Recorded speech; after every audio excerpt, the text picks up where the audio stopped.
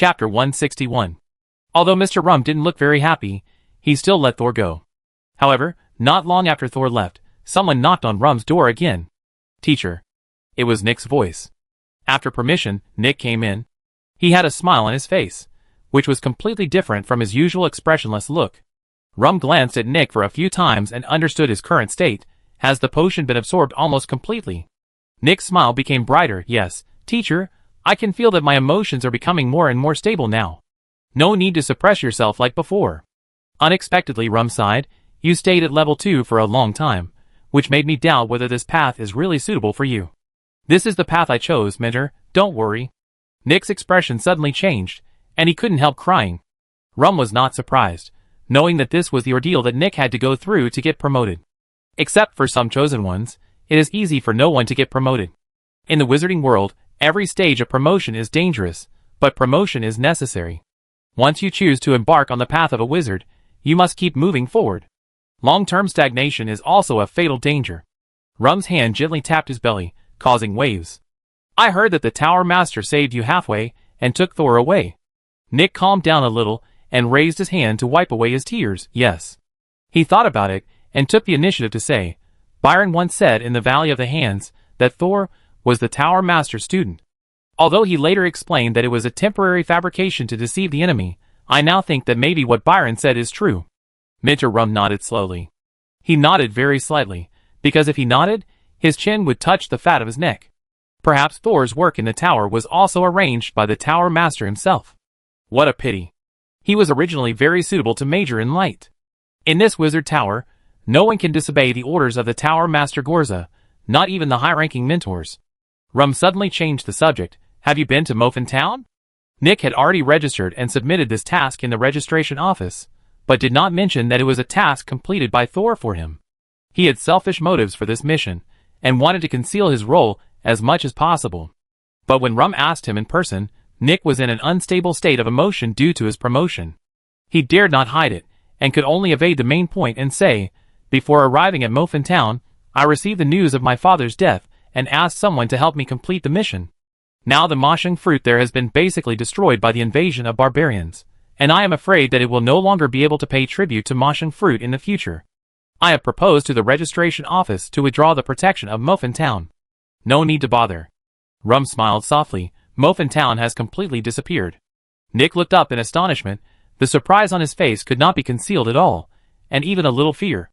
Rum looked indifferent. "Fortunately, you have already started to be promoted, and you don't need the Moshing fruit to help you suppress your emotions." Nick behaved a little strangely. He pursed his lips. The muscles at the corners of his mouth kept trembling, and his pupils shrank as small as pinholes. It seemed that he had heard some extremely terrifying news. Rum suddenly reached out his hand and pressed it on Nick's head. "Don't be so scared, Nick. You are one of my favorite students. Even if you make a small mistake occasionally, I won't eat you immediately."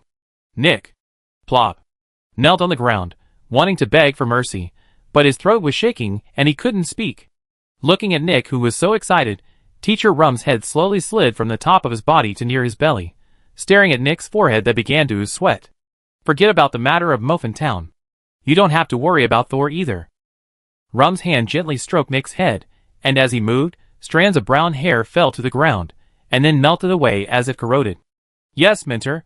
Nick looked up at the hair on the ground, tears falling uncontrollably. "Although this is the Gorza Wizard Tower, I am your mentor after all. If you really don't want to get involved, then just continue to do your research honestly. As a student I value, your position is naturally determined. Don't always try to please both sides." "Yes, yes, Mentor." Nick's teeth began to chatter, and his voice was choked and unclear. "Since you are about to be promoted, I will forgive you this time. Go to the room opposite and wait until your emotions are stable before leaving." "Yes." Nick crawled backwards out of the room, separated by a curtain. When he left, his hair had all fallen out, revealing a not very flat bald head. Rum scratched his head and returned to the top of his body. "It doesn't matter." As if answering someone's question, "No action will make people suspicious. Bill is dead anyway, isn't he? It saves you from having to do it again." Hee hee. The laughter echoed in the room, blocked by the heavy curtains. Not a single bit of it could be heard.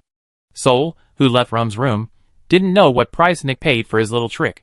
His attention was completely attracted by the conversation of the passing apprentice.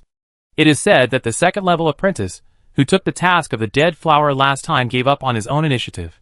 2 second-level female apprentices stood on the ramp between the 12th and 13th floors and whispered to each other. Thor, who was pushing the cart, slowed down his pace. Is this mission difficult? I think it's not difficult to solve the problem, but it's hard to find the person who created the problem. The last time Sari took the mission, he waited for a few days and didn't find anything unusual, but another servant died in the early morning yesterday. The other female apprentice smiled disdainfully, rolled her eyes, and raised the ends of her braids like a cobra. Lucy, how about we take this mission? Since someone has given up the mission, the reward points for this mission will definitely increase again. The apprentice named Lucy was moved by the words. Okay, then let's go now. Don't let anyone get there first. The two hit it off immediately, hand in hand, and disappeared at the turn of the ramp. Sol, who had been moving in small steps for a long time, finally took a step. Sure enough, my second dream also happened in reality. When passing the 12th floor, Sol took a look inside. The dead flowers that once stood in the corridor had long been cleaned up. I hope they can solve the culprit behind the scenes. I still want to have a good sleep. There are no public classes for second-level apprentices. Of course, if they really want to listen, they can also take the classes of first-level apprentices. After entering the second level, there will be a more obvious gap in everyone's knowledge field and level. Forcing them to gather together for class will drag down everyone's progress. Therefore, after being promoted to the second level, personal learning is mainly self-study, and you can get guidance from the tutor every few days. To prevent the apprentice from going further and further down the wrong path and accidentally blowing himself up. Level 1 apprentices need to test their learning or work progress once a month, and when they reach level 2, it becomes once every 6 months. However, Thor had just been promoted to level 2, and there was a year of preparation before his first test. For a long time, he didn't have to worry about his own test. So, after adapting to the work in the second warehouse, Thor began his new round of research journey. There are a lot of materials in the second warehouse, and a small part of them are not marked with any serial numbers. The rulebook states that Thor can use all these materials as long as he doesn't squander them. The things in the warehouse can only be used by him, and cannot be taken out of the warehouse to other apprentices. Therefore, although this job is tedious and there is not much time to study and research, it still attracts many people. Although there is no big man guarding outside the morgue, the 3 metal doors are not for decoration. There is some connection between them, and the communication pin, which can automatically determine which materials are within the scope of the task requirements and which are not. Once you have materials beyond the range, there is no way to push open the metal door. At least Thor didn't. After sorting out the materials in the warehouse for 2 days, Thor received another task from Mentor Kaz. There were dozens of materials for this task. Fortunately, Thor had completed half of the search table, otherwise it would be difficult to complete the task on time. On the way to push the cart out of the warehouse, Thor met a person halfway. The man was wearing a heavy long cloak like the Tower Master, with a mask on his face, and came out from the corridor on the left. He should be the person in charge of the first warehouse. Sol stopped where he was, wondering whether to say hello. But the other person walked straight past Sol without stopping. There was no intention of greeting. Sol laughed at himself. After a tour of the outside world and a few friends around him, he almost forgot that the Wizard Tower was actually a cold place. However, before Sol's smile faded, the person in front of him suddenly stopped. Immediately alert, Sol also stopped, and the two kept a distance of 2 meters between them. The other party did not turn around, but bowed his head deeply. As he bowed his head, a crack appeared on the back of his hat. Under the crack, an ugly woman's face was revealed. Like the most gloomy witch in the animation. I like your eyes, can you give them to me? The woman asked in a hoarse voice. Sorry. Thor's face turned cold. I still have use. Chapter 162. The witch's face suddenly turned sideways, revealing another face under the hood. From the nose and chin, it should be the face of a young man. And the lines are handsome, the nose is straight, and the appearance should not be bad. The man said, I can exchange credits with you, and I promise to replace you with a pair of useful eyes. After several witch body transformations, Thor is not opposed to replacing limbs. But the eyes are important and dangerous organs. No matter if the other party is targeting his eyes or his cocoon, Sol will not give it up easily. I want it! I want it! The witch face did not give up, she even acted like a child. It is really unsightly to act like a child with this face. Quiet! The man scolded, but after the witch shut up, he continued to add chips to Sol, I can guarantee that the eyes I give you will definitely work. If you are not satisfied with human eyes, I also have the eyes of extraordinary creatures such as the cuckoo bird and the queen fly. Thor let go of his hands pushing the cart and smiled politely. Sorry, I have no plans to change my eyes yet. If I need them, I will come to you. The man raised his hand to open his hood, revealing a pair of blue and purple eyes, and looked at Thor deeply. Just when Thor thought he would take action, the man suddenly put down his hood again. My name is Haywood. If you change your mind, you can find me in the first warehouse. I also have a better transformation plan for your hands. After saying that, Haywood continued to move forward, but the witch face on the back of his head cried like a baby. The quiet corridor was suddenly filled with strange cries that did not dissipate for a long time. Thor waited until the other party pushed open the metal door and disappeared from his sight, then wiped the cold sweat from his temples, and continued to push the cart forward. When the man showed his eyes, Thor suddenly felt a sense of horror, as if he was seen through. It was as if Haywood had a perspective eye and scanned all the secrets of his body. Especially when his eyes swept over Thor's white bones, Thor's magic power began to fluctuate uncontrollably. Fortunately, there was no warning in the diary, otherwise Thor would have been ready to strike first. The other party is a very powerful third-level apprentice. Now we are in the wizard tower, and the other party is cautious. But if we meet Haywood outside the wizard tower, he may not discuss it with me. Thor clenched his fists, and the bones tightened little by little, making a crackling sound. I can't be satisfied with being a second-level apprentice. Even people at the same level are stronger than me. I still need to continue learning. Thor walked to the metal door, and waited for a while, before raising his vigilance, and pushing the door open. The room full of boxes was empty. The two-faced Haywood had no intention of a sneak attack, and had already left. When I met Master Kaz, he was instructing new apprentices in the laboratory. There were 4 apprentices in the laboratory, all about 10 years old, looking up at Kaz in ignorance, but in return they were ruthlessly mocked by Kaz. One of the girls even had red eyes in grievance. Master, I have brought all the materials you asked for. When Kaz stopped, Thor hurriedly pushed the cart forward. You all go back. If you can't understand this little thing, don't be a wizard. Kaz sent the others away, and without taking a closer look at the things Thor had brought, he pushed the cart aside. These things are not important. Are you used to the new job? Kaz rarely showed concern for Thor's work. Fortunately, there are a lot of materials in the warehouse, and it takes time to find things. I'm trying to sort them out. Is this what you think? Kaz frowned and looked at Thor. What about the zombies? Zombies did give Thor a weird feeling, but compared to his previous experience in the wizard tower, it was not that scary. A little naughty. Thor thought for a moment and concluded. Heh. Kaz pretended that he didn't hear it. The second warehouse is the most dangerous place in the wizard tower, but it is also the safest place. You are very good at research. Even I am amazed by your first wizard body transformation method. I hope you can continue to work hard, but remember to shift your main goal to soul research. Okay, I will continue to work hard. Thor agreed immediately. How many times has the mentor mentioned soul research to me? Thor felt a sense of urgency from the other party's words. Does Teacher Kaz believe in him so much? Does he think his research can definitely help Gorza? That's the Tower Master, a formal wizard at the peak of the second level. Thor's eyes flickered. Could it be that the Tower Master's condition is getting worse and worse, so Teacher Kaz shared some of his hopes with him in despair? After mentioning this, Kaz changed the subject. He checked Thor's recent studies, and gave him a list of books as tutoring materials. But what Thor wanted to learn the most was the knowledge about the soul leaving the body, but Teacher Kaz didn't give him much advice. I can only say that since you are not injured, it should not be caused by external forces. You can pay attention to the changes in the state of the body and soul. Soul was thoughtful.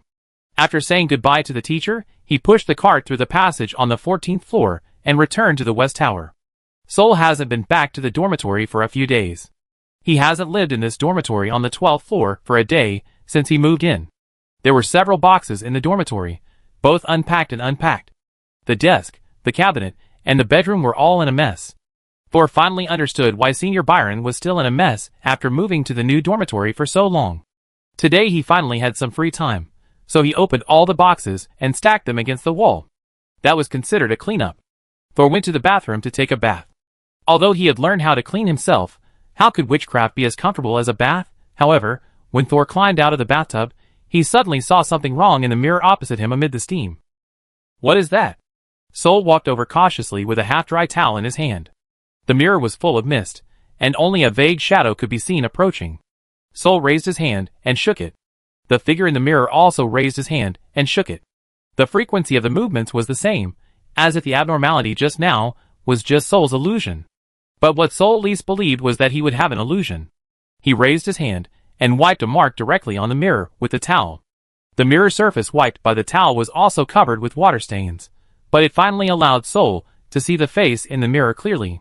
What appeared in the mirror was a woman's face. Soul had seen this face before. Before Winnie left, the face that flashed under the shadow looked like this. Winnie? Soul asked tentatively. Winnie in the mirror had no expression on her face at first, but under Soul's gaze, the corners of her mouth twitched a little bit, and finally her whole face twitched. She opened her mouth and kept opening and closing it, wanting to say something, but was stopped by the mirror.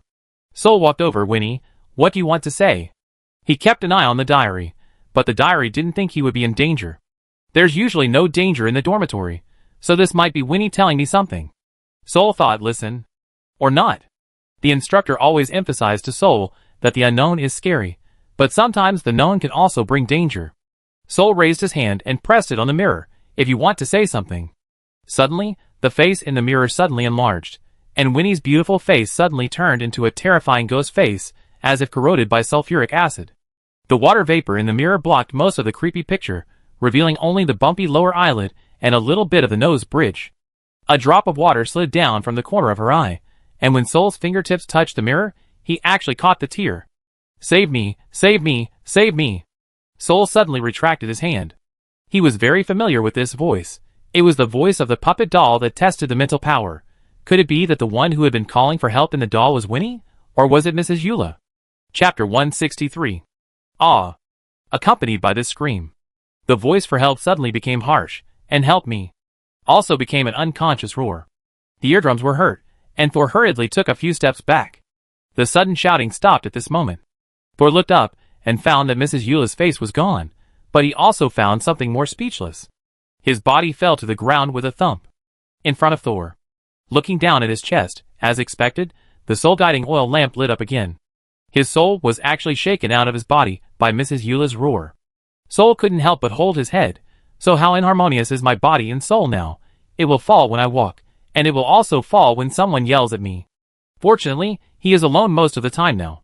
If his soul suddenly leaves his body and falls to the ground in front of others in the future, it will be troublesome. Soul was still frightened by the disfigured face he just saw in the mirror. This situation has seriously affected my life and must be resolved as soon as possible. As for how to solve it, Soul turned his head to look at the diary on his left shoulder. I will trouble you again for a while. After the last time his soul left his body, Soul did not find the farthest distance from his body, so he returned to his body through the circle he walked. So this time, he simply took the bathroom as the range and prepared to walk a smaller circle. As Soul took a step forward, he immediately felt a kind of traction between himself and his body. As expected, if you want to return to your body, you don't need to find the farthest point from your body. You can go back smoothly as long as you complete the actions on the erosion map. But after 2 steps, Thor stopped again, and the gravity disappeared immediately. Maybe I can find a closer distance. The closest distance. Thor walked to a place very close to his body, almost touching it, and then turned sideways, trying to walk back to his body in just 2 steps. But this time the gravity between his fingertips and his body did not appear. No, is it too close? Taking advantage of the fact that he is now in a relatively safe dormitory, Thor explored little by little, trying again and again. Only by knowing the condition of your body can you avoid being at a loss when the real danger comes. Thor retreated little by little, and each time he stepped back, he turned sideways and began to walk clockwise. If he felt something was wrong, he would stop and pull away again. After another step back, Thor was less than 2 meters away from his body. This time, when he was learning to walk along the erosion map, he felt the connection with his body again. 1, 2, 3, 4, 5, he could return to his body in the 6th step. But Thor did not take this first step. There's still a short time, maybe I don't need to rush back. Soul thought, this is the West Tower, the dormitory area, the danger is relatively low. I can still find the farthest distance I can leave my body this time. Soul took his body as the starting point, and groped along the invisible prototype barrier, trying to find the maximum range at this time. After only a few steps, he felt sure that the circle had grown larger again. If this continues, maybe one day the circle I'm in will touch some taboos. By then, Even if my soul has not gone that far, it may be harmed by the pollution of the domain. Thinking, Thor walked out of his dormitory and came to the next door. No one lives here, and there is only a candle in the room that emits a dim light. The table and the floor are empty, because there is no human breath, like a quiet tomb. Thor continued to walk out, and when the circle was about to turn into the corridor, he stepped into the next dormitory. The candlelight was bright, and there were people living here. Soul stood in a corner of the dormitory and looked up. The layout of the dormitory was exactly the same as Soul's. Not only was there no furniture, but there were also few books and experimental supplies. It was as cold as a prison cell. Opposite Soul, there was a big bed. A girl was curled up against the wall and sitting in the corner of the bed. The girl's face was full of tears, and her body was shaking with sobs. It was Angela. Soul had never noticed when she was promoted to the second level, and he had no idea that she lived next door to him. Suddenly Angela raised her head and shouted, "Get out!" Soul was stunned. Could Angela find him? Before he could test it, he heard Angela continue to cry, "Get out of my body, you devil!" After shouting, she buried her head between her knees and sobbed. However, Angela raised her left hand and gently touched her hair, as if someone was really standing beside Angela, soothing her sadness. Angela didn't find me. But is she suffering from split personality or haunted by a spirit? Soul was not interested in digging into Angela's secrets, nor was he going to help her solve her problems. Eyes, arms, soul. Soul still had a lot of troubles of his own. He continued to move forward, walked out of the dormitory, and came to the corridor. The corridor was very quiet at this time, and there was no one around. Suddenly, a gray shadow came in from the ramp at the end of the corridor. He was very fast, as if he was running. But when the shadow approached, Thor found that the shadow was just a shadow, without a body. When it passed Thor, Thor found that the shadow was still a two-dimensional plane. The gray shadow ran past Thor and suddenly stopped, shaking its head left and right, as if looking for something. Seeing this, Thor hurriedly retreated back to the dormitory. Counting a few numbers in his heart, he stepped into the corridor again. At this time, the corridor was empty, and the gray shadow just now was gone. Sure enough, although most people can't see me when I walk in the soul state, some abnormalities may still sense my existence. Even walking in the West Tower, you have to be more careful. Although he only explored a distance of more than 10 meters, Thor roughly determined the range of his current movement through the change in the arc of the circle. He walked back to the bathroom, ready to return to his body, but he stopped again at the last moment. Strange. Thor touched his chin. I am now in a soul state and can pass through walls, but why am I still supported by the ground? Thor stomped his feet and tried to push his feet down, and was surprised to find that his feet could actually reach into the floor. So I'm not standing on the ground, but in the air. Thinking this way, Thor raised one foot and made a move like he was walking up a staircase. Then he took a step. Can I fly? Thor's eyes lit up. No, I can float. He raised his foot and walked on the invisible staircases one by one until his head emerged from the ground on the 13th floor. This floating movement is a bit awkward. I probably haven't grasped the true essence of spiritual movement yet. Soul's head turned left and right, and his body followed him out of the ground. This bedroom looked familiar. Isn't this senior sister Kongsha's room? Ever since Soul sent her a few heads, Kongsha began to frequently apply for outbound missions. Soul saw her only a few times a year, so the deal of sending heads naturally stopped. At this time, the lights in this dormitory were bright, and the sound of running water came from the bathroom. Kongsha is back? Taking a shower? Kongsha's figure was very tempting. Soul, a pseudo-teen, could not help but imagine the scene in the bathroom when he heard the other person taking a shower. That scene must be beautiful. But you can't look up. Kongsha is also a ruthless person. She just said no to such a beautiful half of her face. Soul shook his head and threw away the things that affected his determination. He raised his head and looked up at the ceiling. Going up further was the 14th floor. That was the dormitory area for the third-level apprentices. Soul turned his head and said to the diary, "Do you want to go up and take a look?" Chapter 164. Do it when you think of it. After confirming that there was no warning in the diary, Thor walked up again like taking a step. Soon his head poked out of the floor of the 14th floor. The light was on, and there was obviously someone in this dormitory. The dormitory of the third-level apprentice was twice as big as that of the second-level apprentice. After confirming that there was no danger again, Thor got out of the dormitory and started to walk around in this dormitory. Although the dormitory was twice as big, the extra space was not used for enjoyment. It was as simple as an aesthetic. Those who are content with pleasure cannot become a third-level apprentice before the age of 30. In addition to the regular living room and bedroom, the dormitory also has a large warehouse and a pocket laboratory. When Thor was about to go into the laboratory to see what the owner here was researching, a diary popped up to remind him, "Don't look around, be careful to seal it. What the third-level apprentice is researching is still dangerous to me. The diary says it's sealed instead of crazy. Could it be that the other party is researching the imprisonment of spirits?" Thor quickly took a few steps back, away from the laboratory. He retreated to the bedroom next to the laboratory. Before Thor turned around, a suppressed conversation reached his ears. "What are you thinking? Did you really let that dwarf take your job?" "Dwarf?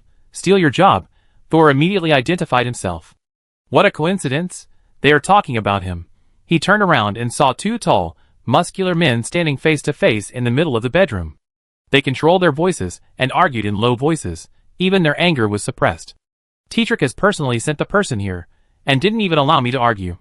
What else can I do?"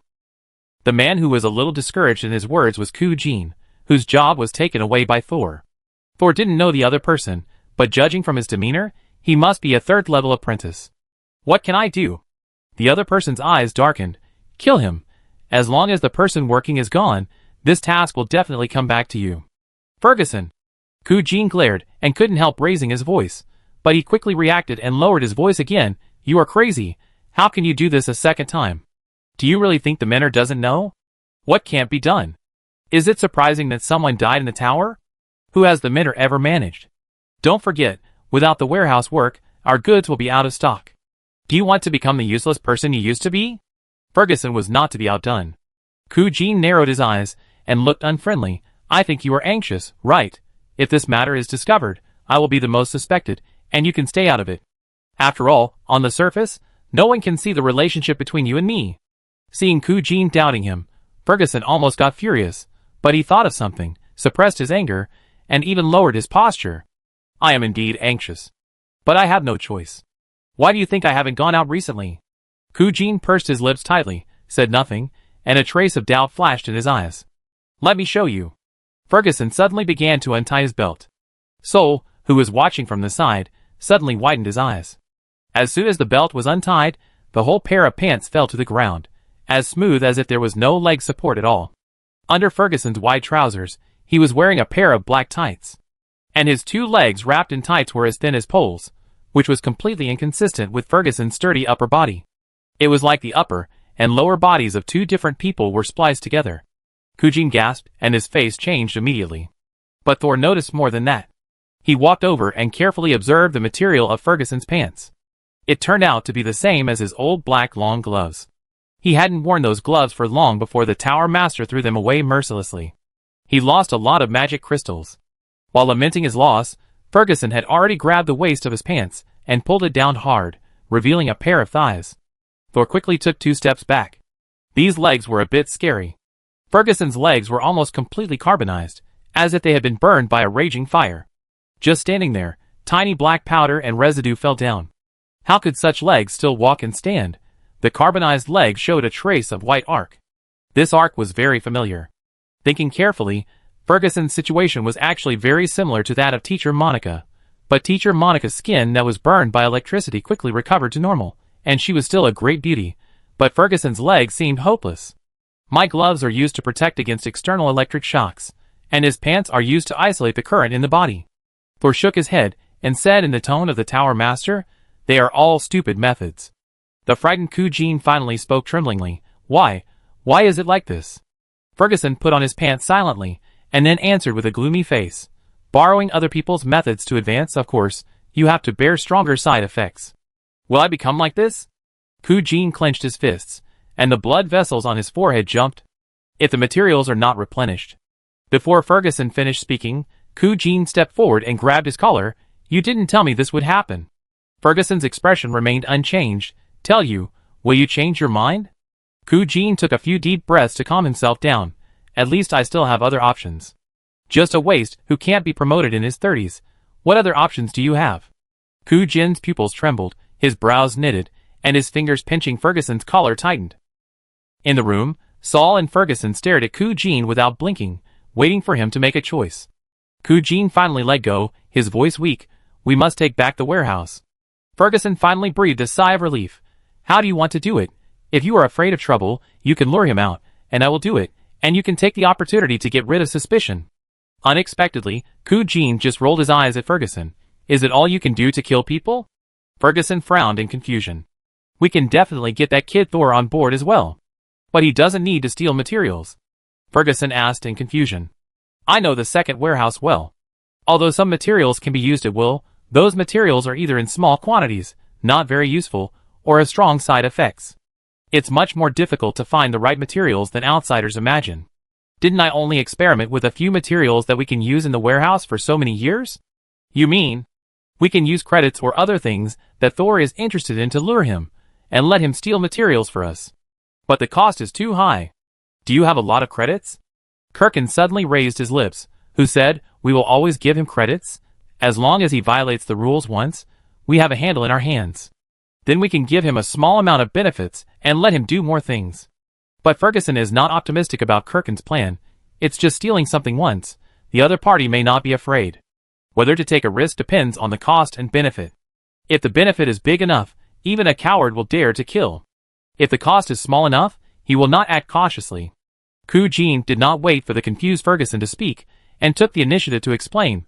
The first time, I will use something that he will definitely be interested in exchange for him stealing something that seems inconspicuous, but very important. What is it? Saul and Ferguson asked at the same time.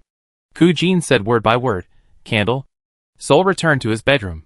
The diary reminded him, if he was out for too long, the old house would catch fire. He didn't care to continue eavesdropping on Kirkin's plan, and quickly sank down, fell into the bathroom, walked 6 steps clockwise, and returned to his body. Yawn. Saul yawned and quickly put on his clothes. Candle. The scene in front of him began to spin, and he finally walked out of the bathroom and fell to his knees. His eyelids were heavy, as if tied with lead, and his arms were soft as noodles. He fell to the ground, and his last thought before he fainted was, is this soul leaving the body a warning from Mrs. Eula? Chapter 165. Thor was running in the corridor. He had just created a new dead flower, and stood it in the corridor, and Thor regained consciousness instantly. But this dream did not end there. Finally someone discovered his evil deeds and chased after him. Now, the terrible hunter had raised his bow and arrow, ready to release the string at any time. Thor was forced to the ramp, but a person also appeared on the ramp. The person blocking the road had only half a face, and Thor was so scared that he almost fell to the ground while running. The other party turned out to be Kong Sha, whom I hadn't seen for a long time. I caught you. Kong Sha's red lips slightly lifted. Sol turned around, and saw the man chasing him holding a silver-blue longbow with a gloomy face. The pursuer behind him was a third-level apprentice. Compared with him, Kong Sha, who looked terrifying in front of him, became a more promising way to survive. Sol heard himself chanting a spell at a fast speed, so fast that he couldn't even hear the runes contained in it. However, while he was running and chanting, eyeballs suddenly appeared in Kong Sha's head, which was half filled with a bottle of white liquid. These eyeballs were tightly pressed against the glass wall, with great desire and excitement, focusing on Sol, who was approaching. Ah, go to hell! Just as Sol was about to wave his hand, his brain suddenly went blank, and he completely forgot what he was doing. There was only a short and sharp scream left. Sol suddenly opened his eyes, and saw that his left face was tightly pressed against the cold floor tiles. He did not rush to get up from the ground. This dream seemed to end with the murderer's death. If so, it's a good thing. Thor finally didn't have to endure the disgusting feeling of biting raw meat every time he went to sleep. But he still stayed close to the ground, observing his room from this perspective for the first time. Like a timid peeper, hiding in the most secret gap, observing and being alert to the outside world. And maintaining this posture, Thor felt a sense of relief inexplicably. After a long while, he got up and looked at the time. It was 6 o'clock in the morning, just in time for breakfast. Thor was a little hungry. He raised his right hand, suddenly stuck out his tongue, and gently licked the fingertips that had turned into bones. His hunger seemed to be satisfied a little, but it was followed by a deeper need. Thor took a deep breath, suppressed his violent emotions, and walked into the bathroom. He filled a basin with water and plunged into it. Thor raised his head suddenly until his lungs began to groan and his trembling arms could hardly support the weight of his body. The water splashed everywhere, hitting the wall and the ground, and the excess water flowed down his nose, cheeks, and hair into his collar. Damn! Thor cursed several times, I almost lost my consciousness. Thor wiped the water off his face with his hand, and the slight stinging caused by the friction between the bones and skin made him more awake. This nightmare butterfly has become so terrifying? Is it because the magic radiation in the wizard tower has expanded its influence, or is it about to hatch? The problem with the eyes has reached the point where it must be solved. Even if the owner of the dream is offline, Thor cannot guarantee that he will be pulled into the dream of someone more terrifying after falling asleep one day. Or consciousness. Should we go to Hayden for surgery now? Thor thought about it, but denied it himself. Although I have prepared the materials for sealing the cocoon, it is not for the nightmare butterfly. I don't know if there will be any problems. Don't be anxious. Anxiety is prone to mistakes. Although he knew that the harm of the nightmare butterfly was far greater than he thought, Thor kept telling himself to stay calm. Danger comes from the unknown. I must find out the characteristics of the nightmare butterfly. Even if I can't find it, it's good to know more. Thor patted his left shoulder. Diary, can't you write a more clear description of your item identification? Diary kept silent. Go to the library to look for it. Soul still thought that he couldn't rashly take out the butterfly cocoon. If the library couldn't find the answer, he could ask the tutor. If there was really no gain, it wouldn't be too late to go rashly again. Anyway, Thor had the diary as a backup. After reorganizing his appearance, Thor left the dormitory. However, when he just opened the door, he saw a man standing outside who needed him to look up to, Kujin. Senior Cookin. Soul immediately showed his signature polite smile. Do you have something to ask me? I have an experiment, and need an assistant. I believe you have the ability to get the approval of Professor Katz. If you are willing to come, I can give you 10 credits per session. Price per session? And the unit price is quite suitable. Soul was immediately tempted. I am willing to help you, but I don't know what kind of experiment it is. Of course, the content of the experiment cannot be made public at will. If you have nothing to do now, you can come with me. Thor did not move. Sorry, Senior Kujin, I really have something important to do right now. Kujin's face darkened. Shore immediately suggested, how about 2 o'clock this afternoon? Kujin thought for a few seconds and nodded in agreement. Okay, at 2 o'clock in the afternoon, you come to my room, 1404. Shore immediately responded, no problem. Looking at Kujin's back, Thor still kept a smile on his face. Since working in the morgue, he knew that apprentices would do some small deals in private. As long as the transaction is not too excessive, the mentor will turn a blind eye. But after seeing the conspiracy of Kujin and Ferguson, Thor knew that this was not a small transaction. It was a bait. Whether to eat this bait, and how to eat it is still a problem. Thor closed the door, and walked quickly to the library. But the eyes are more urgent. Compared with this matter, the experiment of reshaping the hands has to be delayed. At 6:05 in the morning, no apprentice came to the library. As soon as he entered the library, Thor saw the young administrator standing in the middle, with a proud look on his face. He ran in without saying hello, his arm unconsciously brushing against the hem of the young man's clothes. No, not brushing against, but passing through directly. The young administrator was about to jump up and curse, but suddenly saw that his sleeve was missing a piece. His mouth, which had just been opened, suddenly closed, and a part of his tongue tip was pinched off before it could retract, and disappeared before falling to the ground. The young man's lips began to tremble, and he slowly raised his head and stared at the direction where Thor disappeared. He suddenly cried. The tears also disappeared in the air before they could fall. Thor didn't know what was happening outside.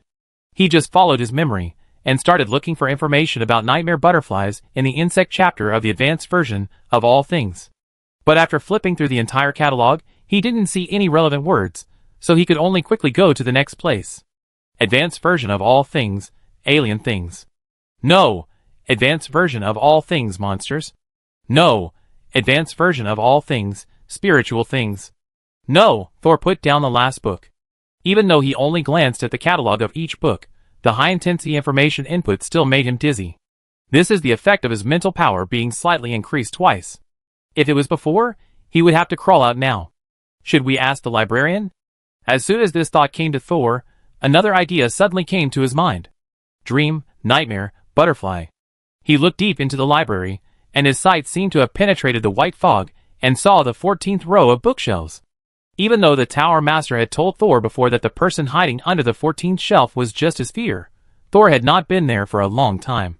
Even if he went, he would not specifically look for knowledge about evil spirits. So that person has been lying at the bottom of the 14th row of bookshelves, and has never shown his face. Thor clenched his fists, and walked silently into the depths of the library. Soon, he came to the bookshelf that he could not forget for a long time. As soon as he walked here, Thor saw the arm half exposed outside the partition at the bottom of the bookshelf. Although I already know its nature, it is still difficult to face the fear directly. Having said that, Thor raised his foot and walked to the front of the bookshelf without hesitation. What on earth is it that makes me feel terrified just by seeing a hand? Thor took a deep breath, and a faint mist entered his nose and was exhaled by his mouth. He squatted down and slowly tilted his head to the right until it was almost parallel to the ground. Finally he saw it. He saw himself.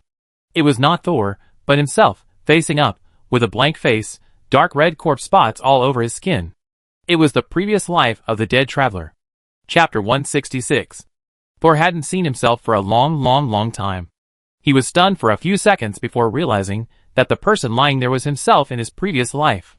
A poor office worker who was nearly 30 years old, with a scruffy beard and dark eyes. To this day, he still doesn't know why he traveled through time. Did he die suddenly from working overtime late at night, or did he fall down from alcohol poisoning? The memories before coming to this world seemed to be robbed, and all the experiences were as vague as a dream. So what I'm afraid of is the death of my previous life? Is there something particularly terrifying in the part of my memory that I have forgotten? In the library, the white fog around gradually thickened, blurring the vision. Time is limited, and the mystery of time travel is obviously not something I can touch now. Thor stretched out his hand to the body in front of him. If you keep exploring the unknown, you will be trapped in the unknown. Just let it go. When his hand touched the person in front of him, Thor's eyes suddenly blurred, the corpse disappeared, and the bookshelves turned back into thick books. These books are different from those in other places. Each book is at least 10 centimeters thick, and the books are tied with thin silver chains. A small card is hung on the silver chain, with the name of the book written on it. The fog began to hinder Thor's vision, and the visibility around him became lower and lower. If you stay in the depths of the library for a long time, you may get lost. This is also a method used by mentors to prevent apprentices from rashly contacting too much knowledge. He lay on the ground and quickly scanned the cards one by one. Before the bookshelf was completely submerged in the white fog, Thor finally selected 2 books. He took out the 2 books, returned to the aisle between the bookshelves, and looked around. After determining the direction he came from, he ran with the books. The white fog became thicker and thicker. Thor's running speed became slower and slower. Finally, when his speed was about to return to 0, Thor stepped out of the white fog. The door of the library appeared in front of him, and the old librarian also appeared. Sol held the book tightly in his arms and looked back. The bookshelves behind him were still submerged in the light white mist, quiet and serene, waiting for people to read. Everything just now seemed like his illusion. But even though he was almost left in the white mist, the diary did not issue a death warning. Is this white mist not dangerous? Or is it because he has been promoted to the 2nd level apprentice? Do you want to borrow these 2 books? The elderly administrator, who was originally standing at the door suppressing his inner excitement, saw that Sol was slow to come, and took the initiative to step forward. Sol turned around when he heard the voice, and found that the administrator was almost touching his face. He quickly stepped aside to the right. Yes. Let me see. The old administrator stretched out his hands, and wanted to take Sol's book. In the past, he never took the initiative to contact apprentices except for taking money. Sol was caught off guard, and failed to avoid the administrator's hand, and the book in his arms was snatched away. However, after the other party snatched the book, he just glanced at it lightly, and immediately stuffed it back into Sol's arms. Everything happened so fast that it was as if nothing had happened. It is not recommended to borrow these 2 books for more than 3 days. He actually gave Sol a suggestion. Did this bad-tempered old man take medicine today? Sol wondered in surprise, and thanked him repeatedly. Before leaving the library, Sol couldn't help but look back at the other person. But he saw the elderly administrator with his hands behind his back, smiling and nodding at him. After Sol left, the elderly administrator raised his hands and looked at them. The fingertips of both his hands were all shortened, as if they were swallowed by something. But he smiled excitedly. You're right, it's the taste of freedom. Sol held the book in his hand, but did not return to the dormitory or go to the 2nd warehouse. He wanted to find a relatively safe place to read the 2 books. For example, the laboratory of Mentor Kaz. Each mentor's laboratory has an apprentice stationed there for a long time, who is responsible for tidying up the laboratory and guarding it. When something abnormal happens in the laboratory, the stationed apprentice will directly notify the mentor through their unique communication device. If nothing unexpected happens, the instructor will arrive soon. Thor hadn't been to Instructor Kaz's laboratory for a long time. As soon as he opened the door, he saw a familiar figure. Ankita was writing and drawing at the table, but she looked dazed and didn't know what she was thinking. She looked a little haggard. Thor heard Mark mention that since entering the Wizard Tower, Ankita has never worked outside the laboratory. No matter which senior was in charge of organizing the laboratory, she always successfully applied for the position of assistant. After a long time, all of Kaz's apprentices knew about her. In Thor's familiar words, seniors come and go, but Angita remains the same. She seemed to have never thought about changing jobs, and she stayed in the laboratory with peace of mind. Thor walked in and sat down at the table directly opposite Angita. The sound of the chair being dragged woke Angita, who was in a daze. She stood up subconsciously and looked towards the door as a conditioned reflex. Seeing that there was no one there, she belatedly noticed Thor opposite her. "Thor, you haven't been here for a long time." She tried to smile, but the dark circles under her eyes became more obvious. "Yeah." Thor remembered Ankita's split personality last night and took the initiative to greet her. "You look bad. Are you sick?" "No, not." Ankita immediately retorted, but she quickly realized that her tone was too tough, and smiled awkwardly. "I just didn't rest well recently." Since the other party was unwilling to elaborate, Thor naturally wouldn't interfere. He put both books on the table, read the titles twice, then picked up one of them and began to carefully untie the chain. Ankita looked at Thor, who was reading with his head down, and hesitated to speak. After several torments, she finally couldn't help but want to speak. However, her right hand suddenly raised her index finger, and blocked her lips. "Hush." Ankita blinked, and her eyes were instantly filled with tears. She lowered her head, and 2 tears fell on her robe, soaking it. Angela quickly stood up the book and carefully wiped the tears from the corners of her eyes with the cover of the book. Thor did not notice Angela's abnormality. The content of the book had attracted all his attention. The first book he opened was a collection of stories. It was about the horrifying events related to nightmares that had happened in the wizarding world. Thor quickly flipped through each story. He didn't really want to read a strange story. He just wanted to see if there was a word about Nightmare Butterfly here. To his surprise, Thor really found the Nightmare Butterfly in the 5th story. The story is very simple. A very powerful official wizard suddenly found out that his son had discovered his secret and wanted to use this secret to kill him and inherit all his inheritance. The official wizard knew why his son wanted to kill him. He was promoted to an official wizard in his early years, and his appearance remained in middle age. But his son was unable to break through the apprentice stage because he had no talent and became old. The official wizard felt sorry for his son. Although he thwarted the conspiracy, he did not punish him. Unfortunately, the son did not repent and took the opportunity to attack again. This time, the official wizard killed his son directly. But at the moment of action, he found out that he was the son. And before that, he had the memory of the official wizard for some reason, confusing his own existence. At the moment of death, the son saw a beautiful silver butterfly flying away from his eyes. At this point in the story, the perspective becomes an unknown narrator. He said that when the butterfly flew out of his son's brain, it was caught by the official wizard. After several inquiries, he finally confirmed that the butterfly was a nightmare butterfly, which was also very rare in the wizard world. But not long after, the official wizard also died. Before he died, he dug out his eyes, pierced his eardrums, cut off his nose, and finally jumped naked into the earth fire, and was burned to death by the flames. Before he died, he kept shouting, "It's all fake, it's all fake." Seeing this, Thor closed the book. Nightmare Butterfly, it can really affect people's consciousness, or copy other people's consciousness. If the subject's willpower is not enough, it will lose itself. Suddenly, Thor's stomach felt a burning hunger. The craving for food interrupted his thoughts. Food. Thor looked up and saw Angela, who had red eyes, and was reading a book silently. Thor swallowed his saliva. Chapter 167. Thor stood up suddenly, and the chair behind him fell to the ground with a bang.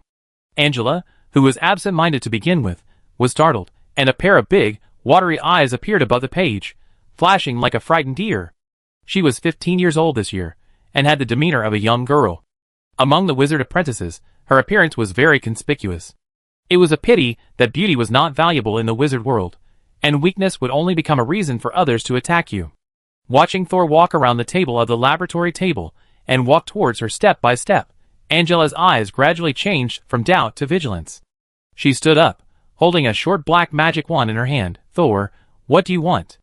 Thor stared at Angela's exposed white neck with a gloomy face, and said nothing. Angela became more and more nervous, and Thor's expression was completely different from before, as if he had changed into a different person. She quickly lowered her head and looked at her left hand. Her face suddenly changed, and she stepped back in panic, knocking the chair behind her to the side. Angela raised the short magic wand, holding it tightly with both hands, and the tip of the wand kept shaking. Thor, I think there is something wrong with your current state. Are you still conscious now? I notify Khan now. Ah. While Angela was talking, Thor suddenly rushed over. She no longer hesitated and immediately activated the short magic wand. A black light shot from one end of the short magic wand towards Thor's face. The black light turned into an octopus in midair, which suddenly opened and blocked Thor's escape route from 8 angles. But Thor didn't want to hide at all. He threw his hand, and a translucent worm flew out and hit the black octopus. It was obviously an illusory insect body, but it directly knocked the black octopus aside. The black octopus began to have holes in the air, really like a young leaf eaten by insects. When Angela saw that her witchcraft was easily cracked, she knew that Thor had just used a first-level witchcraft. But how could a first-level witchcraft be activated so quickly? She widened her eyes, knowing that her witchcraft props were no match for the first-level witchcraft, and the first-level witchcraft she mastered was also auxiliary, and there was no other powerful means. Angela turned around quickly, and was about to grab a crystal ball beside her. However, Angela had just taken a step when her left foot was grabbed by a transparent hand, which pulled her back with force, and she fell to the ground with a bang. The hand of the mage? Casting spells continuously. Doesn't he need to calm his spirit? Ignoring the pain in her body, Angela turned over. A sharp arrow materialized in front of Angela's forehead and shot out instantly. At this time, Thor had already rushed over. Looking at Thor jumping into the air, Angela was delighted. The opponent had no way to avoid it at this time, and the first-level witchcraft had been used up. Now she had a chance to turn defeat into victory. Unexpectedly, a thick black tentacle like a python suddenly stretched out from behind Thor's neck and wrapped around the sharp arrow. Thor then fell on Angela and pressed her to the ground. His bony palm pressed on Angela's face without mercy, and with his other hand, he took the sharp arrow handed over by Xiao Zhao and stabbed it fiercely into Angela's eyes. Woo woo woo. The black arrow tip quickly enlarged in front of her eyes. Angela opened her eyes wide in horror, unable to shout, and could only sob.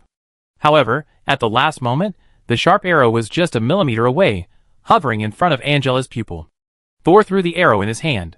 Because he had used too much force just now, the arrow had broken into several pieces and fell to the ground with a crash. Thor slowly stood up, let go of Angela, and left a horrifying bone mark on the girl's pretty face. His eyes slid across Angela's left hand, which was just pitch black, but quickly returned to normal after Thor let go. If Thor hadn't paid special attention to Angela's hand, he might not have noticed the change. Angela. Angela trembled and climbed up, but she didn't dare to refuse. I don't know why I'm so hungry all of a sudden. Did you bring any food? I didn't. Forget it.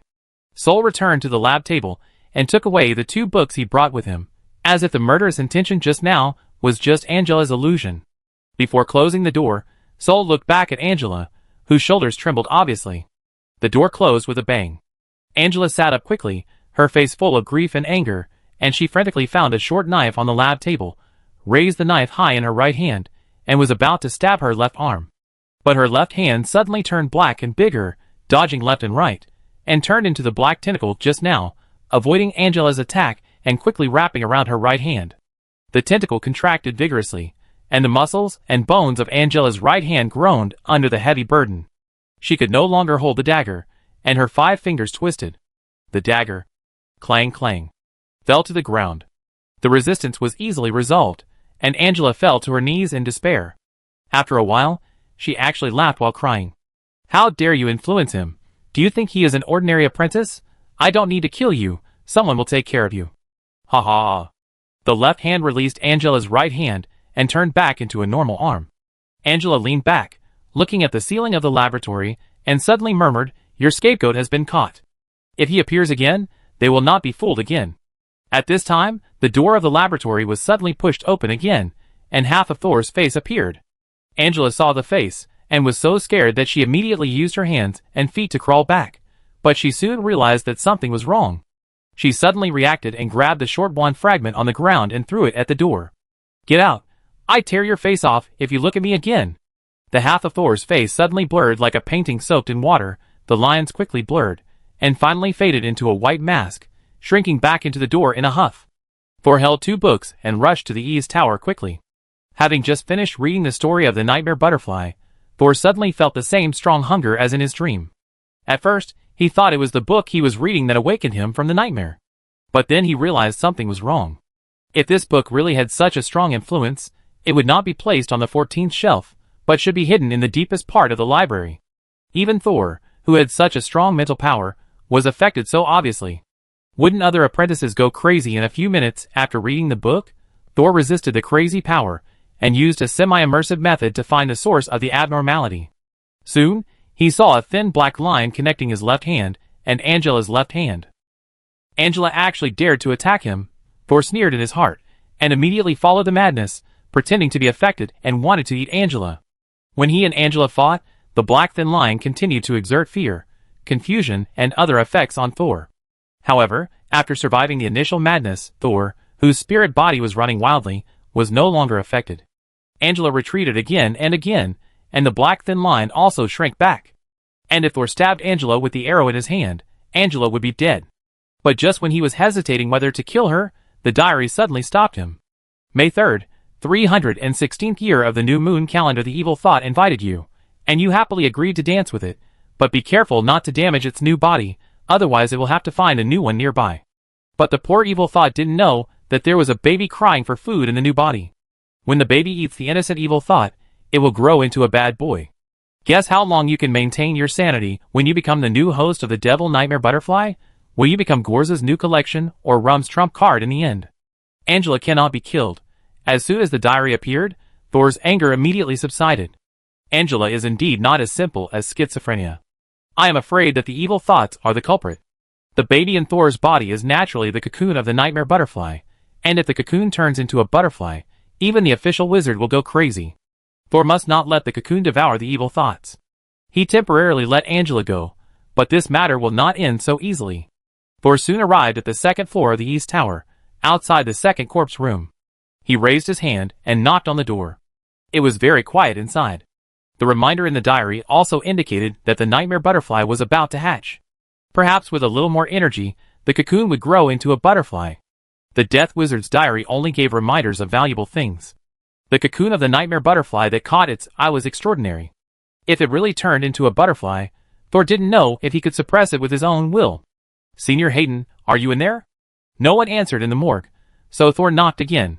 The door was locked. Maybe Hayden hadn't come yet. Hayden usually didn't go to public classes or the lab, and if he wasn't here, he might be in the dormitory. While Thor was thinking about whether to go to the other person's dormitory to block him, the sound of unlocking suddenly rang out. The scarlet door was opened a little, and half of Hayden's eye was exposed. Thor smiled. Senior Hayden, I want to ask you to help with a small operation. Hayden's eyes turned to the name tag on Thor's chest, and he immediately opened the door and stuck his head out. Senior Thor, what do you need me to do? Calling a kid who entered the tower later than him. Senior. It was a bit awkward, but Hayden, who was nearly 30 years old and still a first-level apprentice, had long been accustomed to this. Wizards are respected by strength. I want you to take something out of my left eye.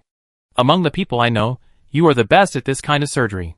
Hayden's face changed, and he shook his head repeatedly. No, I can't. Thor, I have always taken things from the dead, and I have never touched a living person. It doesn't matter, I promise to be as still as a dead person. Thor said sincerely. Chapter 168. Thor was very polite, but his attitude was not to be refused. Hayden hesitated for a long time, but finally agreed. Because Thor added another sentence outside the door. Senior Hayden, do you know why apprentices who cannot be promoted to level 3 at the age of 30 are expelled from the wizard tower? Hayden's hand on the door suddenly tightened. He looked at Thor's name tag steadily, and finally opened the door. Then come in. I'm not used to going to other places. Thor readily agreed and stepped into the 2nd corpse room that was almost not open to outsiders. As soon as Thor entered, he was shocked by the layout inside. It was so neat and clean. Unlike Thor's messy lab table and the cabinets that were packed full, Hayden's morgue was as neat and clean as an exhibition hall. The innermost wall was lined with display cabinets, from the floor to the ceiling. Each display cabinet was equipped with a glass door, so people could clearly see what was stored inside. And these cabinets, from top to bottom, were filled with hair, eyes, nose, all the way to the feet, or parts of human or other creatures. The color also deepened from left to right. But Thor could tell at a glance that most of the limbs were normal. That is, they were all useless materials. And Hayden's workbench was also unusually neat. Even the conveyor belt connecting the left and right sides was clean, without a trace of dirt. Senior Hayden is really good at storage. Hayden clasped his hands together, pinching each other's knuckles. I just like to do something. Thor had never seen Hayden in the public class of the first-level apprentices, and he was afraid that the other party had spent all his energy in the morgue. Thor, you said that you can leave the tower at the age of 30. Isn't it because the tower master thinks that people with insufficient qualifications will waste the resources in the tower? I don't know if there is a reason in this regard, but the most important reason is... Thor dragged out his voice, but suddenly stopped when Hayden looked at him anxiously. Hayden waited for a long time, and when Thor didn't speak, he immediately understood what he meant. He stopped asking about this matter, and discussed the business. Thor, you said you want to take something out of your eyes. Can you describe its nature? Sol took out a few reagents from his arms. I have already thought of the surgical plan, and I always carry the necessary materials with me. It's just that it's not very convenient to operate on my own eyes, so I came to trouble Senior Hayden. Hayden was stunned. It turned out that he was just a tool. Okay, then what do you need me to do? Sol explained the surgical process to Hayden carefully. Hayden's mouth opened a little bit, and his mind kept flying. This is also possible? Is it true? Such exclamations. After explaining the process, Thor left Hayden, whose brain was overloaded, and began to prepare the potion. He had long thought about taking out the cocoon of the nightmare butterfly, so he had made a lot of preparations. This time, Hayden would be responsible for taking out the cocoon, while Thor would be responsible for grabbing and sealing it at the last moment. Yes, although Thor was the one who performed the operation, he also had an important task.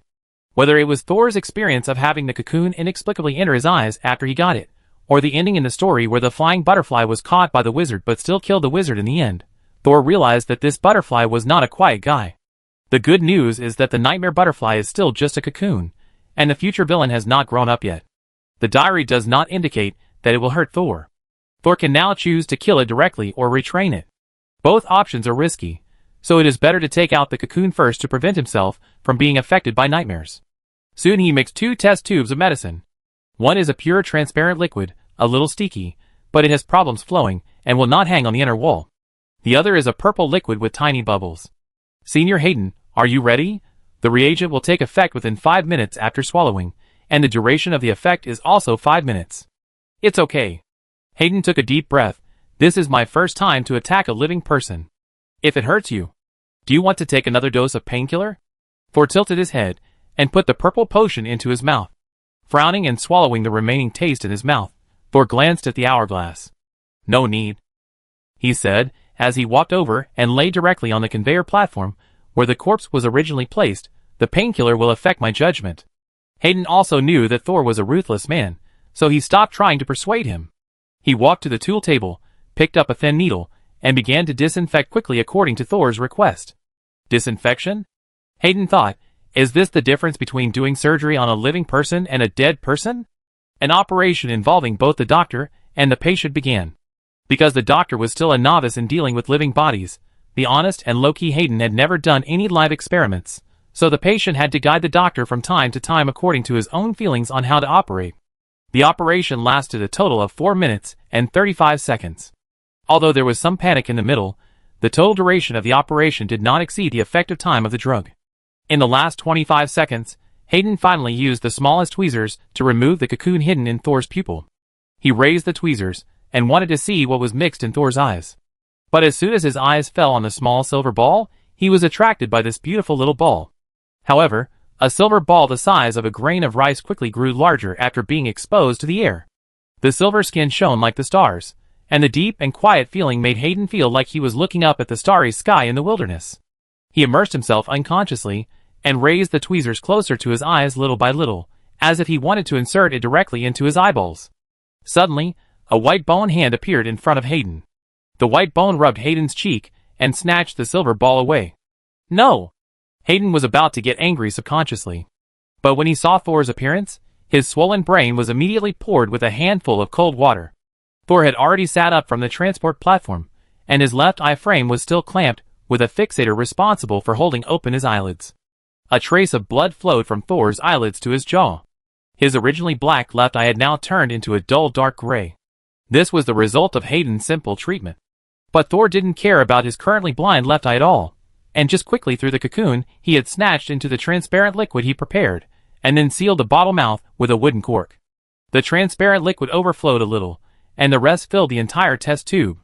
The silver ball floated up and down in the reagent, as if someone was teasing it with a thin string. After confirming that the sealing was completed, Thor threw the test tube to Hayden. Hayden quickly reached out to catch it, and was terrified. It was very dangerous to observe like that just now. Now you can look. But this time Hayden just glanced at it, and quickly returned the test tube to Thor. No, no, no, although this thing has been sealed by you, it is still very dangerous for me. I won't look at it anymore. I almost lost my sanity just now. This time, Hayden lowered his attitude even more. He became more and more certain that Thor had far surpassed him in many areas. Seeing that Hayden had given up on observing, Thor put away the test tube. This thing is a great test of willpower. Thor thought of the little girl Penny, but I guess if a person has a pure heart, it will not be easily affected. Hayden's expression was gloomy. He could not achieve either of these 2 points. If he had a strong will, he would not have been only a first-level apprentice until now. Thor picked up a roll of gauze from the tool table and wrapped it diagonally around his head, covering his left eye. Hayden stood quietly by and watched, wanting to say something but stopping himself. Sol knew what he wanted to ask, and directly answered the question he had left for Hayden before entering the door. If a wizard stays in a certain realm for a long time, he will attract unknown terror. The longer he stays, the greater the possibility of being contaminated. The lower his strength, the faster he will attract terror. In order to prevent all apprentices from becoming pollutants, the wizard tower will regularly disperse apprentices who are too old. Compared to other forces that turn unqualified apprentices into experimental materials when they expire, the wizard tower can be considered gentle. Chapter 169. Thor stared at Hayden with his only remaining right eye, and saw his face gradually lose color. From Thor's understanding, Hayden, who was hiding in the morgue without attending classes, studying, or making progress, probably wanted to wait until he was 30 years old, leave the wizard tower, and live a free and low-key life. But the reality was not as good as imagined.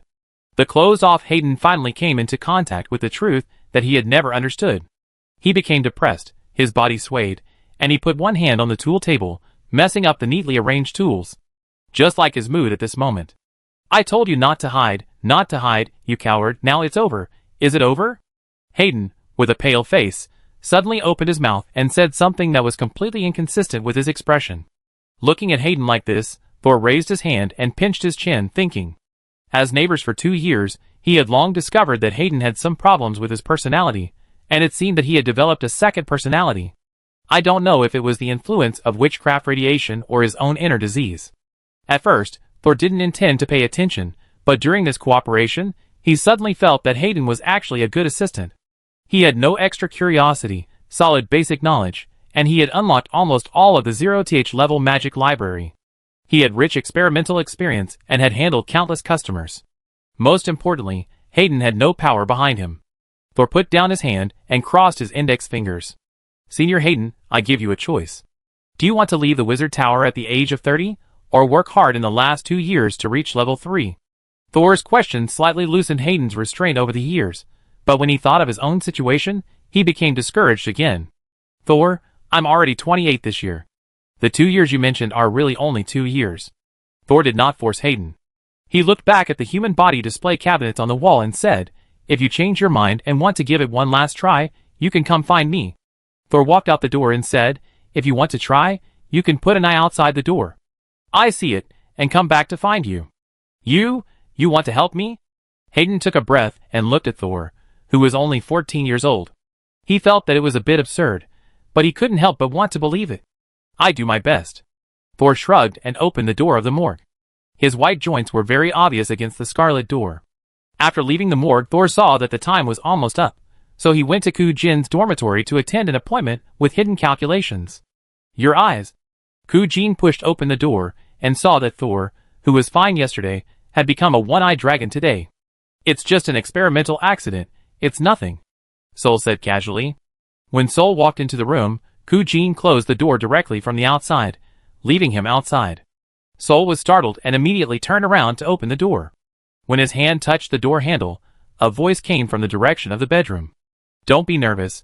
Ku-jin didn't come in because it's me who wants to discuss cooperation with you." He turned around and saw Ferguson, who took off his pants last night. Sol showed appropriate confusion and vigilance on his face. "Senior, who are you? What do you want to talk to me about?" "Sit down." Ferguson pointed to the table and chairs in the living room. "I'm used to sitting down to talk." "Is it because you can't stand?" Sol thought to himself, and walked to the chair closest to the door hesitantly and sat down. Ferguson chose a seat opposite Sol and sat down, looking like he was going to negotiate. "I don't know what you are capable of, but you can replace Ku-jin's position for several years." Ferguson raised his chin and looked at Sol. "But there has always been an agreement between Ku-jin and me.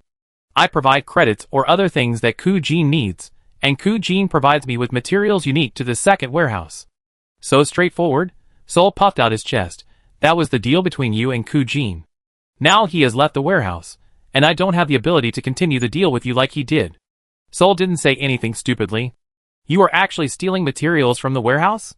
It's okay to pretend to be stupid, but it's fake if you are too stupid." Ferguson didn't beat around the bush. "What are you worried about?" "Metal door. Since you have already made a deal, you should know that the door will automatically determine the content of the task. Things that have not been written by the communication pin cannot be transported out of the warehouse at all. We can help you solve the transportation problem." "Then what other questions do you have?" Did they secretly tell me that Ku-jin was also involved, or did they have another partner?" Thor thought for a few seconds. "What can you provide?"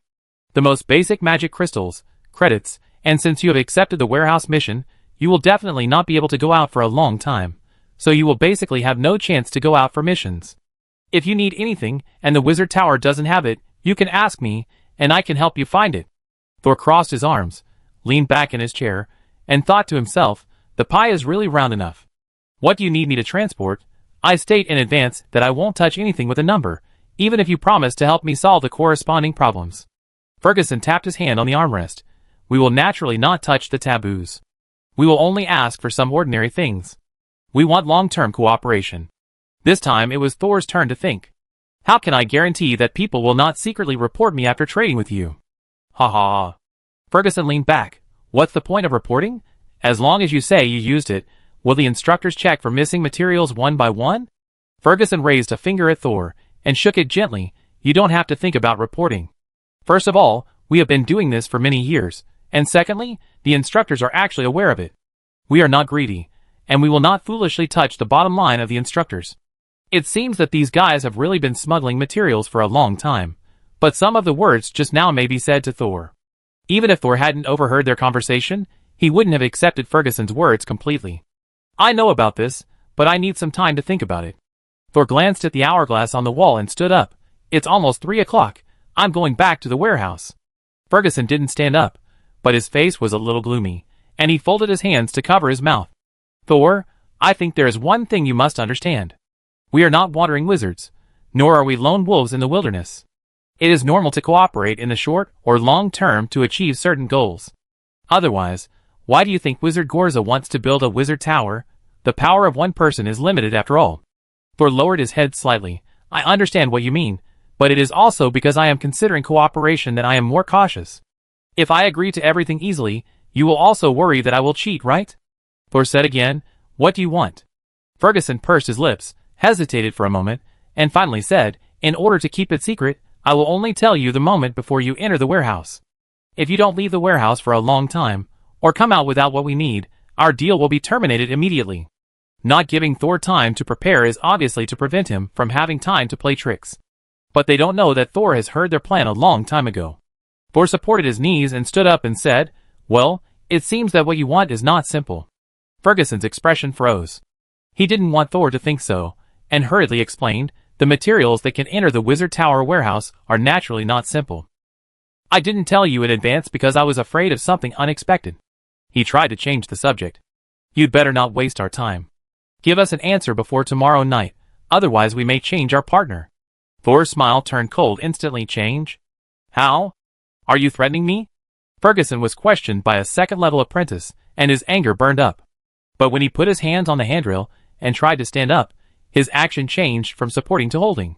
"It's not a threat," He suppressed his anger and held the handrail tightly, as if he wanted to break it. It's just a necessary reminder. After Ferguson gave in, Thor changed his face again and smiled.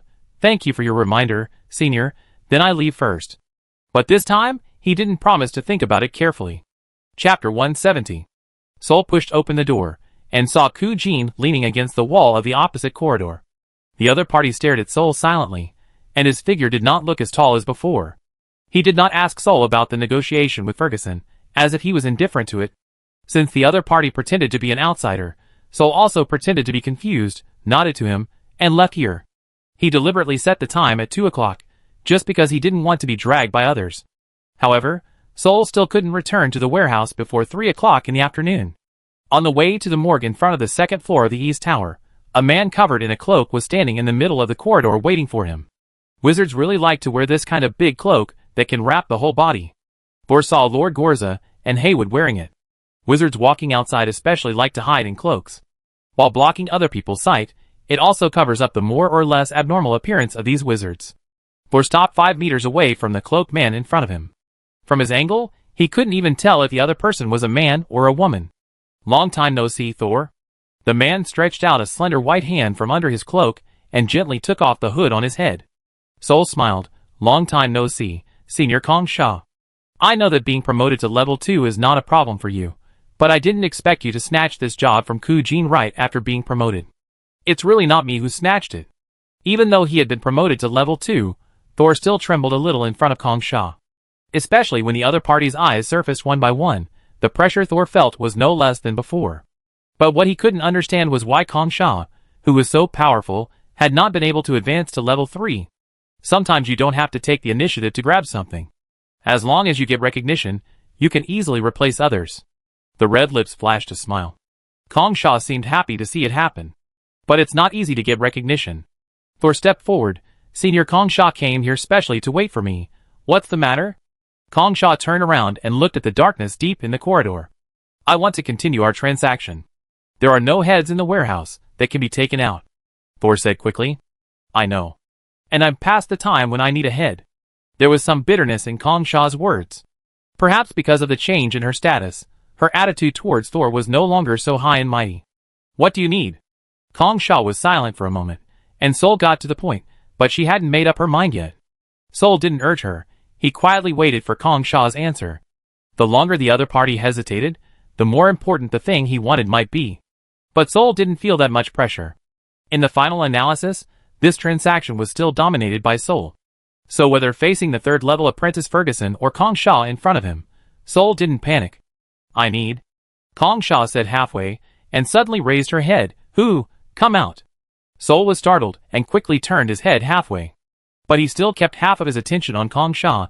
After all, this sound was too much like some kind of shady trick to divert attention. But the corridor behind him was empty. Even the nearest first corpse room was nearly 100 meters away from here. Also, although the corridor was curved, there was no obstruction. Could it be an apprentice who can turn invisible? Seeing Kong Sha just standing there, facing the corridor behind him, without any other movements, Sol thought that there might really be a third person present. Invisibility is a level 2 sorcery. If there is a third person here, his strength must be above level 3. Kong Sha seemed to have thought of this, and instantly more than a dozen eyeballs densely fell on Kong Sha's glass head. They were stacked on top of each other, and each pupil was facing a different direction. Thor noticed that there were more eyes in Kong Sha's head, and some of them did not look like ordinary people's eyes. Suddenly, the pupil of one of Kong Sha's eyes suddenly enlarged, almost expanding to the entire front half of the white of the eye. I see you. Kong Sha's eyes immediately turned to the same direction and stared at it. But there was still no movement in the direction she was staring at. So, let's go in, Kong Sha said, taking the initiative to step back, and the whole person was gradually wrapped in the darkness of the corridor behind him. Sol did not doubt Kong Sha's judgment. He turned back and squinted his eyes to look at the place where Kong Sha had stared.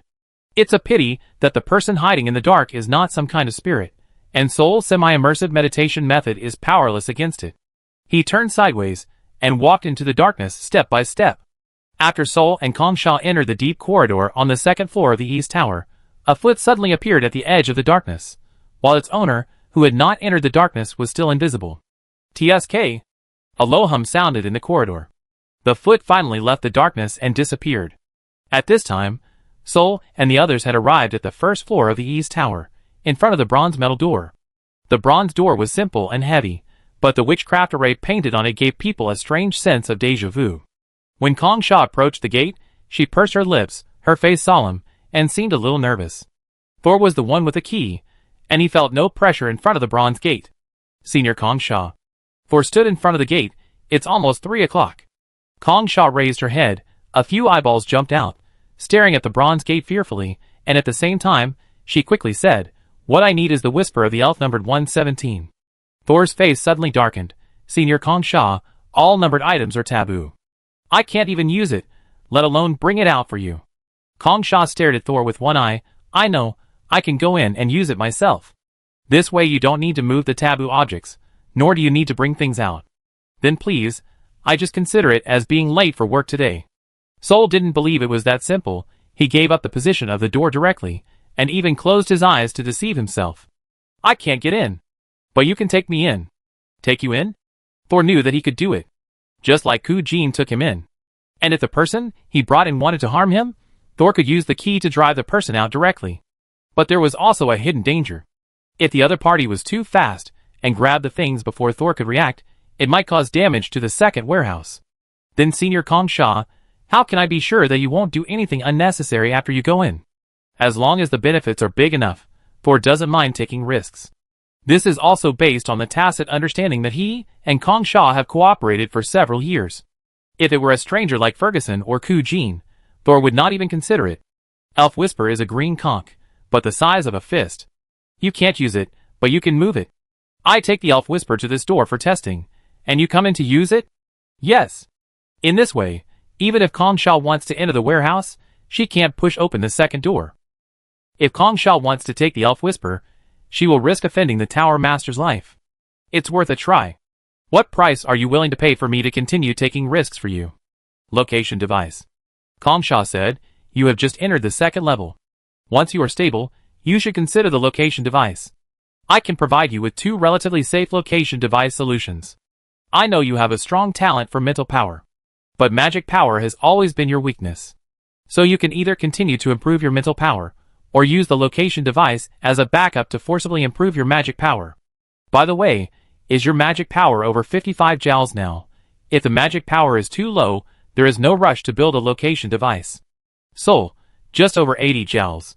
Kong Sha, Kong Sha, why am I always the one who gets hurt? Chapter 171. I am most afraid of the air suddenly being quiet for a long time. Seeing Kong Sha remain silent, Sol was a little anxious, and his eyes were still wrapped in gauze. It seems that my worries are unnecessary, so... Kong Sha suddenly did not dare to give Sol suggestions. She changed to a euphemism. If you are interested in the plan to strengthen your mental power, I can take you to a place. There you will definitely find a suitable locator. Locator. Although Sol already has a diary, he has not yet figured out how to turn the diary into his own locator. It would be nice if he could learn from other locator solutions, so that he could expand his thinking. Senior Kong Sha, the locator is not that easy to find, right? Is the place you mentioned particularly dangerous? Yes, but only dangerous places can have powerful locators.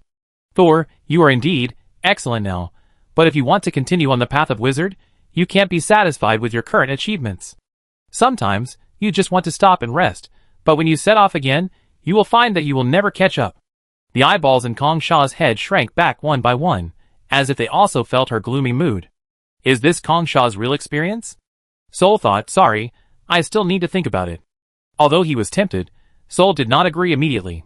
Kong Sha's shoulder sank slightly. I can give you the locator plan first. Even if you don't use this plan, you can sell it to others at a high price. For the second level apprentice, the locator has always been the rarest. The work in the second warehouse was indeed very hot. Before Thor could even get comfortable in his position, he was already being targeted by so many people. Now Ferguson wanted the candles, while Kong Sha wanted the whisper of the elf number 117. The first thing, Thor had heard from Ku Jin that it looked useless, but was actually very valuable. If Thor took this thing out, they would have a handle on him, and he would be blackmailed by Ku Jin and his men. The second thing was the elf item that Senior Byron had warned Thor not to touch before he reached level 3. In fact, Thor was very curious. Obviously, There was an elven language in their witchcraft text, so why were elven-related items a taboo? But Thor was too weak at that time, and he had no energy or qualifications to explore the reason. This time he had a chance to find out. But before he was sure, he would never carry elven-related things with him like Conshaw and Sid. The elven doll that could make the wizard apprentice dare not use his mental power, just by holding it in his hand, really made Thor curious. Isn't this a weapon that is definitely aimed at wizards? How about this, Senior Conshaw? Within 10 days, if I am ready, I will go to your dormitory to find you at the agreed time. Sol was not sending Conshaw away. If he didn't want to cooperate, he wouldn't set such a long time. Instead, he wanted the other party to give up as soon as possible, and not have any hope. At 5 minutes past 3, Sol finally returned to the second warehouse. He first looked at the communication pin, and found that there was no mission today. Then he turned around and walked through the group of corpses, came to the wall, and confirmed the number of candles that were lit. 91. This number was a bit dangerous, and Thor quickly added it to more than 100. He held the lamp lighter, and waited for a while, but no candles suddenly went out. Thor nodded with satisfaction. No wonder Ku-jin said that the second warehouse was the safest place. This task is easy to complete. The next second, Thor, who had worked hard to light the lamp, put away the lamp in his hand, moved a large box, and moved it under a candle that had not been lit yet. He held a beaker in his left hand, and a knife in his right hand, and climbed onto the box. Standing on the box, Thor's sight was at the same height as the candle. He used a knife to cut a small piece of candle, and threw it into the beaker under the candlestick. Thor squatted down and put the knife and beaker at his feet, then stood up again, took out the lighter, and tried to light the candle. As expected, the candle lit up, but it was shorter than the candles in other candlesticks. Thor looked back, and looked around the entire warehouse. The candles and all the candle lamps in the warehouse were the same height. Only the candle he cut was shorter. The candles in the wizard tower are always bright, and never extinguished, and no one has ever replaced the candles inside. Why is the height consistent? It's as if a machine has measured it accurately. Sol jumped off the box, picked up the beaker and the dagger, and returned to the long table. I used to think that a servant or apprentice would be responsible for replacing the candles. But only the tower master and I can enter the second warehouse freely, and no one else can enter, so this should still be the effect of witchcraft. Thinking of this, Thor suddenly put down the beaker, raised the dagger, and ran back to the big box. He pushed the big box under a damaged lampstand without a candle on it. He climbed up again, and used the dagger to pry the candlestick off the wall. The base of the candlestick was firmly fixed to the wall by 6 long iron nails. Even with the strength of Thor's arms, it took a lot of effort to pull out a candlestick. The iron nails that had been separated from the wall fell out of the base of the candlestick under the action of inertia, and fell to the ground with a clang. Thor moved the knife and candlestick to his left hand, and pressed his right hand against the wall, leaning forward to explore the hole under the candlestick. On the wall below the base, there was a small hole about 1 centimeter in diameter, dark inside with no details. Thor gently moved the fingertips of his right hand to the hole. Light spell.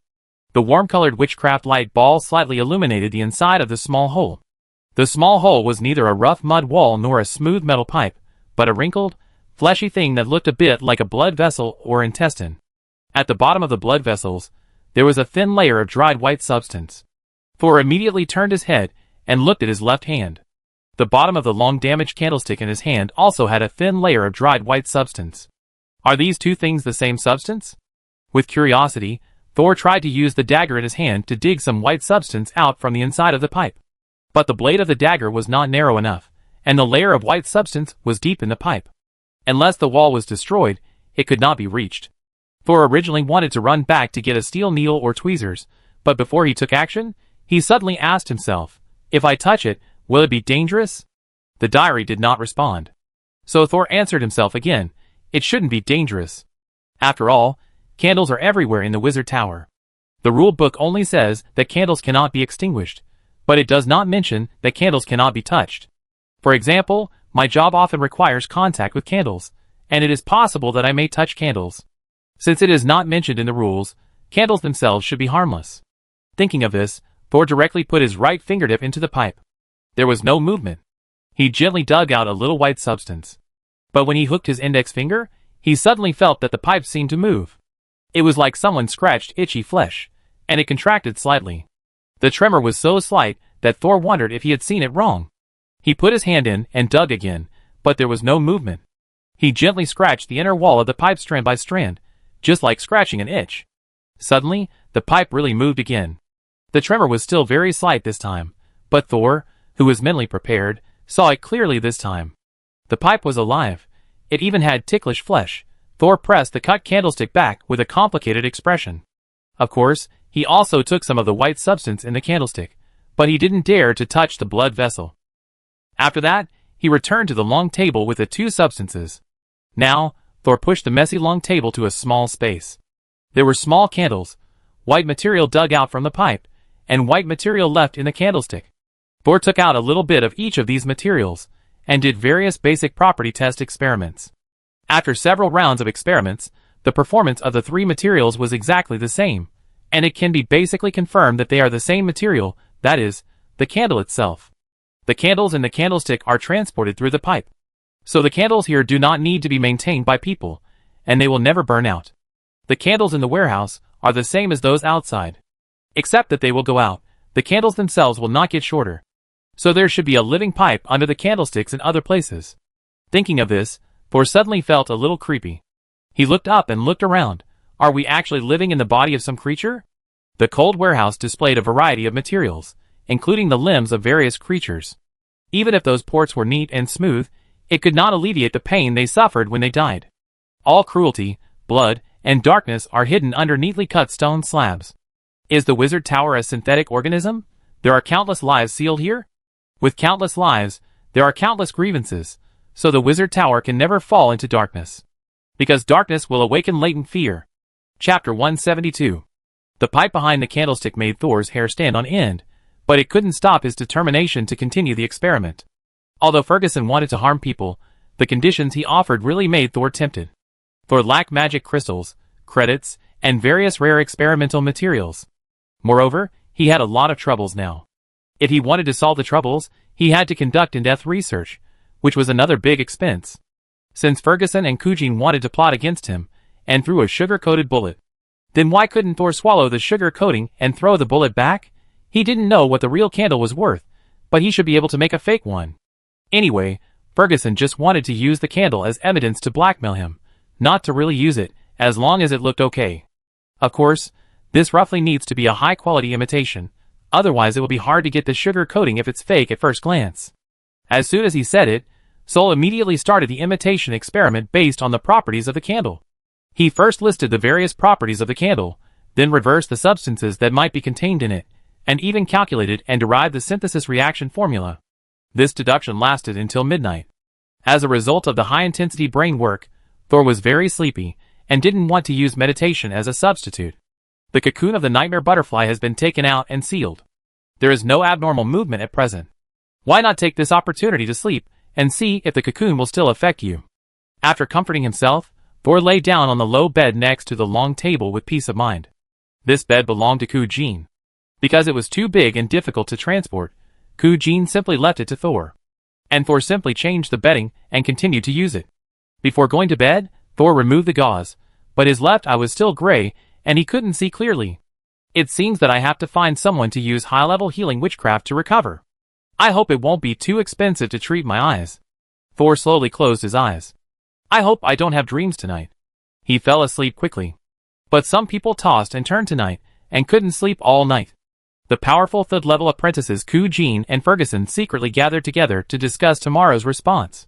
Kong Sha, who had lost half of her beauty, curled up under her bed, looking forward to and fearing the future. Angela, who was stamped with a 5-finger seal by Thor during the day, walked through the West Tower at night with a mask. The library, which was usually as quiet as a tomb, was extremely lively tonight. The young, middle-aged, and old librarians gathered together for the first time. Are you sure? The young man asked nervously. Yes. The old man raised his hand. Almost all of his 10 fingers were missing the first knuckles, and they have not recovered yet. The young man's eyes lit up immediately, but soon blurred with tears. We have a chance to get out. The middle-aged man poured cold water on them at this time. Are you crazy? Are you crazy? How can we escape? The middle-aged man had a sad face, and he was looking around while talking, fearing that a figure would suddenly appear behind them and stare at them coldly. The young man looked at the middle-aged man with disdain. Afraid? What is there to be afraid of? Can he kill us again? The middle-aged man trembled all over just by hearing the word he. The old man ignored the timid middle-aged man and touched his beard. I have an idea. Tomorrow, we will find someone to try him. The young man didn't understand. Haven't you tried it before? The old man made up his mind. Try to be more ruthless this time and get out directly. The middle-aged man jumped up in fear, and his whole body sank into the ceiling and fell down again. You are crazy. You are really crazy. But the young man showed a twisted smile of excitement. Let's do it. Who will go? The old man stood up with his hands behind his back. I will go. The young man pursed his lips, but did not object. Only the middle-aged man kept trembling his lips and repeated, crazy, all crazy. The morning sun could not shine into the dark wizard tower. Thor slept soundly and dreamlessly all night.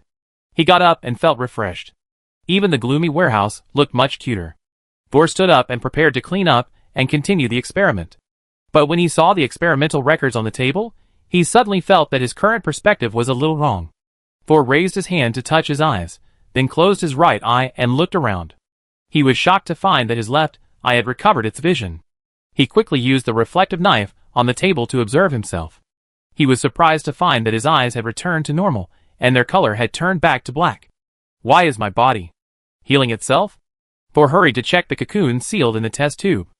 After seeing the silver ball slowly floating up and down, he breathed a sigh of relief. Fortunately, the cocoon did not return to his eyes, otherwise his efforts yesterday would have been in vain.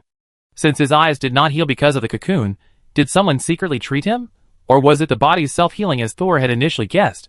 The only people who can freely enter and exit the second warehouse are Thor, who works here in Gorza, the owner of the Wizard Tower.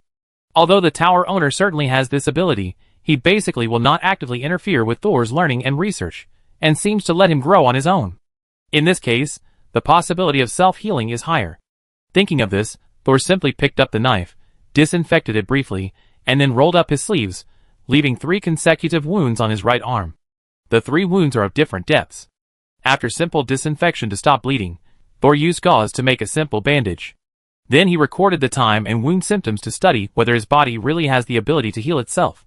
After doing all this, Thor turned his attention back to the candle. Yesterday, he basically analyzed the composition of the long-lasting candles in the Wizard Tower, and by comparing the experimental notes he left over the past few years, he actually found one of the main ingredients. That is the flower juice of the companion flower. However, the composition of this flower juice is slightly different from the composition of the flower juice in Thor's notes. I don't know if it's the difference in experimental data or the difference in material composition. After all, companion flowers are a large category in themselves, with various functions, such as making poison, increasing magic, stabilizing spiritual bodies, etc. Thor has owned several companion flowers and kept many petals. He immediately took out 2 petals with different functions and conducted another component analysis experiment. This time, the 2 sets of data he obtained had a few differences from the data in the candle, but the overall trend was consistent. The 2 new sets of data also have similar differences. Then I can infer that this ingredient is indeed a companion flower. In order to ensure the reliability of the data, Sol ruthlessly took out 2 petals that were the same as before and conducted the experiment again. The experimental results showed that the second set of data was almost the same as the first set, and the differences between each set of data were also almost the same. Sol picked up the analysis table of candle ingredients. So, the companion flower in this candle should be one that I have not cultivated. Sol stared at the data table in his hand for a few minutes, and suddenly picked up a pen and wrote on the paper. Stabilize the spiritual body. A few words, and then a big question mark. The flowers added to the candles are probably the companion flowers that can stabilize the spirit body. That's why the Wizard Tower has been cultivating and purchasing this kind of flowers. Are the candles throughout the Wizard Tower stabilizing the spirit body of one or more beings? If this is the role, candles are indeed very important. But cutting off a little will not affect the efficacy of the candle. If Kujin wants to use the candle to threaten me, he will at least ask for a complete candle. However, after determining one of the main ingredients of the candle, Thor could not find the corresponding material for the other one. If there is no way to make a candle that can deceive Ferguson before this afternoon, then Thor can only refuse the other party's deal. But Ferguson, who is physically abnormal, may be desperate and attack him. Although Thor is not afraid, he can't eat the sugar coating in front of him. What is the other main material, or what can show the same characteristics? It seems to be a blood vessel or intestinal tube. The white substance transported inside can automatically repair the burned and melted candle. Thor stopped spinning the pin and shifted his sight to the arm, where he had just cut 3 small wounds. Try. Chapter 173. Just do it. Thor made a 4th wound on himself and collected some blood and muscle tissue. Then he prepared the basic materials for making candles, added the juice of the companion flower, blood and flesh, and a little bit of the cut candle, and made a new complete candle. The appearance of this candle is similar to the candle on the candlestick, but because of the addition of blood and flesh tissue, the candle has changed from white to red. I have diluted it as much as possible, but it is still so red. Should we extract serum or other colorless tissues? Although the color of the first finished product was wrong, Thor also planned to try it first. He fixed the candle on the table and threw a small flame at the wick. But after the small flame passed the wick, it failed to ignite it. Is there something wrong with the material of the candle, affecting its flammability? Wait. Thor took out the lighter again, stood up and walked away for a distance, and aimed the nozzle at the wick. This time, the red candle was lit successfully, and the wick burned with a pale flame. Is it exactly the same as the flame on the candlestick? Sol carefully compared it with the candlelight above his head, and smiled in surprise. It worked in one go? Am I such a genius? After a brief moment of joy, Sol calmed himself down again. After all, the main ingredients are substitutes, and the accompanying flower juice does not meet the requirements, so the actual effect may be much worse. Suddenly Sol shuddered, and goosebumps all over his body popped out as if they had their own consciousness. He turned back in shock, and saw that the shelves behind him were full of people. All of them were the corpses outside. These guys moved behind Thor without knowing when. Some of them squeezed into the corridor between the shelves, while others did not squeeze into the corridor, and could only stand behind the shelves, watching Thor through the gaps between the goods. But Thor instinctively felt that they were watching the candle in his hand. Just a moment of distraction, the corpses seemed to be closer to him. Thor made a prompt decision, and picked up the knife on the table to extinguish the candle. As a puff of green smoke rose from the blackened candle core, the strange feeling of being on edge gradually disappeared. Thor looked back again, and keenly noticed that the corpses were getting closer to him. Although they still had no expression on their faces and their eyes were closed, Thor could feel a sense of disappointment from them. In the past, although Thor was sure that they did have some consciousness, he had never seen them move on their own initiative. Unexpectedly, they were exposed by the red candle. Thor looked at the candle in his palm and thought to himself, could I have made something extraordinary? What is that? A female voice suddenly sounded above Thor's head. He looked up and saw a black shadow gradually emerging from the roof, and gradually extending from the sticky water droplets to the figure of a woman. Finally, the black shadow completely broke free from the roof and fell to the ground, almost overlapping with Thor when it landed. Mrs. Eula? Don't call me Eula, call me Vinny, the black shadow said unhappily, but she quickly skipped over the matter, and sniffed left and right with her face that couldn't see the facial features clearly. Where did the smell just now go? Smell? Sol looked down at the red candle beside him. He didn't smell anything. The shadow immediately noticed that Sol's eyes were shifting, and followed him to look over, and saw a red candle. Did you do it? Winnie's shadow came closer.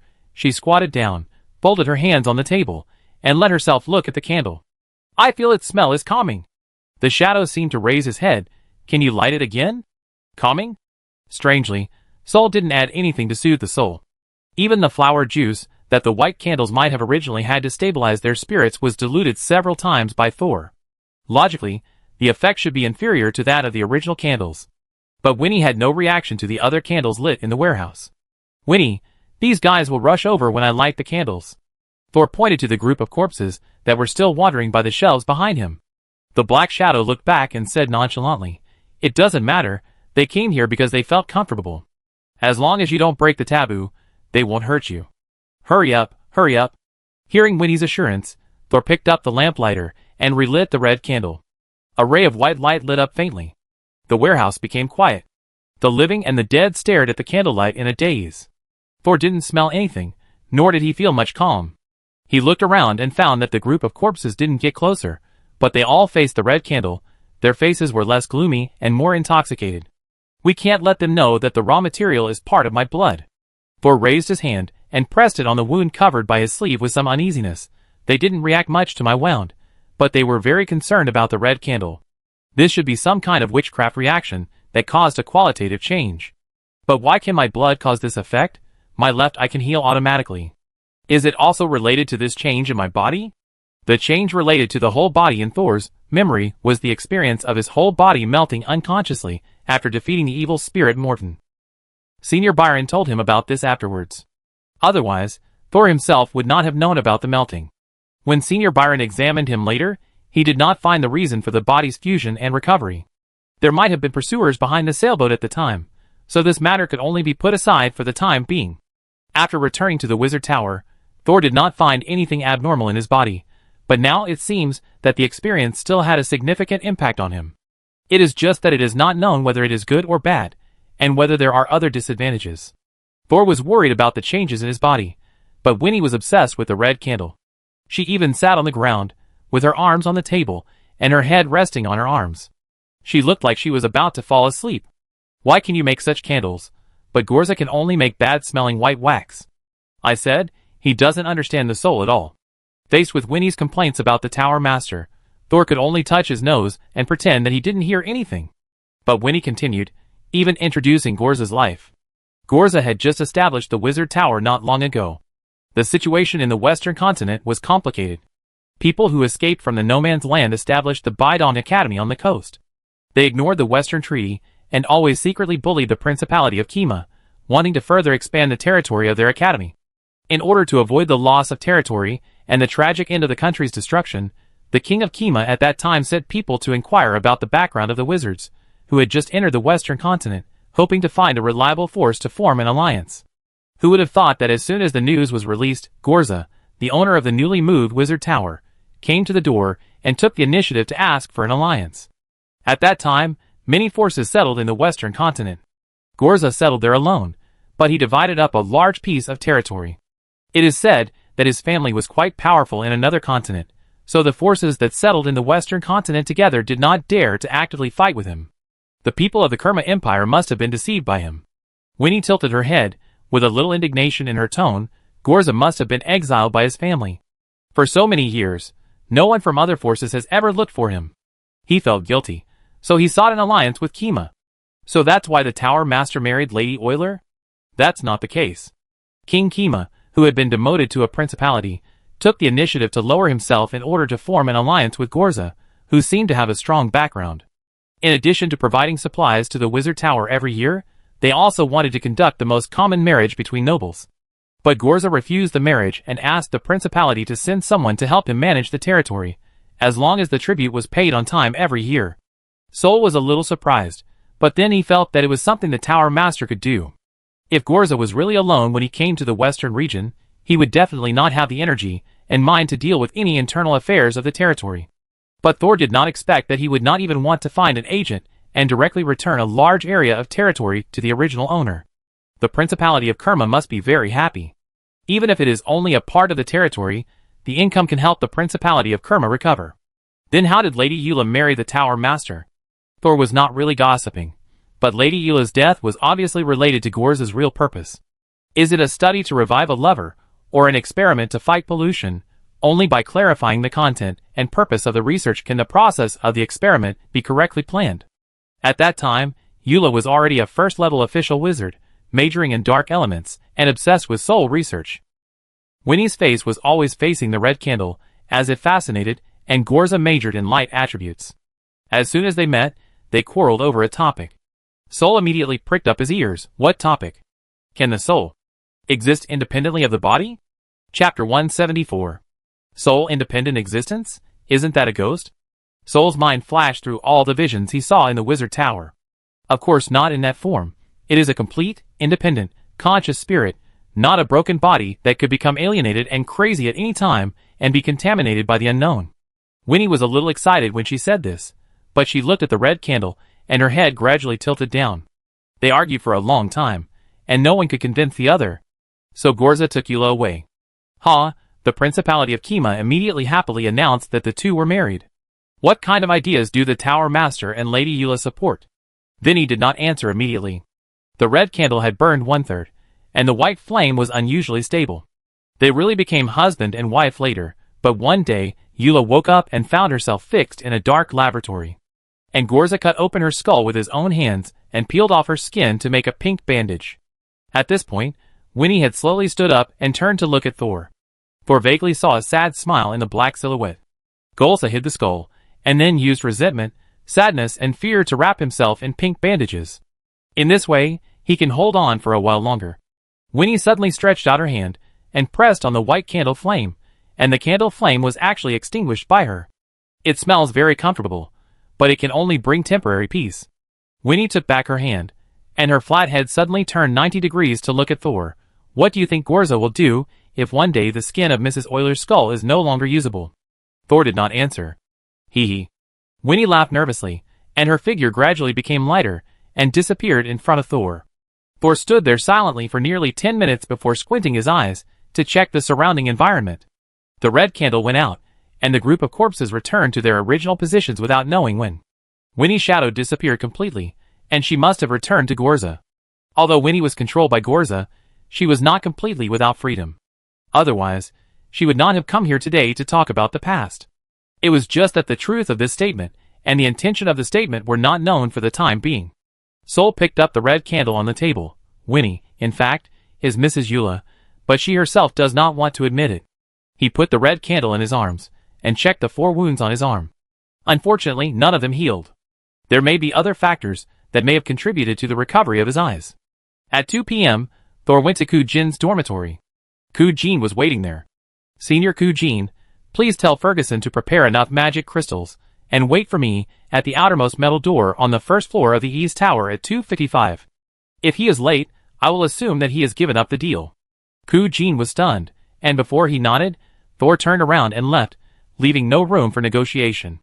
Ku Jin stared at Thor's back for a long time before turning around and heading somewhere else. After that, Thor went to Professor Kaz's laboratory. Angela, who was still working there, jumped up from her chair when she saw Thor. I brought food today. Thor nodded and smiled. Thank you, I'm not hungry. He walked into the cabinet in the laboratory, opened one of the doors, reached out and took out a puppet doll, and then returned to Angela. Rent a doll. Angela couldn't help but take a step back. Okay. One hand handed over the money, the other hand handed over the goods. After getting the doll, Sol wandered around outside for a while. He went to find Wright first, and then met Byron. Finally, he went back to the dormitory, but unfortunately, Kelly hadn't come back yet. I wonder if she will be surprised when she comes back to see me. Sol hesitated for a long time, and finally returned to the second warehouse at 2:55 in the afternoon. Ferguson had arrived long ago. I don't know how long he waited, and he looked irritable. Why did you come back just now? Ferguson saw Sol, and tried to hide the irritability on his face. Sol didn't waste time talking to him. What do you want, Senior? Ferguson was a little hesitant when he saw Sol was about to start the deal. Senior, do you regret it? I don't mind if you terminate the deal now. It's the first time anyway, I won't make it difficult for you. I need a candle in the warehouse, not a small section, but a complete candlestick. This thing is not numbered, and there are a lot of them in the warehouse. I don't think you dare to take even this thing, right? Sauer crossed his arms and thought for a moment. Such a simple thing. Why don't you just take one in the corridor? The candles in the corridor and the warehouse are completely different. Ferguson lowered his voice. The candles in the corridor are checked every day, but only you know the candles in the warehouse. Thor didn't really want to ask Ferguson about it. 500 magic crystals. Impossible. Ferguson looked down at Thor, with a flash of lightning in his eyes. It's just a candle. I can give you 200 magic crystals at most. 500 magic crystals. Thor stretched out his hand. Or say goodbye? Ferguson's cheeks twitched twice, but he still took out a bag of magic crystals and a potion from his arms. I didn't bring that much. This is a bottle of vision potion worth at least 150 magic crystals. Thor took the purse, opened it without hesitation, and scanned it with his mental power. The magic fluctuations emanating from the bag were very pure, about 400, plus the vision potion. It was indeed more than 500. Ferguson gave it so readily now, probably thinking that he could blackmail him to take it back later. Thor put the things away with satisfaction. Senior, wait for me here. He went deep into the second warehouse, walked around the corpses that had returned to their positions, and counted the candlesticks on the wall. There were still more than 100 lit candlesticks, and then he went out on time. When Thor pushed open the door on the right side of the metal gate again, Ferguson was standing outside with his eyes closed, arcs flashing from time to time, and the pressure of a third-level wizard apprentice was full. But after seeing powerful third-level apprentices such as Byron, Bill, and even Herman, Thor always felt that Ferguson was much worse in some aspects. Thor walked forward and handed the box in his hand to Ferguson. Ferguson sensed someone coming out and immediately opened his eyes and saw the box in front of him. He took the box and used his magic and mental power to explore it in turn, but found nothing abnormal inside the box. So he carefully opened a corner. Why is it red? Disguise. Ferguson had a bad feeling in his heart. I want to check it on the spot. Check? Soul's heart tightened, but his face showed an impatient look. Here? It's so dark here that it's hard to hide, so it's safest to check the goods here, Ferguson said, took out a mini lamp and put it into the box. The red candle instantly lit up with a white candle flame. He stared at the candle, and after confirming that the white flame was correct, he finally felt relieved. You are honest. After getting the stolen goods, Ferguson's serious expression finally showed a smile. However, just as he raised his eyes and wanted to teach this greedy second-level newcomer a lesson, countless faces suddenly appeared in front of him. Ferguson's palm trembled, and he almost threw the box in his hand to the ground. Beside him, countless corpses with pale faces and closed eyes appeared. Zombies! Herman, who had been working with Kujin privately, naturally knew what these corpses were. That was one of the taboos of the second warehouse. Every corpse that could be displayed in the warehouse had a designated number, and every one of them was a powerful apprentice or even a formal wizard before his death. Each one was a taboo among taboos. Ferguson didn't even dare to breathe for a moment, and could only desperately turn his eyes, trying to find a way out among these people. His rapidly turning eyes suddenly stopped at one point. There, Thor stood in the middle of the corpse group, the only one who was staring at Ferguson with his eyes open. Chapter 175. Thor was actually more panicked than Ferguson. He had experienced a scene of being surrounded by a group of corpses, and knew that as long as he did not violate the taboo, there would generally be no danger. He was panicking about how these corpses could get out of the warehouse. Was it because the taboo of the warehouse was invalid, or was it a mistake by Thor at work? Before the truth was clear, if the enemy did not move, I would not move. Thor thought that he was also one of the corpses, and silently watched Ferguson. Thor, who was mixed in the pile of corpses, did not know what Ferguson had experienced in these few seconds. Ferguson was about to flee the scene with a red candle, when suddenly a huge axe fell from the sky and split his head in half. Soon Ferguson returned to the dark corridor and stood up again. He realized that everything just now was just an illusion. But before he could react, the ground under his feet suddenly turned into a swamp. No matter how hard he struggled, he could not escape. In the end, he could only let the mud fill his mouth and nose and cover his skull. Ferguson woke up again just before suffocation. But then, he was pierced through the heart by a sharp blade, eaten to death by countless insects, and shuttled in the darkness until he was completely lost. He struggled in countless deaths, and finally returned to reality, but was quickly pulled back into the abyss. When he was about to go crazy, a white electric current was instantly triggered, directly covering Ferguson's whole body. No! Ferguson's eyes widened instantly, and his consciousness finally returned to reality. Seeing countless pale faces approaching, he immediately waved his hands, and the white electric current around him gathered in his hands, turning into two long whips. He shook his wrists, and the electric current was released, whipping the corpses. The powerful electric field immediately destroyed the illusion created by the zombies. However, the terrible crackling electric whip could only leave a charred mark on the corpses, and could not even make the zombies retreat half a step. When Ferguson attacked, the box containing the red candle fell to the ground, and the red candle rolled out of it, with the white flame tilted upwards, but it continued to burn steadily. While Ferguson was moving, he accidentally kicked the candle. The candle rolled to the corner of the wall, attracting the attention of the zombies. Ferguson suddenly realized that the movement of the zombies was caused by the candle. Thor! He looked at the boy and the zombies angrily, and swung the electric whip in his hand towards Thor. Thor saw the white electric current coming towards him, and he felt his hair stand up. He quickly turned sideways, and hid behind a nearby corpse. Snap! The corpse suffered for Thor, but Thor was still numb all over by the electric current transmitted from the corpse. Ferguson, this is an accident. Who knew that lighting a candle outside would have such consequences? While speaking, Thor ran towards the candle. As long as the candle was extinguished, the body should go back. Ferguson didn't know what Thor was going to do. Seeing him running towards the candle, his first reaction was, he wants to grab the candle. He no longer cared whether the fierce battle would cause further changes in the bodies. The thick whip was like two pythons waiting for an opportunity, opening their sharp teeth at Thor. Thor squeezed among the corpses, just like buying vegetables in a crowded vegetable market. A flash of lightning fell right in front of Thor. Although most of it was blocked by the corpses around him, it still made him feel paralyzed.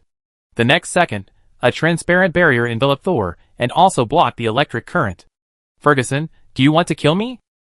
If Thor hadn't taken out the scroll of the spiritual armor at the critical moment, he would definitely have been injured in the attack just now.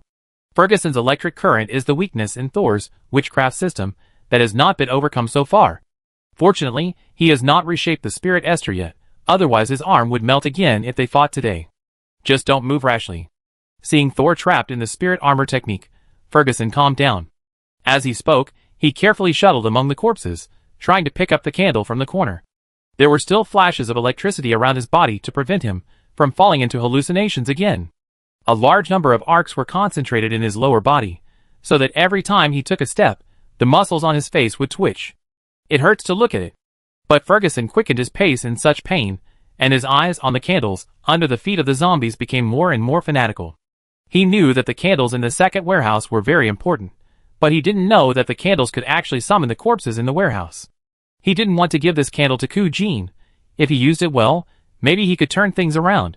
Now, he also found that the zombies only attacked his consciousness the moment they appeared, and then just kept chasing the candles. So Ferguson stopped wasting energy attacking the corpses, and just wanted to carefully open a passage out. He tried to use the magician's hand to take out the candle directly, but the magician's hand that had just been summoned was gradually absorbed by the corpses when it passed through their bodies.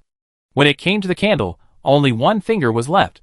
When Ferguson approached the candle carefully, the spiritual armor on Thor's body was also about to dissipate. He did not try to approach the candle like Ferguson, but walked back to the edge of the bronze door. Seeing Thor retreating far away, Ferguson, who had been keeping an eye on him, sneered in his heart, "You're smart. This bastard made me look so bad that the locator was forced to activate. When I get the candle back, I give him a good beating. See if he dares to play tricks again." At this time, Ferguson completely forgot that it was him who insisted on lighting the candle here. Seeing that there were only 2 rows of corpses between Ferguson and the candle, suddenly, a black tentacle as thick as a finger bypassed all the corpses, quickly drilled into the innermost part through the gap between the limbs, rolled up the candle and ran away. Ferguson was shocked. The soul-devouring claws tentacle? He was not afraid of the tentacle, but the tentacle was very sensitive and slender. After taking the candle, it immediately retreated along the gap and took the corpses away from its original position. The candle that was just in front of him flew away in a blink of an eye. Ferguson turned around and saw that the other end of the tentacle was actually connected to Thor. "I knew it was you who was making trouble." He really wanted to electrocute Thor into coal, but seeing that the candle was getting closer to him, Ferguson instantly decided to grab the candle first. He didn't care if he would fall into hallucination again. He directly took action, pulled the corpse away, and jumped up high as if his feet were equipped with springs. But as soon as he jumped up, another black tentacle emerged from the ground and pulled at his feet, making him lose balance immediately. The latter immediately whipped, and the electric whip and the tentacle melted directly as soon as they were released. But because of such a small obstacle, Ferguson didn't jump far, and could only watch the black tentacle thief run back to Thor with the red candle. Thor reached out and took the candle. After all these twists and turns, the candle flame was still bright. When he looked up again, Ferguson had just landed 3 meters away, behind several corpses. He looked at Thor gloomily. "Give me the candle." Thor put one hand on the metal door behind him and said solemnly, "Senior, this candle doesn't seem as ordinary as you said. If I give it to you like this, it may cause a lot of trouble later. This deal. I need to think about it again. You go back on your word." Ferguson angrily threw the whip. Thor smiled. "Is it that the senior is hiding something?" Ferguson pursed his lips, and his fingers were cracking. Thor had not thought that after lighting the high-quality imitation candles outside the warehouse, he could still leave the zombies out. The situation was beyond Thor's control, and he could only regretfully terminate this transaction. If this thing fell outside, and was controlled by someone with ulterior motives, even Thor didn't know what harm it could cause. Most importantly, if the zombies went wrong, Thor would be held accountable. This had violated Thor's original intention of eating the sugar coating. It was like taking one candy and giving 10 candies back to the person. It was a completely losing business. Chapter 176. Seeing Ferguson take another step forward, with murderous intent in his eyes, Thor quickly pushed the door open a crack. "Don't be angry, Senior.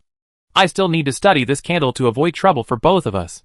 Besides, even if this transaction is terminated, we can still talk about other materials, right?" Ferguson, who was about to go berserk, suddenly calmed down. The unexpected function of the candle made him forget his original intention for a while. The candle was just a bait to control Thor. The life-saving thing he really needed was still in the second warehouse. Then give me back the magic crystal. Ferguson stretched out his hand expressionlessly. Okay, I go in and get it now. Soul smiled, turned his head, and stood there motionless. Ferguson saw that Soul had agreed verbally, but he stood there motionless, and he immediately felt that he was being played. 500 magic crystals were not a big deal for a third-level apprentice, but it was not a small amount either. If Soul dared to rob it, Ferguson would beat him half to death, and then rob it back even if he blocked the door. After urging him, Thor still stood there motionless. Ferguson walked forward and shook his arm again. Otherwise, give me the candle. As soon as he finished speaking, Ferguson, who was about to explode with Thor, finally noticed something unusual. The inside of the bronze door that Thor pushed open a gap revealed a colorful scene. The shaking was like ripples on the water, and the color changes were dazzling. Is the inside of the bronze door actually like this? I don't think I've heard Kujin talk about it. After all, Ferguson was not a warehouse manager, and Kujin would not tell him everything. So Ferguson didn't notice that although Thor's hand was only on the right side of the bronze door, the two doors of the door were pushed inward a little at the same time. Thor didn't dare to move. Although Teacher has only told him the rules once, he remembered every one of them clearly. When pushing open the first metal door, you can only push open the left or right one. If the doors on both sides are pushed open at the same time, you must immediately stand still until the doors are closed. So when Thor looked back and saw that both doors were opened inward, he immediately stood still and didn't dare to move. Even though Ferguson had stepped forward and reached out to take his candle, he remained motionless, like a sculpture. Ferguson also felt that something was wrong, but he couldn't tell what was wrong. I took the candle. Next time we trade, I will go. Thor stared at Ferguson in front of him in a daze. Ferguson stood in front of him, holding a red candle in his hand, his lips still moving constantly. But he himself didn't notice that his lips were moving slower and slower, and his voice was becoming more and more unclear. From Thor's perspective, a long, thin white arm stretched out from the inside of the bronze door, with both doors open. Those arms had 5 equally thin fingers, thin and soft, like noodles that had been cooked for hours. But they were very strong, and they wrapped around Ferguson's body one by one, wrapping around him several times, and slowly pulled him into the door. Ferguson was still unaware, his mouth opening and closing. The noodle-like fingers got into his mouth, nostrils, ears. Thor couldn't hear what the other party said at all. Looking at Ferguson, who was gradually being entangled into a mummy by the noodles, Thor dared not move, only his eyeballs trembled slightly. In the corner of his eyes, he vaguely saw Ferguson becoming soft and being stuffed into the fist-wide crack of the door by those white hands. Ferguson was unaware of the whole process. Until his face was swallowed by the door, he was staring at Thor with his eyes, as if waiting for his answer. But he would never wait. After swallowing Ferguson, the inside of the bronze door was surging with fantasy colors, like waves. Thor seemed to be on the beach, and heard the huge waves overturning the boat. Even as Thor waited stiffly for the door to close, a pair of soft, slender fingers, like noodles, stretched out from inside the door again. A drop of cold sweat instantly broke out from the pores of his skin, gradually grew larger, slid down, and took away more companions. The pale fingers kept knocking, slapping, and groping along the ground, along the walls, and along the ceiling. They were looking for any food residue left outside. These fingers gradually touched Thor's ankles, and began to climb up along his calves. This action was exactly the same as the one that had just devoured Ferguson. Thor seemed to have seen the end of himself being bound, squeezed and deformed like a crystal mud, and then being forcibly pulled into the narrow crack of the door. He wanted to run, but the diary reminded him that if he moved, he would really become dough and be kneaded by his hands. So Thor didn't even dare to blink his eyes, and his pupils didn't dare to tremble anymore, just standing there stiffly. He imagined himself to be the same as the corpses around him. Finally, the noodle-like fingers slowly retreated, reluctantly shrinking back into the bronze door. The brilliant colors inside the door slowly stopped fluctuating, and the door gradually closed. Thor's eyes were fixed on the gap of the door, and finally the bronze door began to close. When the two doors were completely closed, Thor fell to the ground as if he was exhausted. Ha ha ha. After panting violently for a while, Thor stroked his sweat-soaked hair, then supported the ground and slowly stood up. He turned around and saw the crowded corpses in the corridor. They all faced the direction where Ferguson disappeared, and a strange smile suddenly appeared on their expressionless faces. It's so delicious, so delicious. Sol took 2 steps back and stopped only when his heel hit the door. He was extremely nervous and looked back with fear. He confirmed that the door was tightly closed and there was no sign of opening. Only then did he breathe a sigh of relief. Ferguson was caught inside the door and was in great danger. I'm afraid this matter must be reported to Minter Kaz. But before that, Thor has another matter to resolve. You? Thor looked at the group of corpses still standing facing the gate. When will they go back? In the second warehouse before, the group of corpses was also attracted by the red candle, but when the candle went out, the group of corpses would automatically return to their positions. But now the candle has entered the colorful world of the bronze gate, and the gate is closed. Why don't these corpses go in? Thor waited for a while, and looked at each other with a group of scary guys pretending to be honest. These guys still refused to go back. Each corpse was numbered, and was the most important material in the warehouse. Thor couldn't let them stay outside the warehouse. Seeing that the corpses didn't move, Thor sighed. He carefully pushed the bronze door again. This time, the right side of the door opened alone. Inside was also a normal room without those colorful ripples. Thor looked at the corpses again and asked with a pleading tone, "The door is open. Can you go back now?" On this day, May 4th, 316, the disappearance of Level 3 Ferguson had not yet caused an uproar among the apprentices. On this day, a newly promoted second-level apprentice named Thor. Hung. It took several hours to move nearly 100 stiff and heavy corpses from the corridor on the first floor of the East Tower back to the second warehouse. He did think of using the magician's hand, but like Ferguson, the magic power that constituted the magician's hand was absorbed the moment it touched the corpses, and only pure physical contact could move these heavy corpses. After putting down the last corpse, Thor took out the warehouse manual and checked the corpse numbers one by one with an expressionless face. After confirming that there was no omission, he threw the manual back on the table fiercely. He pushed the big box under the abandoned candlestick directly in front of the corpse group, sat on it, panting, and swept his eyes over the standing corpses one by one.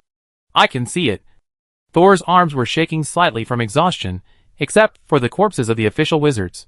Did you all run out to watch the fun? Although these corpses were notorious, Thor, who had been in close contact with them nearly 100 times, really couldn't muster any awe at this time. If you want red candles, I still have a few here. Is it necessary to spend so much effort to run outside the warehouse?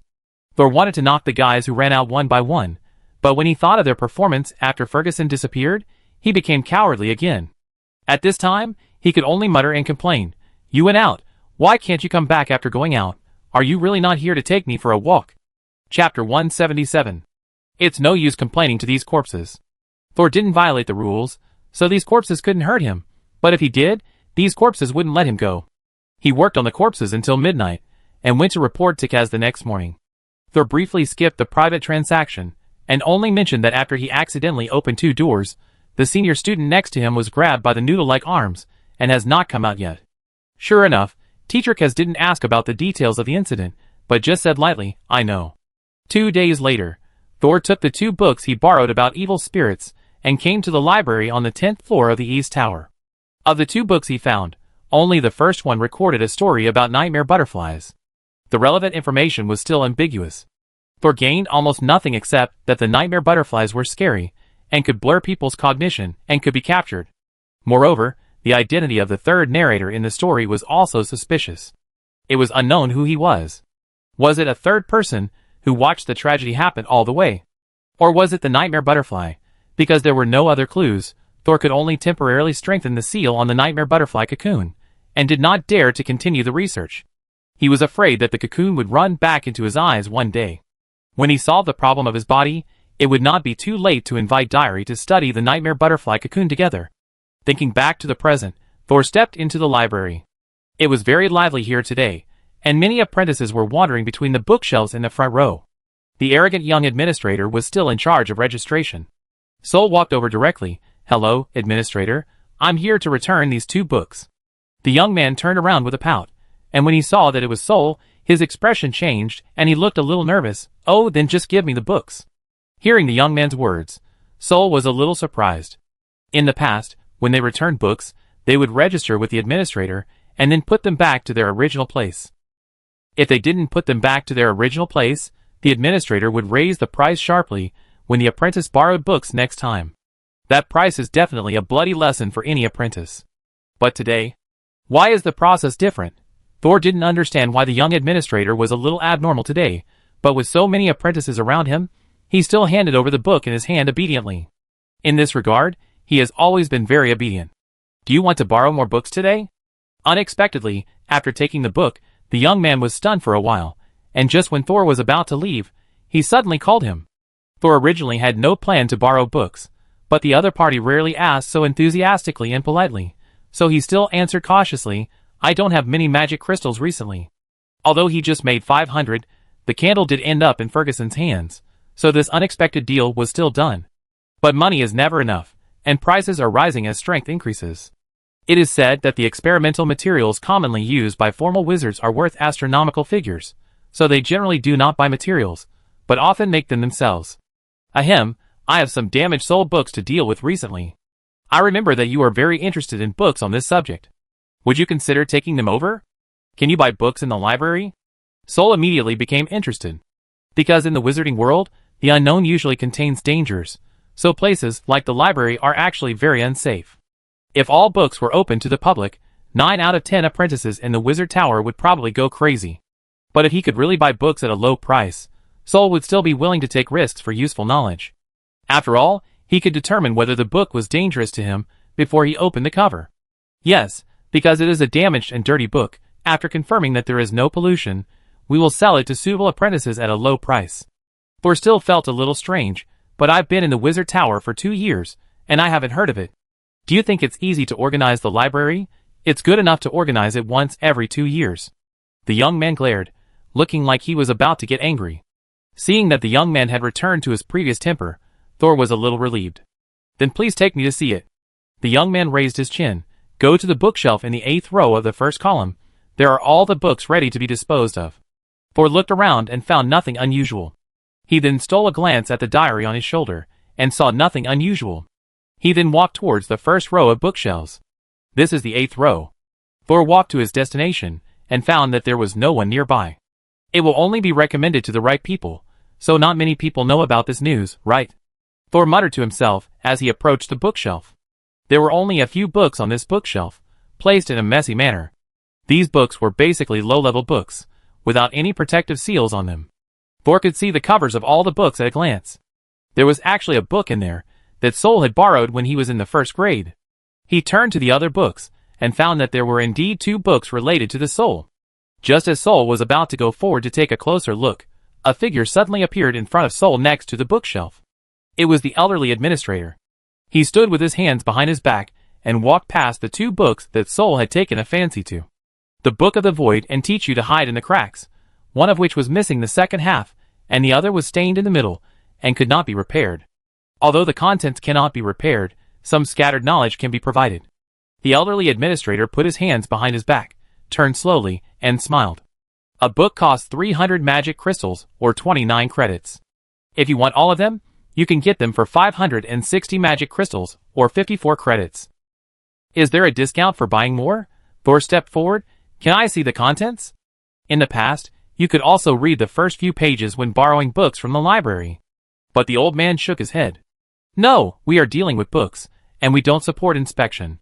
If you want it, buy it. If you don't want it, put it down. This is a bit unreasonable. Both credits and magic crystals are not small amounts for Thor. Soul was a bit embarrassed. But the names of these 2 books attracted him. Especially the second one, which always reminded Thor of the black shadows that jumped and ran, and hid in the gaps between the bricks before the Tower Master appeared. I want them all, and I pay with credits. Soul made up his mind, and gritted his teeth to buy them all. He didn't have many magic crystals, but he still had some credits. Senior Wright cashed the IOU as soon as he returned to the Wizard Tower. So Thor had saved more than 100 credits a few days ago. But these days, he was doing experiments and borrowing books, so his assets quickly dropped below 100. If he bought these 2 books this time, his credits would drop to 30. But for wizards, knowledge is the foundation, so even if it hurt, Thor still insisted on buying these 2 books. Others who buy such incomplete books may worry about taking the wrong research path due to lack of key knowledge. But Thor has the diary of a dead wizard, and can correct his mistakes at any time. The worst result is that he can't find the right path, and he won't die because of a wrong understanding. Hearing Thor's choice, the old administrator smiled even more. Okay, then take these 2 books and go check out. After saying that, The old man disappeared abruptly, and only the lingering sound echoed in Thor's ears. Are you really here to sell books? Do they get commissions for selling books? Thor didn't understand what was going on, so he went forward and took 2 books. Suddenly, a hand wrapped in pink bandages pulled out the ethereal book from Thor's hand. Thor looked up and saw the Tower Master hiding in a brown ray cloak. Tower Master? Gorza held the spine of the book in front of his eyes, and looked at it for a few seconds, uttered an incomprehensible hum, and then threw the ethereal book back onto the bookshelf. The thin book, less than 1 centimeter thick, fell heavily on the bookshelf, making a bang sound, and even the bookshelf partition shook twice. It seemed that what fell on it was not a book, but a person. Chapter 178. Is there something wrong with that book? Sol asked in surprise. No. Golsa's voice was still gentle. It's just that you can't use this book. Sol clenched the only book left in his hand. It stands to reason that he should take the initiative to hand the second book to the Tower Master at this time, but for some reason, he just couldn't reach out his hand. The loud sound just now was like knocking on his heart. With the appearance of the Tower Master, the faint conversation outside the library disappeared without a trace. Don't be afraid. The Tower Master winked at Thor, and his hand reappeared from under his cloak, with a half-burned red candle on his palm. Did you make this yourself? Thor was startled. Isn't this the red candle swallowed by the bronze door? Could it be that the bronze door is connected to where the Tower Master is? Yes, I used a little candle from the warehouse, about the size of a fingernail, and the rest of the materials were prepared by myself. Having been discovered, Thor could no longer lie. Admit it honestly, and try to get leniency. Gorza was not angry, at least he did not show it. Well, in the past, Kaz often appointed apprentices with excellent talents to guard the warehouse. But we found that the more excellent the apprentices were, the faster they consumed the materials in the warehouse. They were often too confident, and many died in experiments beyond their control. So I suggested that Kaz replace the warehouse with a mediocre person. In the first few years after you took over the warehouse, the speed of material consumption slowed down, and the apprentice, who guarded the warehouse, also lived diligently until now. But now it's your turn, and you dared to touch my candles in just a few days. Now the materials in the warehouse can't be saved. Sol didn't understand for a moment whether the Tower Master was praising him or scolding him. I'm sorry, Tower Master. Gorza narrowed his eyes, retracted his hand, and didn't return the red candle to Sol. No need to apologize. Giving you the opportunity to look after the warehouse means that you are allowed to use the materials inside. The reason why I replaced the mediocre apprentice to look after the warehouse is that although the previous geniuses were keen on experiments, they either had no creativity or the direction of the experiment was not what I expected. This is of course a waste. But you are different. I like the first witchcraft prop you made. It seems that I still underestimated your ability and talent. Only by giving you a bigger platform can I see greater gains. Now I give you a choice. Gorza walked slowly into the depths of the library. The white mist gradually obscured his figure, but his voice was still as clear as if it was by his ear. If you are willing to accept this gift of knowledge, come with me. If you are afraid of unknown risks, leave the library. Sol is now burdened with many troubles. The nightmare butterfly that cannot be sealed for a long time, the secret of the body melting mutation, the arm that is still a skeleton because the electric shock problem has not been solved, and the conspiracy about resurrection mentioned by Winnie. Sol sighed, and then followed with excitement. Too many debts will make you feel itchy. This is a gift of knowledge. Just hearing the name makes my spirit boil. If I miss this opportunity, I will regret it in the future. Thor held the book tightly in his arms, with goosebumps of excitement and a heart beating wildly with anxiety, and walked into the white mist where the Lord of Gorsa disappeared with firm steps. When Thor was wrapped in the white mist, he could no longer distinguish the direction, and even couldn't remember the direction of the road he came from. There were no bookshelves around, no walls, and even the light was a blurry halo. Just as Thor was at a loss and stopped where he was, a voice rang out. Follow me. Gorza's silver eyes appeared in the white mist in the distance. Like a searchlight, it penetrated the endless darkness. Thor hurriedly followed. Indistinctly, he felt as if he was climbing up. Looking down at his feet were also hidden in the mist, and the only thing he could see clearly was the book in his arms. After walking quickly for nearly 5 minutes, the white mist in front of him suddenly disappeared, and his vision suddenly became clear. In front of Thor's eyes, there was a long curved corridor, with wooden bookshelves that reached the ceiling on both sides of the corridor. The bookshelves looked ordinary, with some flower and leaf-like patterns carved on them. There were many books on each shelf, but they were not full. They looked carefully arranged, and there was a sense of enjoying life. These books were placed there without any disguise, and it seemed that there was no danger. Gorza stood at the end of the corridor, and Thor did not dare to delay and hurriedly followed. The books in the corridor are all miscellaneous books I collected when I traveled around. They are generally useless, but I will read them occasionally. They are quite interesting. Gorza stood in front of a white door, with a golden witchcraft circle painted on it. It was as gorgeous as the gold ornaments of a noble. This room contains almost all the records of soul research. After you enter, you must be careful to distinguish which knowledge you can read and which you cannot. I will give you a key. Only you can enter. Others will be swallowed by the door. Gorza turned around and looked down at Thor, just like the apprentice, who was devoured yesterday. Yes, sir. Since the Tower Master got the red candle, he must know that Ferguson is also inside the bronze gate. But he came out with the red candle, but did not bring Ferguson out. Does that mean Ferguson is dead? Do you prefer your left hand or your right hand? The topic suddenly changed, but Thor immediately answered, My preferred hand is my right hand. Well, then stretch out your left hand. Thor raised his left hand, which was still a bone hand. Don't you have any idea about the transformation of Spirit Esther? Gorza asked casually, and suddenly raised his hand, and broke off a part of Thor's little finger. Thor, ? Gorza took the tip of Thor's left little finger, turned around and inserted it into the keyhole of the white door. After waiting for about 5 seconds, he withdrew his hand, and pressed the deformed bones back into Thor's left hand. Thor stared at his hand in a daze, and the tip of his left little finger became slender, like the claws of a beast. He stretched out his right hand and pulled it twice, his little finger firmly connected to his hand, with no sign of falling off. Remember to use the key before opening the door next time. By the way, you should prepare yourself and go out at the end of May. It is the beginning of May now, and there are still more than 20 days before the end of the month. Okay, Tower Master, where are you going? I don't know, the driver will take you there. Solve a problem left over from 2 years ago. It may be a little dangerous. I suggest you bring more life-saving things.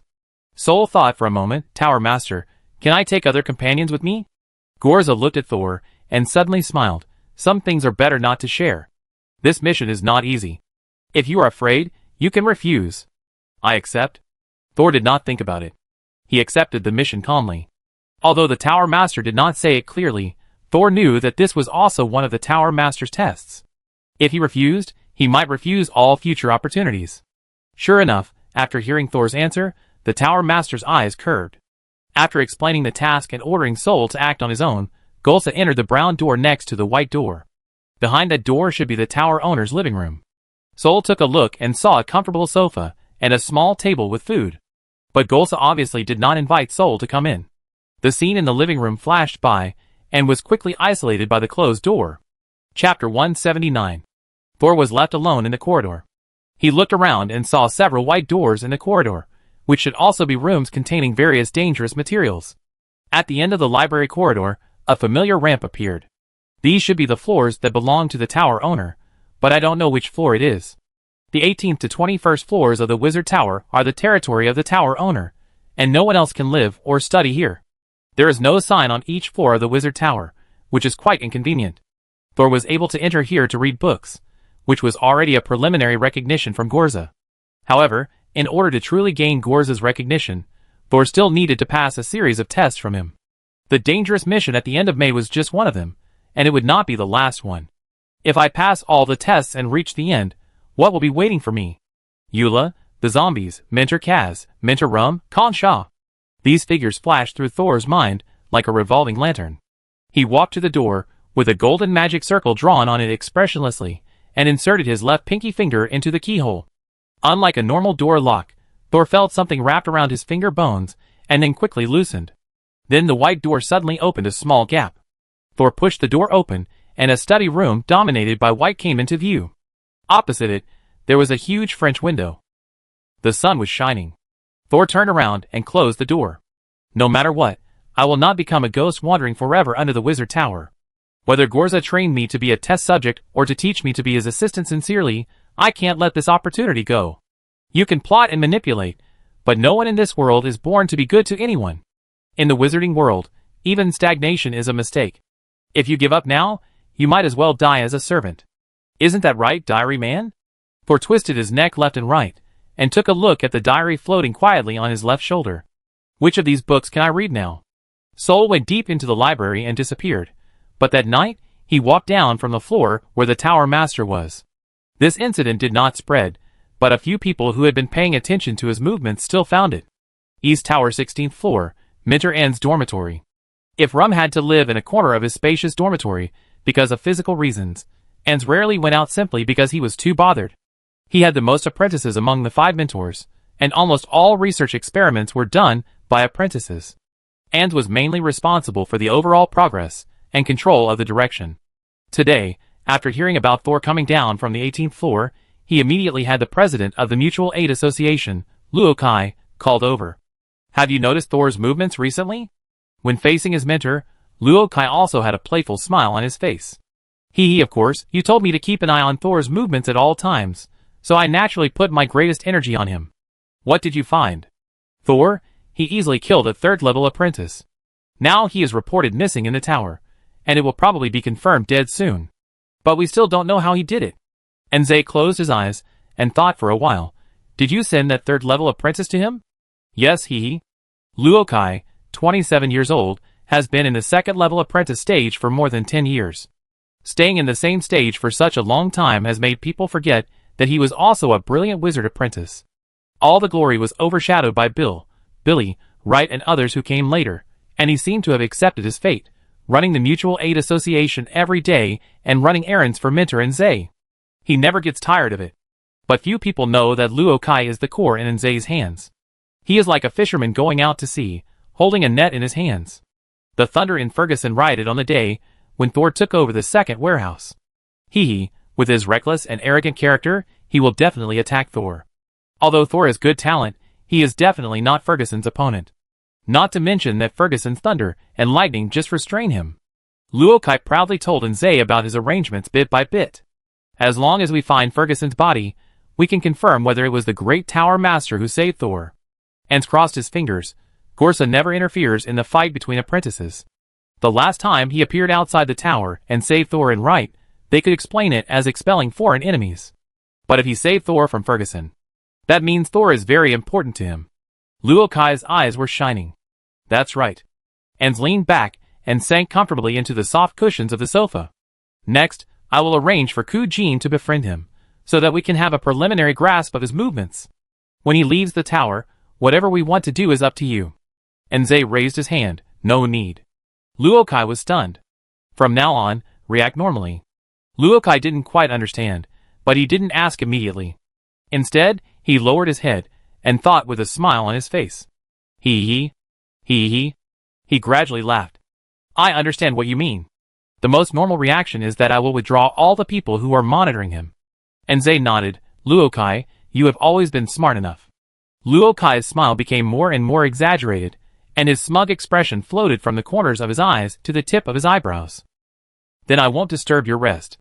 Luo Kai bowed deeply, maintained the posture of facing Zay, and slowly backed away. Just as he closed the door, he heard Zay's voice from inside again. You are still 3 years away from turning 30. Are you anxious? Of course not, Minter. I don't like to make do.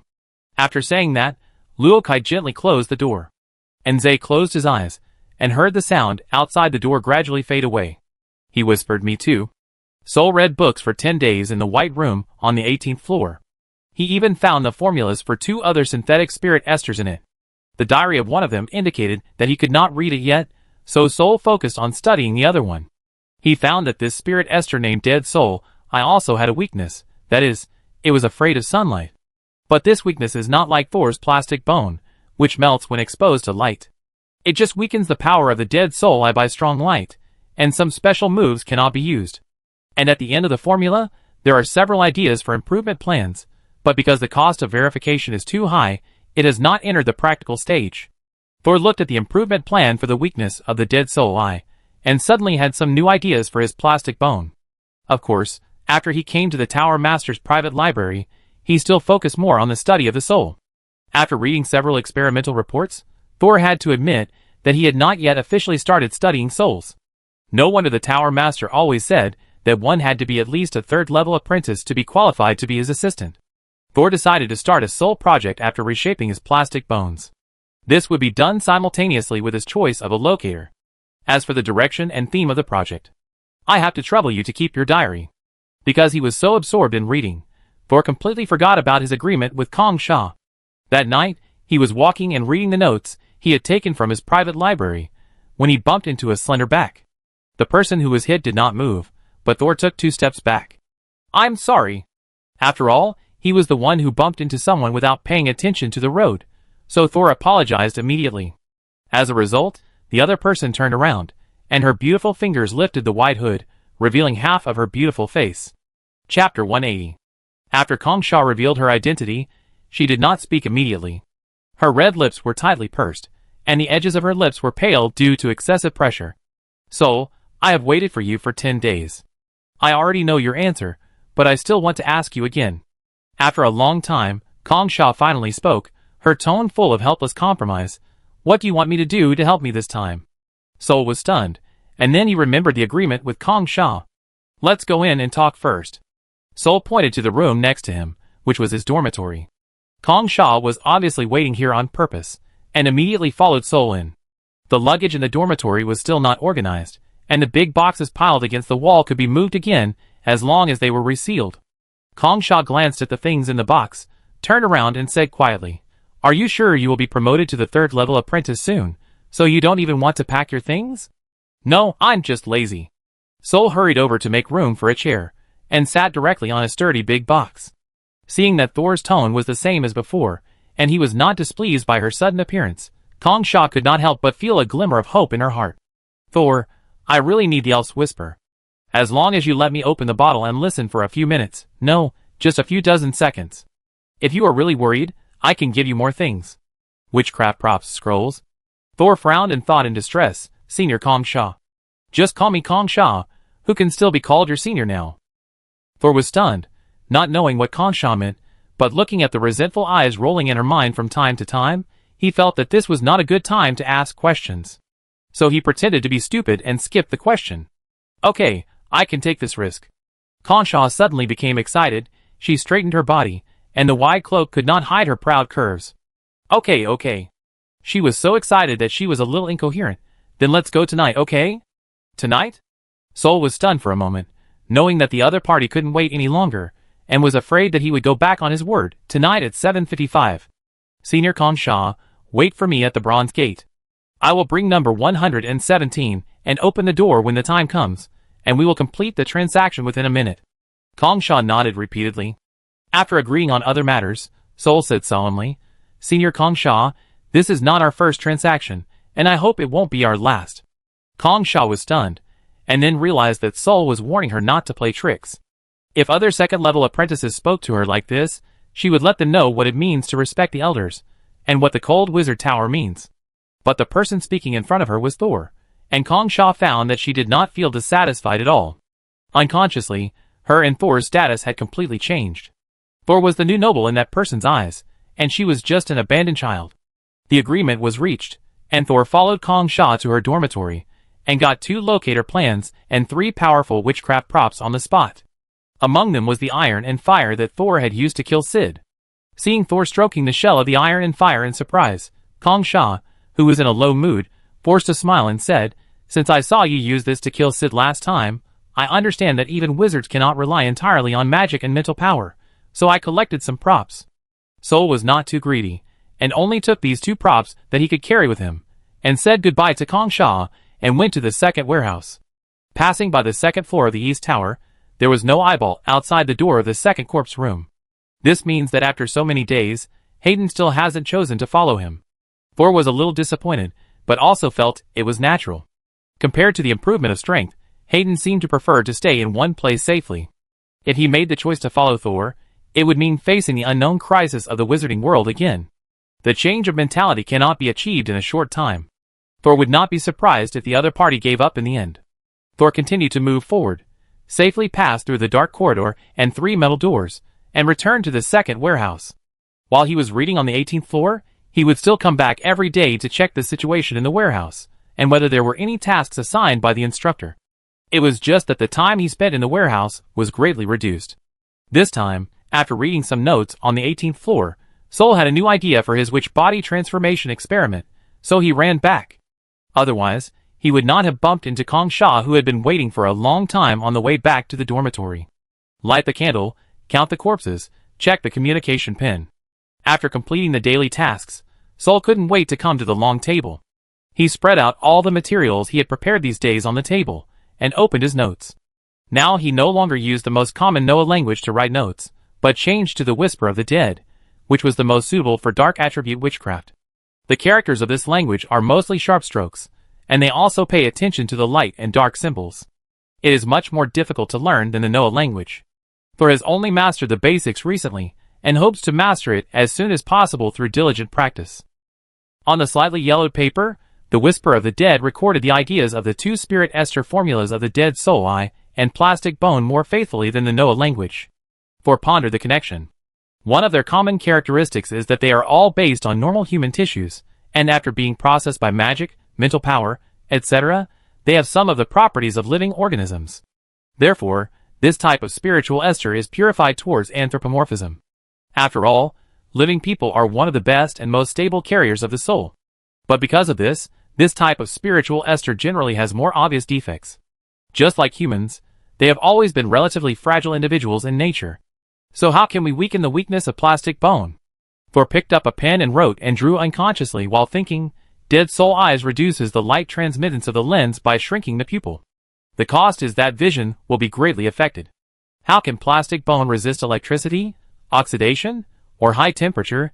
It seems that few people in the wizarding world study how to change the properties of raw materials. And the oxidation of magic is different from the oxidation in the past chemistry. Maybe it should not be called oxidation, but metamorphosis? Just as Sol wrote this, he heard a knock on the door. Dang dang dang dang dang. A messy and impatient knock on the door. Who? Sol immediately stood up and replaced the pen in his hand with the iron and fire that he had just requisitioned from Kong Sha. No one answered outside the door. Sol walked through the shelves and the zombies with his weapon and walked to the door. Who? He asked again. Haywood.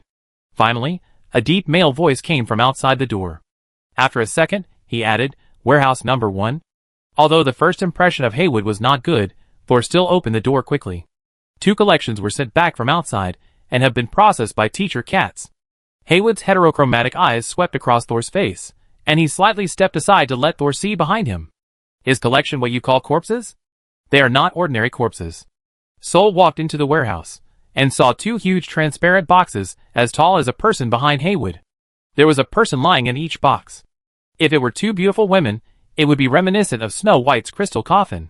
But the people lying inside were all men, and they were 2 men that Thor knew. Herman. Bill. Chapter 181. Who brought them back? Sol asked in surprise. The 2 men died in the Valley of the Hands, at the hands of the evil spirit Morton. At that time, there were pursuers behind them, and they left in a hurry, and had no time to collect their bodies. I didn't expect that he would see them again. It was probably Machi Machi. He lives in the Black Castle forest on the border. When you go out in the future, you can go to his place to rest. Machi Machi is the man who is very slender, and lives in a very slender place. I didn't expect that he could bring back the bodies from such a dangerous valley. However, the 2 bodies looked a little different from when they were alive. It was not the difference caused by livor mortis or gigantism, but a subtle change. Herman's skin became very rough. If you look closer, you can see that Herman's skin is not rough, but has many tiny holes. It's like someone pierced a small hole in the orange peel with a silver needle. If you look closely, you can still see the obvious difference. Is this something that has been extracted from his skin? Haywood smiled slightly. A silver medal, you should have seen it. But the body was severely deformed after the extraction, so for the sake of the beauty of the collection, I had to find some other materials to pour in. Haywood knocked on the transparent coffin-like box. It's not dry inside yet, so be careful when moving it. Thor opened the lid of the box, pulled out a metal rod from his arms, and gently pressed the back of Herman's hand. A milky white mucus emerged from the small hole on the back of his hand, but when Thor retracted the metal rod, the mucus slowly seeped back. The seepage rate is a bit high. I'd better let it dry before putting it in the group of corpses. After Thor finished speaking, he looked at Bill's body again. Bill's body. Is there anything I need to pay attention to? Haywood said, he's not a big problem. Major Goodo has helped neutralize the toxins in his body, but he still needs. He was halfway through his words when Bill's lips were suddenly pushed open by a stream of air. Puff. Let out the air. Haywood said the remaining words without changing his expression. Thor, Okay, I let this hang out for a while. The two took out the handover documents, and now the two freshly processed collections were officially put into the second warehouse. Haywood nodded with satisfaction, and saw that Thor had pushed the two transparent boxes and turned around to leave. At this moment, the hood behind him split open, and a pair of eyes with excitement appeared from inside. But her excitement didn't last long. Where are your eyes? A hoarse female voice came from behind Haywood, with a rather exasperated tone. Before Thor could speak, Haywood smiled and said, Need I say more? Of course I hit it. Haywood turned around and said to Thor, Of course, if you ever change your mind, we can still continue the transaction. The beautiful eyes you hit. Haywood smiled and stepped back, leaving the second warehouse. Did this Haywood recognize the nightmare butterfly, or did he see that the cocoon was precious? Soul could only be vigilant about the other party's amazing observation ability. He carried Bill and Herman's bodies into the warehouse. Because the two new collections were not stable enough, Soul still put them in a transparent box. It's really interesting. The consciousness of these two people is here with me, and now the bodies have been delivered to me, which reunites them. Just as Soul lamented the fickleness of fate, a chill suddenly passed through his body and rushed to the two new collections. White frost began to form on Thor's eyebrows and hair. He quickly took 2 steps back to avoid the sudden cold current, and then he felt that the temperature around him had returned to normal. Just now, something seemed to have penetrated into the bodies of the two people from the air from all directions. It doesn't look like a simple drop in temperature. Is it a spirit? Thor entered semi-immersive meditation and scanned the two newcomers, but found nothing. The cold seems to have disappeared. The change just now ended before I observed it. Next time if there are new people coming, remember to observe the changes in the spirit. Soul was thinking and taking notes. It was almost the time agreed with Kong Sha, and Soul temporarily stopped observing the two new collections. He came to the shelf, under the collection numbered 117. When he was sorting the warehouse before, he checked all the numbered items one by one. Some of these things looked scary and dangerous, while others looked like the most common things around. Number 117, Whisper of the Elf. Thor carefully took a bottle half filled with transparent liquid from the shelf. In the bottle, a branch stood diagonally, with a portion of the liquid exposed at the top of the branch, and 2 tender green leaves stretched out at the top. It looked full of life, small and cute. The Whisper of the Elf is actually the branch in this bottle, not including the bottle outside, and the liquid in the bottle. These 2 things are actually used to seal the Whisper of the Elf. In the warehouse manual, the warning for number 117 is, Do not pour out the liquid in the bottle, and do not take the branch out of the bottle. Once the above 2 rules are violated, you must immediately notify Master Kaz or Lord Grisada. If a species with white skin, golden eyes, and long ears appears in front of you, you must not actively communicate with it. In addition, the manual does not record how to use the elf whisper, but Konsha must have her way, and Thor does not need to worry about it. Their agreement was, Thor would move the item to the inside of the bronze gate, open the door when the time came, let Konsha in to use the whisper of the elf, and use it for 1 minute. Konsha would leave immediately after the time was up. The most dangerous thing for Thor was the process of transporting the whisper of the elf back and forth. However, Thor was no longer the first-level apprentice, who had no resistance at the beginning, who didn't violate some prohibitions when they were students. Therefore, after confirming that there was no prompt in the diary, Thor put the bottle containing the whisper of the elf on the cart. When leaving, he took a small hourglass timer. He only planned to give Kongsha 1 minute to avoid other accidents. Somewhat beyond Soul's expectation, he pushed the cart all the way to the bronze gate smoothly without any trouble.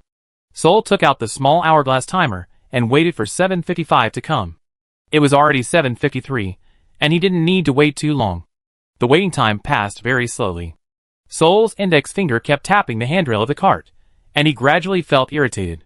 After he knocked 60 times, he looked down at the hourglass again. It was still 7:53. Is my perception of time wrong, or is there something wrong with the hourglass?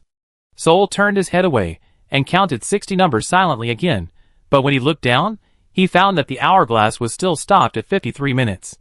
There must be something wrong. Soul looked at the green branches in the cart. I didn't touch the branches, nor did I open the bottle. Sure enough, just moving its position will also be affected.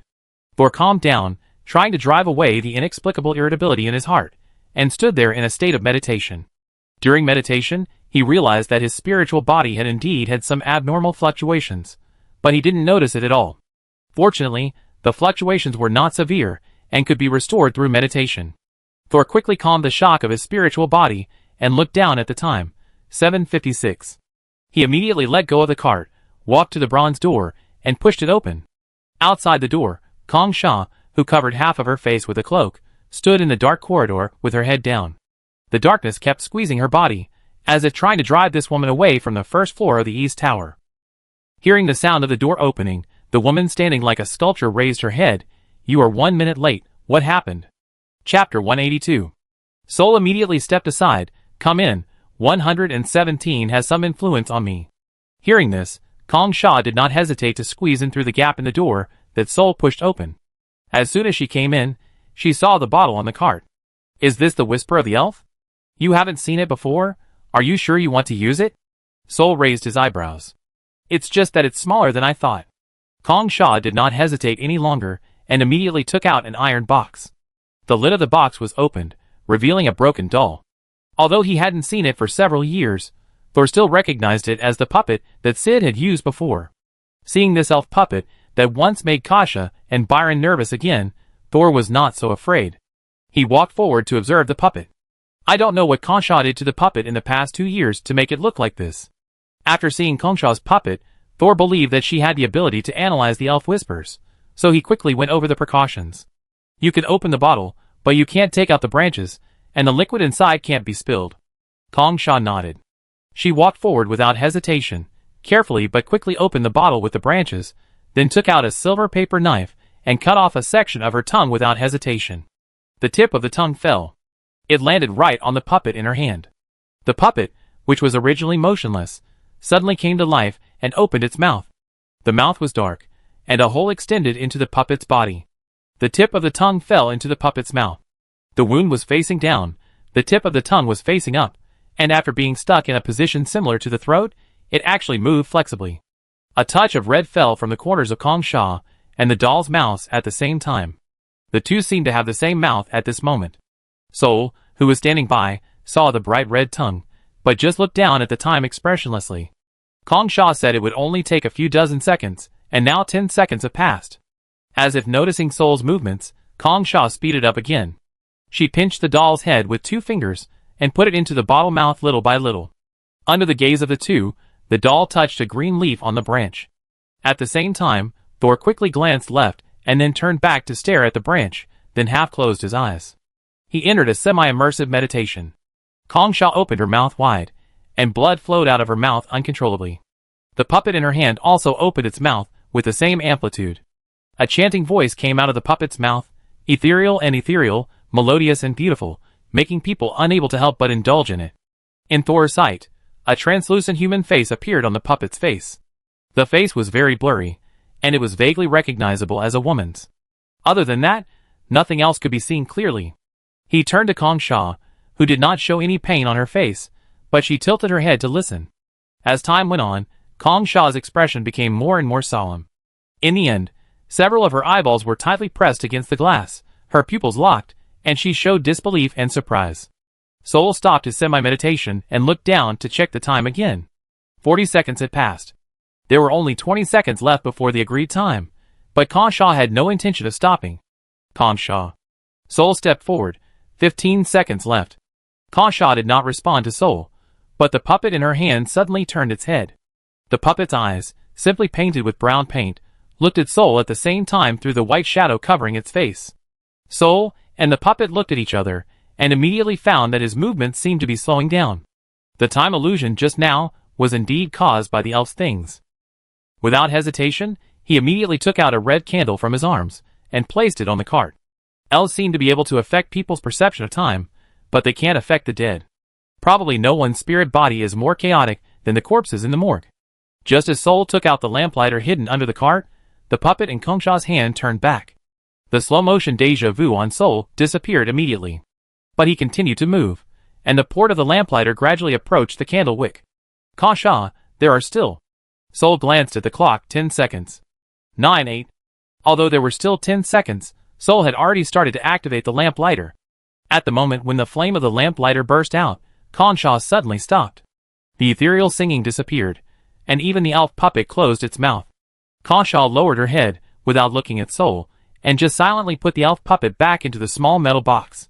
She raised the back of her hand and wiped the blood on her face casually, and then resealed the glass bottle of the elf whisper. After returning all the items to their original positions, she put the metal box in her arms and nodded to Thor, indicating that she was ready. The hourglass clock was exactly 1 minute. Thor was slightly relieved. If possible, he didn't want to break up with Kong Sha. The strongest second-level apprentice was not just talk. Thor put the lamplighter on the cart horizontally, just in the most convenient position for him, and then Thor stepped forward to open one of the metal doors for Kong Sha. There are less than 2 minutes left. Go back quickly. Since Kong Sha finished the ritual, she has been very depressed. Even the eyeballs in her head no longer appear. The whole person is shrouded in an extremely depressing atmosphere. When Sol was tidying up the cart, she was also motionless. Until Sol opened the door for her, Kong Sha turned around silently. At this moment, a figure suddenly entered from outside the door. Sol was startled and immediately retreated to his cart. But Kong Sha, who was originally depressed, suddenly raised her head, her brain was churning, her magic power was running wildly, and ice crystals condensed around her head. She was going to take action here regardless of anything. However, when the person outside the door appeared completely and revealed his face, Kong Sha was stunned and took the initiative to disperse the witchcraft that was about to be activated. And Thor, who was standing behind Kong Sha, also saw the person clearly. It was Haywood, who was in charge of the first warehouse. Haywood changed into a short silver silk cloak at this time, so that before he raised his head and showed his face, neither of them recognized him immediately. The eyes with different colored pupils took in the scene inside the door. Is it disturbing you? Haywood smiled. Don't be so nervous, I'm just passing by. But when Haywood's eyes fell on Thor's cart, he took back the steps he was about to take. Thor thought he would preach to him, but he turned to Kong Sha instead. Although I have no right to say this, I still advise you not to chase the footsteps of the elves. You will only get an illusory dream. As he said this, one of Haywood's purple eyes suddenly turned to Thor alone. You are all abandoned, except your fate. Hearing this, Thor was thoughtful, but still stared at the two of them warily. These two people know each other and have a close relationship. Kong Sha bit her red lips tightly, and blood oozed from the tip of her teeth. She couldn't speak at this time, but she shook her head fiercely.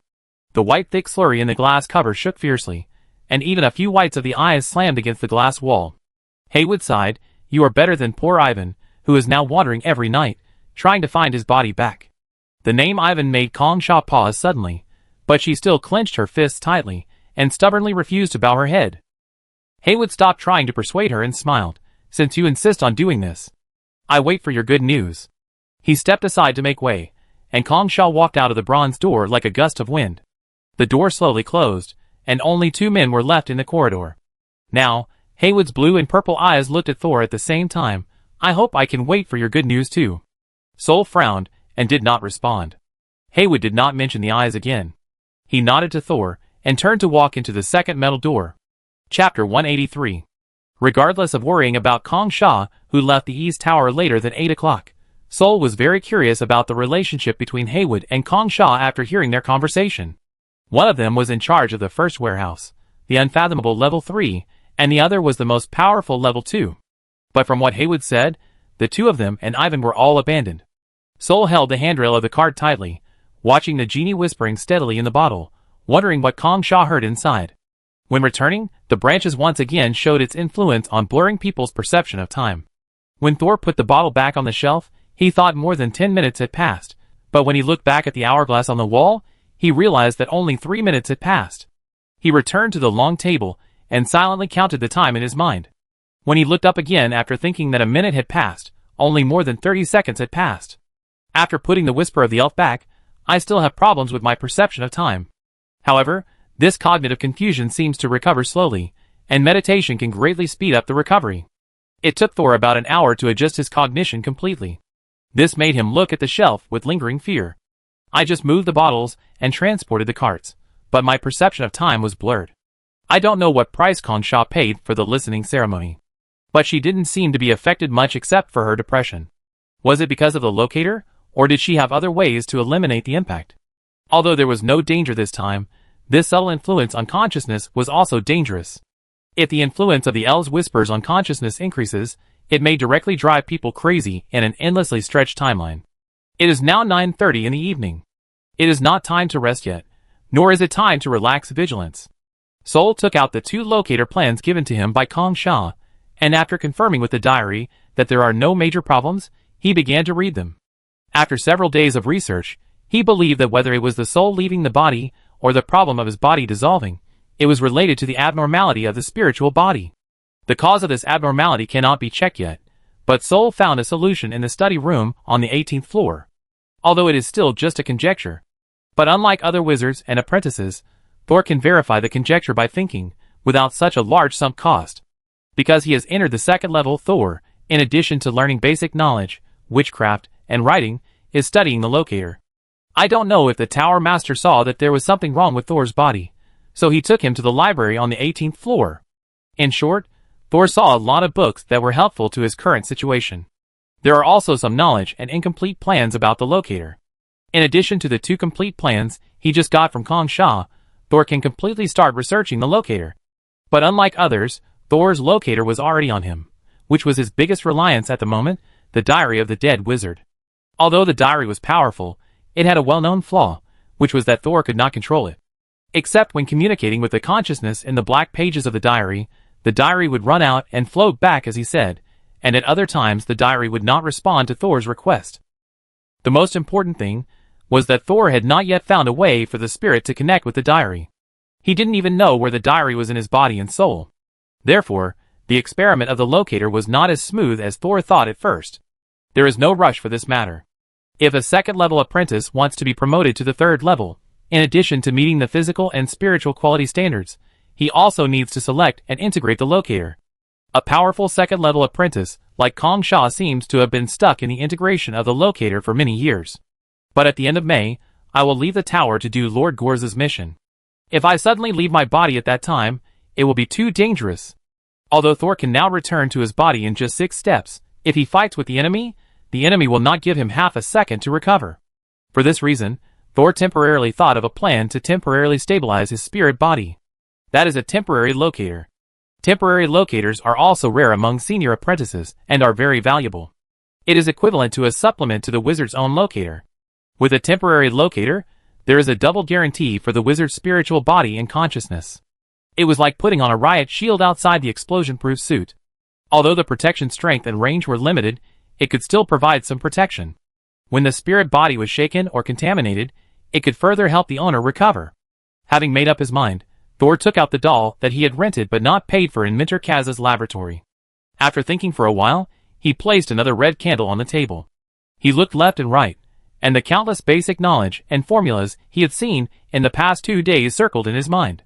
Then Thor buried his head in writing various runes on paper. As he wrote and calculated, more and more materials were brought to the table by Thor. The yellowed paper was filled up day by day, and more complex witchcraft arrays and witchcraft props production formulas appeared on it. As the formula deduction took shape, Thor began to imagine the scene of using the temporary locator he designed. Then the diary came out again and again to pour cold water on Thor. Or lava. More and more papers filled with words piled up in a corner of the table, gradually forming a small mountain, and then collapsed to the ground. And Thor was still looking for the best solution for the temporary locator. A few days later, a small town away from the wizard tower. Dark clouds gathered above the town of Samp, and strong winds whistled from time to time, and heavy rain seemed to be coming at any time. Thor sat in an ordinary single-passenger carriage without the mark of the wizard tower. He wore an ordinary coarse cloth shirt and a leather breastplate on his upper body. The most eye-catching arm was wearing a pair of leather gloves. He looked more like a mercenary than a wizard apprentice. It's just a little bit smaller. This mission was very special.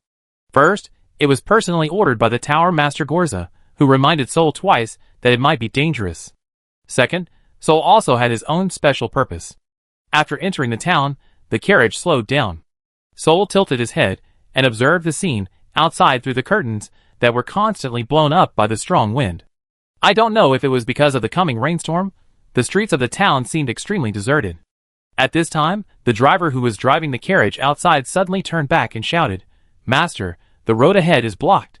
This driver was the same driver who had taken Thor to Black Castle Forest last time. When Thor met the wizard tower directly from the Valley of the Hand, the driver who got the news also rushed back a few days later. When he heard that it was Thor who needed the car this time, he immediately volunteered. And when he left the wasteland around the wizard tower, he carefully addressed Thor as young master. He carefully and implicitly expressed his gratitude to Thor. Thor pushed open the car door, and a gust of wind blew, forcing him to squint. The path ahead was filled with wooden fences and sandbags, and a sign trembling in the wind was hung on the fence, with the words "Danger, do not enter," written on it in the common language. "Is there any other way to get to our destination?" Thor opened his mouth, and his voice reached the driver's ears clearly. The driver was about to answer when his hat was blown away by a gust of wind, revealing a thumb-sized mushroom on his head. The mushroom trembled violently under the ravages of the wind, and it seemed that it would be blown away in the next second. Thor raised his hand, grabbed the driver's hat, and put it back on the driver's head. "Thank you, young master."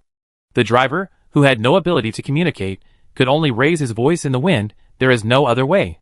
The manor we are going to is at the end of this road, at the southernmost end of this town." Chapter 184. Thor nodded and jumped off the car in the wind.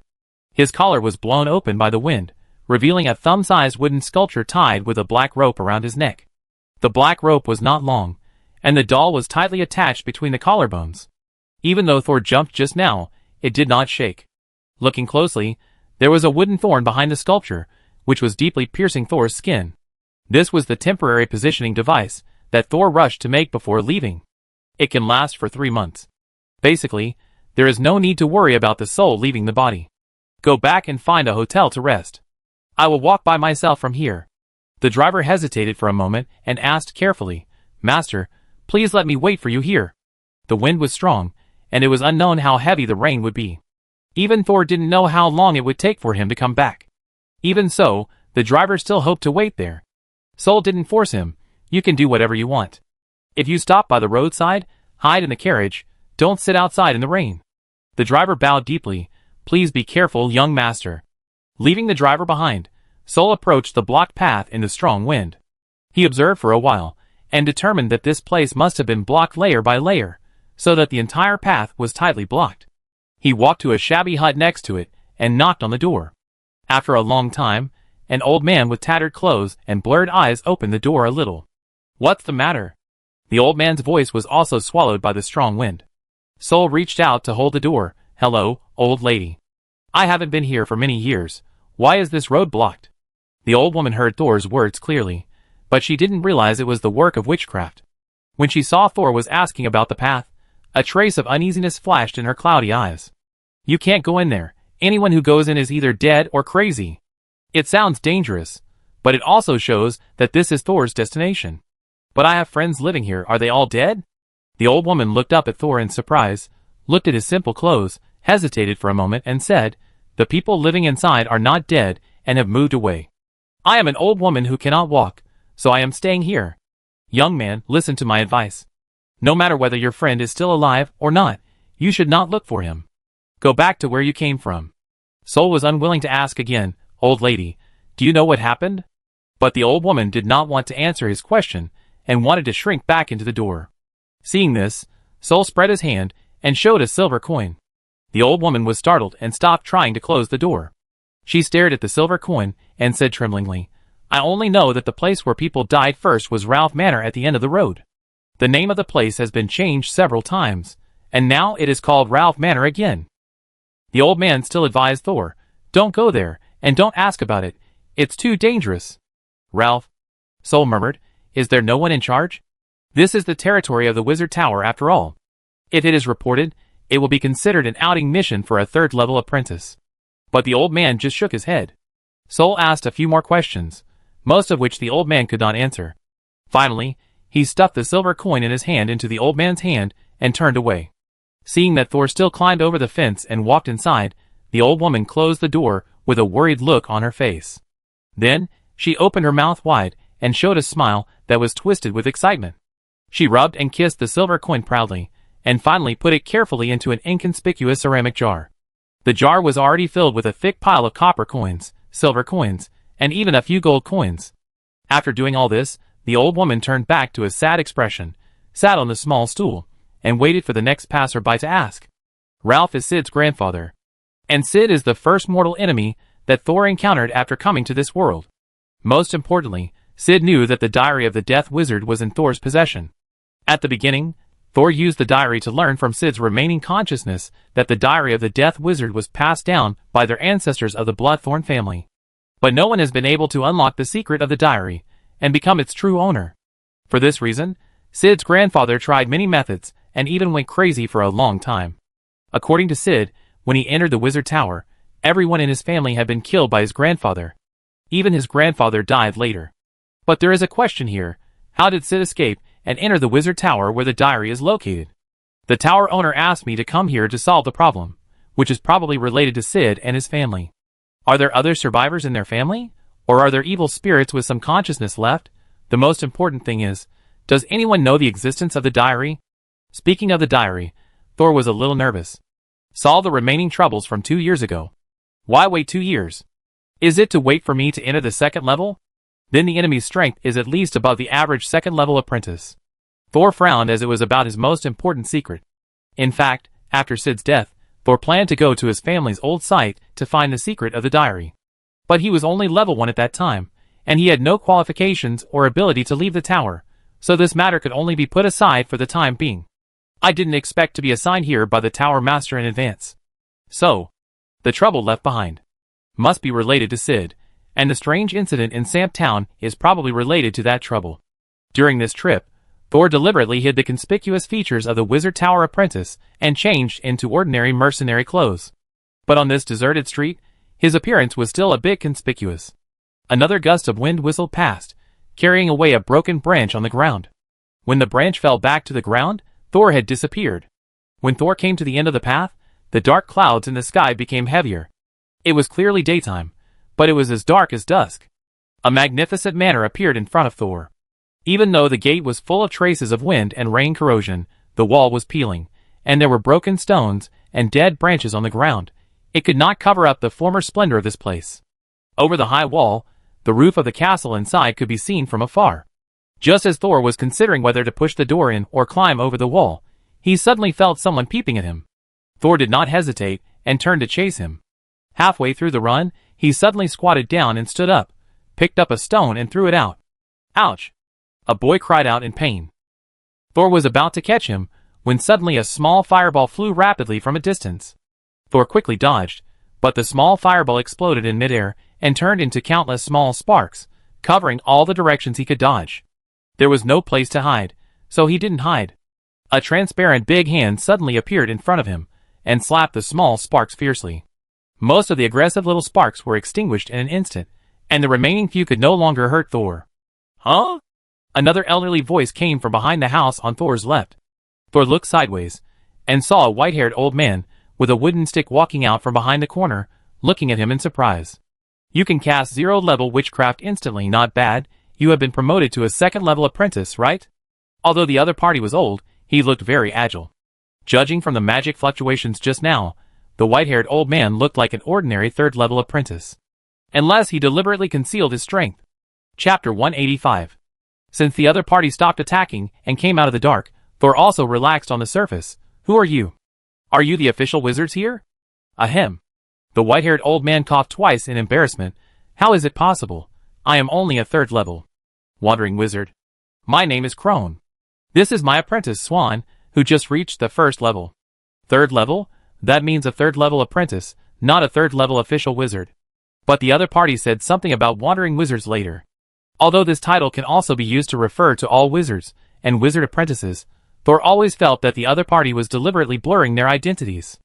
At this time, Swan, the boy who was hit by Thor with a small stone, limped to the old wizard apprentice and stared at Thor with an angry look on his face. The boy looked only 11 or 12 years old, younger than Thor. There was a hole in his calf pants and a scratch on his skin. Thor smiled at Swan. Sorry, I'm a timid person. If someone is watching me in secret, I will attack first. Swan glared and was about to speak, but was stopped by his teacher. Swan is only a level 1, you don't need to apologize to him. You are showing mercy to a high-level wizard if you don't kill him. When these words came out, Swan's expression suddenly looked a little aggrieved. The atmosphere finally eased a little, and the 3rd-level apprentice Crone, who was not young, pointed to the manor not far away. Are you here to try your luck too? Try your luck? Soul asked back. Ralph Manor. Crone pointed to the weathered manor behind him. Once there was a wealthy businessman from another place, who was deceived and bought this manor. But he didn't know that there was a long wizard family living here.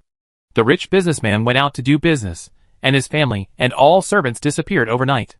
And this manor has become the most terrifying legend in the small town of Samp.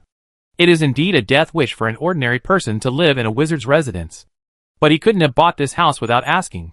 I think someone deliberately concealed the truth. Thor pondered for a moment and said slowly. Krone's eyes lit up. I think so too. In the past 2 years, the rich businessman spent a lot of money to let adventurers enter the manor to help him transport the property hidden inside. But after those people entered the manor, none of them came out alive. Half a month ago, he even persuaded a noble here to send a team of knights in. Thor suddenly interrupted him. The rich businessman has been looking for people to enter the manor in the past 2 years? He wouldn't have known that this was once the residence of wizards for so many years, right? Krone shrugged. Of course he knew, but the things in the manor were too important to him, so he made money while hiring people. Later, no one was willing to take risks, so he found a more powerful knight. But the knights never came out after they went in. Sol narrowed his eyes, feeling something was wrong. A wealthy businessman, no matter how rich he is, can't afford such waste, right? And what in the manor could have made him persist for 2 years without giving up? Sol looked up at Krone with a smile on his face and Swan, the unhappy boy with a pout. You were also invited by the wealthy businessman. Swan muttered, an ordinary person, with only a little money at most, how could he possibly hire a teacher? But Krone said, it's considered cooperation. He told me what happened in the past 2 years, and the layout of the manor, and I helped him bring something out of the manor. You told me this. Sol frowned. You are an apprentice of the Wizard Tower? Krone laughed and revealed Sol's identity. When Swan heard it, he looked at his teacher in disbelief, and then stole a glance at Sol with fear, without the dissatisfaction on his face. Sol neither admitted nor denied it. Seeing that Sol didn't speak, Krone didn't ask any more questions.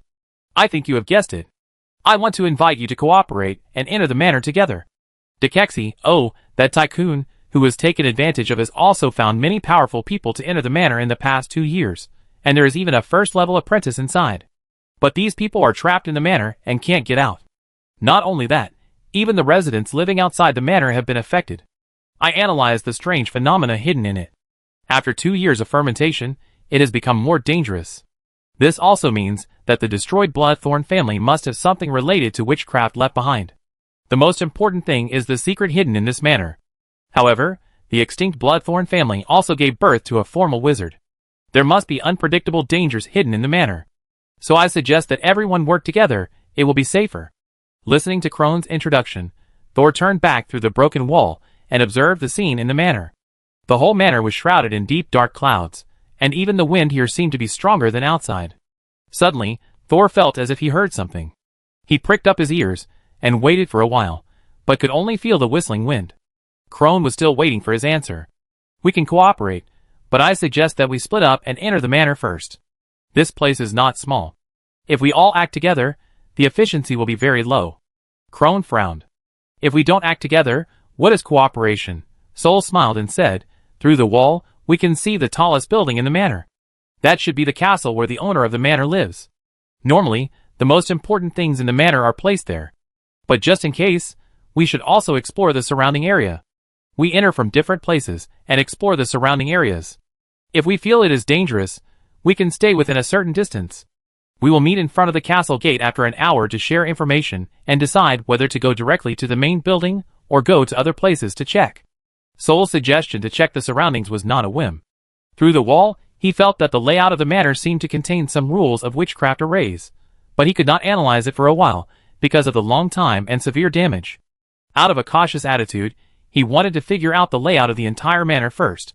If we can analyze the characteristics and rules of this magic circle, we may be able to dig out the secrets of the manor without much effort.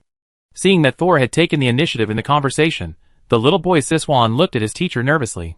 This time, Krone did not hesitate for long and agreed to Thor's proposal. Okay, although according to the information I got, the wealth of this manor is in the castle, but what you said makes sense. Wizards can't just focus on the danger in front of them.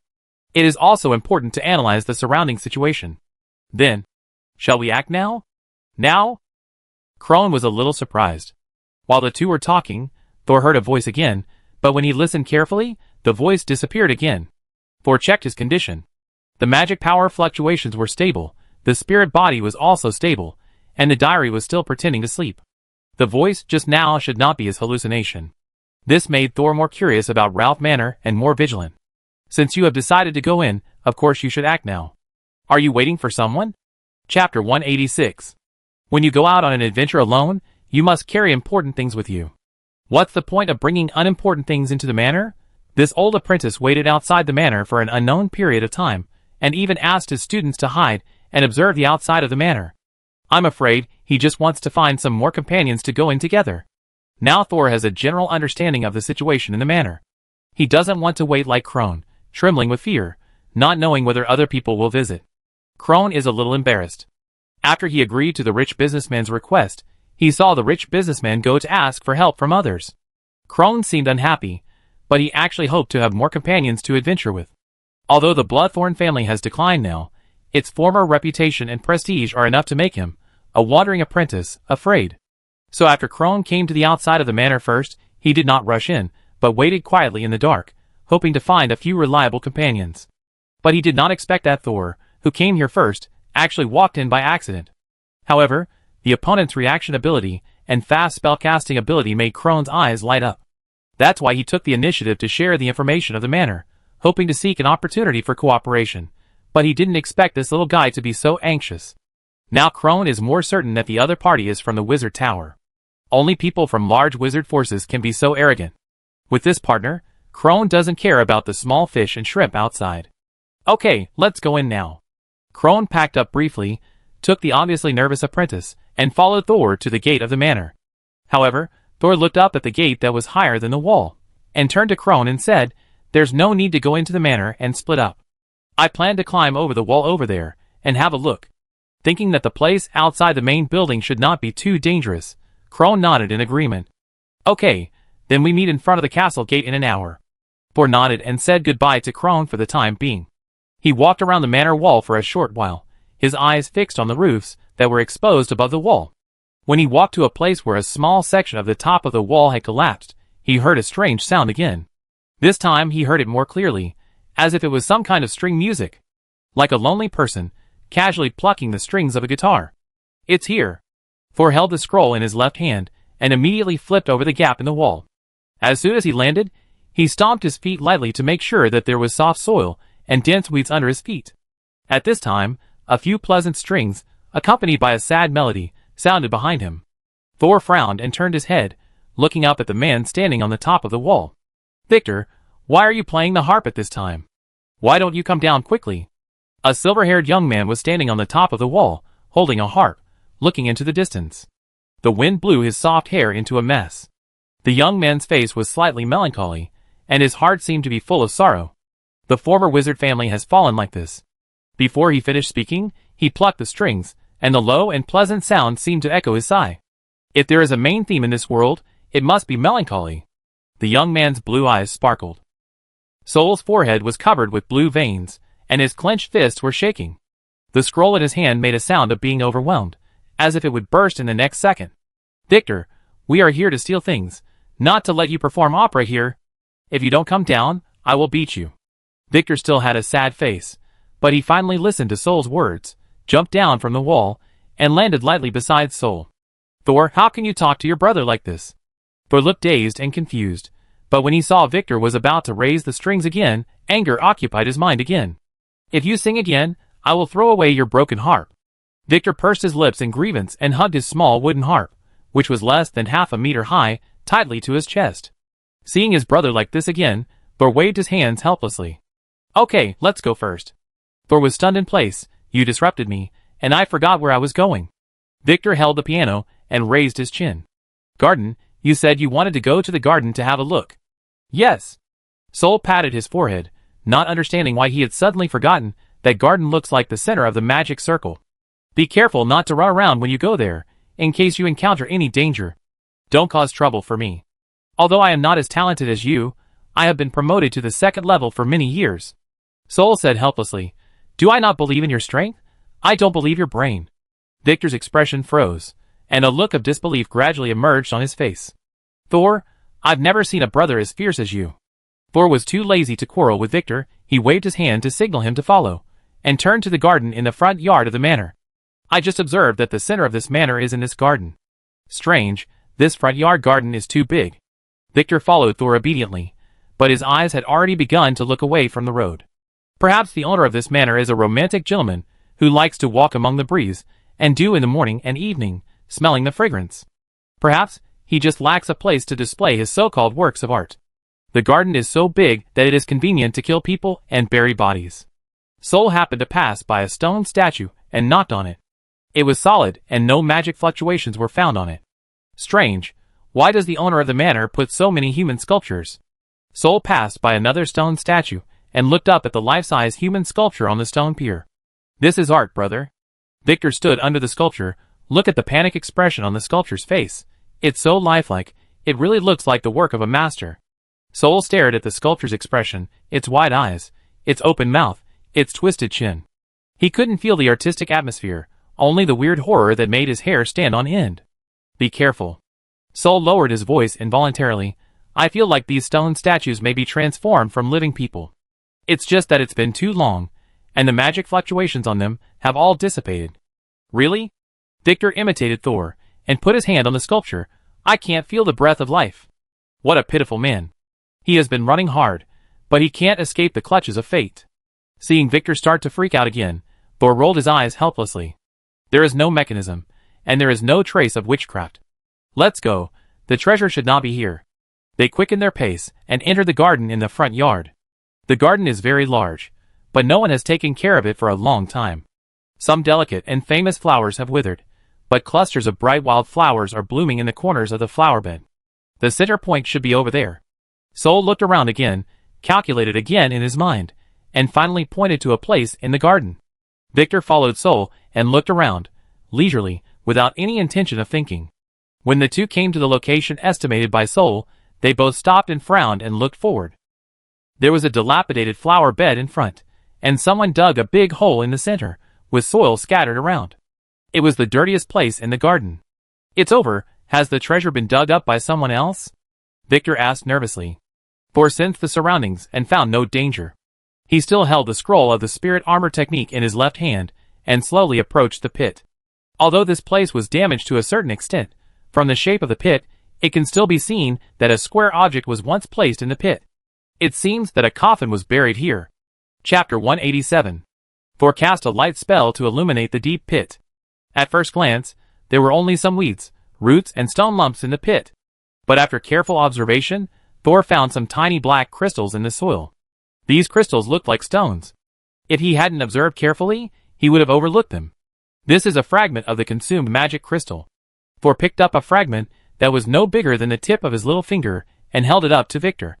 Someone did use this manner to set up a witchcraft array, but his array was set underground.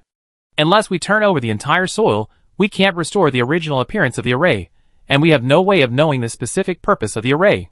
Victor took the fragment from Thor's hand, and gently pinched it with his thumb and index finger, and the fragment turned into a finer black powder, which floated away with the wind. This pit is not very deep. It is enough to bury an ordinary person, but it is too shallow to be used for sealing. I guess this magic circle should be used for enhancement or temporary storage. Thor nodded. I think so too. So the person lying in this pit is likely to be the beneficiary of the magic circle. But now this pit is empty. Victor looked at Thor. Could it be that someone inside has come out? Thor threw away another fragment in his hand, stood up, and patted his knees. It may be useless, or someone dug it out and ate it. Victor stroked his strings worriedly. We may have another enemy competing for the treasure. He stretched out his hand to pull Thor up, but gave up when he saw the dirt on his hand. Don't worry, no matter how many enemies there are, I will definitely help you grab the treasure and let you successfully advance to level 3. Thor looked at the other party's hand that was stretched out, and then retracted, sighed helplessly, and jumped out of the pit by himself.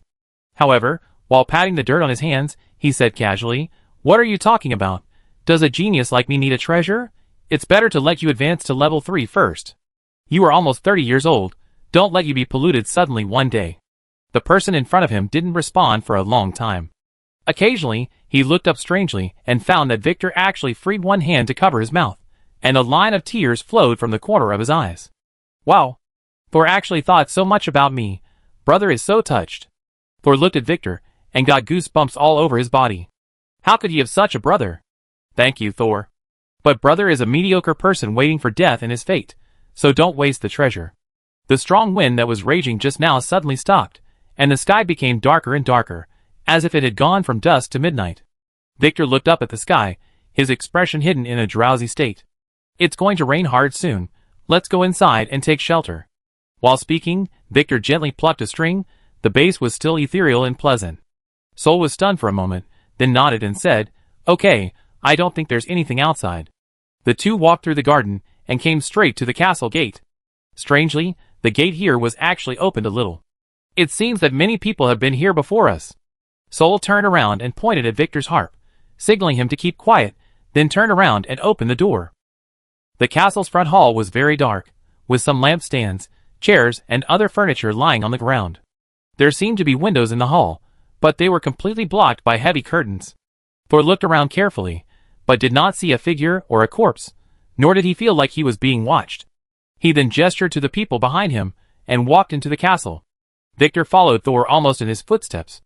The next second after the two entered the hall, the sky suddenly flashed, and when the extremely white light shone through the door and the window hidden by the velvet long skirt, Thor seemed to see a person kneeling with his back to them in the middle of the hall. The man was wearing armor, and seemed to be a warrior. But when the lightning passed and a huge thunder followed, the figure in the front hall disappeared. Clatter. The rain was pouring down. Victor jumped forward to avoid the splashing raindrops. He touched the harp in his arms with lingering fear, almost. At this time, he found that Thor was still standing in front of him in a daze. He walked around curiously and waved his hand in front of Thor. "My unfortunate brother, are you petrified?" Thor came back to his senses and pushed away Victor's hand that was blocking his view. "I just saw a person kneeling in front of me." "Huh?" Victor looked over in confusion, but saw nothing, but this did not stop him from sighing, "Maybe it's a ghost lingering in the castle, with no way to escape. I beg you to take him away from this fate." As he said this, Victor's fingers touched the strings again. But he immediately remembered Thor's warning and forced himself not to let the harp make any sound. "Ask me for help?" Thor curled his lips. "I came here to steal something." He picked the wrong person. Thor walked forward carefully, came to the figure he just saw, squinted his eyes, and used semi-immersion meditation to look over again. But there was still nothing on the ground. Has he left, or is he not a spirit? Thor's expression became serious, and he was about to turn around and warn Victor to be more cautious. But at this time, another huge lightning flashed. Even if he was standing in the house, Thor could see the sky that was as bright as day. He immediately lowered his head and looked over again, and was shocked to see countless figures kneeling in the front hall. Even at his feet, and where Victor was, there was a person kneeling. Shock! When Thor lowered his head, he happened to see a face. That face had no eyes, no nose, no ears, only a mouth wide open, and the scar at the corner of the mouth was twisting and trembling, as if asking for help. But the next second, with the sound of thunder, all the people kneeling in the hall disappeared again. Bang! The door was suddenly pushed open, and two people jumped in as if they were escaping. "There's something wrong with the rain." One of the short men was desperately scratching his wet cheeks and neck. His fingertips were already stained red. The other figure was taller, and Thor saw that it was a white-haired old man. The old man chanted a spell, cleaned the rain off his body, and then cleaned up the little boy next to him. Victor stood not far from the two of them, smiling, as if waiting for them to find him. "Who?" The white-haired old man finally spotted Victor a few steps away, grabbed the boy's collar, and retreated to the other side of the front hall. Victor did not do anything, but walked behind Thor with a playful look on his face. "Who are you?" The old man saw Thor in the middle of the hall, and his eyes became more alert. "I'm here to take shelter from the rain, too." Thor looked at the old man with the same alertness. The little boy was inconspicuous, but now his face was covered in blood, and he was grimacing in pain. The white-haired old man was not ordinary. The magic fluctuations he emitted when he cast the spell just now seemed to be strong enough for a third-level apprentice. The white-haired old man frowned after hearing Thor's lies, but did not expose Thor. His eyes wandered between Thor and Victor several times, and a smile gradually appeared on his face. "Oh, it seems that we have the same goal. But you are luckier than us, and were not caught in the rain." He walked to the window with a relaxed look, lifted the curtains and looked outside. "This rain is not right. It's itchy and painful when it hits my body." The white-haired old man lowered the curtains, "But it's normal. This is Ralph Manor, not a good place to take shelter from the rain. But since we're here, we have to wait until the rain stops before we can go out." Thor nodded to the old man. "Then please rest here, we go inside." He pulled Victor, who was staring at the opposite side with interest, and prepared to pass through the front hall and continue to go deeper into the castle. The old man was probably a third-level apprentice, while Thor and Victor were both second-level, so it would be easy to suffer against the old man. Seeing Thor was about to leave, the other party did not say anything to stop him, but just watched silently. The little boy tugged at the old man's sleeve anxiously. "Teacher, should we let them go in first?" The white-haired wizard held him down. "Don't worry, Swan. Let them turn around first." Chapter 188. Walking through the front hall and pushing open a slightly shaky door, Thor walked into the next room while keeping an eye out for the old wizard's movements. "It's so dark here, Thor. Can't we turn on the lights?" Victor followed in, looking at the even darker room with a worried look on his face. Thor rolled his eyes in the dark, wishing Victor could go out in the rain to clear his mind. But just as he took a step forward, the whole room suddenly lit up. Thor was startled and suddenly turned his head to look. The curtains in this room were neatly drawn, revealing the rectangular window and beautiful garden behind. The sun was shining brightly outside the window. Thor frowned. Is this an illusion or a loss of control? He turned around to ask Victor, but was surprised to find that there was no one behind him. At the same time, the door behind him was tightly closed. Thor hurried forward and turned the door handle. The door opened smoothly, and it was not locked and could not be opened, like the classic scene in ghost movies. Outside the door was the front hall that Thor had just walked through. But at this time, the front hall was also bright, with sunlight shining in from the windows on both sides. Where were the dark clouds and rainstorms? You could even see tiny dust jumping in the room. But there was no one here, not Victor, nor the old man and boy who came in later. "Victor?" Thor called his companion's name in a low voice. No one responded. His hand holding the door handle gradually tightened, and the metal handrail began to deform after groaning. Space is disordered. Time is disordered. How could such an extraordinary scene appear in a place where only formal wizards existed? That guy should still be in the same place. Thor was not too worried about Victor. Victor had been in level 2 for many years, so nothing should happen to him. It's not possible to find Victor just by walking around blindly, so it's better to find the treasure first. Maybe we can solve this puzzle. Thor rolled his eyes and said to himself, "Yes, I must find the treasure first." Bang! Just as Thor was about to go back, the front door was suddenly pushed open roughly. A tall warrior in armor rushed in with several of his men. He saw Thor standing at the door at a glance. "Is there anyone alive here?" The warrior narrowed his eyes, and the long sword in his hand was ready to go. "Captain, could it be a ghost?" one of the soldiers asked. "It doesn't matter if it's a living person or a ghost," the warrior said, and walked towards Thor. Thor didn't hide.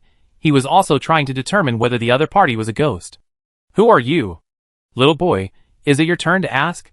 A soldier laughed grimly, and suddenly a bottle escaped and was about to throw it at Thor. However, a large hand suddenly held down the soldier's hand and the bottle. It was the tall warrior in armor. "My name is Olaf, and I am a knight appointed by Viscount Buck of Mego. May I ask who you are?" Thor did not answer Olaf immediately. He turned his head slightly and looked at the soldier who almost threw his bottle. He had seen the face just now. He had looked at this face closely before. It was just that the face had no eyes and nose, but Thor remembered the scar at the corner of his mouth clearly. "Asshole, our captain is asking you a question." As Thor had not answered, the soldiers around Olaf began to be dissatisfied. But Olaf stood there, his expression becoming more and more serious. "What day is today?" Just as the soldier was scolding, Thor suddenly asked. This abrupt question made the soldier stunned. Olaf said in a deep voice, "Today is May 14th. It was half a month ago." Sol's words completely confused the people on the other side. Some soldiers even muttered, "Did we meet a madman? Did you just enter Ralph's manor?" Sol asked again. His strange behavior made the originally irritable soldiers quiet down, and they all looked at him with surprised eyes. Olaf slightly pressed down his wrist and took 2 steps forward. "We did enter here just now under the order of the Viscount." "Then who are you? When did you come in?" Then what answered him was a huge translucent hand. Olaf quickly rolled to avoid it, but the hand failed to catch him, but caught the soldier who was about to throw the bottle at Thor. "Wizard! Wizard!" Olaf dodged subconsciously, but was not glad that he succeeded. He looked at Thor with fear. "Wizard, Master Wizard." The captured soldier did not dare to struggle at all. The expression on his face instantly changed from arrogance to fear, and he kept begging for mercy. "I am not. Please, please forgive me." The wizard's hand pulled the soldier in front of Thor and threw him to the ground. The soldier shivered and lay on the ground, not daring to get up. Thor possessed the soldier and pulled out the bottle he had just been about to throw from his fingertips. The bottle was cold, and the touch in his hand was also normal, not like an illusion.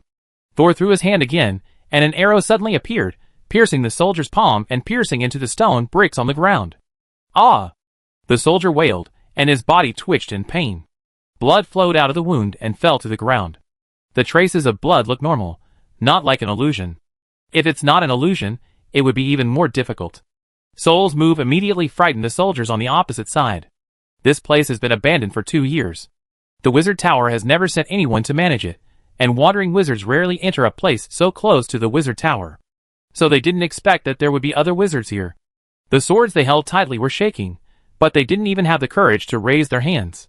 In this world, who dares to be an enemy of wizards? Unless we have a more powerful wizard. We are unreasonable, sir. Knight Olaf lowered his head, put down the sword in his hand, and pointed the tip of the sword to the ground. We just didn't expect you to be here. We are offended by our words. Please forgive David this time. Thor threw the bottle in his hand and caught it again. What is this? Olaf pursed his lips. This is holy oil blessed by witchcraft, which has certain harm to spirits.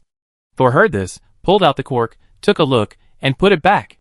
Poor quality witchcraft products, not even the lowest level witchcraft props. There are some light element particles in it, probably using the natural antagonism between light and dark particles to destroy weaker spirits. It won't be very useful when encountering vengeful spirits, let alone the current chaotic predicament. And if these people really came in half a month ago, unless they'd brought enough food, they should all be dead now.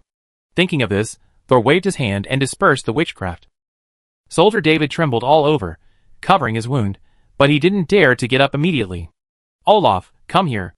The knight's breathing stagnated, he swallowed nervously, put his sword back into the sheath, indicating that he was not aggressive at all, and then walked to Thor with difficulty. Turn around. Thor ordered again. Olaf turned around nervously, not knowing what Thor was going to do.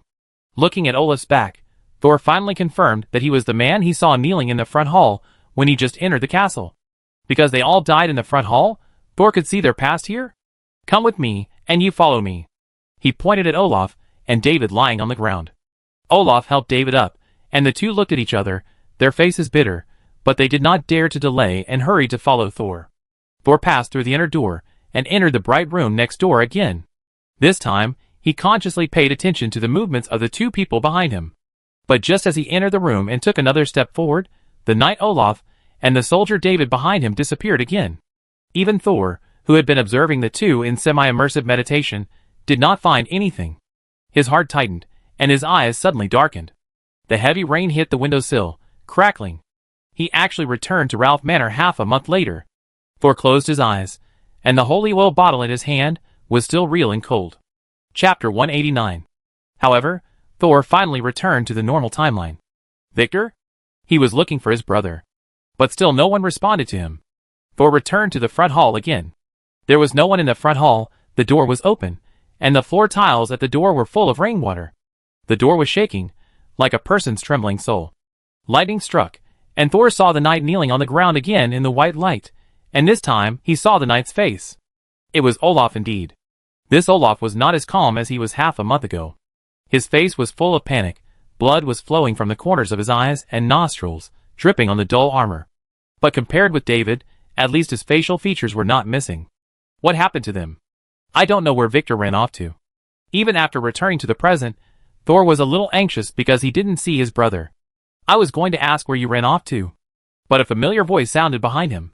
Thor looked back and saw Victor running down the stairs.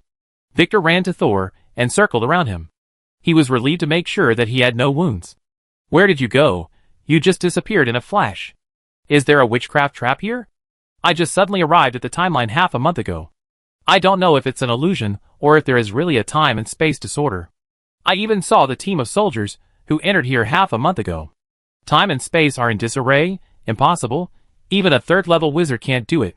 Victor waved the harp in his hand. Why don't we leave here? It's too dangerous here. Maybe the treasure is not destined to belong to us.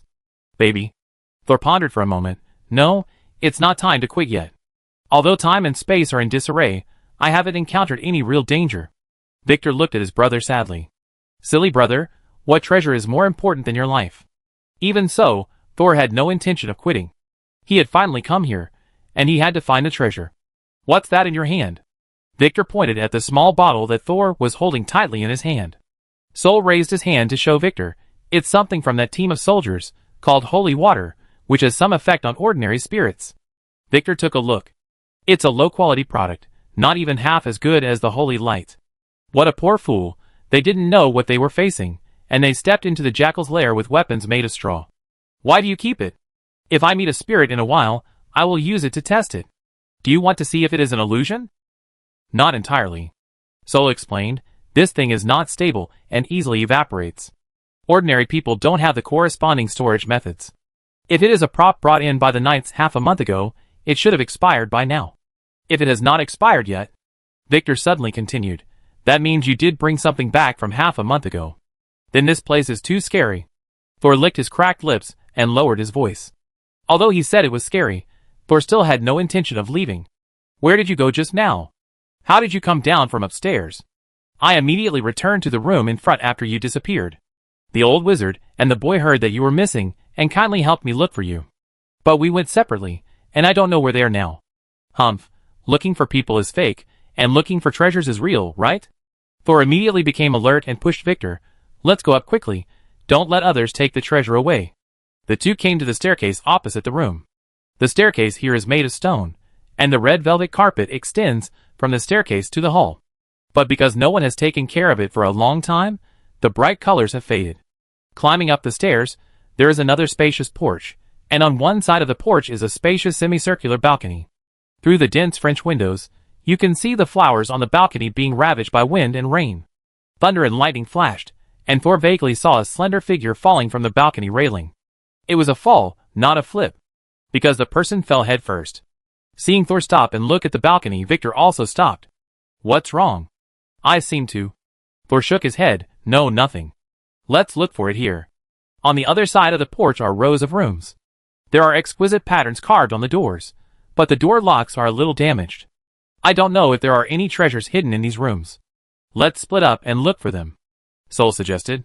But Victor hesitated. If you disappear again, even if we act together, the time and space will still be disordered. Sol spread his hands. Victor stopped talking. It was not until a thunderclap made the two of them look out the window at the same time that he agreed to Sol's question. Okay, then we will act separately. Sol nodded and immediately entered a house in the middle of the corridor. He walked around inside and found nothing. After coming out, he saw Victor still standing in the corridor with an expressionless face. What's wrong?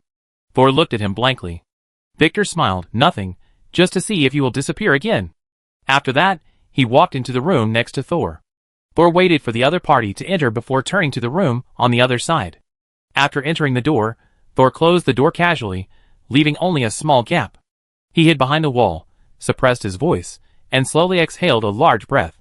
Thor's pupils trembled slightly, and the cold sweat that had been suppressed for a long time was about to move between his pores. He took several deep breaths in succession, suppressing his body's instinctive fear reaction. This Victor. He still couldn't help swallowing his saliva. Who is it? Thor tilted his head, his eyes swept across his left shoulder, and then quickly straightened. The diary didn't indicate it. Victor and I became brothers for some reason, and when I first met the crone wizard, I completely forgot that I had met him. Was this influenced by the manor, or was there someone behind the scenes?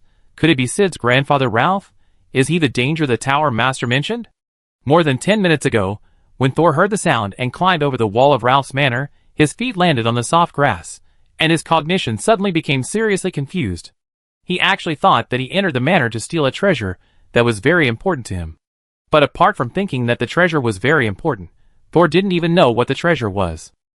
It was like a drowning man desperately trying to grab a life-saving straw, but he didn't know what he could grab. But the most terrifying thing was that Thor actually thought that there was a senior second-level apprentice named Victor who was traveling with him, and he was his brother. Ridiculous, Thor had never even seen this person before he climbed over the wall and landed. At first, Thor didn't notice it at all. It wasn't until he entered the hall full of sunlight for the first time that he realized that his consciousness was confused. Not only did he forget the real purpose of his coming here, but he also forgot his identity. Eliminate the troubles left by Sid, and look for clues to the diary of the dead wizard. It was when he remembered the name of the diary that Thor's vague consciousness and cognition gradually returned to the right track. Then what about Victor? Is he the culprit of all the chaos, or a victim like Thor? Thor? Just as Thor was thinking, Victor's call came from the corridor again. Thor got up and walked around the room casually. What's the matter? Nothing, just to see if my poor brother has disappeared. Thor maintained his original tone and expression, walked out of the room, and waved to Victor, who was standing not far away, and looking at him. Hurry up. Let's find the treasure earlier, and leave this damn place earlier. Chapter 190. Despised by Thor, Victor smiled instead. Don't worry. Even if I'm stuck in this hellhole forever, I help you find the treasure. Sol resisted the urge to roll his eyes, and went into the next room.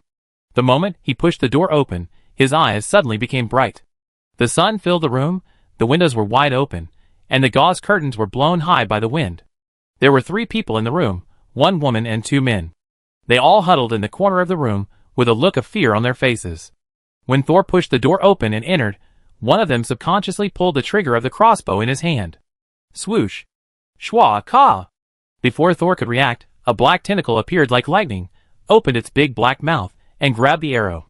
Small algae suddenly appeared, bit the arrow into pieces and swallowed it, and then spat it out in the next second. Pooh, pooh, pooh. Although the tip of the arrow it spat out was deformed, the dark green halo on the metal could still be seen. Poison? Sol looked down, and then up at the 3 people. The 3 people on the opposite side looked at Sol with despair. 2 of them ran directly to the open window, and the remaining woman was even more exaggerated. She actually crawled under the bed. Did she think that Sol was too fat to catch up?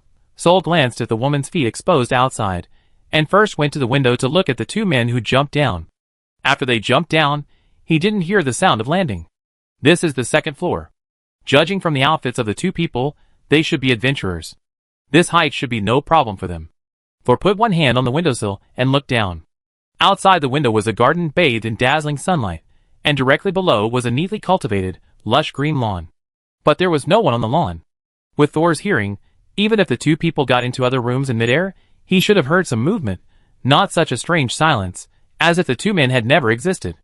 Did they also travel through time and space? Thor stopped by the window for a while. It shouldn't be that simple. If time and space could be traveled so easily, the Tower Master who could teleport would not become a feared top 2nd level wizard. Thor walked back from the window, and began to observe everything in the room carefully, trying to find flaws and unravel the secret of the changes in time and space here. As he looked, he saw a foot curled up under the bed. Oh, it was that confused woman. Thor walked over, grabbed the slender ankle, and pulled it out suddenly. However, except for the ankle, he didn't pull out anything. The woman who crawled under the bed disappeared, leaving behind a broken leg with an irregular cut. It looked like it was eaten by something. He frowned and threw away the bleeding leg. If you jump out of the window, you will disappear. If you crawl under the bed, you will also disappear. They jumped out of the window, and crawled under the bed so decisively. Are they afraid of me, or have they mastered the law of time travel? Thor squatted down and looked under the bed, then glanced at the window, and finally chose to exit from the main door. There was still a spacious porch outside the door, but because of the light coming in from the balcony opposite, it seemed much brighter here, and there was no weird atmosphere on rainy days. It was as if the world was torn in two. One half was a rainy world with dark clouds, lightning and thunder, and the other half was a sunny world with bright sunshine and gentle breeze. It seemed to be the same when I traveled through different worlds on rainy and sunny days for the first time. The first time I passed through a door, I came to the sunny world. I passed through that door again, and was still in the sunny world, and saw the knight who had just come in. But when I passed through the door for the 3rd time, I returned to the rainy day world. Through his naked eyes, and his spiritual perception, Thor still did not find any flaws here. It is very likely that the power of the rules here is stronger than Thor's strength. It would be extremely difficult to break through with brute force. Can I travel through different worlds by passing through the door? If I did not pass through the same door for the 3rd time, but chose to enter another room, could I still return to the rainy day world? In the rainy day world, there is the mysterious Victor. Thor was unsure of the other party's strength and purpose, and did not plan to go back to reunite with his brother for the time being. He simply continued along the corridor. He did not enter the rooms he met on the way, because what Thor was looking for was unlikely to be in these places anyway. He came to the end of the corridor, and stopped to look at the spiral staircase in front of him. The staircase here was not connected to the staircase Thor had just climbed, but it also had a downward passage, which seemed to lead to other areas on the 1st floor. Ralph's castle is not very majestic. It is about 4 floors, and the highest tower may only have 6 floors. Thor stood on the stairs, hesitating whether to go up or down. Let's ask someone with experience. Thor lowered his head, and called the diary in his heart. Brother Diary, please ask Lord Morton to come out. The diary flew out, and turned directly to the last black page. After the diary absorbed the consciousness of Morton, a second-level wizard, Thor occasionally asked him some unimportant common sense. He dared not ask too professional questions, fearing that advanced knowledge would bring advanced risks. On the contrary, Bill's consciousness gave Thor a lot of guidance in daily learning. But whether it was Bill or Herman who was sailing on land, they were only third-level apprentices, and their consciousness was consumed too quickly. When Thor was desperately conducting experiments, the handwriting of both of them was as thin as a hair. This made Thor dare not ask them again, fearing that he would accidentally destroy a page of the Black Book. Only Morton's consciousness energy was sufficient, but unfortunately Morton had been a demon for many years, and had forgotten a lot of knowledge. Lord Morton, have you heard of the Bloodthorn family? Bloodthorn? No, but I have heard of the Bloodrose family. They were loyal subjects, who followed me to fight in the Chuesho Valley. By the way, Bloodthorn seems to be a branch of Bloodrose. Fight in the Chuesho Valley? No need to ask, they must have been wiped out. Maybe the decline of the Bloodthorn family is due to the withering of Bloodrose. Lord Morton, do you know how the Bloodthorn family prospered? A family that can inherit the diary of a dead wizard should not be as unknown as Morton thinks, even if they don't understand the real secret of the diary in the end. How could I possibly pay attention to such a small matter? But Bloodthorn seems to be famous for the flesh and blood spells in the dark element. TSK, I can't remember clearly. Am I really old? Why can't I remember many things? I was not like this before. I could remember even a small thing clearly.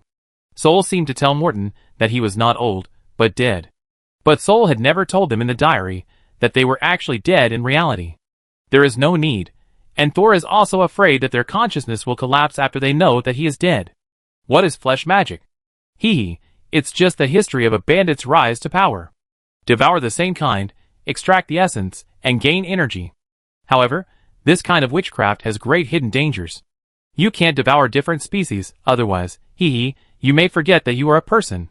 This doesn't sound like it has anything to do with the diary of a dead wizard. Since flesh magic is the logic of bandits, the diary of a dead wizard may not be the inheritance of the Bloodthorn family. Maybe they stole someone else's inheritance. In that case, Lord Morton, if you were to analyze, where would the most important laboratory of the Bloodthorn family be built in their residence? Blood witchcraft, that's dark attribute, of course it's best to be underground. Underground? Thor pondered. This castle is time-space disordered, but the location of the room seems to have never changed. Ralph's laboratory is likely still underground. Thor went down the stairs, and there was also a small living room. There might be other rooms and passages beyond his sight. Just as Thor was thinking about what to do next, a hand suddenly pressed on his shoulder. Thor, you're here. Thor's whole body froze, and he quickly turned around and saw Victor standing on the upper floor of the stairs, looking down. Brother, have you also come to the Sunny World? Chapter 191. Do you call this place Sunny World? Victor took his hand back, and couldn't help but press on the strings again. This name is very ordinary. Maybe I can give it a more poetic name. Yesterday reappears, how about it? As he said, Victor gently plucked the strings. Ding. Soul didn't understand music, but he thought that playing high and low notes together was also very nice. He suddenly asked urgently, Victor, have you found the treasure? Victor paused, pressing his fingers on the strings. No. Thor sighed, we came in with the old wizard and the boy. Will they find the treasure before us? No. Victor said firmly, it doesn't matter if they find it first. I will help you get it back. That old man is a third-level apprentice. Victor assured, don't worry, I will help you get the treasure back even if I risk my life. Seeing Victor's expression, Thor got goosebumps all over his body. Let's split up, so we can find it faster. Unexpectedly, Victor disagreed this time. I've searched this floor, and the floor below, and there's nothing good. Victor grabbed Thor's arm, and pulled him up the stairs. Let's go upstairs, and take a look. Victor was so strong, before Thor could react, he was pulled up the stairs by him, and he couldn't resist at all. This guy may not only have the strength of a second-level apprentice. If you want to find out the secret of the diary, you must get rid of him. Soul was thinking about how to get rid of Victor, and he was suddenly stunned. Victor saw that Soul was standing still, so he went forward and pulled Soul over, taking him to the upper stairs. Soul subconsciously wanted to resist, But then he relaxed his whole body and followed Victor. His eyes kept shifting back and forth between himself and Victor's back, and his expression became more and more calm. As the two walked to the middle of the third and second floors, several figures appeared in front of him. These people were dressed like capable mercenaries, but they looked more embarrassed than each other, hunched over, and looked upstairs. They seemed to be avoiding something. Victor stepped up a step, and the soles of his shoes knocked against the carpeted stone steps, making a dull sound. Several mercenaries upstairs, like frightened birds, immediately turned around and looked over with wide eyes. I thought they would be relieved when they found that there were two men coming up, but their expression suddenly became more ferocious, and their fear was about to condense into juice and flow down. Ah! They all rushed upstairs, as if Sol and Victor were some kind of monster. In the blink of an eye, the 4 or 5 people who were originally on the stairs ran away. Sol and Victor stood where they were. Sol looked at Victor suspiciously. "What did you do to them?" Victor raised his harp to cover his face. "I didn't see them when I came down." Sol recalled the movements and looks of those people, and suddenly turned around to look downstairs. Victor stood beside Thor, his eyes following him. There was no one on the stairs, but Thor seemed to have seen something, and ran down a few steps. Then he turned around and looked up again. "What are you doing?" Victor asked curiously. Thor stood still, and after a few seconds he slowly said, "No wonder. Those people didn't see me nor you." Victor was stunned when he heard this, and his eyes changed slightly when he looked at Thor. Thor continued, "Their sight just now was actually focused on this place." He raised his hand and pointed at the ground, that is to say, what really frightened them was not us, but the people who just appeared here. Or the monsters. But we just walked up from there. Victor turned around, holding the railing with one hand and holding the harp with the other. "I used to think that the change between rainy and sunny days was because we traveled through different timelines, so we could meet the people who appeared here in the past. But as a declining family with only one first-class wizard at the highest level, it is too difficult to play the time travel joke." Victor's original smile gradually disappeared. He raised his hand, his fingers hooked on the strings, as if he would pluck them at any time. "What's the reason?" Thor looked at Victor, one hand supporting his chin, the other hand under his elbow, his eyes constantly wandering around the buildings. "It's a spirit. Many people died here, but for some reason, the spirits of the dead did not dissipate, but gathered in this castle. The spirits of ordinary people are very weak, but because of their increasing number, coupled with some kind of influence, a spirit force field that is enough to interfere with human consciousness is formed." Victor's mouth gradually rose, but his smile this time was a little weird, some kind of influence. "That must be the treasure we are looking for." He stretched out his hand to Thor. "Come on, my smart brother. I think the treasure you are looking for is waiting for us up there.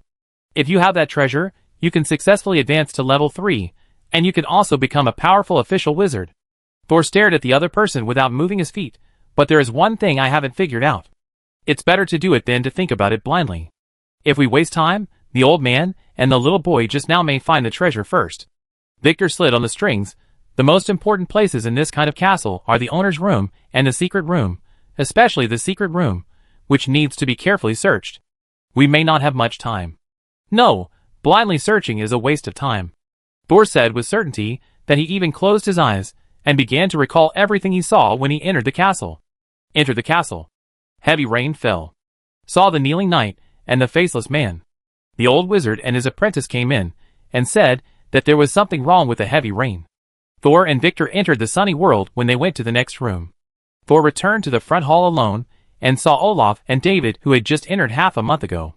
When they were about to take Olaf and David away, the two disappeared, but the holy oil they gave to Thor stayed. I saw Victor coming down from the upstairs.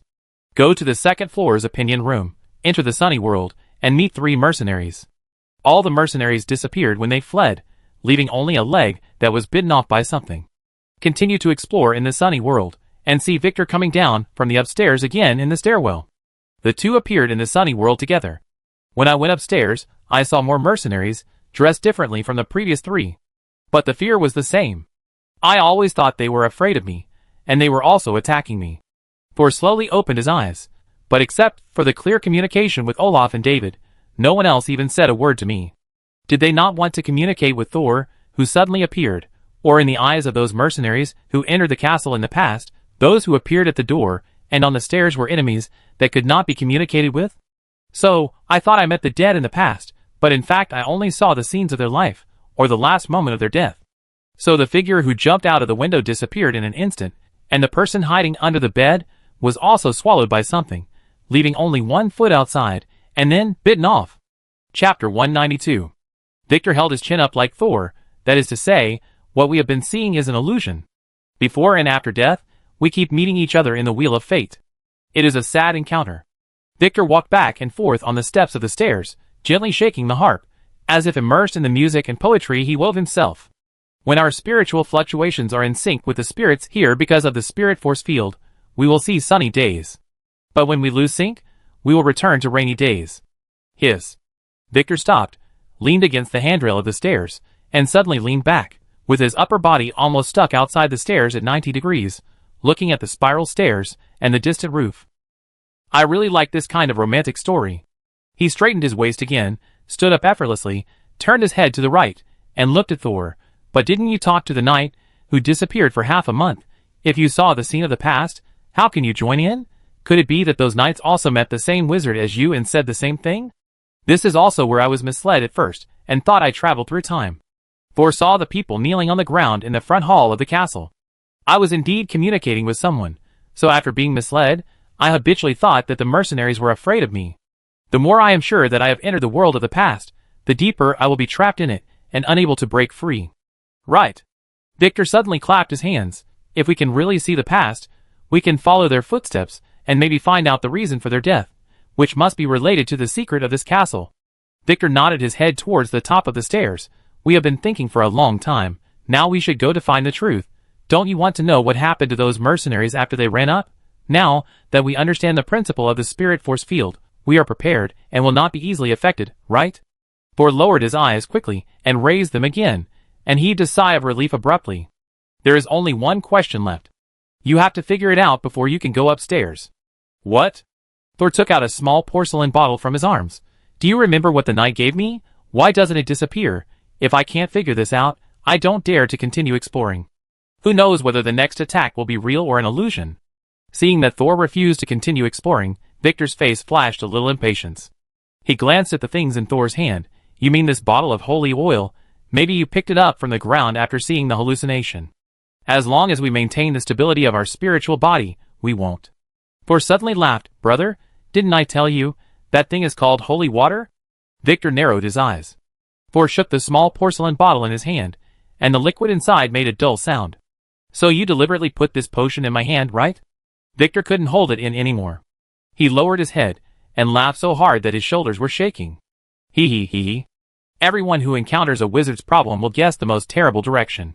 I'm not surprised that you can guess a little. But what I can't understand is that you only entered the synchronization twice, and you can discover the essence of time and space transformation. You even saw through my identity twice. Twice? Soul was stunned, but before he could react, Victor suddenly plucked the harp in his hand that had been silent for a long time. As the ethereal music sounded, Thor's eyes began to empty. He seemed to be still making his last struggle. His eyes kept trembling, sometimes looking at the man who was concentrating on playing the harp in front of him, and sometimes staring at the air in front of him. Victor's fingers brushed across the harp, and finally gently pressed on the strings. The music stopped abruptly. Victor raised his head and said with a complicated expression, Well, it seems that my lovely brother has reached the age where he can tease his brother. I really don't want to let him go. But the manor owner's good show is about to begin. As uninvited guests, we can't be absent at the end. So, lightning and thunder broke through the darkness. Without any signs, they returned to the rainy world again. Victor was still standing on the stairs, and Thor was still standing a few meters below him. Victor put away his complicated expression, showed a gentle smile, loosened the strings, and stretched out his right hand to Thor. My dear brother, do you remember why you came here? Thor answered in a daze, to find something. To solve a problem. Victor said, TSK twice, you're still so tight-lipped.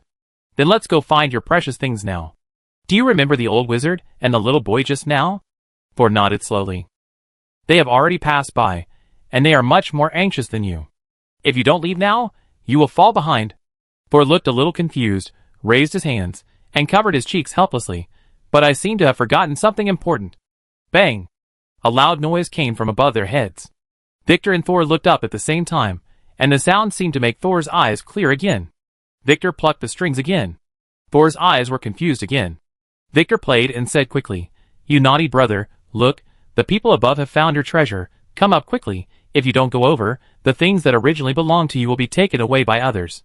Thor finally got what he wanted, showing an anxious look, and began to move forward. His pace was gradually speeding up. His eyes passed over Victor, and headed for the top floor of the spiral staircase. The loud noise just now came from there. Victor also frowned anxiously. "We may have to go faster. However, Victor's performance was only halfway through when Thor, who ran up to him, suddenly threw something at him, and at the same time, he exerted force with his left hand and jumped directly down the stairs.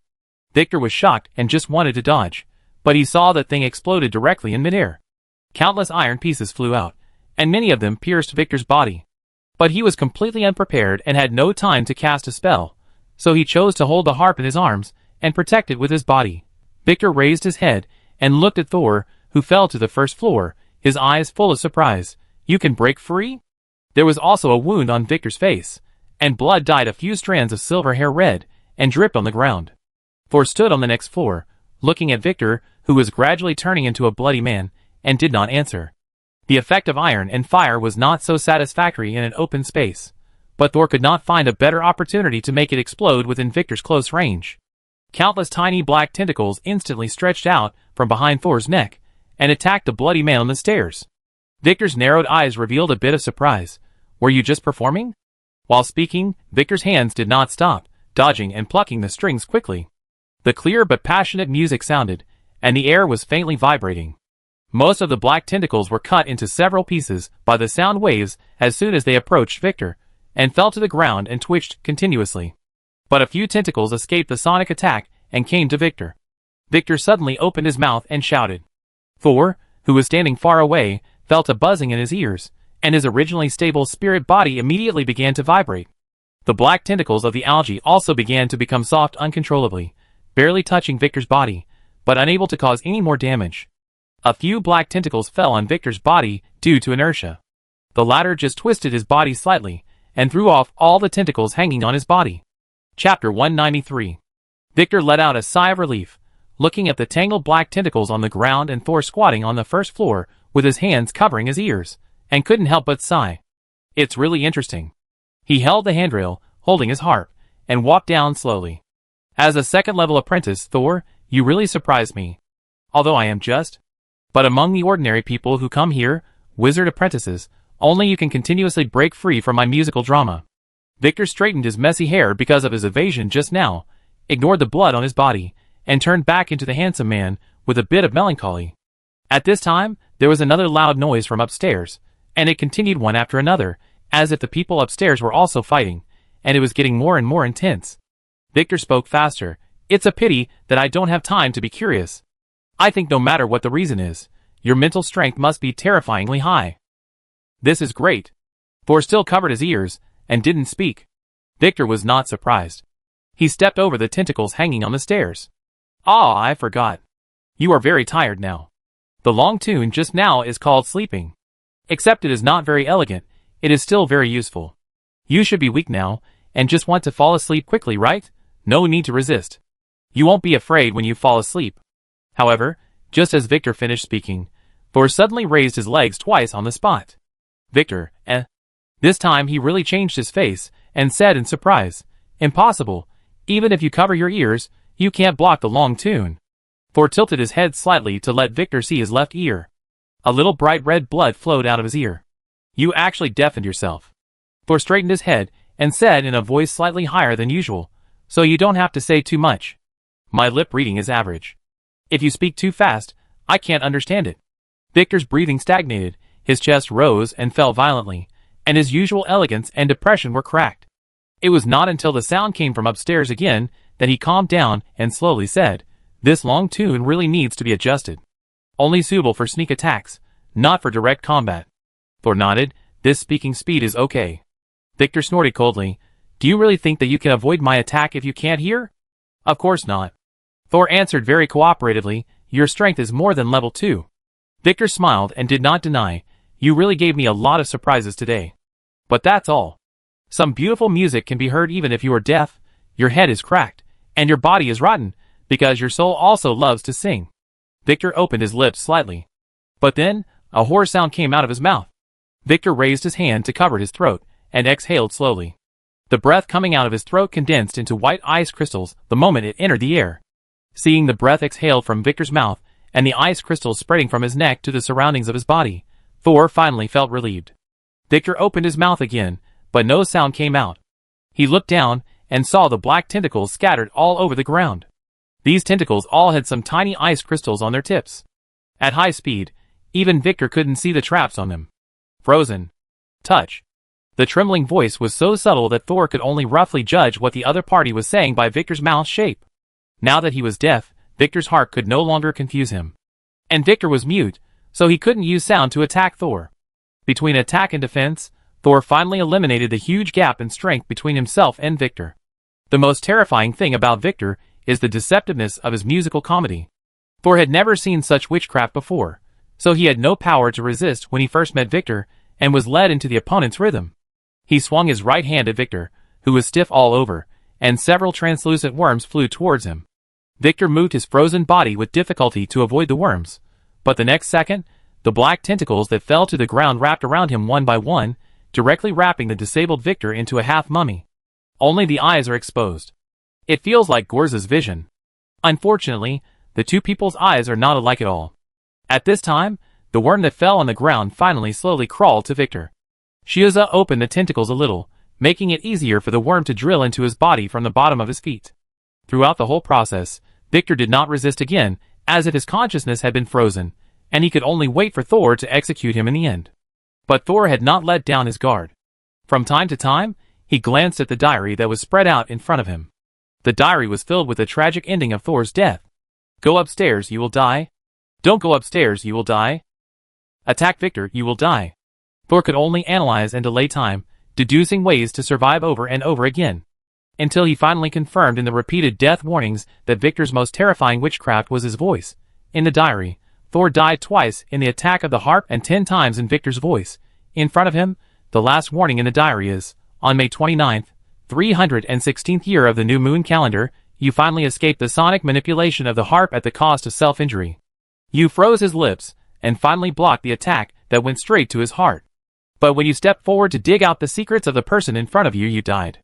Sol looked at the words in the diary, and there was no joy at all for capturing the enemy. This time, the diary did not even state how Sol died. Will I be killed by the opponent as long as I step forward, or will there be other enemies? Thor couldn't hear anything now. He could only judge the intensity of the battle between the two sides on the roof by the faint vibration of the ground under his feet and the dust falling above his head. Thor took 1 step back, 2 steps. He really wanted to take the opportunity to kill Victor. It would be even better if he could capture the other party's soul consciousness. He believed that Victor must know the secret of this manor. At least he knew why Ralph Manor became what it is now. But every time he wanted to take Victor away, or just get close, the diary would inform Thor in simple words, "You are going to die." This time, however, no scene materialized, leaving Thor unable to figure out where the danger of death came from. The last time he encountered such a death reminder that was only a warning but not a foreshadowing was when he was besieged by circles of monsters in Minter Kaz's laboratory in the middle of the night.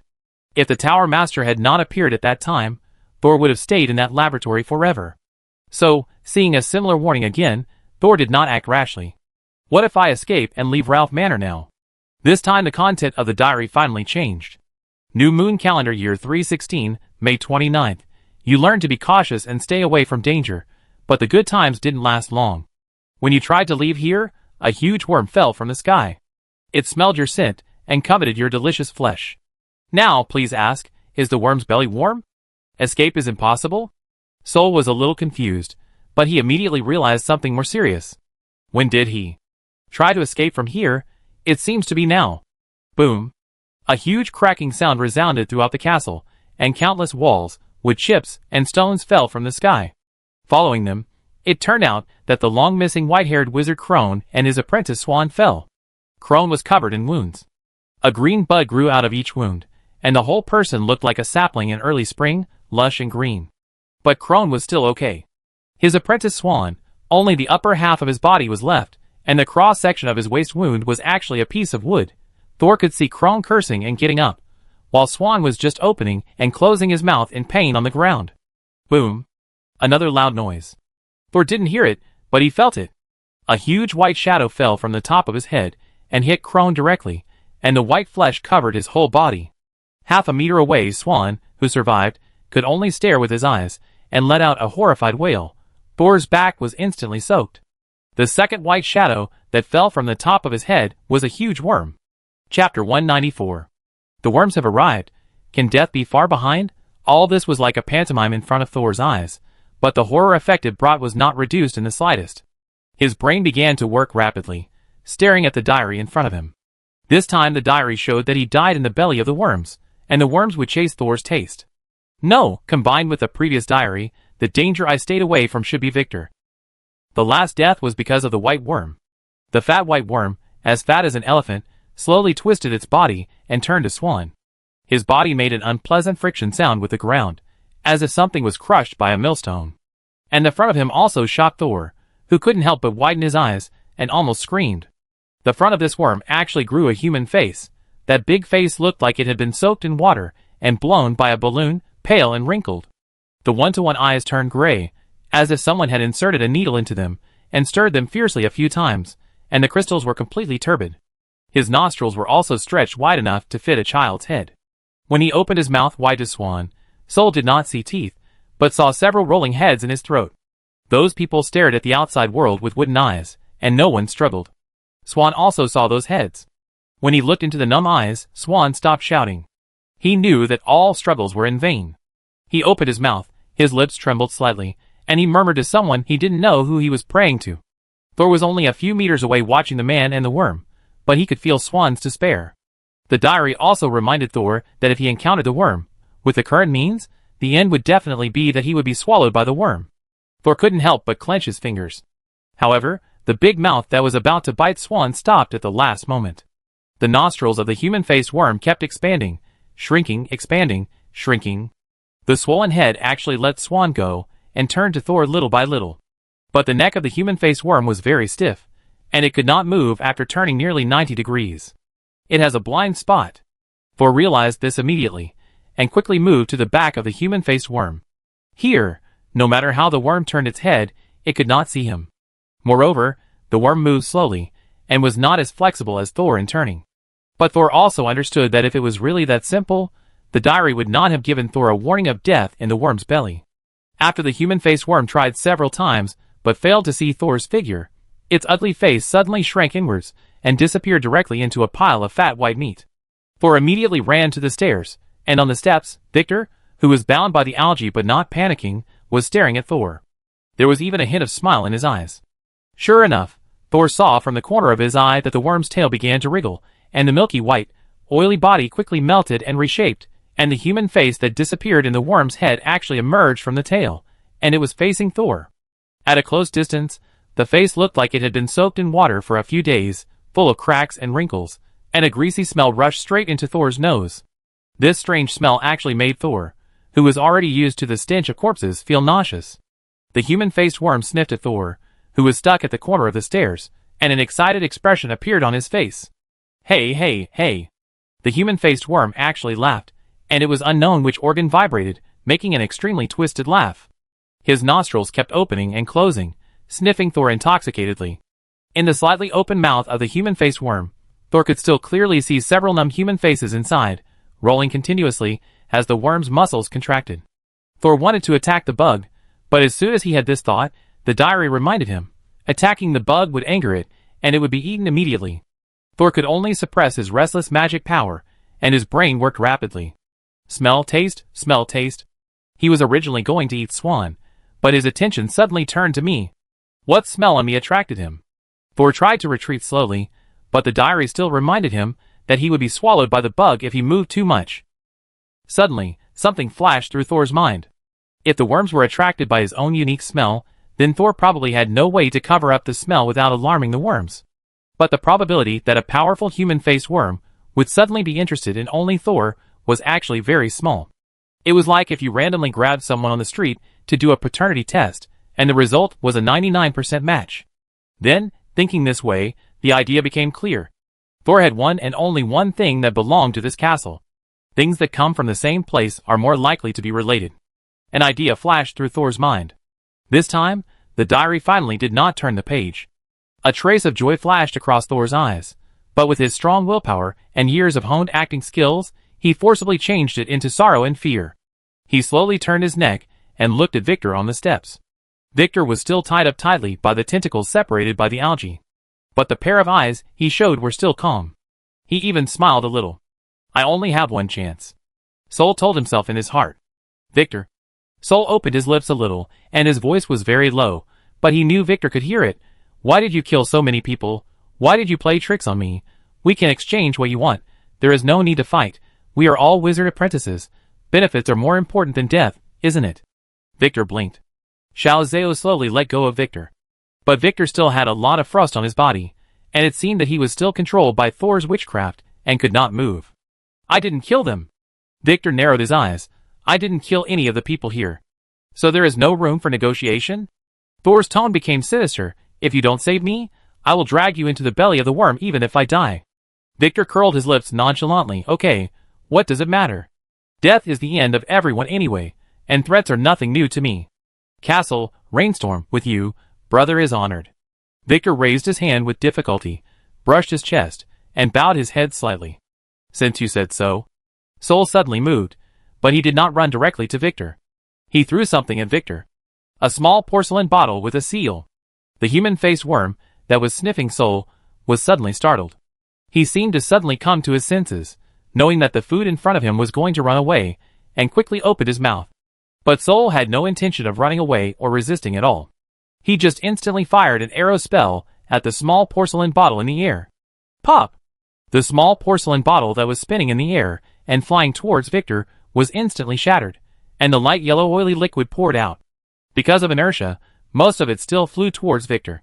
Victor's eyes widened, his body was still stiff, and he could only watch helplessly as he was drenched. Holy oil. Chapter 195. Hey! The big mouth that was about to touch Thor's head was suddenly attracted by the holy oil revealed by the small porcelain bottle, and the seemingly clumsy fat insect changed direction in an instant. It was like being injected with chicken blood in an instant, first shrinking, then popping out, so fast that only a shadow was left. The insect's big mouth suddenly opened in the air, and it was not much smaller than his elephant-like body. Victor couldn't move quickly, so he could only raise his head and watch a huge mouth descend like night. Boom!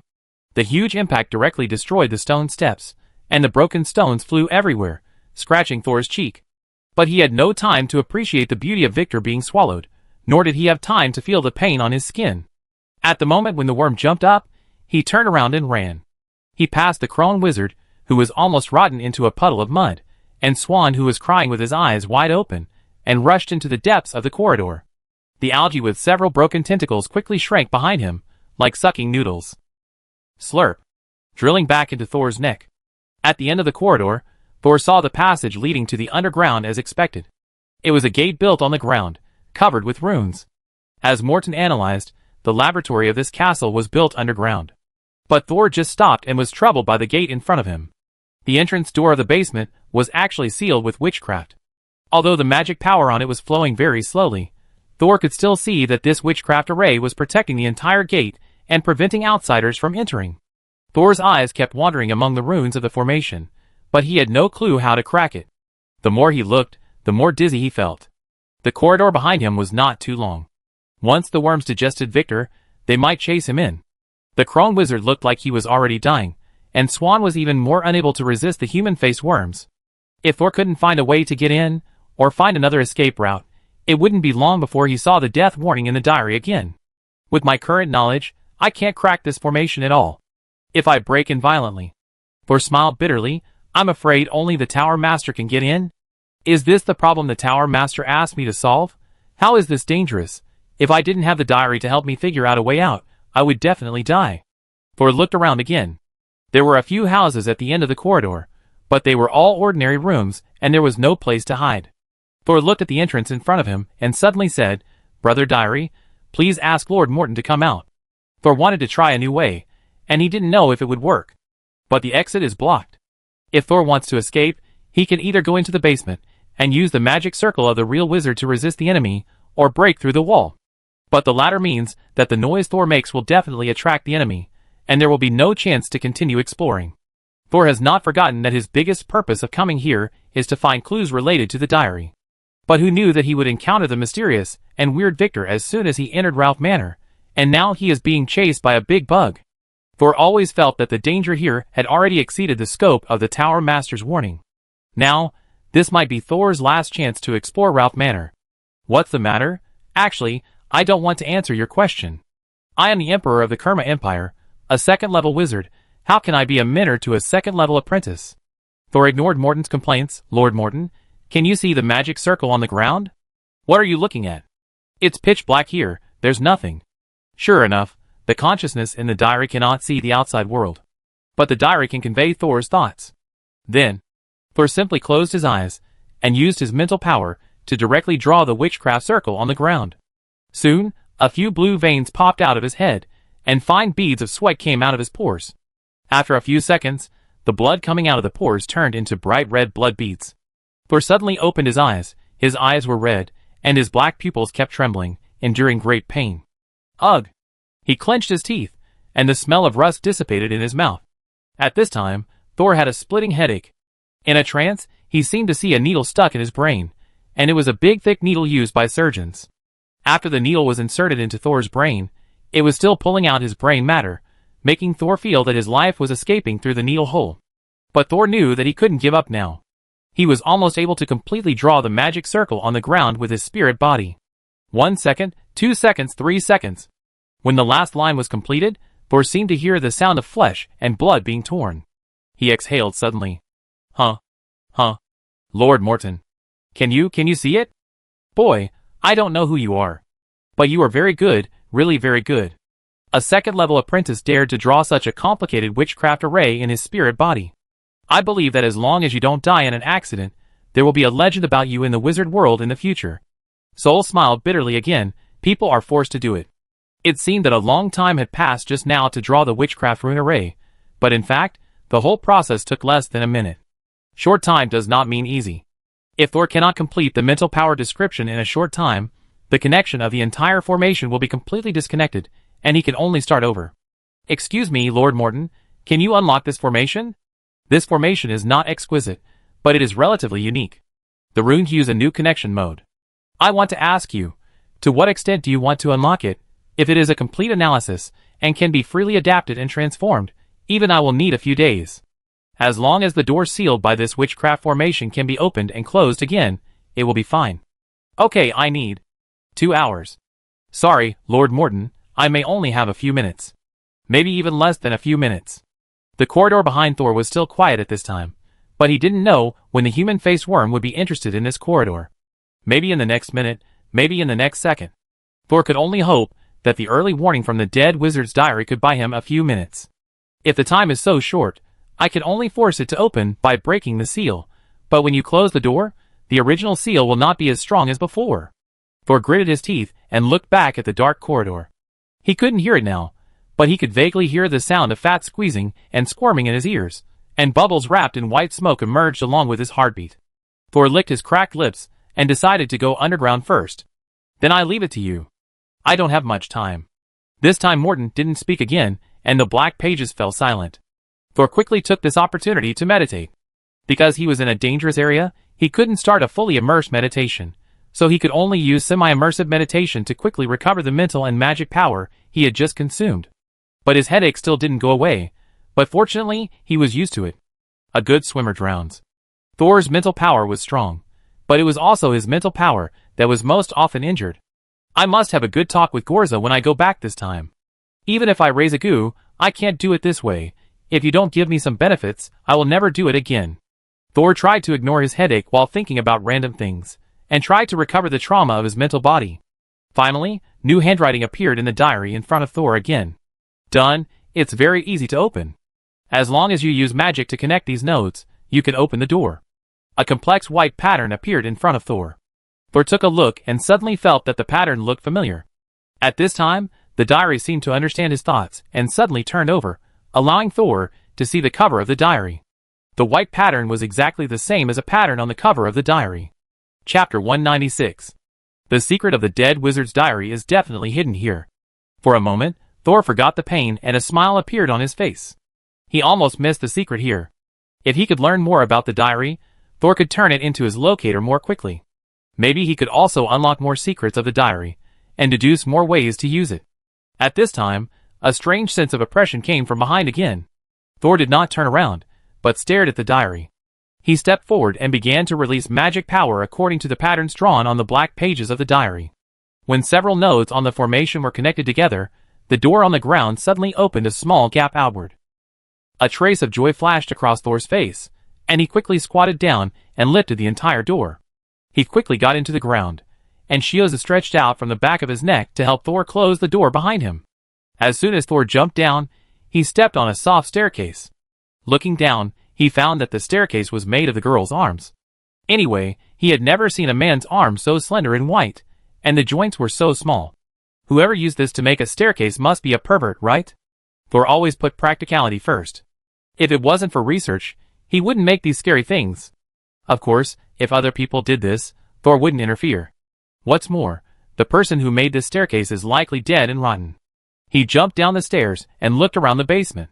It can be confirmed that this basement is definitely the laboratory of Ralph Manor. It's just that this laboratory is a bit shabby compared to Thor's laboratory. It's not that there are few things. There are all kinds of books and materials around here. But if you look closely, these materials are either very cheap or very common. And the books here are mainly ordinary books, notes, and handwritten books. In terms of variety and depth, it is not even as good as the library Thor has been in. Not to mention the private collection of the tower owner. But this place is still full. It is the last persistence of the lonely wizard family. It's safe for now. Thor took a long breath, took out the potion and started to treat his ears. The wound is not serious. A little witchcraft plus potion can solve it. In this dangerous place, it is still very dangerous to be deaf. If I face Victor again, I will be deaf again. He just swallowed a bottle of potion, and suddenly saw a figure from the corner of his eye. Thor immediately picked up the scroll in his pocket, but did not take action immediately. Master Wizard. A person walked out from behind the bookshelf. Thor recognized him immediately. You are Knight Olaf. The tall knight, wearing metal armor, walked silently. The other person was no longer alive. Through his body, you can vaguely see the bookshelf behind him. Olaf appeared and touched his chest to give Thor a knight salute. You still recognize me? Do you remember what happened at the entrance of the castle just now? Yes, sir. Thor looked at him. You are just an ordinary person, and your mental strength has not reached the minimum level of a wizard, but you can stabilize your spirit after death. Did someone help you? The knight saluted again. Yes, sir. An old man in the manor helped me. He also knew that I entered this place for refuge. So you came out because that old man wanted to find me?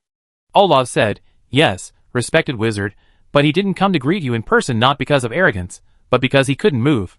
His name is Hunt, he was the former steward of this manor, and he invited you to come over in the hope of making a deal with you. If you are interested, please follow me. When Thor tried to open the basement door, he did not come out. He wanted to make a deal as soon as Thor came in. He really knows how to choose the right time. Thor looked around and did not find any hidden magic fluctuations here, so he decided to meet the other party. Seeing Thor nod, the knight led the way in front and took Thor into the depths of the basement. Here, at the innermost part of the laboratory, there was another compartment. It was just that the door of this compartment was violently destroyed and lay miserably on the ground. When Thor passed by, he found that the door was broken from the inside out. He took in the traces around him and followed Olaf into the small compartment. The compartment was not big, less than 10 square meters. There were no sealed books here, only notes piled up half a person's height, and papers scattered on the ground. As soon as Thor entered, he stepped on a few pieces of paper. Some of the papers were full of words, and some were just unconscious lines. He looked around and saw an old man's head on the open wall cabinet. The old man had white hair, thin cheeks, and dark-eye bags, looking old and tired. I'm sorry, Master Wizard, I can only see you in this form. No need to be polite. Who are you? What deal do you want to make with me? Soul didn't want to talk nonsense with a human head. If there was no clue here, he had to hurry up to find the information in the diary. The old man pursed his lips, and when he spoke again, his speed was much faster. I am Hunter, the steward of this manor, and my master is a formal first-level wizard, Master Ralph.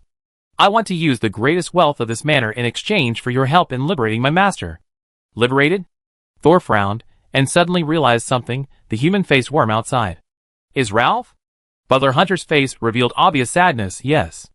My master was seriously injured because he offended a very powerful person. We returned to the manor to recover secretly.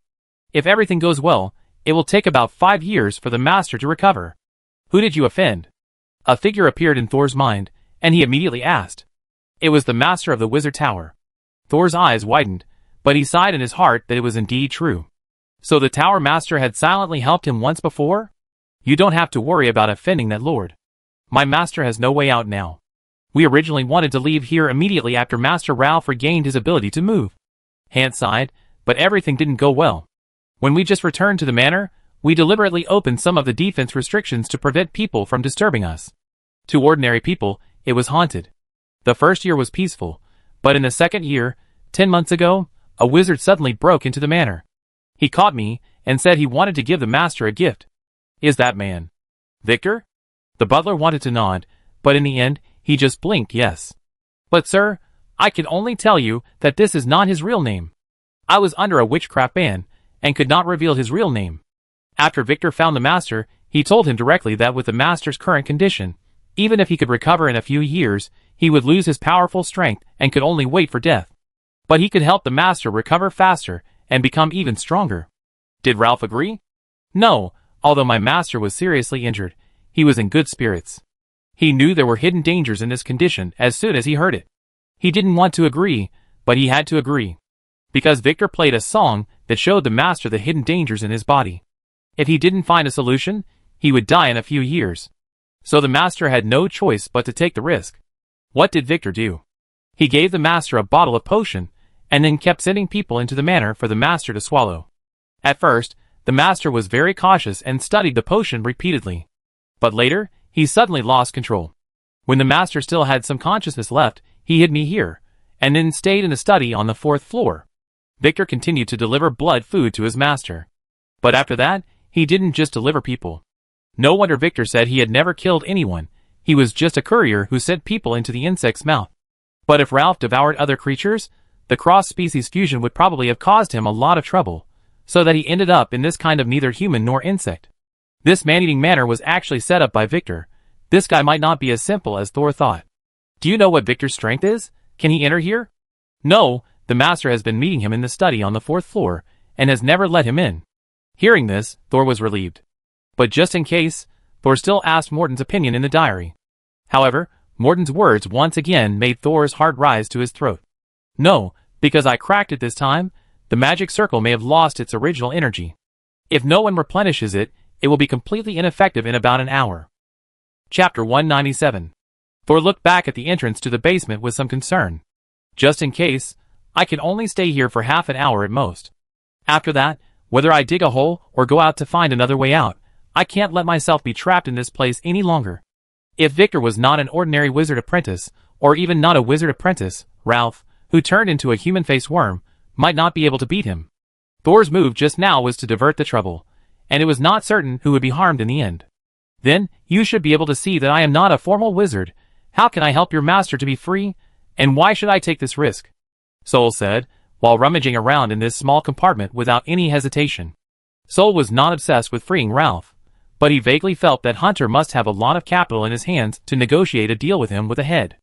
As for what is most important to Sol in this matter, it is naturally the clues to the diary of the dead wizard. I hope you can help me kill the master, Hunter said in a deep voice. Thor was stunned. He was not trying to save people. Did Ralph turn you into this? Yes, Hunter smiled bitterly. But I don't hate the master. I just don't want the master to lose his dignity as a formal wizard. Although I am not a wizard, I have been serving wizards all my life, so I know that the master's current state is irreversible. I believe that if the master is still conscious, he will definitely not accept himself now. So you want to help him get rid of it, but I have to tell you that I am no match for your master in his current state. I will not do such a thing as giving away my life. I understand, Master Wizard. No one will agree to a mission that will lead to death even if the conditions are good. Please come to me. There is a bottle behind my head. Hearing this, Thor turned to his left shoulder, raised his hand, and casually patted the non-existent dust on it, and glanced at the Knight Olaf not far away, and then walked towards the butler's head.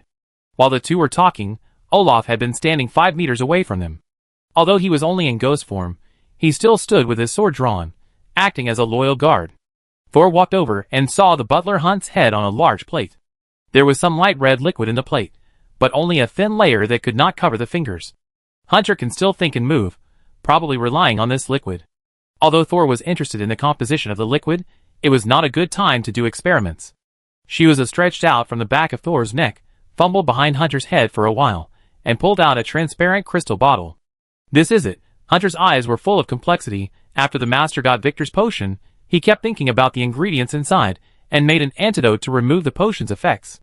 But until the master lost consciousness, he only completed a semi-finished product.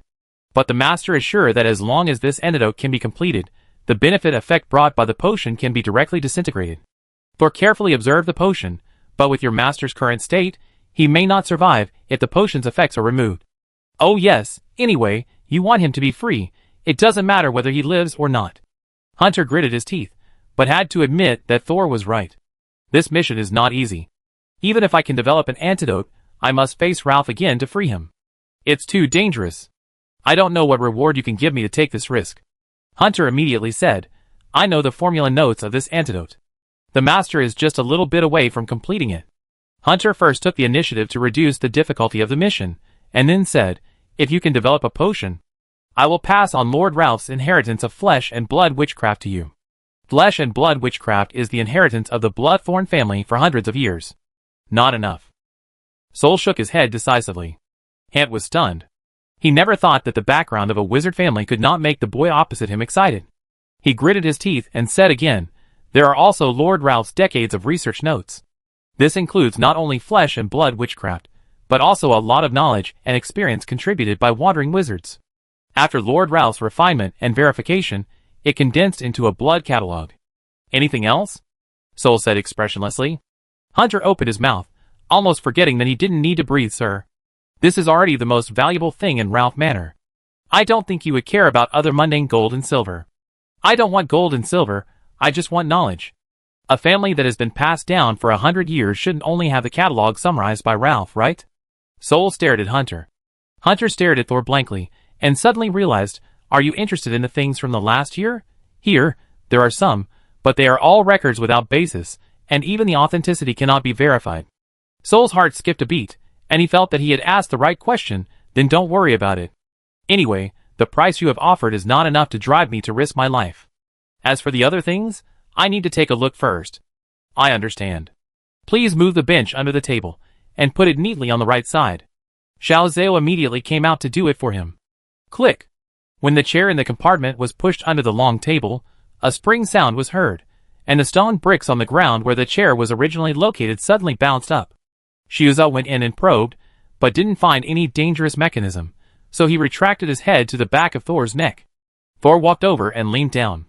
This small mechanism did not have any witchcraft elements, so there was no magic fluctuation, and it was easy to be ignored by wizards, who were used to using magic to detect. This small secret compartment was half a meter deep, and there was a pile of books and a pile of papers, as well as several witchcraft scrolls. Thor looked at the scrolls, and only one was a first-level witchcraft, a secondary fireball. The others were all 0th level witchcraft. Thor really didn't understand. Why did he make a scroll of 0-level witchcraft? He casually threw the scroll to the ground, took out the book from the secret compartment, and stood it on the ground. Look at the title and guess the content. Intuitively, there is nothing here. Soul finally picked up the pile of scattered papers of different thicknesses and materials, and quickly flipped through them with his thumb. Strings of characters that he could understand, and couldn't understand flashed before his eyes. Suddenly, Thor stopped and pulled out a few pieces of paper from inside, and his eyes gradually brightened. These papers describe that when the Bloodthorn family became independent, they brought a book from the Bloodrose family, called The Diary of a Dead Wizard. Although the following pages did not specifically describe the contents of this diary, they also mentioned some of its origins and family rumors about it. The Bloodrose family did not attach importance to this book, so they passed it to Ralph's ancestors casually. This diary is indeed not passed down by the ancestors of the Bloodthorn family. It seems that there is another story behind its origin. He quickly scanned the words on the paper. Behind Thor, Hunter, who was left with only a head on the cabinet, could not see whether Thor, who was facing away from him, had found any satisfactory gains. He felt distressed and nervous when he saw Thor casually put the family's treasured knowledge aside. Hunter was not afraid that Thor would take these things away. After all, they were all unverified knowledge and illusory records. Anyway, Hunter had not given Thor the most important flesh and blood witchcraft and Lord Ralph's notes. He was afraid that Thor would not agree to take the risk in the end, and then he would be really powerless. Thor was the only one who could enter the basement for such a long time, so Hunter chose to cooperate with him. If Thor didn't agree in the end, Hunter really didn't know if he could wait for the second person. At this time, Thor stood up and stuffed a few papers into his arms. He turned around and said, "Hunter, do you have anything else to hide from me?" "No, sir." "Then explain it to me. Since you have become a head and are placed here, how do you know that your master has been locked up on the 4th floor as insect feed?" Chapter 198. Hand choked. "Did he say that just now?" At this time Olaf, who had been silent all the time, spoke. "Master Wizard, Mr. Hunter, please allow me to say a word." Thor tilted his head. "Okay." "It was Mr. Hunter who awakened me from the endless darkness. I am willing to guarantee Mr. Hunter with my personal reputation. If you agree to the deal, please tell me what you need me to do during the process." Hearing the knight's words, Hunter looked at Olaf with a sidelong glance, his eyes full of emotion. He seemed to have made up his mind. "Master Wizard," Hunter said solemnly, "if you can help Master Ralph get rid of his worries, I can tell you another clue. That has the potential to help you advance to the 4th level Great Wizard." "4th level?" "Yes." Hunter's voice was trembling.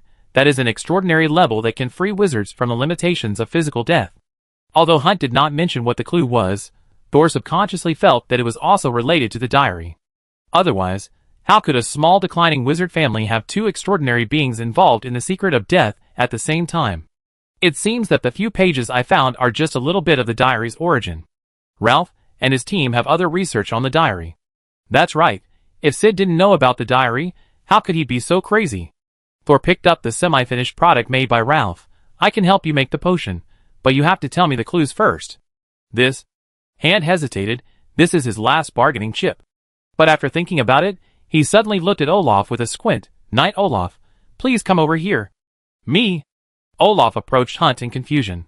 Hunt suddenly spat out a glowing blood-red magic crystal, which landed on the heart of Olaf's translucent figure. Then Olaf, with a look of astonishment on his face, was sucked into the crystal. Losing its possession, the blood-red magic crystal fell to the ground, and with a ding, it rolled to Thor's feet. After doing this, Hunt instantly became extremely weak, and his head shrank a circle. "Master Wizard, I gave all the information to Knight Olaf. If you break your promise, he will instantly turn into a vengeful spirit, destroy the data inside, and haunt you forever. I'm very sorry. This is a restriction I have to make." Thor picked up the magic crystal, and under the reflection of the light, he could vaguely see a painful figure and several miniature parchments beside him. Olaf probably didn't expect that the butler, who was moved by him just now, turned him into a vengeful spirit without hesitation to threaten Thor to fulfill his promise. "I need to inspect the goods first." "No problem." Thor carefully probed his mental power into it, and when he touched a few rolls of parchment, he immediately saw part of the content. This roll turned out to be Ralph's research on the diary of the dead wizard. But when Thor wanted to continue reading, Olaf's vengeful spirit next to him showed signs of exploding. Thor quickly stopped the investigation. He looked at the butler, who had only a head left. "It seems that you have already prepared for this. Awakening Olaf's soul is probably for this backup." Olaf thought he was helped by a kind person, but he didn't expect that he was also being used. Thor took the magic crystal into his arms, took a last look at the butler Hunt, took the semi-finished antidote to the table, stretched out his hand, and slid the things on the table, pushing them all to the ground. Then he took a blank piece of paper from the bookshelf and dipped the pen in ink. "Hunter. Wizard. Sir. Tell me the formula." "Yes." Hunt's eyes widened and he laughed. "Anyone who can unlock the magic circle at the entrance to the basement can definitely help Lord Ralph complete the antidote. Hunter doesn't know that Thor is not fighting alone. This formula doesn't seem to be an antidote." 10 minutes later, Thor had completely analyzed Ralph's so-called antidote. He said silently in his heart, "It's more like a poison for relief." "Your analysis is good. I am somewhat familiar with this formula, but I can't remember where I have seen it. Do you have the second dissolving solution? It can be added as a catalyst to accelerate the spread of the toxicity." "No." Soul came to Ralph Manor, of course, not to do experiments, so he was mostly carrying props for fighting or saving his life. Morton mentioned a few more materials, but unfortunately, either Soul didn't have them or Ralph's laboratory didn't have the conditions for the experiment.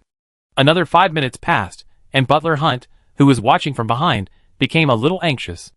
He found that the young wizard in front of him didn't seem to be that good at analyzing potions. But he can easily unlock the defensive array of the Bloodthorn family, so how can he not replenish the antidote for his master? For a moment, Hunt didn't know whether it was a completely stupid act to bet everything on Thor. But in these months of long waiting, he has gradually become desperate. The nutrient solution in the plate holding his head is running low. In another month or two, Hunt may become a piece of rotten meat. He has no chance and no patience to wait any longer. Another 5 minutes later, Thor suddenly wrote a few lines quickly. Diary, please call Bill out. Bill majored in poison element. He should be familiar with potions. Although Bill's consciousness is almost gone, it can be regarded as a good use of his strengths here. This formula is not used to save people at all. Bill is worthy of being an excellent third-level apprentice of the Wizard Tower. He saw the essence of this potion at a glance. If, as you said, the experimental subject has devoured many people and some creatures in some locations, but has not collapsed, then his flesh and blood must have either eliminated the biological barrier or been restricted by a powerful force and has not collapsed. However, this potion is a penetrating potion and has no restorative effect or energy. It is equivalent to breaking the balance of the body structure. It is a method of seeking a quick death. Do you want to save people or kill people? Kill people, but is there any way to save his soul? Soul thought without hesitation. Even if there is a chance, he will not let Ralph live. If Victor had not appeared halfway, the trouble Soul came here to solve would be Ralph. But Ralph, like Sid, knew the existence of the diary, and Soul wanted to keep his soul and become a new black page in the diary. But Bill's words disappointed Thor. If I majored in light or dark attributes, maybe it would work. But now I can only guarantee to destroy his body. This is the premise that you already have a targeted potion. I understand. Thor sighed. The three people in the black page are not wizards, who majored in the above two attributes. And with Thor's current ability, he can't refine the soul. Wait, I remember I copied a formula for forcibly creating evil spirits in Mofin Town. But the formula that hurt countless girls is mainly used to refine the souls of ordinary people, and may not be able to deal with a human-faced worm with the strength of a formal wizard. Who cares? As long as the diary doesn't stop me, I can give it a try. Thor made up his mind to give it a try. At the same time, in the blind spot that the butler, who only had a head left, could not see, Thor quietly took out the red magic crystal that sealed Knight Olaf and the scroll. His mouth corner slightly raised. A butler, no matter how much he knows, he is not a wizard. He wants to use the vengeful spirit to restrain me. It's really a trap. With the help of Morton and Bill, Thor began the experiment. He brought out countless dusty experimental equipment. Xiao Zhao also gave Thor dozens of tentacles to help him. Time passed little by little, and the increasingly tired butler hunter opened his heavy eyelids and finally waited for Thor to stand up from the chair in front of him. My lord. His voice became weaker and weaker. Thor walked over and was surprised to find that the other person's hair had withered like autumn leaves. If there is no problem with the formula you gave me, I think I have made the antidote. Soul raised his right hand, allowing Hunter to see the liquid rolling like grease in the crystal bottle in his hand. Hunter tried to grin, and his dim eyes glowed a little. Yes, sir, the state of the antidote is the same as the master's idea, he said. Hoo-hoo. Grease dissolves grease. Hoo-hoo. Chapter 199. The antidote is ready. The diary has no objection. Thor held the glass bottle tightly in his hand. He also paid a great price for this potion. The black page representing Bill's consciousness completely shattered and disappeared after the experiment was completed. At the last moment, Bill, who did not know Thor's identity, was still thanking Thor in a dim, thin white handwriting. I haven't been so focused on research for a long time. Maybe. After I advanced to the third-level apprentice, I accidentally lost my original intention. I will never be as good as my brother, even if I am willing to let others use me for this. After writing this line, the black page shattered into foam and disappeared into the air. Thor knew Bill had a brother named Billy. Ferguson, who had wanted Thor to steal candles to threaten him, had mentioned this man. But Billy never showed up to trouble Thor, as if he didn't have any brother at all. Cold, but Thor had one less trouble. But at this moment, seeing Bill mention his brother at the last moment before disappearing, Thor felt a little complicated. In this wizard world, rationality always overwhelms sensibility, and kinship is also an equivalent that can be exchanged at any time. Thor's hands were also stained with blood, but he thought he still had humanity. In addition to the warm memories from his previous life, some friends here kept him from despair. The nerdy Kelly, the fair and upright Byron. Maybe there will be others in the future. Thor put away his complicated thoughts and turned to ask the housekeeper with heavy eyelids, "The potion is ready. Now we need to lure Ralph here. Do you have any suggestions? You can use me as bait." Hint said without hesitation, "My brain contains the potion given by Victor, which the master secretly saved for research. The lost master is very obsessed with the smell of this potion. As long as you open the door to the basement, I can crush the potion bottle. As long as the master is still in the castle, he will definitely follow the smell. Could it be that the holy oil that Victor gave me before is the potion that distorted Ralph?" Soul thought secretly. Okay, Soul just said this and suddenly stopped. Because when he was planning his own plan, the diary suddenly appeared and gave him a veto.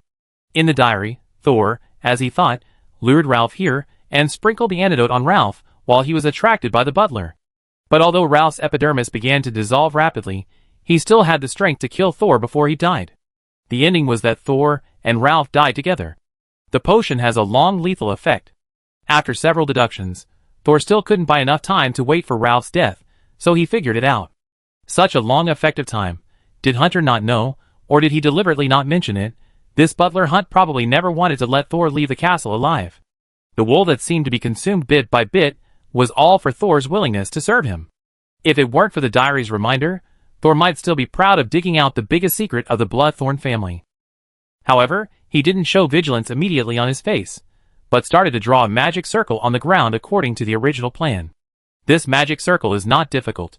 Even a wandering first-level wizard apprentice can complete it, let alone Thor. Okay.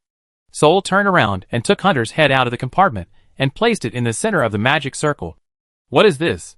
Hunter stared at the magic circle on the ground at a loss. Binding magic circle can trap you and Ralph here, Soul said casually. Hunter is not a wizard after all. He is at most a witchcraft prop with thoughts. Although he has seen a lot, he still cannot touch the core of knowledge.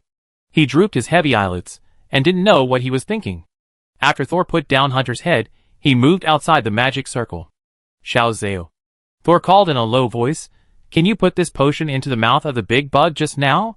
The black tentacles came out, the top cracked, and a long black tongue rolled up the crystal bottle in Thor's hand and hid it in its mouth. Thor still trusted Xiao Zhao quite a lot. This little guy who took the initiative to parasitize himself has always performed very well. Of course, it was also because the diary did not deny Xiao Zhao's loyalty. But although the diary did not deny Xiao Zhao, it denied Thor's plan. New Moon Calendar Year 316, May 20th. You have a good partner who can help you complete many dangerous tasks. But even if you plan to break through the enemy from the inside, you still underestimate the opponent's toughness. They are all subcutaneous tissue, and the buttocks can become faces. Who is more fragile? You were still eaten, and your body was sealed in wax in the melted fat. Maybe one day, it will be displayed in someone's collection, and become a lesson to warn future generations. Is it not possible to break from the inside? The solution to the problem still needs to buy enough time. Soul pondered. Hunter, is there any other exit in this laboratory? No, sir. This is the most important and secret place for the master. In order to strengthen the protection. Hunter didn't finish, and Soul already understood. For defense, the fewer the number of entrances and exits, the better. Then you must escape from the basement immediately after throwing out the antidote. The diary has been confirmed, so I can completely use the seal of the basement to lock Ralph in. If Ralph is not dead before the gate fails, I will give up capturing the spirit and escape from here in advance. Soul made a specific decision, and when he looked at the diary again, the diary acquiesced to his choice. Soul smiled. However, at this moment, the butler who had been staring at Soul suddenly opened his mouth, and there was a small transparent bottle between his teeth. Soul immediately noticed his action. Is that holy oil? Yes, sir, I don't have much time. Thor took a deep breath, his chest swelling a little bit. I understand.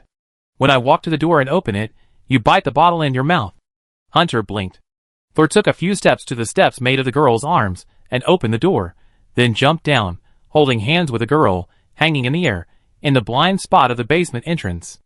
Almost at the same time, Hunter bit the bottle in his mouth, and the door above Thor's head also bounced outwards, completely revealing the 1-meter square passage. Thor didn't smell anything, but he seemed to hear the friction between skin and ground, with a little slipping sound. Ralph is here. Thor concentrated, holding his breath and waiting. There is no sound of another person's footsteps. Victor may have left. It's better to be dead. Very quickly, through the gap between his arms above his head, Thor saw a large white swollen face appear at the entrance. This face is larger than the entrance, stuck in the passage, with a square meat bump. But when the other party twitched his nostrils twice, he began to drill down regardless. Jigujigigi. The annoying friction sound rang out, and Thor regretted that he had cured his ears as soon as he came in. Under the hard squeezing of the human-faced worm, the entrance of the passage turned into a noodle machine. A square piece of meat slowly squeezed in and fell on the stairs formed by the arms. Because of its large size, it rolled down directly from the side without a wall. Ralph, who was attracted by the potion, did not pay attention to Thor hanging on the stairs at all, and went straight to Hunter's head. He smashed his head on the ground and sucked Hunter's head into his body through his nostrils. Thor saw that Hunter on the ground was not afraid at all. He looked at his former master with sadness and relief in his eyes. But at the last moment of being swallowed, Hunter looked at Thor, and his eyes showed the viciousness that had been hidden for a long time. Thor's heart tightened, and Foresaw attacked immediately. The black tentacles flew towards the behemoth on the ground at a very fast speed, but the human-faced worm seemed to have noticed it, and suddenly stretched out countless pairs of human hands from the white fat. Those arms were long and short, black and white, women and strong men. It seemed that they were all the people who were swallowed at this time. These arms waved and kept grasping in the void, trying to grab the approaching black tentacles. It made Foresaw, who contained the antidote, unable to get close for a while. Chapter 200.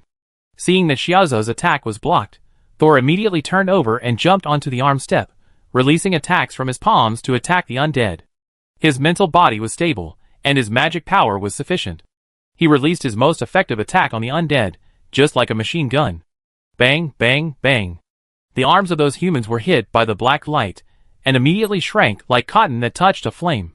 But as soon as the original arm shrank, new arms appeared one after another. And the shapes of the new arms became more and more strange, and some arms resembled those of arthropods and beasts. However, Thor was prepared for this problem of not being able to get close.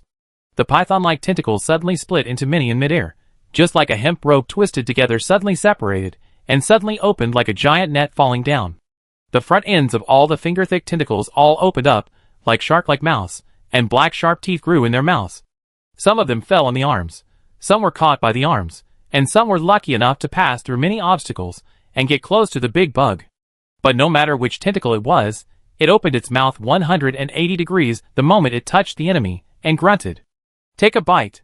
Grunt, grunt, grunt. The white fleshworm, which is essentially fat, suddenly cracked into small holes. As long as the front mouth is not caught, the head of the tentacle can continue to extend until its mouth bites the target. As soon as the fine and sharp shark teeth touch the meat, they quickly drill into it, from shallow to deep, leaving many large and small holes on the giant worm. However, these small holes are still too small for the huge human-faced worm. Ralph's head is still licking the ground, looking completely fascinated. At this time, the thickest tentacle that was still outside suddenly opened its mouth, and a crystal bottle was rolled out by the black tongue, just above the tiny wound of the worm. The nearby arms were all entangled with other tentacles and Thor's witchcraft, and ignored this tentacle that had no intention of approaching. Swoosh! The black attack on the undead suddenly stopped, and a sharp arrow followed. The tip of the arrow pierced the fragile crystal bottle, and the transparent liquid spilled out, and a smell of kerosene immediately spread in the room. The moment the crystal bottle broke, the small tentacles that were still entangled with the arms immediately cut off their front ends and retracted. The arms splashed with liquid suddenly twisted hideously, and Ralph was finally awakened by the pain. His greasy body trembled suddenly, and he raised his head from the ground. Only a little blood remained on the ground. The butler's head was in the extremely thin lip gap, and his eyes had become empty holes, but he was already facing the outside world, leisurely peeking at the world after death. Ralph closed his mouth, and his face quickly disappeared from the front and squeezed out from the skin facing Thor. However, that was the hardest hit area covered with transparent liquid, especially the wounds bitten by the algae, which festered much faster than the epidermis and arm areas. The small pits turned into big pits during the corrosion. Hey! Ralph, who had just squeezed out his head, suddenly raised his upper body and roared, but there was not much pain in his voice, and his resistance was much stronger than the arm on his body. Thor saw that the heads in his throat were twisting in pain, including the butler's head, but he still had a faint smile of relief on his face. Although Ralph, the human-faced worm, was covered in wounds, he was still able to move. His whole body began to shrink inward, like a spring ready to go. Thor immediately understood that the other party was going to attack. The scene of the spring-like sudden leap and swallowing Victor was still vivid in his mind. He became nervous, but did not immediately flee to the exit of the basement. His plan is not over yet. Thor lowered his hands, and 2 witchcraft scrolls fell from his sleeves into his left and right palms. He raised his hands again, about to throw the scrolls out. However, a red light suddenly appeared in his arms, and the figure of the knight Olaf instantly appeared in front of him. Olaf rushed to the exit, and his original upright and slightly stupid expression disappeared. His translucent face grinned, "Shameless thief, you will die here too. Dare to covet the glory of Bloodthorn, pay with your life." But Olaf's figure just left the blood-colored magic crystal half a meter away, and suddenly stopped. He wanted to move forward, but he couldn't move. What's going on? Olaf seemed a little panicked. This was obviously not in his plan. Why can't I get out? Thor didn't pay attention to Olaf's surprise, nor did he tell him that behind the spirit, Olaf's feet were actually still in the blood-colored magic crystal. He didn't tell the knight that he was the one who did it. Thor didn't have time to deal with the ghost knight now. His hands kept moving, and he quickly threw the witchcraft scroll in his left hand, and at the same time activated the spirit armor technique that he had been holding for a long time in his right hand. A transparent barrier instantly enveloped Thor's body, and also trapped Olaf, who was half a meter away from him. The witchcraft scroll flying in the air spontaneously ignited in the air without fire, and instantly turned into a huge fireball, directly facing the fat bug rushing over with huge kinetic energy. The ultimate secret of countless wizards, the big fireball. Wrong, it is actually a second-level witchcraft scroll with extremely powerful destructive power, the Flame Orb. The second-level witchcraft is a powerful witchcraft that can only be learned by third-level apprentices. And the Flame Orb is even more famous for its destructive power. Since it's grease, there's no reason why it shouldn't be afraid of fire. Soul muttered. The second-level witchcraft, which was almost the most destructive, collided head-on with the fat bug that was ejected. The two sides met in the air with full energy, the air twisted in an instant, and a violent explosion occurred at the center of the collision. In the dazzling sparks, Soul vaguely saw a flesh-white ball being blown back by the air wave generated by the explosion, and the whole room was shaking. Fortunately, this basement was reinforced by witchcraft, otherwise it would definitely collapse. The spiritual armor on Thor's body was also trembling. Under the continuous consumption of the explosion, it did not last long and quickly melted away. But this was also within Thor's plan. He watched the human-faced worm rolling on the ground in pain, knocking down all the furnishings in the house, and extinguishing most of the flames on his body.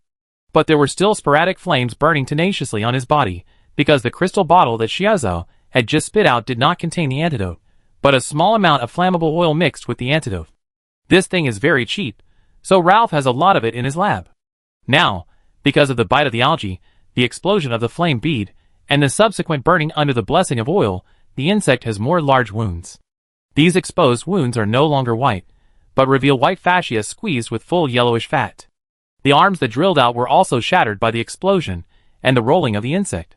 A black tentacle with a small flame on the top rushed forward again, opened its mouth while the insect rolled, and used its black tongue to roll out a crystal bottle that was a circle smaller than the previous one. This time, the bottle was filled with a pale golden liquid that rolled like grease. Pa! The familiar arrow shot over and shattered the crystal bottle again. The viscous liquid fell into the large wound, and a sizzling corrosion sound was heard immediately. A white fascia was instantly melted, and the pale yellow fat wrapped around it also sank like butter in a pot, no longer providing protection. The wound was rapidly expanding, and a large pit sank into the insect's body surface in an instant. Ha! There was a scream. The human-faced worm that smelled like burnt was twisting on the ground. This time it was real, and the pain brought by the antidote immediately overwhelmed all the pain. Ralph suddenly raised his head and looked at Thor. His facial features, stretched to the limit and unable to see his expression, also revealed a strong resentment. He no longer cared about the pain in his body, and only wanted to tear this little man, who caused him so much pain, into pieces. The worm body compressed again, but because of the large area of corrosion on its body, the speed was much slower than before. Thor knew he couldn't wait any longer. The antidote had already been delivered to the dermis and subcutaneous tissue. Ralph was doomed this time. He didn't bother to see what was going on, and turned around and ran. The knight, whose feet were still stuck in the blood-colored crystal, was instantly thrown back in a half-arc, and was forced to follow Thor's actions. Behind Ralph was a black tentacle that quickly retracted. Bang! Thor escaped from the basement, turned around and waited for Xiao Zhao to come out, and immediately closed the basement door. The magic power instantly erased the connection of the door, and a stream of witchcraft light immediately resealed the entrance. Boom! Then, there was the sound of something hitting the door. But the door didn't move at all. The whole castle trembled slightly, and the door to the basement didn't even crack. Sol stood up, raised his hand to extinguish the flames above Shuza's head, and then patted the black dust on his hands and sighed. As expected of a wizard family that has been passed down for 100 years, this basement door is really solid. Chapter 201. The diary didn't warn, so Ralph probably couldn't get out. Thor turned his head and looked at the knight Olaf, who was floating beside him in a daze. The resentment on his face had disappeared, and he was stunned, like a fool. He seemed a little sad. Thor narrowed his eyes, mobilized his mental power, and carefully scanned Olaf's spirit. On Olaf's face, another face appeared. That face was the face of the butler Hunt, like a mask on the knight's head. All the knight's pain and resentment came from the butler's face. Your form is special, even more powerful than many wizard apprentices I have seen. Are you really just a butler without magic power? Sol asked curiously. Hunt was shocked at first, then looked at him with a vicious look. I underestimated you. You look like just a wandering second-level apprentice, but I didn't expect you to have so many good things. There was still some sadness on his face. I am indeed just an ordinary butler. But my wisdom is much better than you wizards, who only know how to eat people.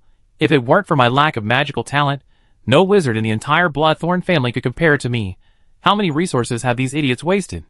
They can't even understand such a simple rune structure. If it weren't for my lack of magic power. If it weren't for my lack of magic power. In his self-pity, the butler Hunt seemed to calm down a little. He stared at Thor with lifeless eyes. Boy, you won. You are a lucky guy. I failed to preserve the glory of Bloodthorn and let it fall into the hands of a grassroots like you. But you are smarter than I thought. Maybe the inheritance of the Bloodthorn family can be carried forward in your hands. Hee. Hunt laughed bitterly. Now kill me. Sol stared at Hunt in silence. He finally realized that Hunt had the same talent as himself. He was a person with excellent mental strength but poor magic talent. Even worse than himself, he didn't even have the qualifications to enter the wizard world. The magic talent was not enough, and he had to find a way to improve it in order to continue learning and promotion. The wizard's knowledge is not simple knowledge. It also carries a certain degree of radiation and pollution. If Thor had not withstood the transformation of the wizard body and greatly improved his magic power, he would not have been able to continue to learn more profound knowledge, and would have been a first-level apprentice for his entire life. And as he later learned, wizard apprentices who stay at one stage for a long time will sooner or later die from unknown erosion. In other words, a first-level apprentice or a second-level apprentice may be polluted and turned into a monster at any time after the age of 30. The butler hunter in front of him may have known this, so he finally stayed outside the gate of the wizard world. He only dared to use his eager eyes to peek at the excitement and danger inside the gate from time to time. On the contrary, after his death, or after he was made into a witchcraft prop, his good mental talent finally came in handy. Not only did he help his master escape from Victor's conspiracy, but he also almost plotted against Thor. For such a person, Thor still had a little respect in his heart. So he raised his hand, and several transparent worms emerged on his arm, one of which flew out and landed on Hunter's face. Seeing death coming, Hunter's face showed a bit of fear, but there was also a hint of smile on his lips. It's finally over. I can go to accompany my master. However, the transparent worm fell on Hunter's face, but it did not immediately corrode his soul. That's not the case. Thor's mouth suddenly curled up a smile. He took out the blood-colored magic crystal from his arms and tossed it gently. The knight's ghost, whose feet were still connected to the magic crystal, moved up and down involuntarily. Let's talk about whether there are other traps in the magic crystal first. For example, those scrolls. Have you tampered with them? The butler, who had originally closed his eyes and waited for death, immediately stared at Thor with wide eyes, and his face showed a bit of shock and fear. You. How do I know you tampered with it? Well, maybe I watched too much TV before. Hunt didn't understand what Thor said, but he knew that his last trick was also cracked by the other party. For a moment, the whole person was extremely depressed, no longer as lively as before, and his soul was floating and illusory, as if it would collapse at any time. Aren't you going to tell me? That's right. With your stubbornness, I'm afraid you just want to die. But it doesn't matter. I still have some means of interrogating souls. It's just right to kill time waiting for Ralph to die completely. Hunter's spirit trembled involuntarily, as if he saw the most terrifying demon in the world. 5 minutes later. The basement finally quieted down. No more sound came out, and Hunter's spirit completely collapsed with resentment that he would not close his eyes until he died. Without the support of Hunter's spiritual power, Knight Olaf's ghost was shattered in an instant. Before disappearing, the knight cast a grateful glance at Thor. This knight was also very unlucky. He had been used by others since entering Ralph Manor, both before and after death. So ordinary people should not get involved in the struggle of wizards casually, otherwise they will suffer all kinds of torture even after death. Before Hunter died, Thor originally wanted to tell him about Sid's affairs to anger him. But thinking that the manor was not safe yet, especially that Victor was not sure whether he was dead or not, he decided to hide the secret in his heart, and not to show off casually. Using his 2 years of rich experience in the morgue, Thor finally asked about Hunt's backup plan. It turned out that the last third of all the scrolls in the magic crystal were disordered and needed to be reinterpreted in a specific order, otherwise they would get specious and wrong information. If Thor studied according to the wrong information, he would be like a person who had gone astray in his practice, and he would eventually die or go crazy. The information obtained should be correct. In the end, Hunter only had instincts and no reason. What he said is very likely true. Of course, I still have the diary to verify the authenticity. Thor smiled with satisfaction and put the bloody magic crystal back into his arms. The inheritance of a wizard family. I made a fortune this time, but in the end, I still used up the second-level scroll. Thor raised his sleeve to wipe the sweat that rolled down his chin. Whether it was the battle in the basement or the interrogation later, it consumed a lot of mental energy. Fortunately, Thor's mental strength is strong. If it were any other ordinary second-level apprentice, he would have fainted long ago. Of course, in addition to relying on Thor's own abilities, he also relied on many external things to win this time. Before coming, the Tower Master reminded Thor that this mission would not be too simple and even life-threatening. Therefore, after careful consideration, Thor spent a huge amount of money to buy a killer. He had just been promoted to a second-level apprentice and lacked a powerful killer that could kill with one blow, the second-level witchcraft scroll, the Flame Pearl. It was this powerful scroll that helped Thor inflict heavy damage on Ralph. That allowed the antidote Thor sprinkled on him to take effect quickly. Otherwise, the witchcraft formation on the basement door, which could only last for an hour due to Morton's violent cracking, would probably not last until the human-face worm was completely dead and would be damaged. So, it is better to prepare a powerful one than to buy multiple props. Anyway, most props are not as useful as Shiazao. Thor squatted down and placed his hand on the formation of the basement door, but did not immediately use magic to connect and open the door. He simulated it in his mind. Then, the diary reminded Thor, although the bug was dying, it was still waiting for him to open the door with its mouth wide open, and swallowed him into its whole stomach. Thor frowned. There was not much time left before the magic circle of the basement door failed. If Ralph was not completely dead before the magic circle failed, Thor could only leave here first and come back to check when it was safe. But he thought about it, looked at the words in the diary, and squatted down again. Counting 20 in his mind, Thor put his hand on the door again. This time, the diary told Thor, the bugs were about to give up. If he went down now, he would die with the bugs. He waited for a few dozen seconds and tried for the third time. This time, the diary finally did not remind him that he would die if he opened the door. Instead, it closed in boredom and flew back to Thor's left shoulder. Ralph was completely finished and had no ability to drag himself to hell. Thor smiled and carefully operated his magic power to unlock the seal of the basement door again. Chapter 202. Thor used the method provided by Morton to force open the basement door for the second time. The magic circle covering the door suddenly produced a wave of magic power. This wave went from weak to strong, and then from strong to weak, and finally the magic circle was completely ineffective. The magic circle that had accompanied Ralph Manor for decades became history with its original owner. Thor stretched out his hand and opened the door completely with a little force. A yellow and white smoke came out from the door. Thor waved his hand and wanted to wait for the smoke to dissipate before going in, but he found that there were obvious cracks on the wall of the basement. After the witchcraft protection loses its effectiveness, this devastated basement will also usher in its end. The smoke is not very toxic, but it smells full of oil, which makes people not want to eat for 3 days. Thor jumped directly to the ground from the entrance, slap. Stepped on something sticky. The stairs formed by the girl's arms on one side of the wall have disappeared. It seems that the dying human-faced worm did not give up any opportunity to replenish energy and ate those decorations as reserve food. EW. The temperature in the room was even heavier than at the door. He covered his mouth and nose with his sleeves and stepped over to a clean place. Coming to the magic circle that had been set up in advance to extract the evil spirits, Thor squinted his eyes and looked at Ralph, who finally fell here and looked like a worm. He could vaguely see Ralph's deformed face from the pool of yellow grease in the magic circle. And the arm that had grown on his body before was nowhere to be seen.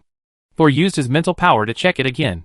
There was no mental fluctuation or magic fluctuation in the pool of grease. I can't feel the breath of life. Is he finally dead? After being hit by a flame bead and sprayed with a targeted antidote, he can still hold on for so long. No wonder the diary said that I have no chance of survival against the big bug. He squatted down and placed a magic crystal on the edge of the magic circle. Instantly, as if the soul was injected, the entire magic circle started to operate, and a circle of white flames rose. The flames burned on the ground and gradually filled the entire magic circle like a stream of water. It also gradually covered the entire piece of grease. But as the white flames continued to burn, Thor, who was standing by, frowned more and more. Apart from burning, there was no other reaction in the magic circle. Isn't this too clean? I didn't see Ralph's soul, and even the souls of the ordinary people who were devoured by Ralph did not appear. The failure to create Ralph's ghost can be said to be due to the other party's strong mental power, and the lack of power of this small magic circle. But how come I can't even see the spirits of those mercenaries? The white flames have not been able to wait for the prey they deserve, and after the magic crystal energy is exhausted, they began to extinguish little by little. Finally, the entire magic circle slowly dimmed under Thor's helpless gaze. Although I have prepared myself mentally, I am still a little disappointed that there is really nothing. Thor let out a breath and regarded this time as a waste of time. After all, it is common to fail in experiments. However, just as Thor turned around and prepared to leave before the basement collapsed completely, a black light suddenly flew out from a collapsed shelf and flew directly into the diary on Thor's left shoulder. What? Thor was surprised. He set up a large magic circle and consumed magic crystals to make a scene without any feedback. As a result, he gave up, but accidentally captured a soul consciousness on the shelf outside the magic circle. The diary knew what Thor was thinking and flew to him and spread it out. However, the black page that appeared this time was incomplete, or in other words, it was only half the size of a sheet of paper. The edges of the previous black pages were uneven and looked much rougher than the white pages. I didn't expect that I would get half a sheet this time. Will there be a quarter ticket in the future? Played Pink Sixie? Soul complained speechlessly. The timing was wrong, so he didn't ask the question immediately. Seeing that dust had begun to fall on his head, he knew it was time to leave. But the accident happened again. Just as Soul ran to the bottom of the basement door, a strange sound suddenly appeared above the extremely quiet magic circle behind him. Soul subconsciously looked back and saw a huge and strange spirit body floating above the magic circle. The spirit was like a huge foam made up of many small bubbles, being kneaded by a pair of invisible big hands, and kept squirming. It made a sound of foam being squeezed and deformed. A broken spirit emerged from the surface of the foam, revealing a face with missing features. He had a horrible expression and opened his mouth to Thor, but before he could say anything, he was pulled back by an irresistible force. And Thor could clearly see him being swallowed and squeezed by the foam in fear. He turned into the same tiny foam. What is this? Is it that Ralph's soul has been polluted and alienated? If the soul in front of him is really Ralph's soul, then Thor can only give up the idea of recording it in his diary. After all, a soul like this is completely polluted no matter how you look at it, and there is no reason at all. Diary, can I try to attack this strange spirit? Diary, go to hell. Okay. Thor gave up decisively. He looked up at the exit 3 meters away from him, wanting Xiaozhou to carry him out. But just as Xiaozhou flew out, the originally stable polluted spirit behind Thor suddenly began to tremble violently, like boiling water about to boil. Countless wailing and cries for help instantly entered Thor's ears, and then desperately squeezed into his brain. As if he was punched by an invisible hand, Thor fell backwards uncontrollably. At the same time, the wailing in his head changed again, and it became thousands of people talking to him at the same time. Buzz buzz buzz. Buzz buzz buzz. Some of those languages were rational, some were crazy, and some were sad. Thor couldn't hear the specific content of what they were saying, but he could feel everyone's emotions from these voices. Yes, everyone. Buzz. After a violent tremor, the necklace on Thor's chest that pierced his skin also began to tremble at a high frequency. It was as if someone was knocking desperately inside Thor's body, trying to break the lock that locked the door. Crack. The puppet cracked directly from the top of its head, revealing the small flame sealed in it. The people in Thor's mind suddenly became much quieter, Most of them shut up, and only a few were still chattering. He knew that this was the opportunity that the temporary locator helped him to win, and he ran out without looking back. Foresaw was thrown out like a flying hook, nailed to the wall outside, and turned into a rope to pull Thor out of the basement. As soon as Thor landed, he felt the ground under his feet breaking with the entrance as the center. He immediately ran away. The diary did not indicate that Thor would die if he stayed there, but Thor did not want to take the risk of staying here. The stairwell was already in a terrible state, and all the steps upstairs were broken and collapsed into a small hill. Foresaw stepped forward and wrapped around the handrail on the second floor. As Thor was being carried up to the second floor, he quickly swept the remains on the ground. The staircase where Victor was standing turned into a big pit, with no blood or body parts to be seen, and it was impossible to determine whether he was dead or alive. At the same time, Krone's body, which was originally lying on the ground, and Swan, who only had the upper half of his body left, also disappeared. I don't know if they were eaten by Ralph. With the help of Foresaw, Thor flew over the eaves and walls all the way, racing against time, and finally jumped to the second floor before the ground on the first floor began to sink. Boom! A loud noise came from behind, and Thor lost his balance and almost fell. With the loud noise, the tiny sounds in Thor's ears became stronger again, and the doll on his chest had a few more cracks, and the flame in the doll's brain began to dim. He held the doll tightly in front of his chest and ran in the porch with 1 foot deep and 1 foot shallow. Foresaw rushed in front and quickly smashed the window of the balcony in front. Thor lowered his head and got into the wind and rain. The cold rain hit Thor's face and body, and more cracks behind him spread to the balcony, and the ground in the distance began to collapse. At the last moment, Thor stepped on the balcony railing and jumped out. Boom! Another loud noise. The castle behind Thor was completely shorter. The huge impact of the collapse brought a strong air wave across Thor's back, and countless stones hit Thor. Foresaw, who had nowhere to rely on in the air, kept waving his tentacles in the air, and finally hooked a branch before Thor landed. Thor adjusted his posture in the air, and barely landed on his feet. Adding Foresaw's upward pull at the critical moment, Thor finally landed without injury. He rolled forward to relieve the impact. However, a crisp sound suddenly broke through all the noise, and went straight into Thor's heart. He seemed to have sensed something and lowered his head, just in time to see the body of the little doll tied with a black rope shattered, and the fragments rolled down along his skin, some of which fell outside the collar. Only a wooden thorn was left stuck in Thor's skin. Chapter 203. Hundreds of magic crystals, and it took only a few days. Thor felt pain. Although Thor used all the materials he already had to make this temporary locator, and did not consume any real magic crystals, it still hurt to see it destroyed. Thor patted the debris on his body, and decided to leave here first. However, as soon as he took a step, he suddenly saw himself falling to the ground. Yes, it was seen, not felt. The moment he saw his own back, Thor's heartbeat stopped for a beat, but he reacted immediately. My soul has left my body just after the temporary positioning device broke down? Thor was a little worried. His soul always stayed restless in his body. As a visitor from another world, he was a little worried that his body would give up. Foresaw didn't know what happened yet. It just suddenly found that its master fell to the ground. It touched Thor's forehead with its black tentacles, and found nothing abnormal. It seemed that he had fallen asleep. This kind of thing also happened in the Wizard Tower. But they haven't left Ralph Manor yet. Isn't it a bit careless to go to bed now? Foresaw, who was completely unable to wake up Thor, panicked. The castle continued to collapse, and even gradually affected the garden. From time to time, stones flew over and landed beside Thor. Foresaw could easily kick a stone away, but he didn't know how to wake up his master. Just when the simple-minded Foresaw was at a loss, Thor was about to return to his body by imitating the erosion map as before. But he had just taken a step, when he suddenly saw a shadow under his feet that was gradually spreading and expanding. The shadow quickly engulfed the lawn, the garden, and his own body. Is there something huge behind him? Thor turned his head uncontrollably, and he saw the real body of the shadow. It was the twisted soul in the basement that looked like a bubble. It stood like a skyscraper at this time. What on earth is this? Thor couldn't help his curiosity, and because the diary didn't have any prompts, he stopped and observed for a moment. Strangely, when he faced the abnormal spirit that had expanded hundreds of times in front of him as a soul, he didn't hear anyone's whispers anymore. Just as Thor was considering whether to run now or wait for the diary to remind him, the towering spirit suddenly shattered into countless powders, and then, under the pull of an unknown force, began to rotate. That look was so familiar.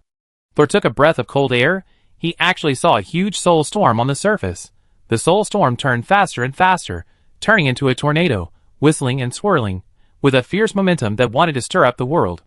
However, it seemed that only Thor could see this majestic soul storm, and its fierce momentum could not affect reality. Even the branches a few meters away from the storm were only shaking slightly with the raindrops. On one side, the earth was shaking, while on the other side, the years were peaceful. The two seemed to be separated by a dimensional wall. The soul fragments rolled and spun, and occasionally a few pieces flew out of the storm range and were pulled back into the storm by the traction force.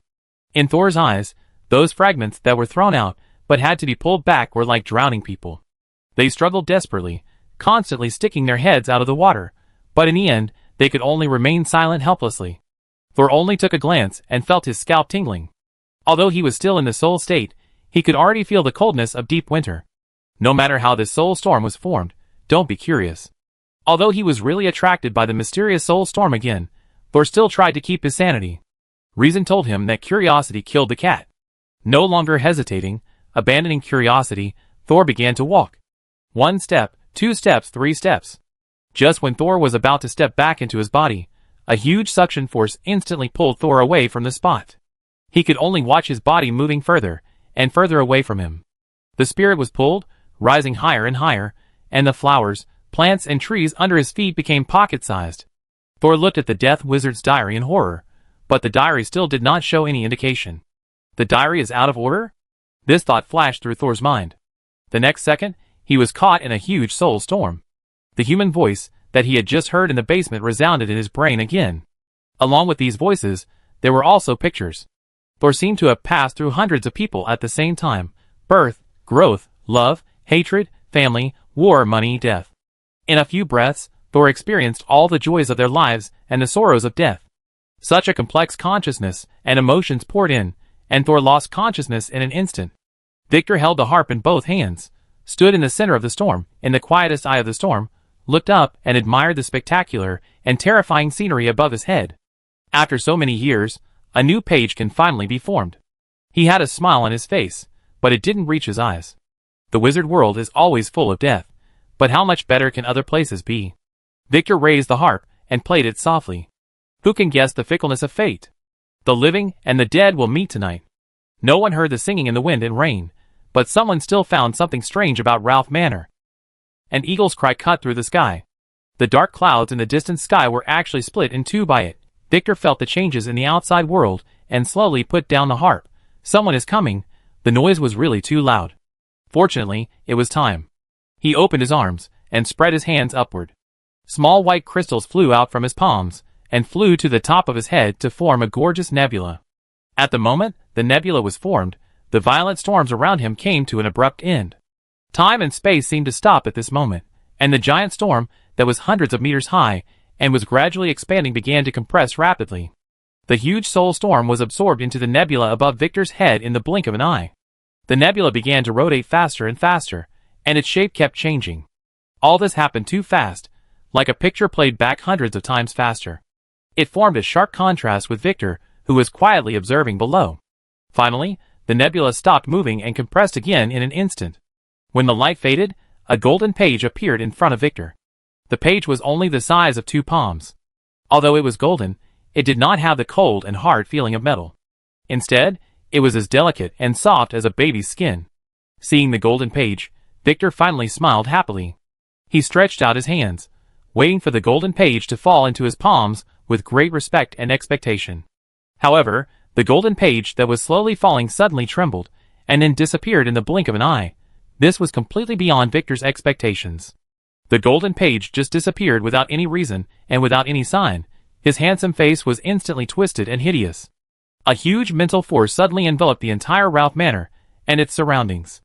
The manor, which was originally quite magnificent, seemed to have experienced hundreds of years of rain, snow, wind and frost, and was instantly dilapidated. The nearby plants also dried up and withered in an instant, as if it was the end of the world. But this extremely destructive mental power came quickly, and went away even faster. The anger on Victor's face turned into doubt. Strange, the life forms around here seem very weak, and they don't seem to be able to shake the pages of the book? No abnormal magic power or mental power was found, but this is the most abnormal place. The pages can't disappear for no reason. It suddenly escaped from my control. Could it be? No, it must be. Victor opened his mouth wide, his eyes widened, his expression was very funny, and he no longer had the original melancholy temperament. But he didn't care about his demeanor at all at this time. It must be. His voice was trembling. No, his whole body was trembling. It must be the master who appeared. Chapter 204. Thor dreamed that he fell into the sea, and could only struggle desperately with a clumsy dog paddle. Although he was exhausted and his hands and feet were numb, he never thought of giving up. But the sea water was icy cold, and the waves pushed him under the sea one after another, and the suffocating pain spread from his lungs to his whole body. Can't sink. Thor only had this one thought in his mind: I must survive. The more he felt the threat of death, the more determined he was to survive. Just as Thor was fighting against the waves, a golden page suddenly appeared in front of him, floating quietly in the wind and waves. Page? Thor looked over in surprise. Although he had never seen the golden page, he subconsciously thought that the page was a good thing because he had the diary of the dead wizard. It was his life-saving straw now. Thor once again faced the huge waves, paddled hard, and desperately moved closer to the page. Finally, with the rise and fall of the sea, his fingers touched the edge of the page. Although the pages were golden, they were not as cold and hard as metal and felt very soft. However, when Thor tried to prop himself up, the soft pages were extremely solid and supported Thor's strength. With his arms supporting his whole body, Thor moved himself onto the pages, and finally got away from the dangerous cold sea water. He lay on the pages exhausted. Where is this place? I can't feel the magic power. Could it be that I have traveled through time again? Thor spread his mental power, and detected the surroundings. Judging from the feedback from his mental power, everything here is blurry, and even the golden pages do not appear in his mental perception. It's not like traveling through time, it's more like dreaming. He calmed down.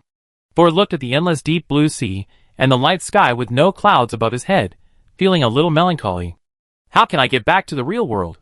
As soon as Thor thought of this, he suddenly felt a tremor under his body. He quickly lowered his center of gravity, and pinched the edge of the golden page. The next moment, the golden pages suddenly began to rise, like an elevator that didn't care about the safety of passengers, flying towards the sun above at a very high speed. As the golden pages flew, the sun above Sol was getting closer and closer. Sol looked up and felt that the sun was very strange. It didn't look like the sun, but more like an exit. The brightness suddenly increased, and Sol subconsciously closed his eyes. When he woke up again, he suddenly opened his eyes, and saw that he was being carried by someone.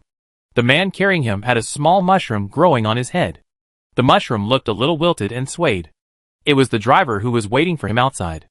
At this moment, a black tentacle appeared in front of him. The tip of the tentacle opened a shark-like mouth, and a tongue of the same color stretched out and licked Thor's face. It was icy cold. Xiao Zhao? Thor reached out and pinched Xiao Zhao's mouth, watching it swing innocently in his palm, and let go after a few seconds. How did I get back? The man who was running with Thor on his back finally realized that he had woken up. Master. The man with mushrooms growing on his head was Thor's driver. Thor patted the driver's shoulder and asked him to put him down. You saved me? Thor was a little bit unbelievable. The driver shook his head repeatedly. I just saw the manor collapsed, so I wanted to take a look.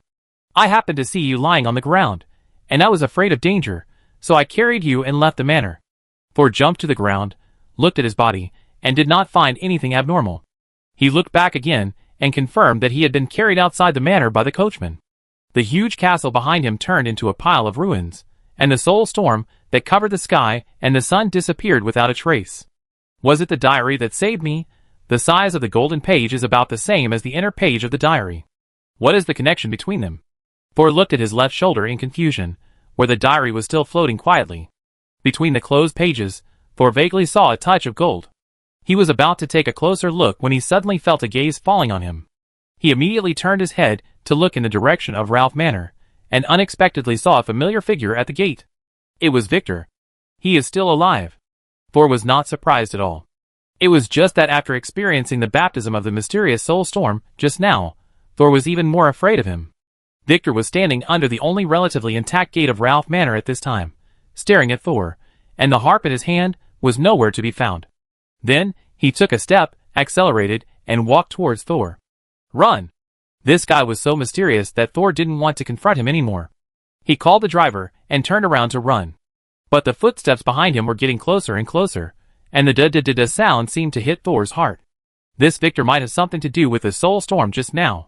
Next time, I'd better prepare 2 trump cards with me. Thor gritted his teeth.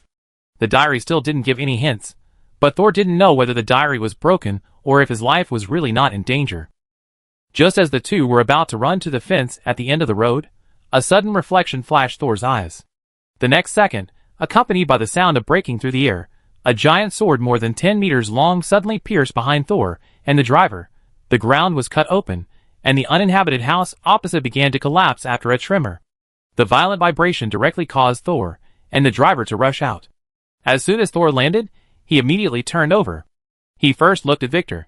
The other party looked a little embarrassed, and the giant sword 3 meters away from Thor was only a few centimeters away from him. It was obviously aimed at him. But Victor did not pay attention to the owner of the giant sword at first, but glanced at Thor. The look in his eyes was a bit scrutinizing, as if he was confirming something. But the next second, Victor retreated again. Another giant sword of the same length fell at Victor's previous position. This time it was inserted more fiercely, with 2/3 of the sword buried in the ground. Then, there was an eagle's cry. A giant bird swooped down, and suddenly rose up when it was about to hit the ground. But before the giant bird flew high again, a tall and slender figure jumped down from the bird's back. It was a woman with neat short golden hair. As soon as she landed, she pressed her hands on the 2 giant swords that were inserted into the ground. The originally cold and sharp giant swords instantly turned into liquid like mercury, reshaped, returned to the woman's hands, and after cooling again, turned into 2 3-meter-long swords. The swords were still heavy, and the length was beyond the normal warrior's control, but the woman wielded them with ease, as if she was waving 2 toys. Thor recognized her.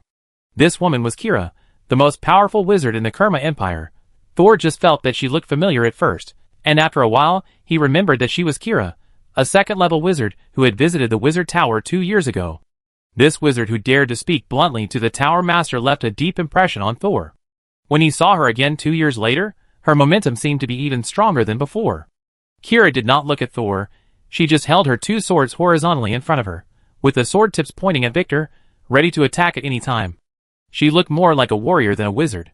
At this time, Victor had just retreated 3 meters away. When Kira's sword was horizontal, the tip of the sword almost scratched his face. So he raised his eyebrows and took 2 steps back. This retreat seemed to give in to Kira. If it was Thor, he would not attack rashly when facing an enemy of unknown strength. But Kira was obviously not the same kind of person as Thor. Seeing the other party retreat, she did not intend to put away the sword. Full of murderous intent, she said sternly, "If a second-level wizard enters the territory of other second-level wizards without permission, it can be regarded as a signal to start a war." Chapter 205.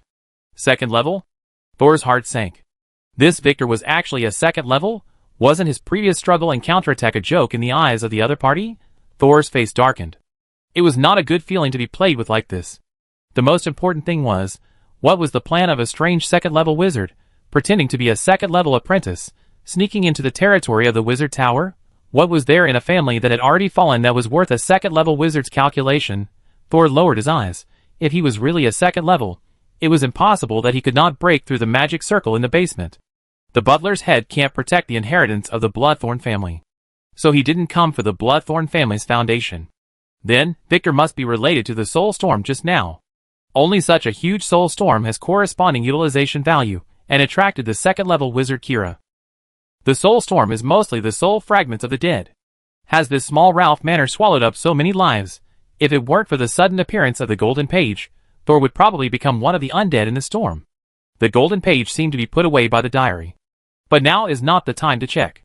Kira is about to fight with Victor, and Thor must be careful not to be affected by the fight between the two. Thor took 2 steps back, and kicked the fence blocking the middle of the road with his heel. And Victor took 2 steps back again in the face of the imposing Kira. He spread his hands, with a harmless smile on his face. "Don't be so nervous. I came here without any intention of offending the Wizard Tower and the Principality of Kerma." Kira didn't relax at all. She looked eager to fight Victor.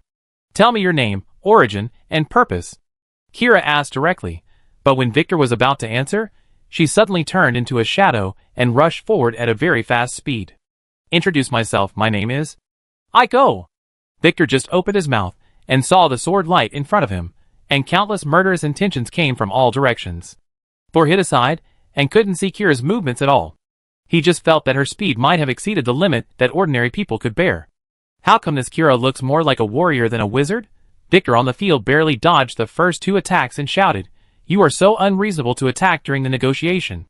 Kira thrusted with her sword again and replied coldly, "In my territory, I am the reason." This time, the tip of her sword suddenly sent out an invisible sword energy, which directly pierced through Victor's left shoulder, who was unable to dodge. However, Victor was not in a hurry.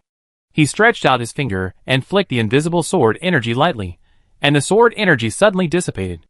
Moreover, after a trace of bright red blood flowed out of his left shoulder, the wound soon stopped bleeding. Kira was not discouraged. With a shake of his hands, invisible sword energy surged around the great sword again. The sword energy distorted the surrounding air, causing Thor's eyes to feel a needle-like pain. He hurriedly used his magic power to resist the magic radiation that was almost turning into substance. The driver next to Thor squatted on the ground with his head in his hands, as soon as Kira launched a battle with Victor, with his head deeply buried between his knees. He was very experienced in saving his life. But it was the only struggle that ordinary people could make. At this time, Kira didn't care about the 2 people behind her. With the addition of sword energy, her 2 swords were as wide as doors, and they could no longer be described as swords. With one sword, there was a storm. Victor, who was under the pressure of this momentum, knew that if he didn't make a move, he would really be sliced. Facing the big sword, his whole body began to tremble slightly. Buzz. A low and vague voice sounded. Thor was upset by the sound, and he immediately raised his head, knowing that Victor was also going to make a move. The opponent actually raised his palms and faced Kira's sword energy with his bare hands. And the moment his body touched the sword energy, the fierce sword energy that was overwhelming and fierce dissipated instantly. Kira was stunned, but did not stop attacking. In fact, her movements became faster, and even her arms made a whistling sound when they were swinging. But no matter where her sword energy attacked Victor, it would dissipate in an instant, and could no longer cause damage like before. Kira vaguely realized something, but she had not yet found the right idea. But she was not in a hurry. She liked to explore the enemy's weaknesses in battle. Thor was a little anxious watching from the side. Victor has been defending all the time, and it seems that his consumption is much less than Kira's. If this continues, will Kira's magic power be consumed first? The 2 second-level wizards have not started to fight with all their strength, only the ground under their feet is cracking. After thinking for a while, Thor narrowed his eyes suddenly and practiced meditation. The scene in front of him changed again. In Thor's observation, Victor's body was covered by an extremely strong and solid white light film, which was also vibrating at a high frequency. On the other side, Kira was waving a long sword as big as a city gate, constantly trying to break the light film outside Victor's body. But every time it touched the light film, Kira's long sword would tremble, and then crack and shatter in an instant. So from an outsider's point of view, Kira's attack was inexplicably resolved the moment it touched Victor. Thor only took 2 glances, and his eyeballs began to hurt. Tears immediately rushed out of the corners of his eyes, and filled his eye sockets. He raised his hand and rubbed his eyes desperately, while reminding Kira loudly, "Lord Kira, it's vibration. This Victor is good at using sound attacks to confuse others. And the essence of sound. It's vibration." Kira is not stupid. As soon as Thor reminded her, she understood the principle of Victor's battle. The 2 people in the center of the battlefield looked up at the same time. Kira looked at Thor with some surprise, probably because he didn't expect him to dare to interrupt the battle of the second-level wizards. Although the 2 did not really let go. When Victor looked over, there was actually a bit of relief in his eyes. After a moment of shock, Thor firmly believed that it was because he had just rubbed his eyes, causing the lens to blur for a while, and he saw it wrong. This guy's purpose is unknown, and his origin is unknown. I hope Kira can deal with him as soon as possible. Worried that Victor was related to the Golden Page, Thor secretly encouraged Kira in his heart. Kira turned his head, shook his hands, and took the initiative to remove the sword energy. Seeing Kira stop attacking, Victor smiled and said, "Actually, we don't need to do it. Are you Kira, the current Grand Duchess of Kima? What a coincidence, our names are very similar." "My name is..." Victor tried to introduce himself again, but what awaited him was Kira's ruthless attack.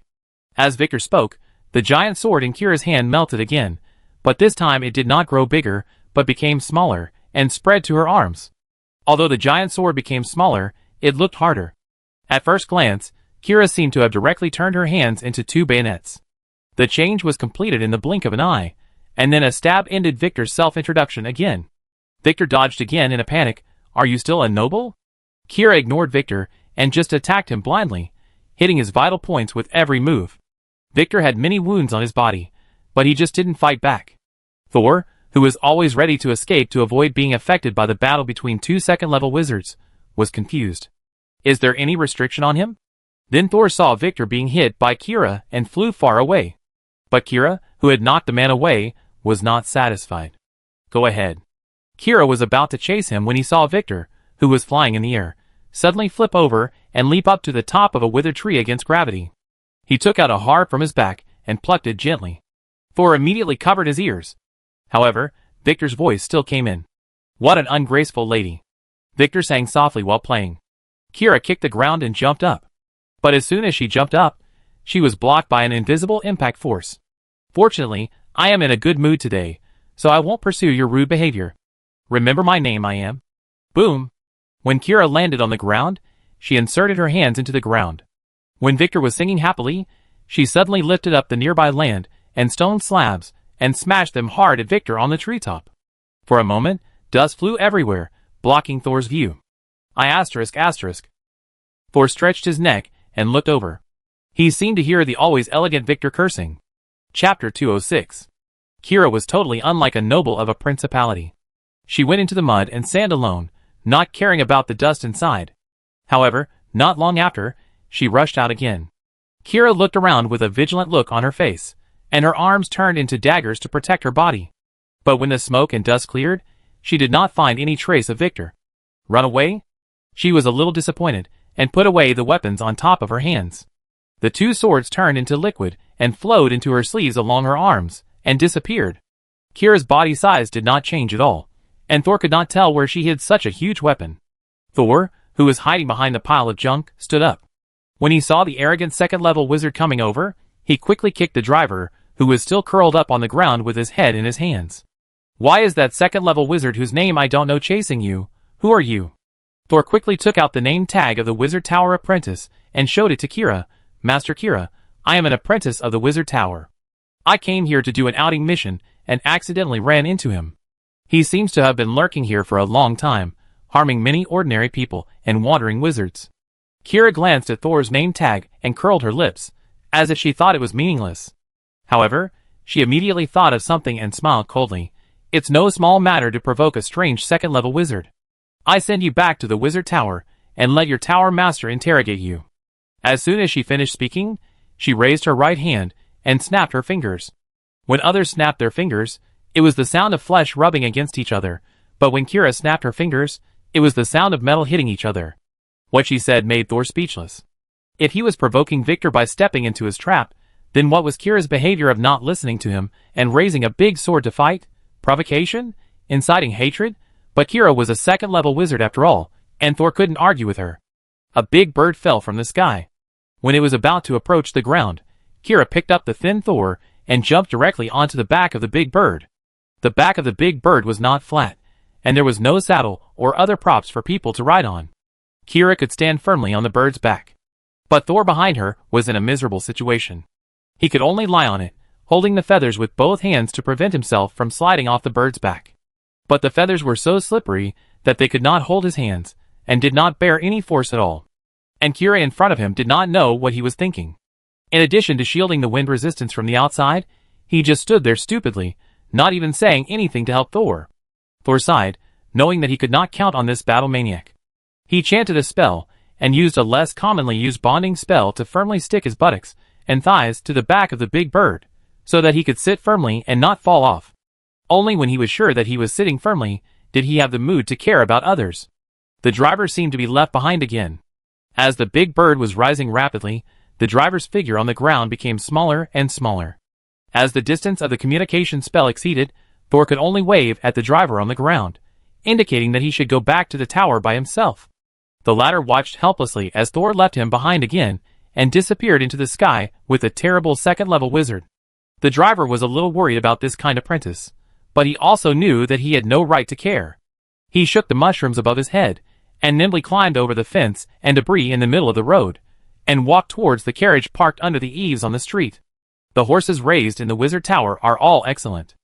Even though there was a huge shock just now, it just moved its hooves uncomfortably, and did not run away in fear.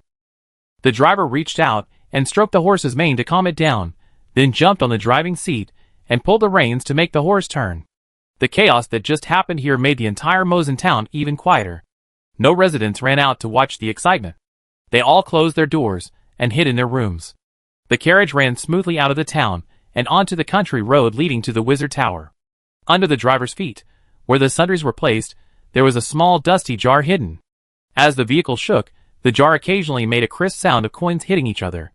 When the driver also left the town where Ralph Manor was located, the weather above the manor gradually cleared up, and the sun shone down again, illuminating the Ralph Manor that had turned into ruins.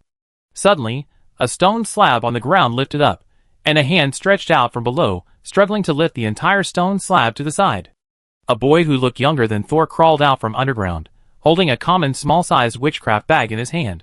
The bag was bulging, and it was obvious that it was filled with a lot of things. When he crawled out from underground, he revealed his body with only the upper body left, and the cross-section of the waist was a piece of wood. If Thor was still here, he would definitely recognize that this boy was a student of the third-level wizard apprentice Crone, and a first-level apprentice named Swan. But now Swan was not as frightened and stupid as before, and his face was very complicated. After making sure that there was no one around, Swan began to chant the spell skillfully. As the spell sounded, 2 thick branches grew out of his waist, and with a strong push, they replaced his legs and feet and helped Swan stand up. He breathed a sigh of relief and put the heavy bag on the ground with great effort, then wiped off the sweat on his head that smelled of grass. Swan opened the bag and took a look, and first saw a pile of fragments. Damn, it's broken again. This time it's too broken, it's definitely impossible to repair. I just don't know if the people who travel on land will recycle waste. But when he saw the magic crystals, gold coins, gems, and a few books under the wood fragments, he still grinned happily. Today's harvest is not small. It's more than enough to buy a new mentor. Or, buy a female mentor this time? Swan licked his lips, and fell into some kind of fantasy for a short time.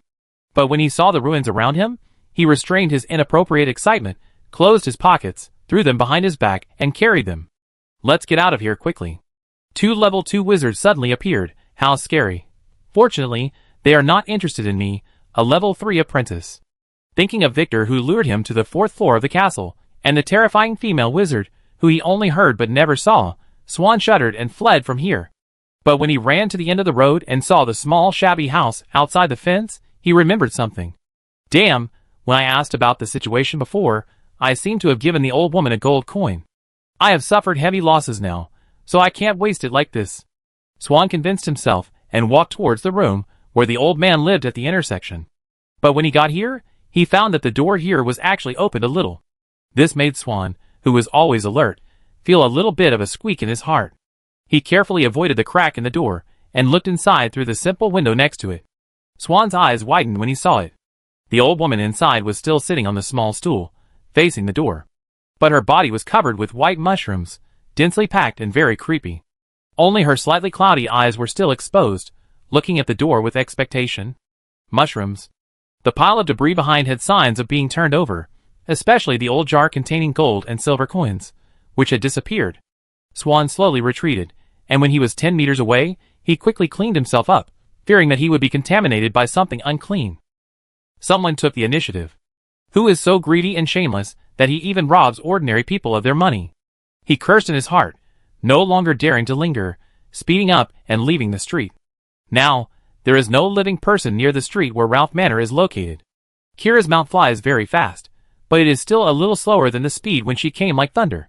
It is estimated that she was disturbed by Victor's big move at that time, so she turned on the nitrogen acceleration to come here just in case. Thank you for saving me today. Breaking through the clouds all the way, Thor finally found a chance to speak. Kira didn't even turn his head. Saving you was just a convenience. Do you know what the 2nd level wizard is called? So you beat him away and only remembered to ask? Chapter 207. I only know his name is Victor, but this doesn't seem to be his real name. He has been hiding in the Ralph Manor of the Bloodthorn family for a long time. He led many people into the castle, and was eaten by the alienated Ralph. But I don't know the specific reason why he did this. So, said truthfully. After thinking for a while, he told Kira about Victor's most terrifying ability. Victor may not be as strong as you in combat, but he seems to be able to blur people's consciousness and memory. When I first entered Ralph Manor, I inexplicably mistook him for my brother. It took me a long time to realize that I had been tricked. Just as he finished speaking, Thor saw Kira, who had been standing with his back to him, turn back in surprise. Of course, after Kira met Thor's gaze, he immediately restrained the surprised expression on his face. Ahem. Although he hid his strength and suppressed his magic power, he is still a second-level wizard after all. You can actually break free from his control. Are you Gorza's student? How to say this? After all, Thor did not get the official recognition from the Tower Master, so he changed his words to a more euphemistic one. The Tower Master did teach me a lot.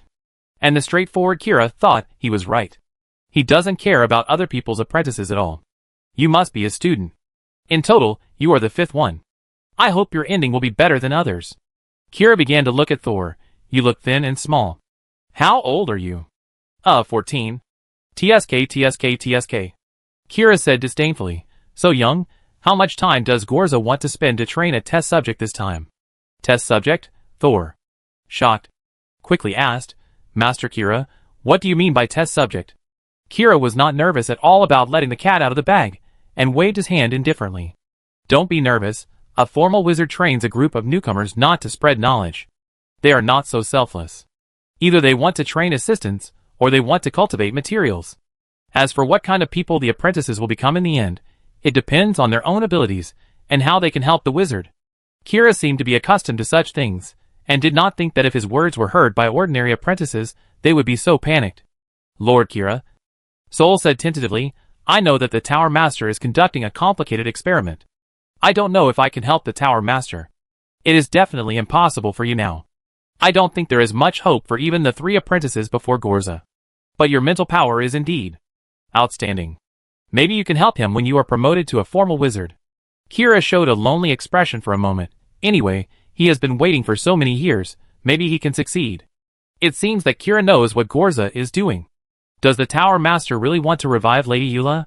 Although he usually looks very gentle, he really doesn't look like a love-struck person. Lord Kira, do you? Do you know Lady Eula? Kira turned away, and Thor couldn't see her expression. Ah, of course I know. My cousin, your Tower Master's wife. She is a stubborn person who makes people want to kill her.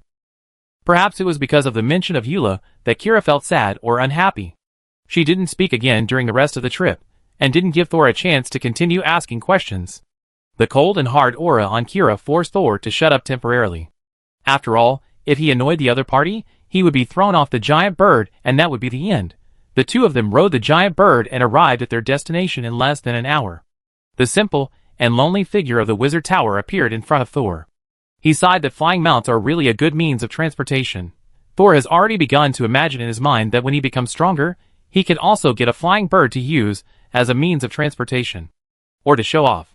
Approaching the wizard tower, Kira commanded the giant bird to descend.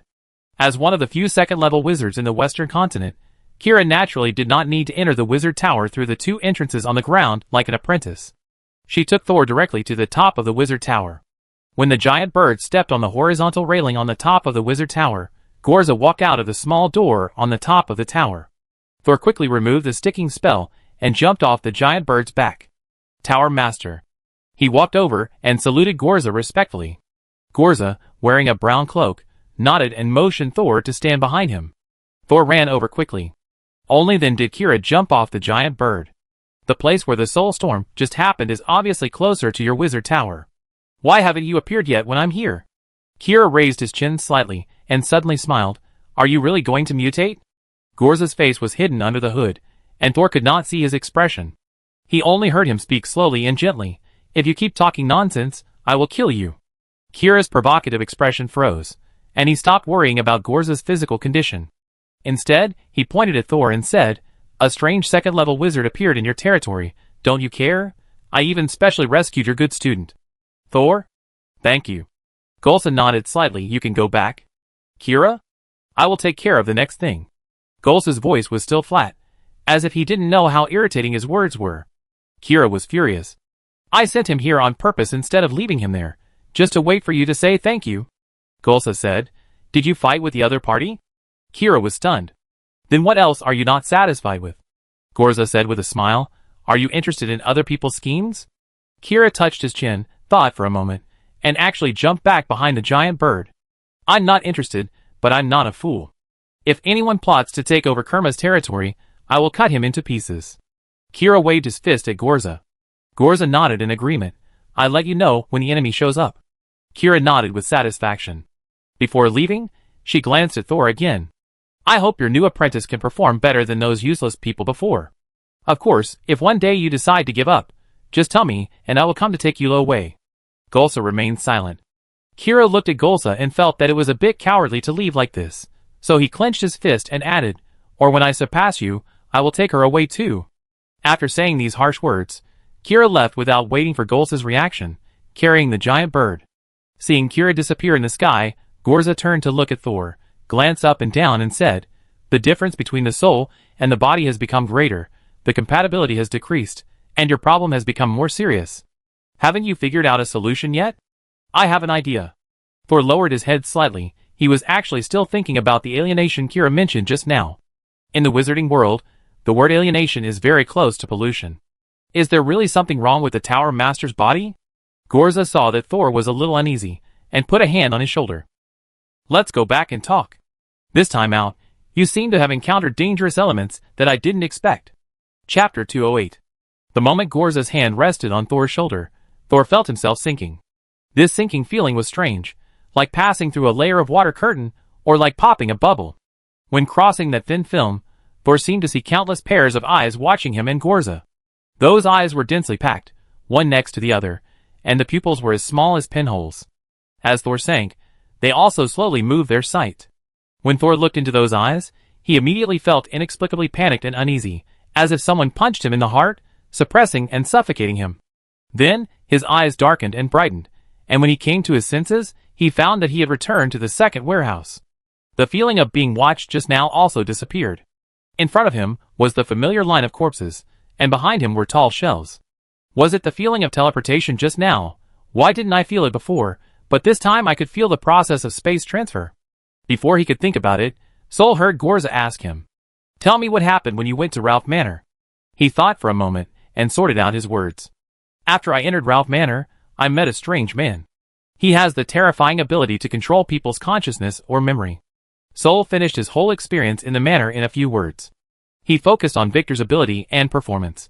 As for making the antidote in the basement, he did not emphasize the difficulty and Morden's help. Sure enough, after listening to Sol's story, Gorza was the first to mention Victor's abnormality. You said he played the harp? Gorza stretched out his pink-wrapped fingers and gently tapped his temple. What kind of harp is it? Sol was stunned. This question stumped him. After thinking carefully for a moment, he couldn't remember what the other person's harp looked like. Maybe he didn't play the harp. Gorza's voice was rarely serious, Victor. He always mentioned fate, his way of speaking was strange, and he didn't like to kill people himself. I think I know who this person is. Huh? The Tower Master actually knows him? His name is Kismet, and he is not a native of the Western continent. In my hometown, many people have seen this wizard. Oh, there was a rumor at the time that wherever he existed, there would always be catastrophic mass deaths. So some people also called him the Messenger of Death. The Messenger of Death. This time Thor was really stunned. Victor, no, Kismet's name made him unable to help but associate it with the diary of the dead wizard. What exactly did Kismet want to do by hiding his identity and secretly going to Ralph Manor? Is the golden page that saved him from the soul storm also related to Kismet's arrangement? Sol suddenly tightened his fingers, and his joints couldn't help but tremble, making a slight crackling sound. Golsa didn't say anything at this time, so the sound of the collision was very obvious. Are you scared? Golsa suddenly laughed softly. But Sol took a deep breath and slowly calmed down. Yes. He did not deny the strong fear he had just felt. It was the strong uneasiness caused by the unknown strength and purpose of the enemy, and also the worry about whether Victor was related to the golden page that suddenly appeared. If a second-level apprentice had plotted to steal the diary, Thor could still find helpers to deal with him.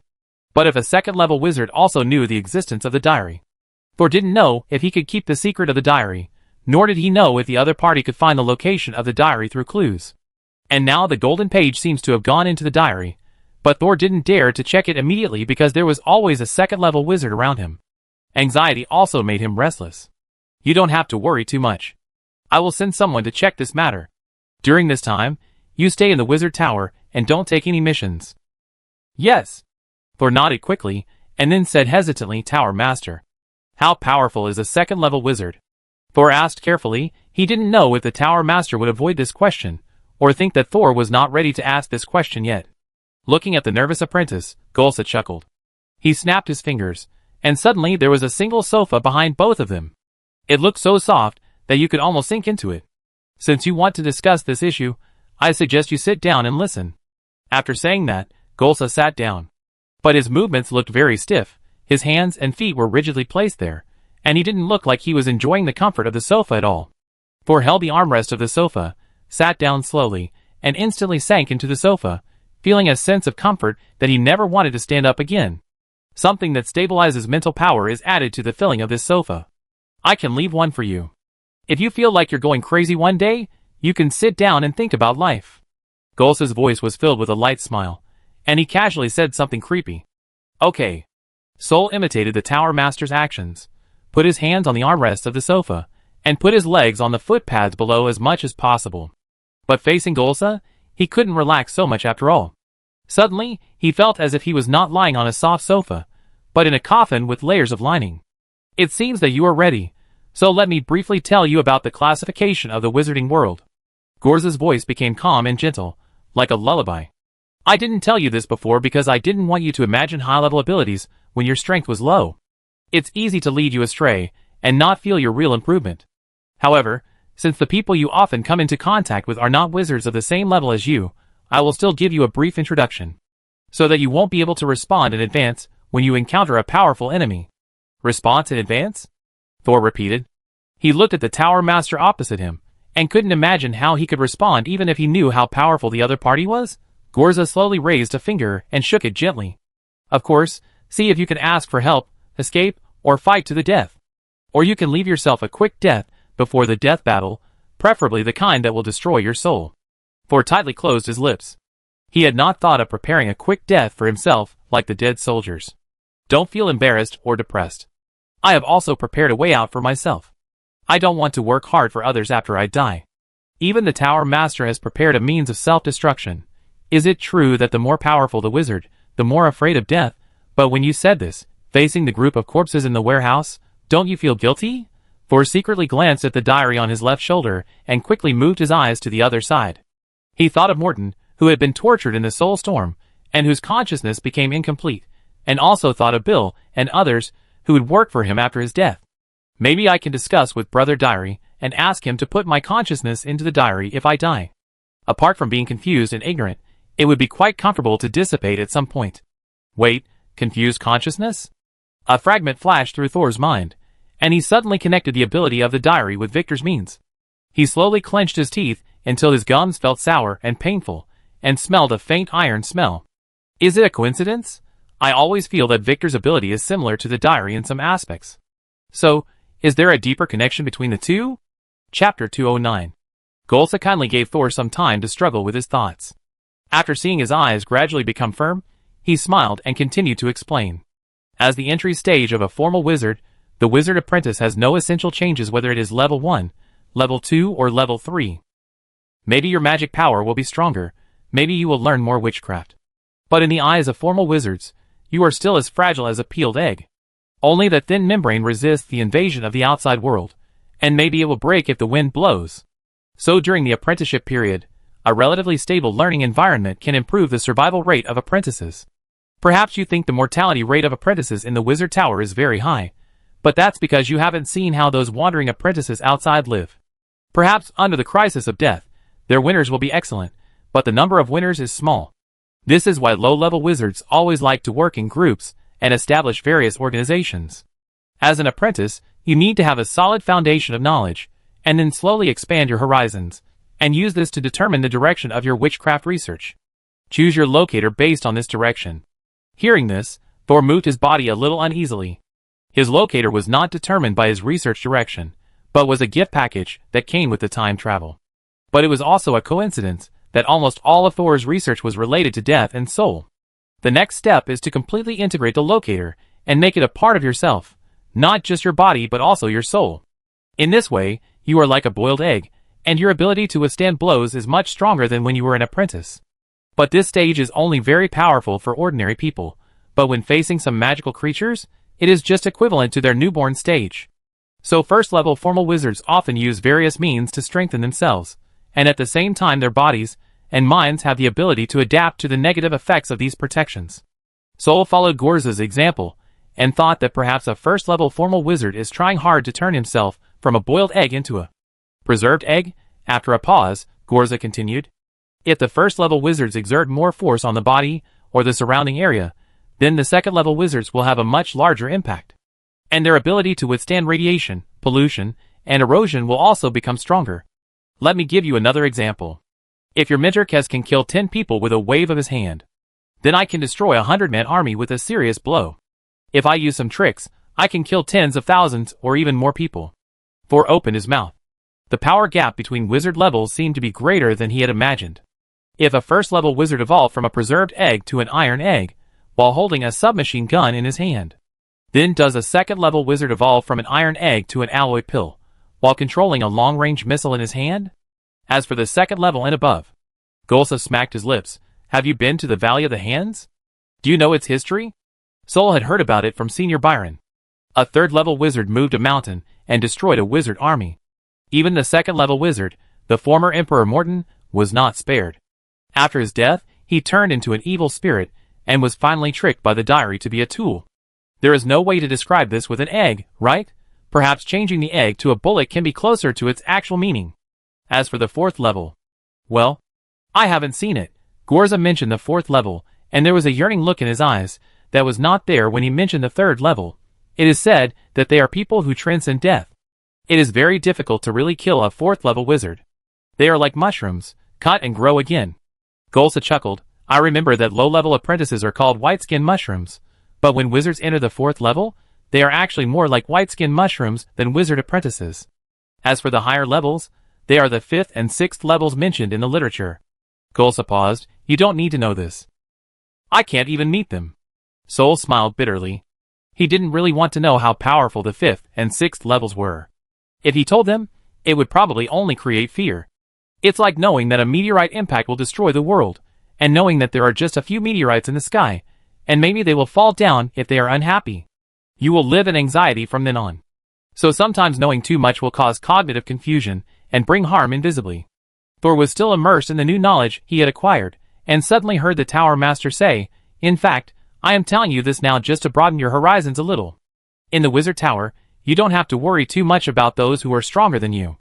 Thor stared at the Tower Master, feeling that he seemed to be saying, don't be afraid, I protect you.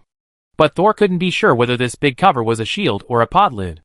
This made him feel complicated, and he didn't know whether he should be grateful or vigilant. Thor took a deep breath. As long as he continued to become stronger, and used the diary to eliminate the death, he didn't have to worry about whether others were kind or malicious. If it was kind, he could repay the other party. If it was malicious, he could double the return. Thor raised his eyes, and smiled at the Tower Master. I understand, Master. No matter why way, and Kismet appeared in Ralph Manor. What I should care about now is my own knowledge and research. Next, I will work hard to study the locator, and be promoted to a third-level apprentice. Gorza stood up straight from the sofa, and looked down at Thor. You should now give priority to solving the problem of the gradual decrease in the compatibility of your soul and body. I suggest that you improve your Spirit Esther plan again, and pay attention to improving the quality of the body. Thor, Gorza said gently but solemnly, your soul level is much higher than the body. I hope you always remember the importance of the body. If you have no idea, you can refer to Ralph's Flesh and Blood Witchcraft. Ralph's Flesh and Blood Witchcraft? Thor was stunned. Although he had inherited the Blood and Blood family, he had not deliberately connected with his spiritual Esther. This was also because he had just returned, and had not yet calmly reviewed his adventure experience. Tower Master, you seriously injured Ralph 2 years ago. Did you want me to bring back the Flesh and Blood Witchcraft? Gorza did not deny. The Flesh and Blood Witchcraft of the Bloodthorn family is indeed quite interesting. It is one of the few dark attribute wizards who focuses on the body. Thor's heart moved. Does the wizard who mainly studies the dark attribute have the hidden danger of incompatibility between the soul and the body? Is this the danger brought by knowledge that Minterk has once mentioned? Gorza nodded. Is this probably a common problem for many dark attribute wizards? I always think that the soul is a superior subject. You are not the first apprentice to encounter this problem, nor will you be the last. It's just that your problem is more serious than others I have seen. It's like your body. TSK. It doesn't like your soul very much. Soul can guess why. This body is indeed not his original one. After following the original owner for 12 years, he has only been with him for more than 2 years, so he may indeed have a resistance. Thor suddenly looked back at the corpses behind him. These people had died long ago, but there seemed to be some chaotic consciousness left in their bodies. Is there still the soul of the original Thor in my body? Thor pursed his lips. If that's the case, it must be removed.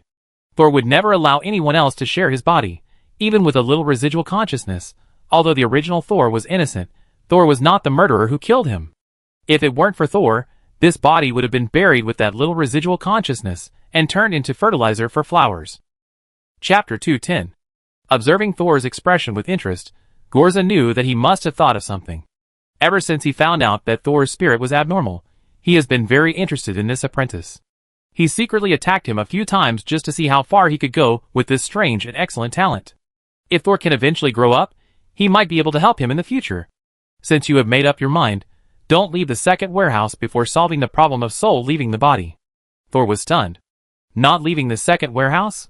What about the task he received from the instructor? Before leaving the tower, he also asked for leave and informed other instructors. Tower Master, but I still have a task. It doesn't matter, you can complete the picking work in the warehouse, and I will assign you an assistant to be responsible for the transportation. Thor hesitated a little. This was somewhat inconsistent with his original intention of choosing the second warehouse. In addition to being able to use some of the materials in the warehouse, the most important thing for doing this job is to increase the opportunities to communicate with various instructors, right? But Thor thought again, if he couldn't solve the problem of soul leaving his body, he might not be able to do this job in the future. I understand, Master of the Tower. I will complete the transformation of the new spirit Esther as soon as possible. Thor also made up his mind. If he delayed it any longer, his body might have more problems. Very good, in fact, this is the reward for you passing Ralph's test. Gorza smiled, but accidents always happen. Even I can't guard against everything. I am glad that you were able to come back alive after meeting Kismet. Keep getting stronger, Thor, and don't let your bad luck down. Is it okay to live up to your bad luck? Thor could only smile bitterly and nodded. When he looked up again, Golsa had disappeared with the sofa behind him. It was just as he said, leaving a sofa for Thor. Thor relaxed his body, which had been sitting straight, and let himself sink completely into the soft sofa, thinking about what he should do next. Spirit Esther, flesh and blood. Is it because the physical properties of the Spirit Esther are too fragile, and its effect on mental strength and magic power is too strong, which has led to the increased incompatibility of the remaining part of my body with the soul? What if I, based on the flesh and blood witchcraft, I treat myself more harshly and transform myself more thoroughly? Soul is a time traveler, so his incompatibility between soul and flesh is more obvious than that of other dark attribute wizard apprentices. And judging from his frequent soul outings now, the harm is also greater. If this problem cannot be solved, maybe one day, this problem will become Thor's death. The reason why the diary did not give any hints is that the death is still a long time away. Complete the second spiritual Esther transformation. By the way, find out if the original owner's consciousness is still hidden in the body. Thor suddenly smiled, and the white bone fingertips gently drew circles on his temple. While thinking, Thor suddenly felt a chill behind his head, and he quickly stood up and looked back. Behind him, there was nothing but the corpses standing with their backs to him. The corpses closest to Thor were the newcomers Bill and Herman. Thinking of Bill, who had completely disappeared, and Herman, who had little consciousness left, Thor's heart moved. What kind of existence are these corpses? They are said to be dead, but they seem to have some residual consciousness. Thor remembered the scene where the corpses were attracted by the candlelight, and even ran out of the warehouse, and couldn't help but wonder if they were really dead? Do their bodies still have the consciousness of their previous lives? If the bodies of the dead really do have some consciousness left over from their previous lives, then it is normal for Thor to still have a little bit of the original owner's soul in his body. Perhaps, he can use these corpses to try to extract the remaining spirits from them, and draw inferences from one example to determine if there are other people's souls in his body. Walking back to the laboratory table, Thor pretended to pick up his notes to study, but actually summoned the diary of the dead wizard. As Thor thought, the diary flew directly in front of him, and was spread out. This time, the dark red cover made of hard paper slowly opened and stopped at the first page of the book. This was an ordinary white page, but it was written in bright red handwriting. Control death, control fate. As soon as Thor saw the content on it, the diary turned to the next page. The second page was the golden page that Thor had just obtained. Looking at the metallic, yet soft and delicate paper in front of him, Thor couldn't help but reach out to touch it. However, to his disappointment, he still couldn't touch the diary. Not only that, the golden page did not react to him, unlike the black page that would show up and show its use. It was as if Thor did not get the real recognition of the golden page. Thor tried other methods, but the golden page still did not react. It seems that using the golden page requires specific conditions. It is just not clear whether it is the external environment or the internal strength. After exploring to no avail, Thor could only put the diary aside. The origin of this golden page may be related to Kismet, so he should be cautious. Then, let's start the Spirit Esther 2.0 transformation plan. But first, we need to study the principles of flesh and blood witchcraft. Sol took out the blood-colored magic crystal he got from the butler hunter and infiltrated his mental power into it. This time, he could read the contents without any obstacles. It not only contains the entire inheritance of flesh and blood witchcraft, but also Ralph's research records on the diary of the dead wizard. Each scroll contains nearly 100,000 words of content, and Sol still needs to find useful content from it to avoid being led astray by the mistakes of his predecessors. After just a few glances, he smacked his lips with some worry. I don't know how long I have to be forced to retreat this time. When Sol followed the instructions of the Tower Master and hid in the warehouse to solve his own physical problems, a new terrifying rumor slowly spread among the servants and butlers. George, who had already made a name for himself among the male servants, was pulling his brother David carefully to walk on the 6th floor of the West Tower, which was one of the areas where the first-level apprentices lived and where Sol's previous dormitory was located. The servants lived on the 2nd to 4th floors of the West Tower. The butlers lived on the 5th floor of the West Tower. The first-level apprentices lived on the 6th to 10th floors of the West Tower, and the second-level apprentices lived on the 11th to 13th floors. According to the Wizard Tower's rules for servants, it was forbidden for him to rashly come to the floor where the first-level apprentices were located. If someone pursued it, he could even be skinned alive. But George had no choice. Apart from Thor, he didn't know who else could help him, and who was willing to help him. George had regretted countless times why he had pretended to be rich in his letters home, so that his family really thought he had a high status among the servants of the Wizard Tower, and sent his 9-year-old brother in. Even when my younger brother came in, he naively held the ridiculous idea that he might become a wizard apprentice after working for 2 years. Now, before he had worked for a month, my younger brother was involved in an abnormal and terrifying incident. Not long ago, 2 servants disappeared. Unlike previous abnormal deaths, there was no place of death, and no cause of death this time. If the butler had not counted the number of people regularly, they would not have discovered that someone was missing. And 2 days after the first person disappeared, another servant disappeared. In the past, when there was an abnormal death, the Wizard Tower would send an apprentice of corresponding strength to deal with it. But this time, it was impossible to find out whether the person was dead, escaped, or swallowed by something, so no apprentice was interested in it. No one took the task, which meant that the disappearances would probably continue. And tonight, David suddenly came to George and said that he was assigned to clean the corridor of the second-level apprentices at night. George's memory suddenly went back to 2 years ago. He still remembered that there was a period of time when many servants died suddenly, and the newcomers could not keep up with the speed of death, resulting in a serious shortage of manpower. It seemed that it was not until Thor became a wizard apprentice that the death toll among the servants slowly slowed down. A long period of peace and tranquility came. But even so, there were only 5 boys left who had slept in the same bunk with Thor.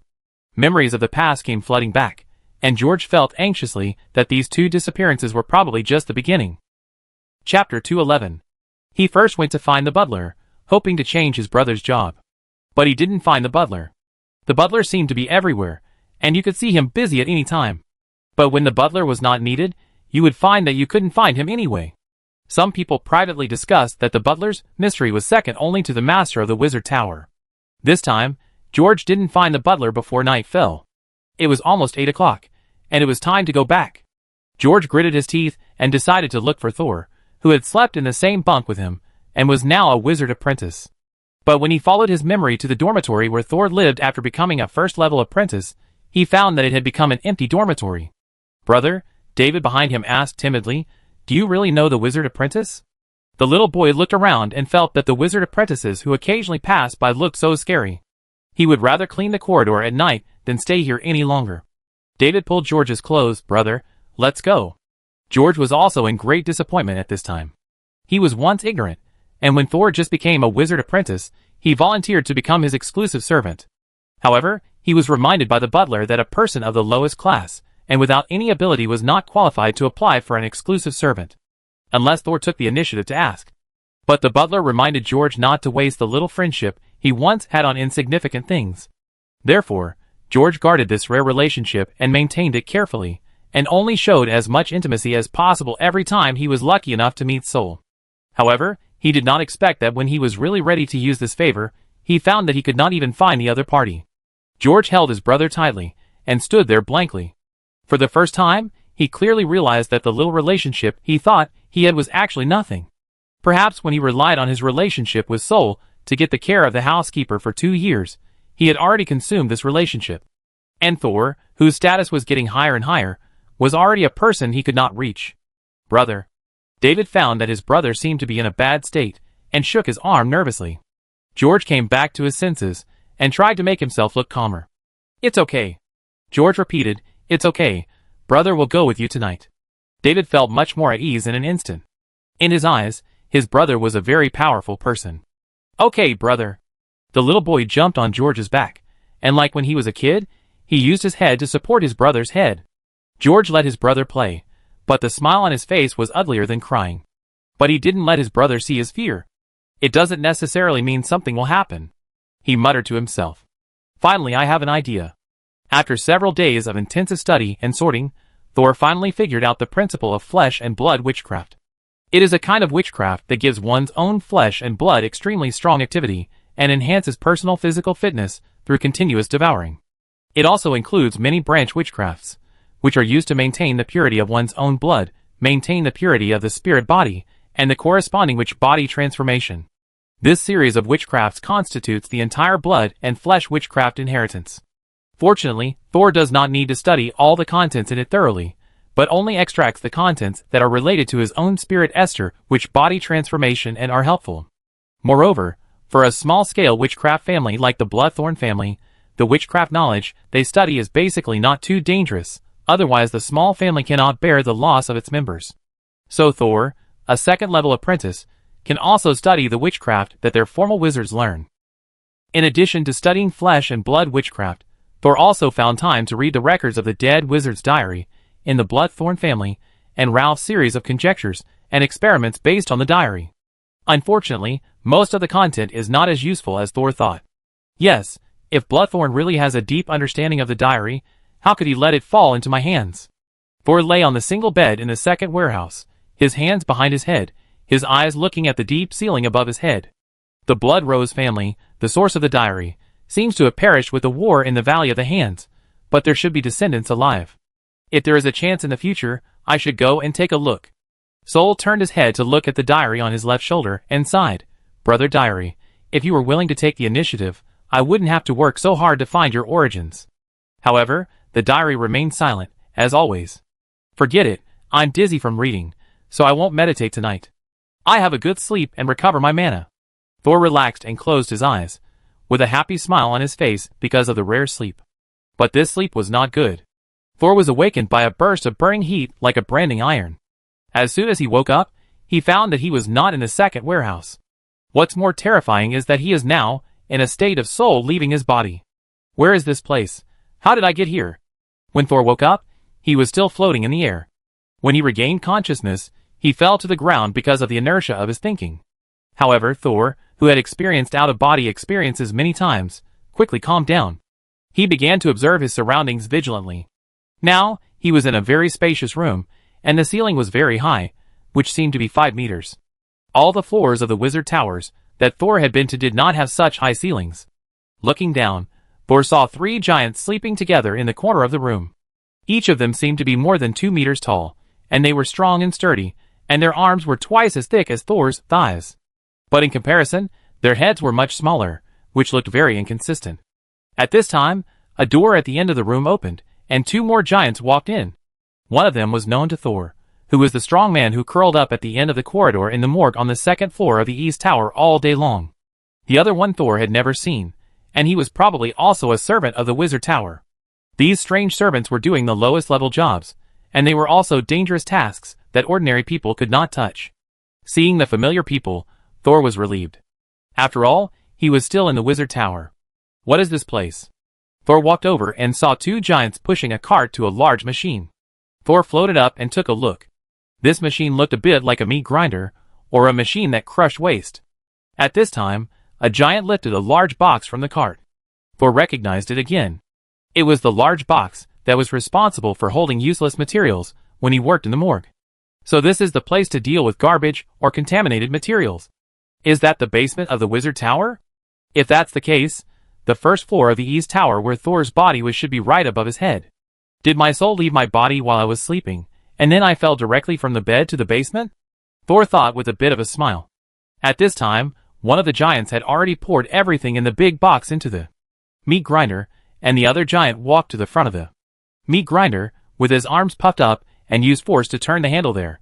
The handle turned, driving the gears inside the machine and the meat grinder. The top blade began to work. Boom, boom, boom. The first giant poured a box of things into it, and the bones and meat rubbed against the saw teeth of the blade, making sometimes crisp and sometimes sticky sounds.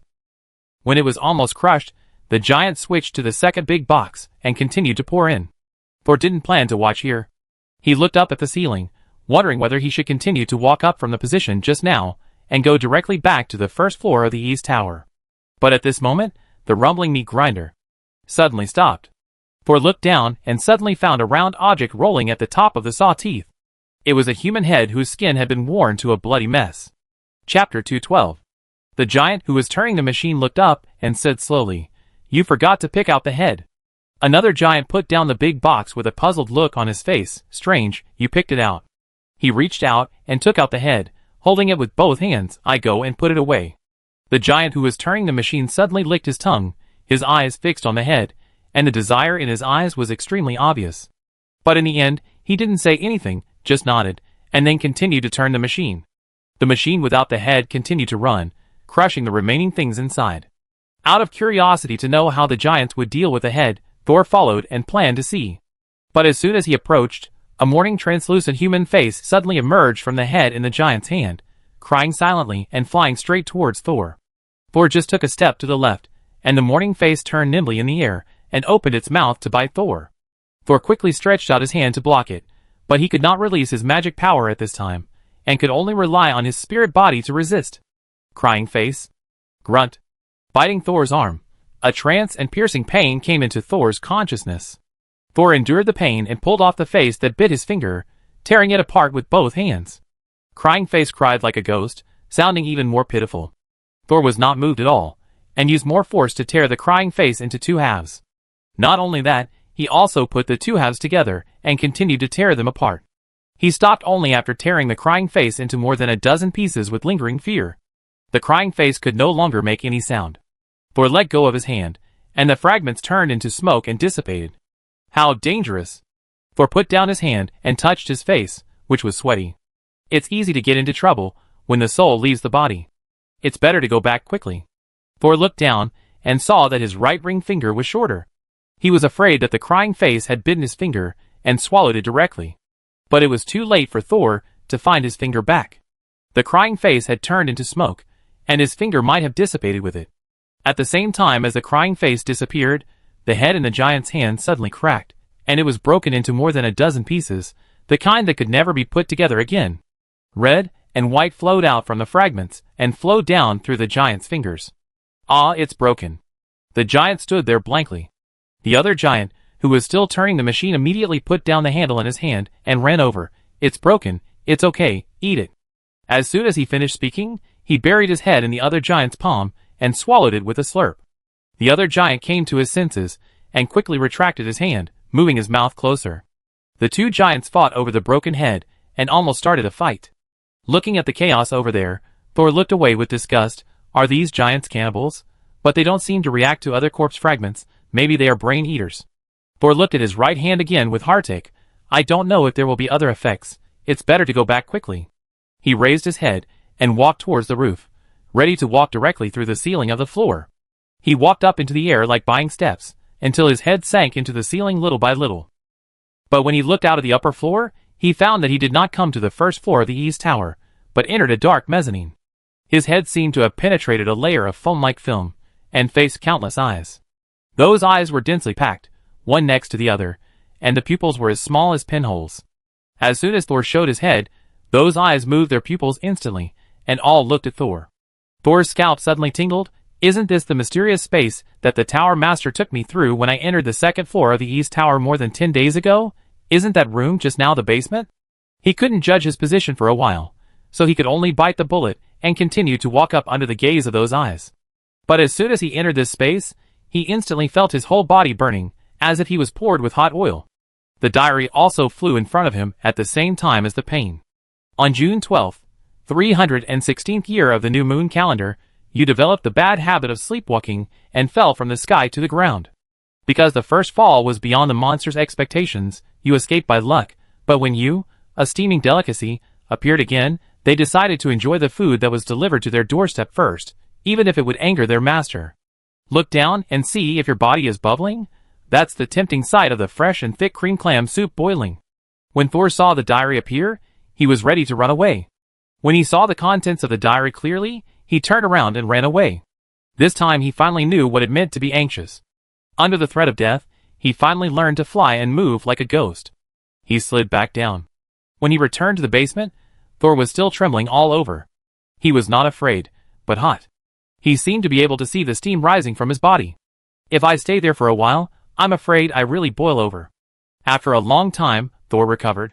He looked at the door the giant had passed through when he came in, and decided to go back through the normal passage. The East Tower was indeed much more dangerous than the West Tower. He almost died just by passing through the wall. He walked over, and his body smoothly passed through the door of the giant's room, and carefully peeked at the corridor outside.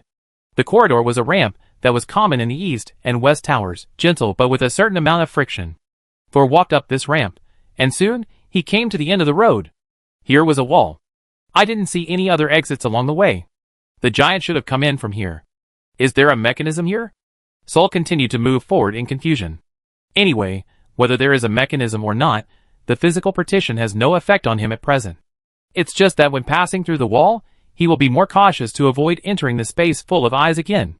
But this time, Thor passed through the wall smoothly, and came to a dim corridor. There were candles in the corridor, but they were too dim to illuminate all areas, forming a circle of halo. Thor was familiar with this place. This was the dark and direction-blurring corridor from the second floor to the first floor of the East Tower. Finally, I'm back. I can actually leave my soul even when I sleep. When I get back, should I first order a coffin that can trap my soul? Although Thor still felt the burning pain from the burn, he could feel that his spirit was stable. As long as he took some medicine or rested well after returning, he would be able to recover quickly. So he gradually relaxed. This is also because of his strong mental power. If it were someone with a weaker mental power, the experience just now would be enough to drive them crazy. Thor turned right, and soon came to the first bronze door leading to the warehouse. Now that I have no body, how can I push the door open? He suddenly thought of this question again. Before Thor could think of a solution, he saw the door in front of him suddenly open a small gap. Is someone coming out? But before he could sigh at his good luck, he was shocked to find that the two bronze doors were opening outwards at the same time. If both doors open at the same time, you must stand still until the doors close. Although Thor was extremely shocked, he still stood still as Mr. Kaz asked at the time. Slim white arms like noodles stretched out from inside, rubbing the air, the ground, and the wall like a blind man, as if looking for something. Chapter 213. Thor did not dare to move, but his eyes never left the thin and soft arms opposite him. The fingers of the arms twisted slightly, as if excited or twitching. Gradually, they touched Thor. Thor suddenly became nervous. Because these arms really touched his spirit, stroking his feet, his hands, and his face over and over again. Thor was not surprised that these white arms could touch him. Judging from the appearance pattern, they were not ordinary monsters, but more like vengeful spirits composed of spirits. These arms once sucked in Ferguson, a third-level wizard apprentice, and their strength was terrifying enough to rival that of a formal wizard. Thor was now in a soul state, without magic or witchcraft to rely on. The mental power that had just torn the crying face might not be able to cut off these noodles in front of him. He planned to wait for these arms to retreat before looking for a way to enter the warehouse. However, these weird arms became more and more aggressive, and they even entangled him and refused to leave. Even the arms and fingers that touched the wrong direction came over one by one and entangled Thor, almost entangled him into a mummy. Moreover, as time went by, The cold and fine numbness began to spread down his skin, and gradually penetrated his bones and internal organs. Thor could only be thankful that he was in a soul state, and there was no such thing as skin and bones, otherwise his body would definitely be severely injured and unable to remain motionless. Thor endured the discomfort and waited for the arm to retreat and the door to close, but what he waited for first was the diary that flew in front of him. The hardcover book unfolded, and the white pages flipped, revealing a new page. New Moon Year 316, June 12th. You who didn't sleep well met them who were equally restless. At first, you were just cautiously testing them, but greed gradually overcame your reason. Maybe they had no reason at all. They pulled you and invited you to join the Midnight Carnival. After tonight, I hope your body left in this world can be discovered before it rots. Soul's eyes widened suddenly. After the diary reminded him, he found that these arms touching him began to tentatively pull him towards the inside of the gate. Greed has overcome reason. They are going to pull me into the door regardless of the rules? Having long been accustomed to the way the diary speaks, Thor instantly found the truly useful information from it. He no longer cared about the rules his mentor told him, and immediately struggled. He kept tearing at the arms and fingers that were wrapped around his body. If they kept tangling, he would tear them off. Sure enough, these arms had not yet made up their minds to pull Thor into the door. As soon as Thor struggled hard, he immediately broke free of most of the arms around his body. He struggled to break free and turned to run away. But his act of running away instantly stimulated those arms that were still hesitating. Greed instantly overwhelmed fear. Arms gradually swelled and thickened, and the 5 fingers became strong and powerful. The corridor was suddenly filled with countless white arms, and the friction between skin and skin made a sticky and rough sound. An arm that was still on Thor's face also swelled instantly, and the fingers twisted to hold Thor's face, blocking his sight, trying to keep him. As Thor floated, he tried to tear the fingers on his face. But the opponent was very strong. Although he couldn't stop Thor's escape, he held him tightly and refused to let go. Thor's escape speed was forced to slow down because of this arm. He no longer cared about being cautious. He pulled the opponent's fingers with both hands, and even used his teeth to bite them hard. He seemed to hear a scream.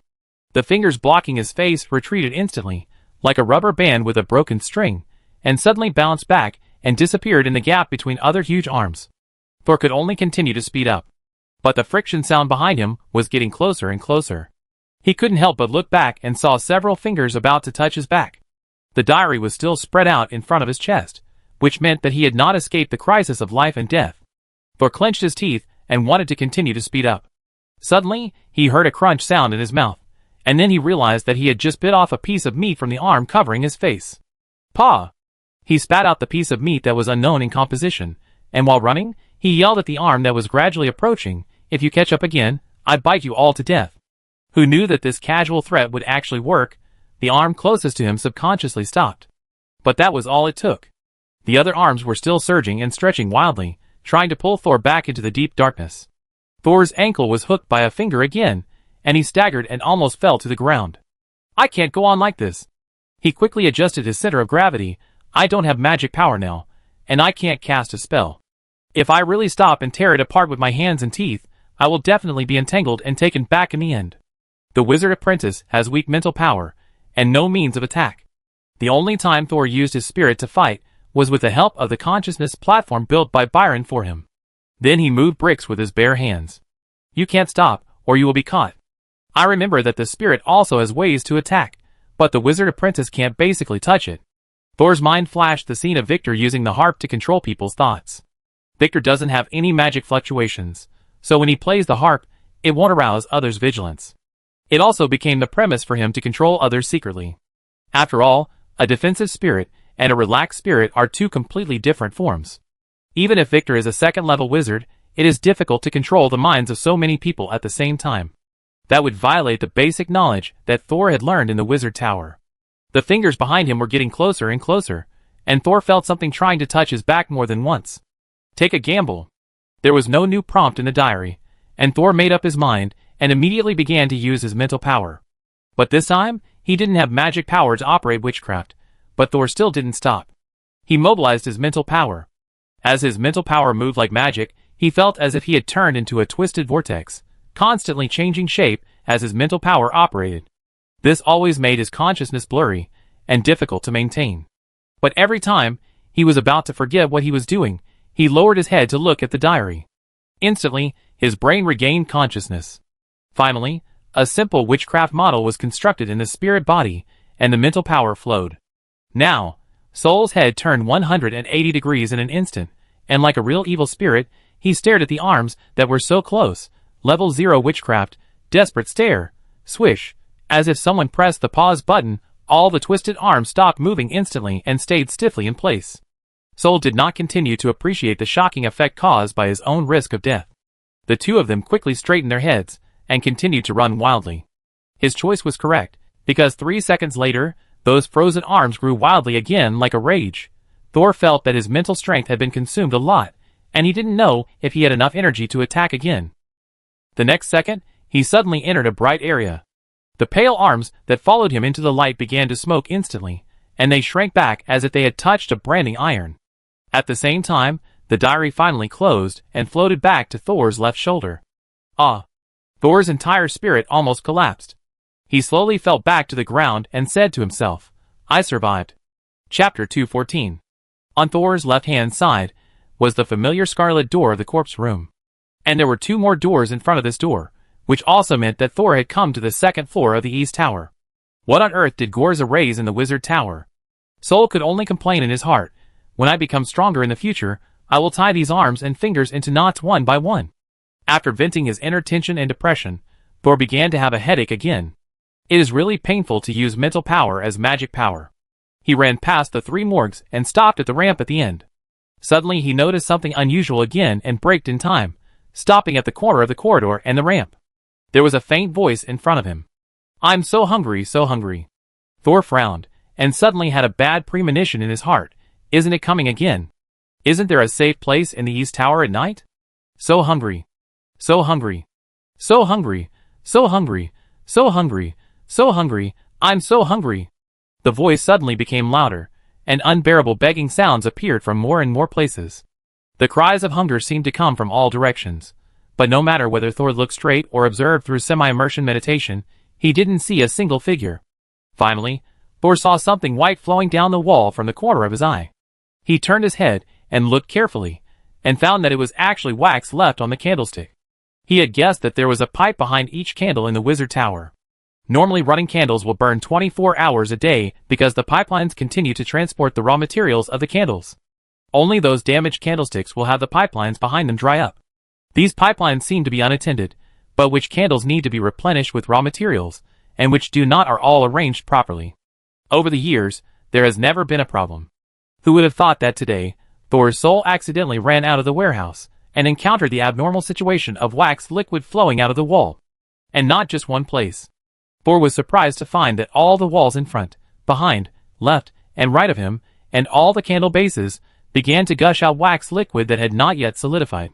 What was even more terrifying was that as the wax liquid covered the walls, the sounds expressing hunger became louder and louder, surrounding Thor in 360 degrees. So hungry, so hungry, so hungry, so hungry, so hungry. Thor knew that he might have encountered an extremely difficult situation again when he saw this. He tried to retreat to the 2nd floor of the East Tower, but found that the wax liquid flowing from the candlesticks behind him had actually covered the entire ground and walls. The wax on the ramp ahead was flowing to the ceiling against common sense, and then dripping down, forming a rain curtain that blocked Thor's way. Is this wax dangerous? Thor looked at the diary. The diary did not have any warning. Despite this, Thor was still uneasy. He knew something about the composition of the wax. This candle was supposed to keep the spirit calm, but the wax in front of him was obviously the one that was abnormal. So hungry, so hungry, so hungry, so hungry, so hungry. As the wax on the walls, the ground, and the ceiling increased, the sound in the corridor became louder and louder. Can't be touched by this thing, Soul thought firmly. But seeing that it had begun to rain in front of him, and the wax behind him was accumulating more and more, about to surround him, Soul had no choice but to cast his sight back to the 1st floor of the East Tower where he had just escaped. Those noodles should not be able to stay in the outside world for too long. If I go back now, maybe I can use the dark corridor to avoid these mad wax liquids. The diary did not stop him, which meant that the arms should have retreated and the plan was feasible. Thor floated up directly. As he was out of the body for a longer time, he became more and more accustomed to being a ghost. If he had not been out of the body for too long, he would really become a ghost.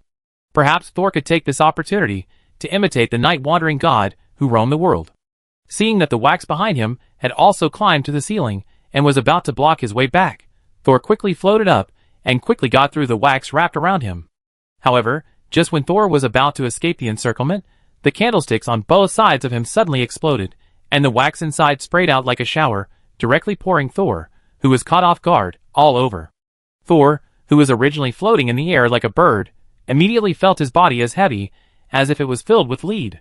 He fell to the ground with a thud, and fell firmly into the wax liquid that was covered with a layer of wax on the ground. If a third party saw Thor at this moment, they would probably be stunned. Because the moment Thor fell into the wax liquid, his spirit body instantly melted and merged into the wax liquid under him. From above, you can see a flat Thor in the wax liquid. Eat him, eat him, eat him.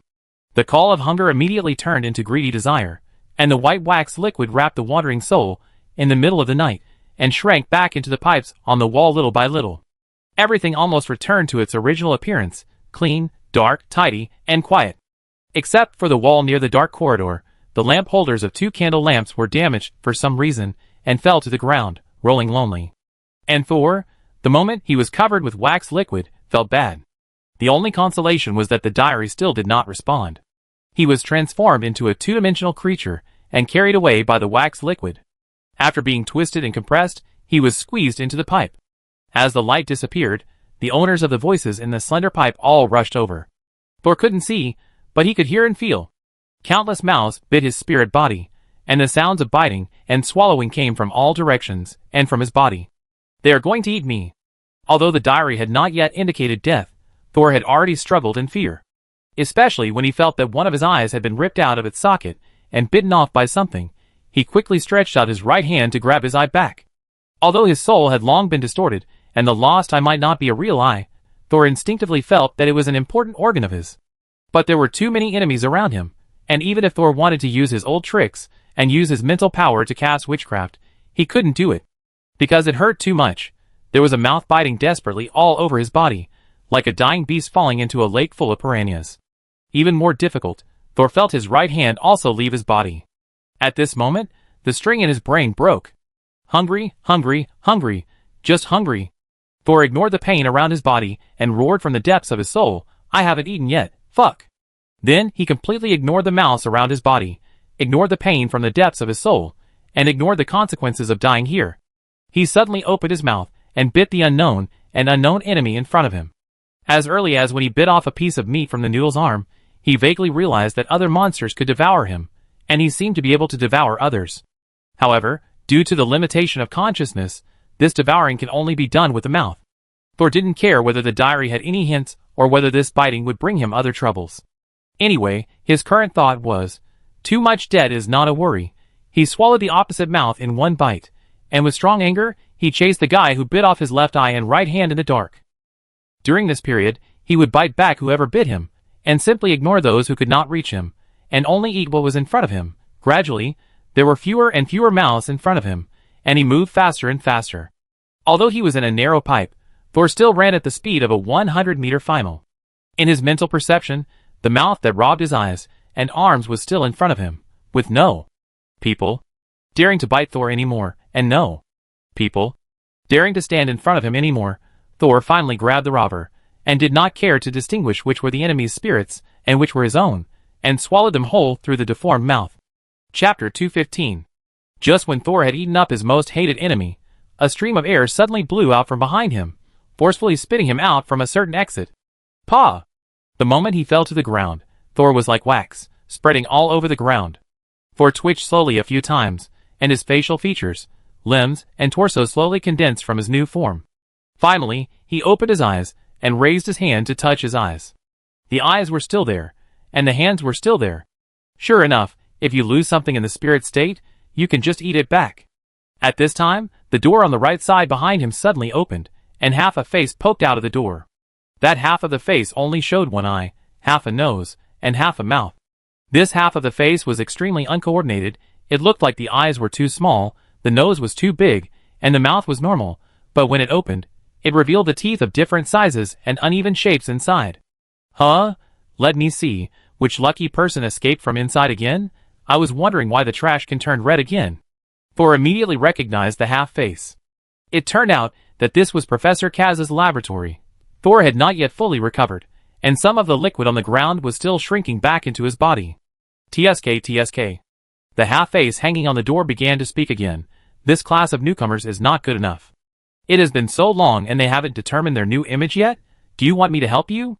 At this time, the last bit of liquid returned to Thor's body and formed his boots. Yes, he almost collapsed just now, but after reshaping his body, Thor still put on clothes for himself. Although he was in spirit form, he didn't like running naked in the wizard tower where there were many acquaintances. However, although Thor maintained the elegance of a wizard, he didn't realize that he had not fully recovered. At least now, there seemed to be something wrong with his brain, but he didn't notice it.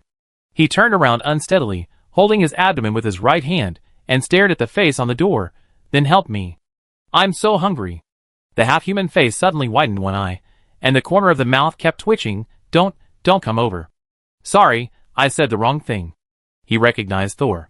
One night, he watched with joy as a new apprentice was about to die because of the evil thoughts in the laboratory.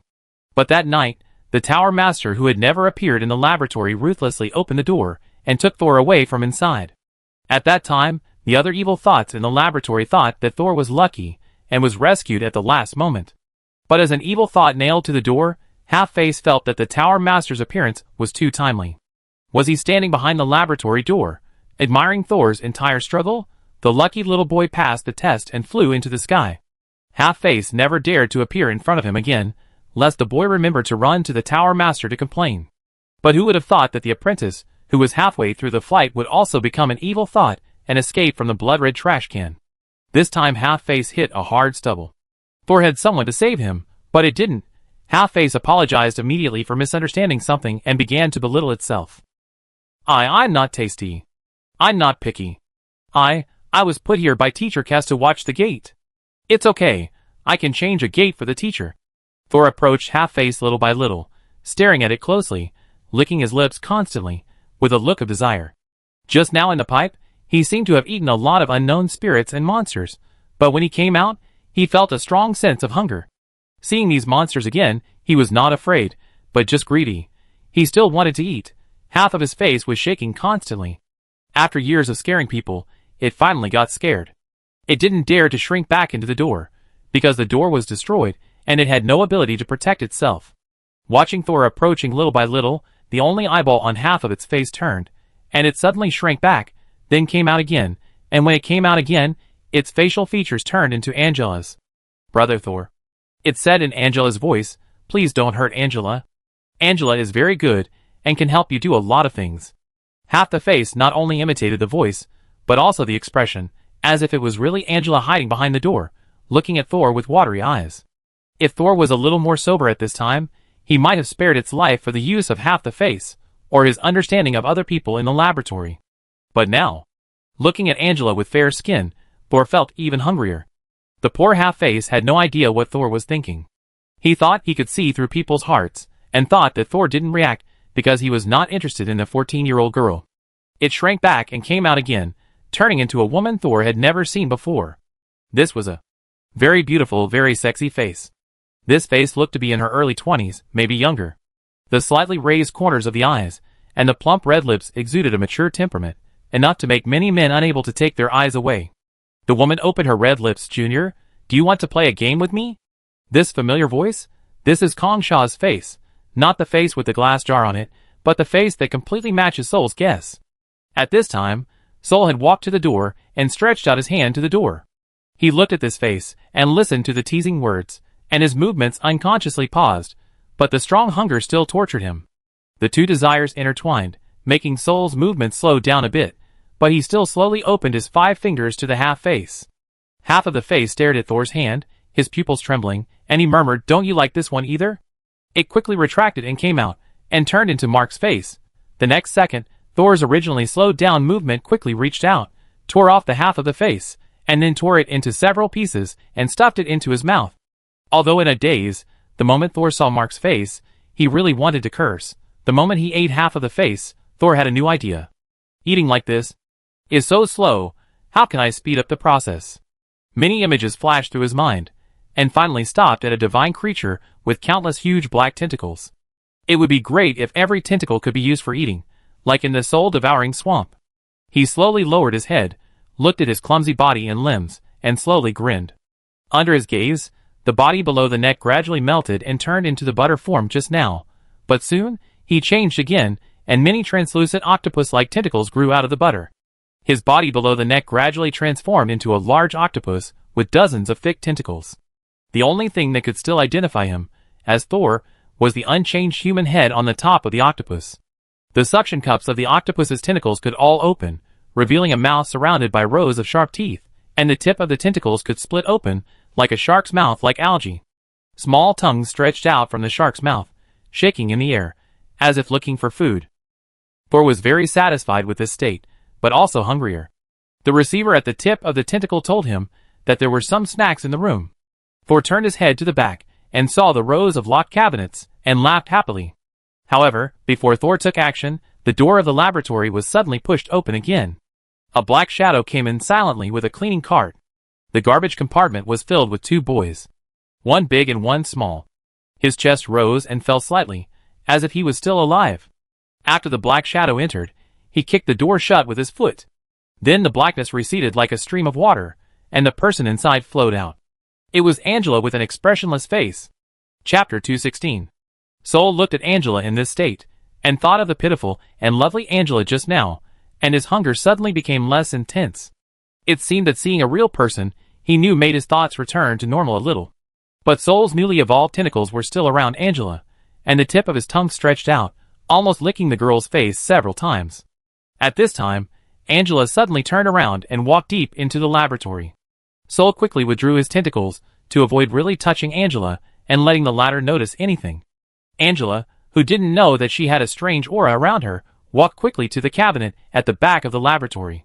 As soon as the cabinet door was opened, many people shouted, "Save me!"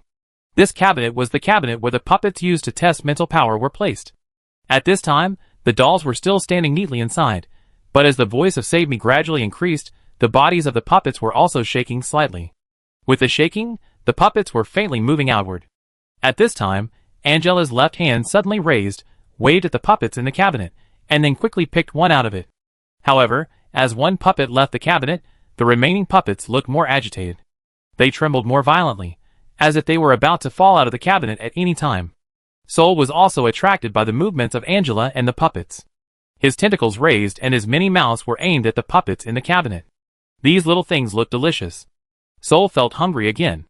So, Angela, who was frowning and wanted to close the cabinet door, suddenly found that all the puppets were quiet, no longer asking for help, and no longer trembling. She looked at her left hand. "Since you can make them quiet down, why didn't you do it earlier?" After a pause, she frowned and said in surprise, "What? You didn't do it?" Angela slammed the cabinet door shut, turned around and looked around immediately, with a serious expression, and shouted in a delicate voice, "Come out." Thor was a little confused. Did she find him? Should he eat her now? Just as Thor's reason was struggling with hunger, the door of Teacher Kaz's laboratory was pushed open again. A man who looked 70% similar to Bill who died in Chueshu Valley walked in. Unlike Bill, who was full of mockery, this man had no expression on his face and looked a little sinister. After he walked in, he closed the door and locked it, then stared coldly at Angela, who looked nervous. "I've got you this time, a believer of Baikai." Angela's eyes widened immediately. "Senior Billy?" But before she could react, her left hand had already taken action. The girl's left hand suddenly stretched forward, and the 5 fingertips released gray twisted energy. However, Billy on the other side just opened his mouth and silently chanted something, and the twisted energy that was approaching him quickly made a tooth-grinding sizzle sound, and was completely offset. Seeing this, Angela became even more nervous, and her left hand threw the puppet doll in her palm again. Unexpectedly, Billy grabbed the puppet doll with his bare hands and squeezed it hard. The puppet doll let out a shrill wail, and then 2 lines of blood and tears flowed from its empty eyes. Billy casually threw the broken puppet doll into the yellow trash can next to the gate. He walked slowly towards Angela. Angela looked extremely nervous, but her eyes kept moving, as if she was thinking of a way to get out of this situation. When Billy was less than 3 meters away from Angela, he stopped again. "You have a vengeful spirit in your body? Are all the apprentices now so brave? I have seen similar methods, but the methods are more sophisticated than yours." Could it be that you bought defective products from the Mutual Aid Association? Hearing Billy's words, Angela was shocked and didn't even move her eyes. Did you sell this priest method to me? Billy frowned slightly. Is there something wrong with my expression, or is there something wrong with your hearing? Is this what he just said? At this time, a black shadow spread out from under Angela's feet, as if she wanted to attack Billy while the two were talking. And Thor, who was watching from the side, saw that Billy's body was also emitting dots of purple particles, but it was difficult to see with the naked eye. As soon as Angela's black shadow approached, the purple particles wrapped around Billy's body. It was corroded and emitted a pungent smoke. But Angela could not see the purple particles or the smoke. She could only slowly turn pale after realizing that the black shadow had gone away. Thor suddenly became curious about the composition of the purple particles, and his curiosity overwhelmed his hunger. He stretched out several tentacles and approached Billy. One of the tentacles stretched out its tongue and tried to roll a purple particle back. But the transparent tongue of the tentacle just touched the purple particle and was instantly corroded into a big hole.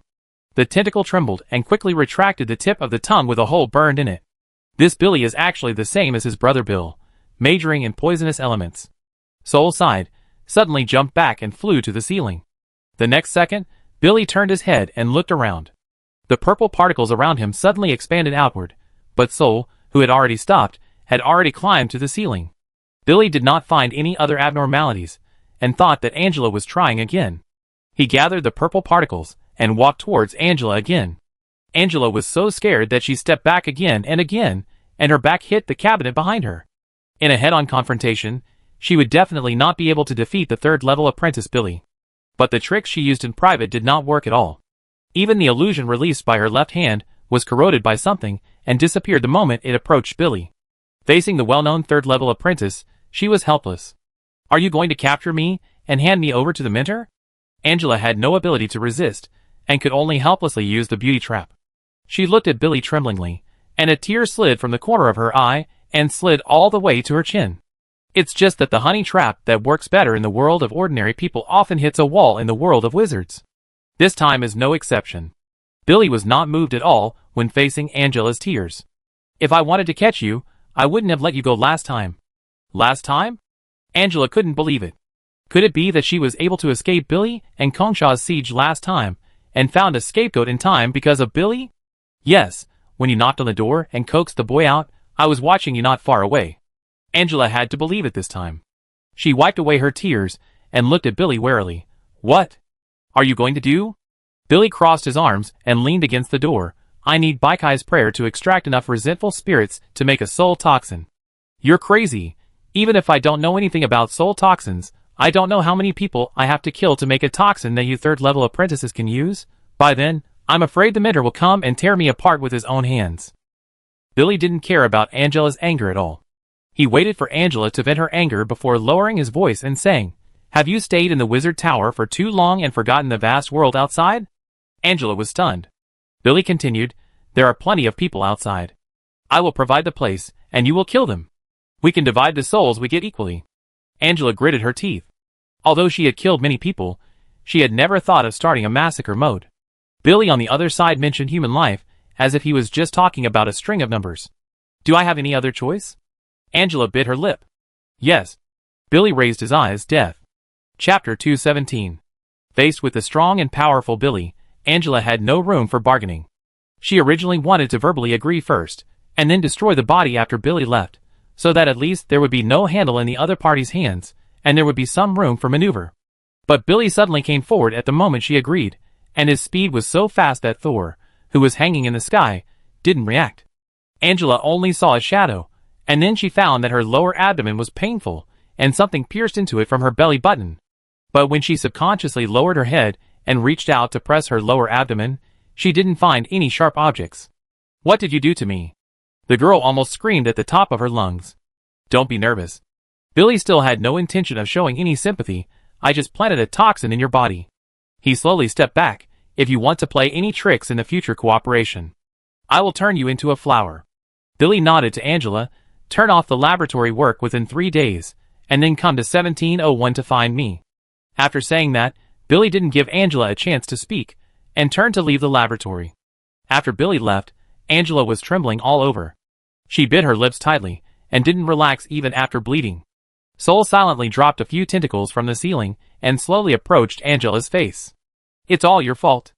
Angela's face was gloomy and ugly. Soul was stunned, and the tentacles stopped approaching. If I die, you can't live, Angela continued. Her left hand suddenly raised and slapped her hard. Then Angela's expression changed. The girl who was full of resentment and astonishment just now curled up her lips in an instant, revealing a creepy smile. Don't forget, I am the one who knows the blessing, and you are the one who is poisoned. Angela's expression changed again, with a little fear in her anger. Aren't you afraid that I will directly report to Teacher Kaz and let him throw you out? Then, she smiled proudly. Poor little girl, you and I have been fused for such a long time. You don't think you can easily eliminate me, do you? She still controlled Angela's body, walked to the glass cabinet door, and tilted her head left and right, admiring the beauty of this body. Then she suddenly raised her hand and grabbed a handful of the fat on her chest. Well, although I can't remember whether I was a man or a woman in my lifetime, I am still very satisfied with this body. I will continue to share it with you reluctantly. Angela's cheeks flushed instantly, but her expression was still enjoyable. Soul saw clearly from the side that the vengeful spirit hidden in Angela was about to threaten the status of Angela's main soul. If this continues, their priorities will be completely reversed, instead of what the evil spirit said, sharing. However, although Thor figured it out, he had no intention of intervening. He was just interested in the smell of the evil spirit, but he was a little disgusted by the trouble of skinning. After an unknown amount of time, Angela seemed to have finally regained control of her body. She immediately let go of her hand, and pain flashed across her face. But the pain soon turned into resentment. She looked at the two boys lying on the cart, and walked over with a gloomy face. Now she had no way to escape, so she didn't want to give others a chance to live. She took out a golden knife, and stabbed it into the younger boy's chest without hesitation. Puff! The severe pain finally woke the boy who had been unconscious for a long time with a scream. As soon as he opened his eyes, he saw a beautiful little sister in front of him, but with a distorted and terrifying expression. Wow, brother! David, who was only 9 years old, had no ability to resist at all. His only hope was his brother George, who accompanied him to clean the corridor. George was also awakened by his brother's wailing, but even if he opened his eyes, he could only helplessly watch his brother's heart being taken out. David? George's eyes instantly turned red. He struggled to get up, but he couldn't move at all, and even his voice was weak like breathing. Don't worry, Angela said coldly, you be the next one. She dragged David, whose struggling movements were getting smaller and smaller, to a bright red round carpet. Then, Angela squatted down and stretched the golden knife towards David's head. George was lying on his back on the cart, so he couldn't see what Angela did to David. But he could hear it. Woo woo woo. George could only cry. Because he heard the sound of a sharp weapon cutting muscle. He had heard this sound in his kitchen when he used a knife to cut beef. Because he heard the sound of the blade scraping against bones. He had heard this sound when he was feeding wild animals. But he never thought that he would hear these voices from his brother. After Angela finished trimming the sacrifice, sweat appeared on her forehead. She stood up with a venting smile on her face, then took out a few magic crystals from her arms, and embedded them around the increasingly bright red carpet. The next second, black lines suddenly appeared on the carpet, as if someone had drawn them with a pen. These lines first appeared from the position where the magic crystals were inserted, and then continued to extend, twist, and reconstruct. Finally, the lines intersected, and the runes echoed, forming a complete witchcraft array.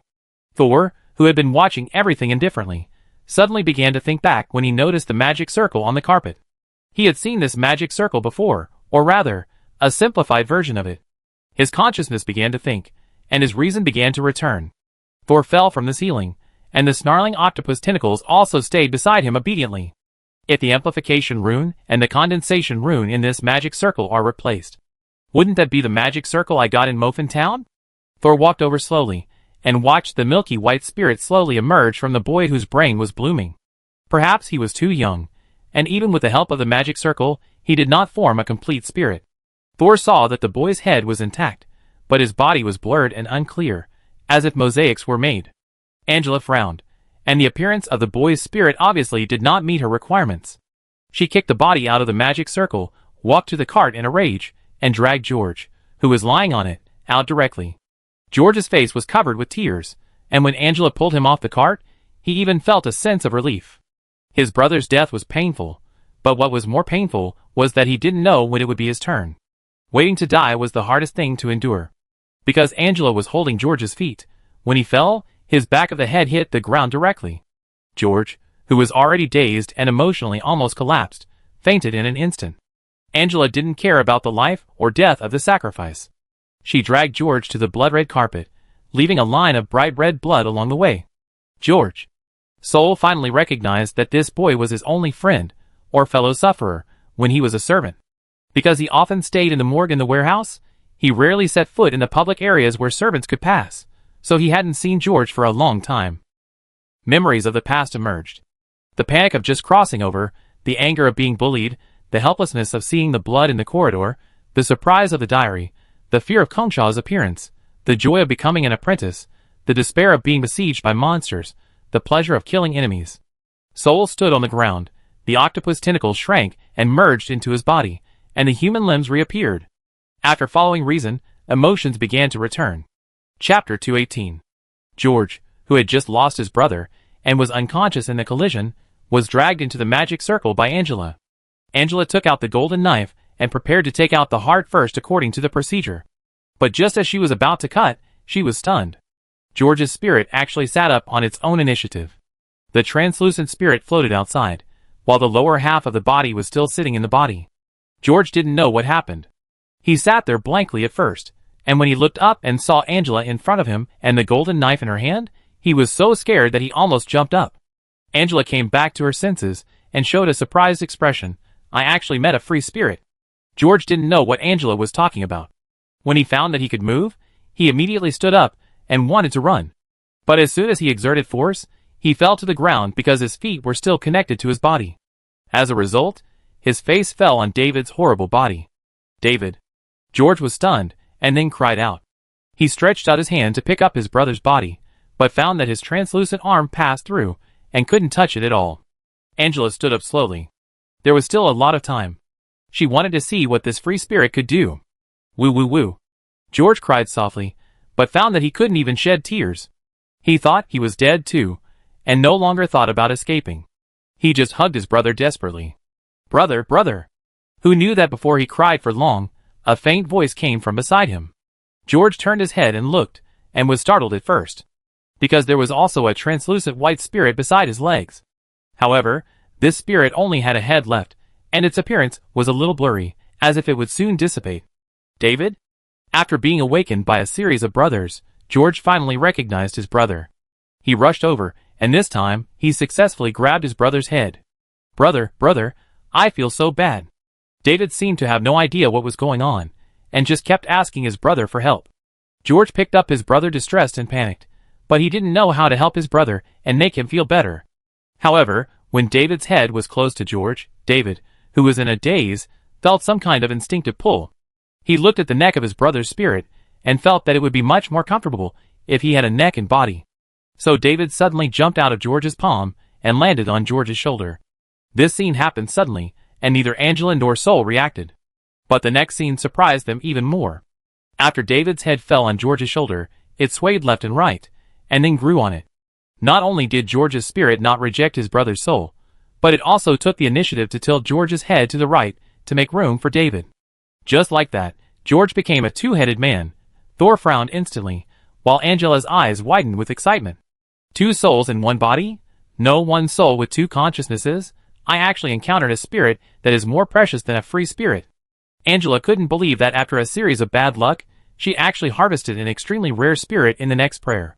If she could control this spirit, maybe she could drive the evil spirit in her left hand out of her body. Angela put down the knife and smiled sweetly, making herself look harmless. Then she stood up straight, stretched out her hands, and chanted a spell.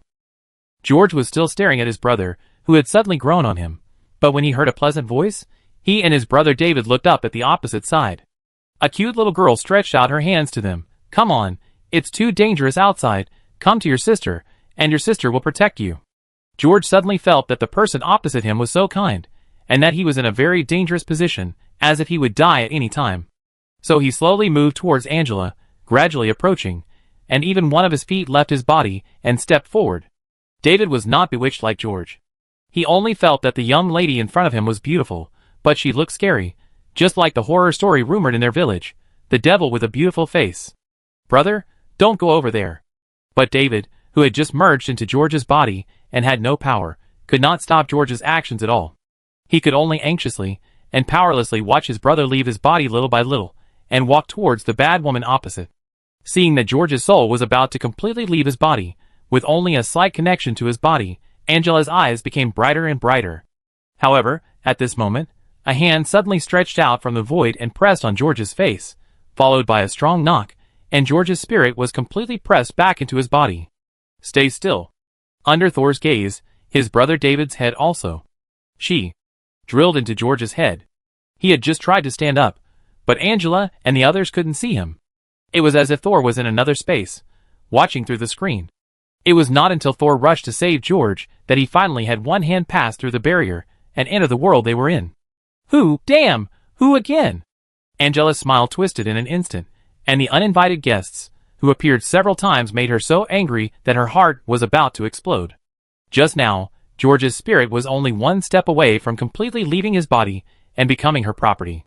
But suddenly a hand appeared out of nowhere and pressed George back. How could this be a case of the duck flying away from her mouth? It was obvious that she had eaten it all, but someone stretched her throat and pulled the duck out again. Angela looked at the direction where the hand was connected, and almost instantly used the attack to strike the undead. No matter who was making trouble, kill him, and then cut open George's heart and skull, and there will be another chance to extract the vengeful spirit. Soul just stood up, and instantly felt a strong magical fluctuation behind him. He rushed to the side without thinking, but the black light still pierced his left rib. However, what neither of them expected was that although a small hole was pierced through Thor's body, a strong spiritual energy surged out of his body, filling the wound in an instant. Then Thor felt hungry again. It's the food I just ate that replenished my energy. What exactly is in the candle pipe? Now thinking back, the food Thor ate in his half-madness seemed to have a certain amount of energy in addition to great malice. This made the zero-level witchcraft, which was originally the nemesis of the spirit, attack the undead, but it did not cause much damage to Thor at all. It healed before it was treated. Soul turned around and looked at his only exposed hand, feeling the difference between it and other parts of his body. He was indeed in this world, as evidenced by the fact that Angela's witchcraft could hurt him, but Angela couldn't see him. Experiencing the uniqueness of this arm, Soul gradually discovered the mystery. He dodged Angela's 2 attacks again, becoming more and more certain of his guess. With a wave of water-like fluctuations, his figure completely appeared in front of Angela. But before he appeared, he imitated the feeling of turning into an octopus and changed his appearance. After all, when his soul left his body, it was not Thor's face that was on his head. Soul Thor? After seeing the appearance of the spirit in front of her, Angela's distorted expression instantly turned into confusion. Her left hand grabbed the collar of her chest and couldn't help but take a step back. I'm sorry, I didn't know it was you. Without paying attention, she actually said honorifics. Thor glanced at another corpse on the ground. Sure enough, the head had been made into a dead flower, and only the limbs had not been processed. So you made all the dead flowers before? Thor asked. Angela was about to bite her lip, but suddenly remembered that the guy in front of her was not interested in beauty at all, so she could only answer honestly, yes. Anyway, there was already a second person who knew about this, and Angela didn't care if a third or fourth person appeared. As long as the mentor didn't pursue it, this matter would still be an open secret. Faced with Angela, who was so frank that she was willing to give up, Thor was speechless for a moment, and didn't know what to say. Death in the Wizard Tower? It's too common. Even Thor has done live experiments, so he is naturally not qualified to stand up and act as a messenger of justice. But George is my friend, I want to take him away. Chapter 219. Angela immediately showed an embarrassment, thinking, take it away, take it back to where? Your own laboratory? She didn't believe that a wizard apprentice would not be interested in the experimental materials of dual consciousness, but Angela knew that she couldn't beat Thor. What's more, according to recent rumors, Thor is also a student of that person. How dare she provoke him? Okay. Angela's voice was full of reluctance. Dead flower doesn't look like an orthodox witchcraft. Are you sure you want to continue studying it? Angela lowered her head. It's not my intention to come to this point, but there's no way back. Her voice was still subconsciously soft. Soul only mentioned it casually, and he and Angela were not familiar with each other. If Angela hadn't immediately restrained her killing intent after seeing who he was, Soul wouldn't even say this. After dealing with Angela, Soul leaned over and patted George, but his palm went through George's face. He smiled helplessly, and the hand that reached into George's brain suddenly twisted it hard. Ah! A great mental stimulation immediately woke George up. He looked at the semi-transparent Thor with his blank eyes, and was so scared that he almost fainted again. Thor? Oh no, Lord Thor! He looked at Thor, whose body was semi-transparent, carefully and respectfully, wanting to ask if Thor was dead, but he didn't dare. After all, in many of the weird stories he had heard, the ghosts started to do evil and kill people after they found that they were dead. Seeing that George woke up and seemed to be fine, Thor stood up and said to Angela, "I take the person away."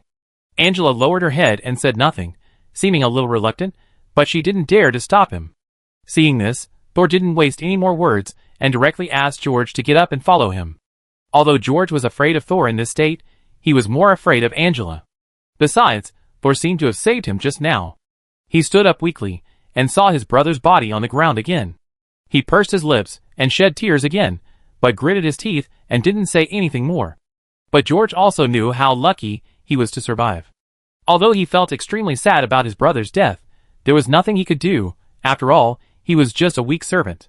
How can an ordinary person have a say in front of a wizard? If Thor hadn't appeared in time, he would have turned into a flower made of flesh and blood like his brother. When he arrived at the door of the laboratory, Thor stepped aside. He pointed at the door of the laboratory. "You open the door." George didn't ask any more questions, and did as he was told. Just when George opened the door, Angela, who was watching the two of them from behind, suddenly changed her expression, but just as she was about to raise her right hand, her left hand grabbed her right wrist. Angela's movements were frozen in place, and she could only watch Thor and George leave the laboratory. As Thor stepped out of the room, he glanced at Angela. His eyes swept across her tightly clenched hands, revealing an ambiguous smile. When Thor's figure disappeared, Angela immediately stepped forward and closed the door of the laboratory. "Why did you stop me just now? I didn't want to do anything, I just tried it out. Didn't you see that his condition was not right? Although I don't know how he managed to appear in the East Tower in the form of a spirit, didn't you say that if the soul ran around in the East Tower, it would be looking for death?" As soon as she finished speaking, Angela's expression, which was full of doubt, suddenly darkened. "What do you know?" Her voice was trembling a little. "You can't see that his body is full of my kind." "What?" Ignoring the exclamation from behind, Soul led George to the passage between the East and West Towers. He watched George step into the territory of the West Tower, and stopped where he was without following. "George." "Lord Soul." George bowed his head respectfully, as usual, but his eyes were red. George was still sad about losing his brother, but he didn't know that what was more terrible was that he didn't completely lose his brother. He would realize this terrible thing sooner or later. "George." Saul looked at George and said calmly, "I remember 2 years ago, you wanted to become my exclusive servant. My lord, I was wrong, and I dare not think about it again." George had a sad face, and today's events obviously hit him hard. "You can't be a dedicated servant. There are 2 paths before you now." Soul waited for George to look up in confusion before continuing, "Become a wizard apprentice, or go back to be your servant." George's eyes widened, and the bloodshot was very obvious. He asked almost subconsciously, "Can I become a wizard apprentice? I'm afraid you couldn't do it before. Although you have some qualifications, your mental strength is too poor. But now, if you want, you can try." George heard this and said without hesitation, "I want to be a wizard apprentice, sir." He and Thor used to be of the same status, and Thor was even isolated. But Thor became a wizard apprentice, and there was a world of difference between the two. Especially the experience of the past 2 days, which made George understand again what the nobility and power of wizards are. Facing the terrifying woman just now, George had no power to fight back, but Thor just showed up and made the other party give in and let him go. Of course, George had a thought in his mind. If Thor had appeared a few minutes earlier, David would not have to die. But he quickly threw away this idea, fearing that others would notice it. People of low status don't even have the courage to vent their anger. From George's trembling words, Thor could feel his urgency. Don't make a decision so quickly. Becoming a wizard will not only give you power and status, but also countless dangers and weirdness. George was a little confused. Aren't danger and weirdness brought to ordinary people by wizards? What if I can't live past 30? What if I can become like me?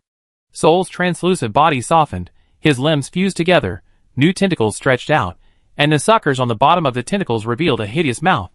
The tentacles stretched to George's face, and a long tongue came out of the suckers, gently licking George's skin. Although he didn't feel anything, George still had goosebumps all over his body, but he didn't dare to hide, as if he was frozen in place. Thor retracted his tentacles and turned back into human form. Go back and think about it.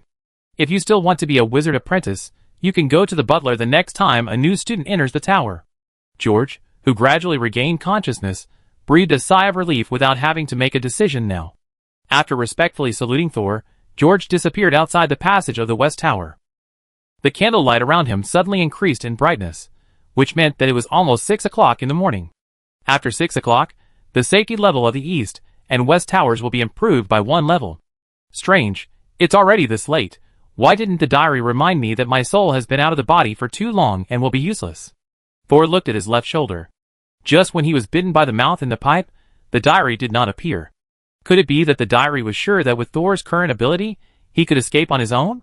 Or, Thor touched his stomach, he could still feel a faint sense of hunger, and he wanted to drool when he looked at the candlestick. Is it because I ate too many weird things just now? The energy contained in it has prolonged my time out of body? For a moment, Thor didn't know whether his out-of-body experience tonight was a good thing or a bad thing.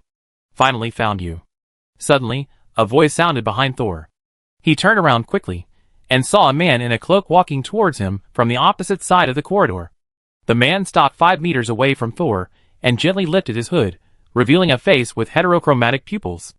At this moment, his purple eyes were glowing slightly. Haywood? Soul narrowed his eyes. Seeing a third-level apprentice in spirit form might not be a good thing. I've been looking for you for a long time. You're really good at running. You came here from the 2nd floor of the East Tower in a short time. East Tower. 2nd floor? Soul's face turned cold. Are all the things tonight related to you? Chapter 220. Haywood's expression changed slightly. Let's go back to the warehouse and talk about this. Soul really wanted to go back to the warehouse. The painful experience tonight made him miss the sense of security of his soul staying in the body. Sure enough, as the Tower Master said, it was not a good thing for him to have his soul out of the body. But wouldn't there be other accidents if he went with Haywood? The diary did not appear. Diary, you are not broken, are you? Soul communicated with the diary in his heart. The diary turned over and pointed the book towards Thor. Very good, it's not broken. That means Haywood is not going to attack me yet. The candlelight shone into the road in front of Thor, making him more confident. If Haywood really wants to attack me, maybe I can take the initiative to get into the candle tube and escape. I don't know if it's sensed Thor's burning gaze. The candle flame that had been burning steadily suddenly shook. This also made Haywood look over in confusion. How much did you see just now? Thor suddenly spoke, drawing Haywood's attention. The other party smiled. When you came out of Minter Kaz's laboratory. He knew he couldn't hide it from Thor, so he just told the truth. The soul of the servant named George has changed. If you hadn't protected him, I believe he would have appeared on an apprentice's laboratory table tomorrow. Thor frowned slightly. He knew he could protect George for a while, but not for his whole life. Besides, he didn't plan to protect him for his whole life. This time, he took action. Firstly, because he thought that George could help him, and secondly, George's appearance made Thor recall the past, and the stimulation of old memories happened to help him stabilize his consciousness. So he gave George a chance to become a wizard apprentice. In fact, this was George's only chance to survive temporarily. If he gave up becoming a wizard apprentice, within a year, the weak mental resistance of ordinary people would go crazy because of the extra head in their brains. Haywood looked at Thor, who was thinking, and suddenly said, "Of course, since you asked, I will help you arrange it, so that he can think about it slowly until he becomes an apprentice or dies." He took 2 steps forward. With our status, it's just a matter of a word to keep a small servant and let him enter the wizard world. Soul heard this and suddenly smiled brightly. Thank you so much, Senior. You are so kind. Haywood paused. For some reason, looking at Thor with a smile on his face made him more alert than Thor, with a gloomy face just now.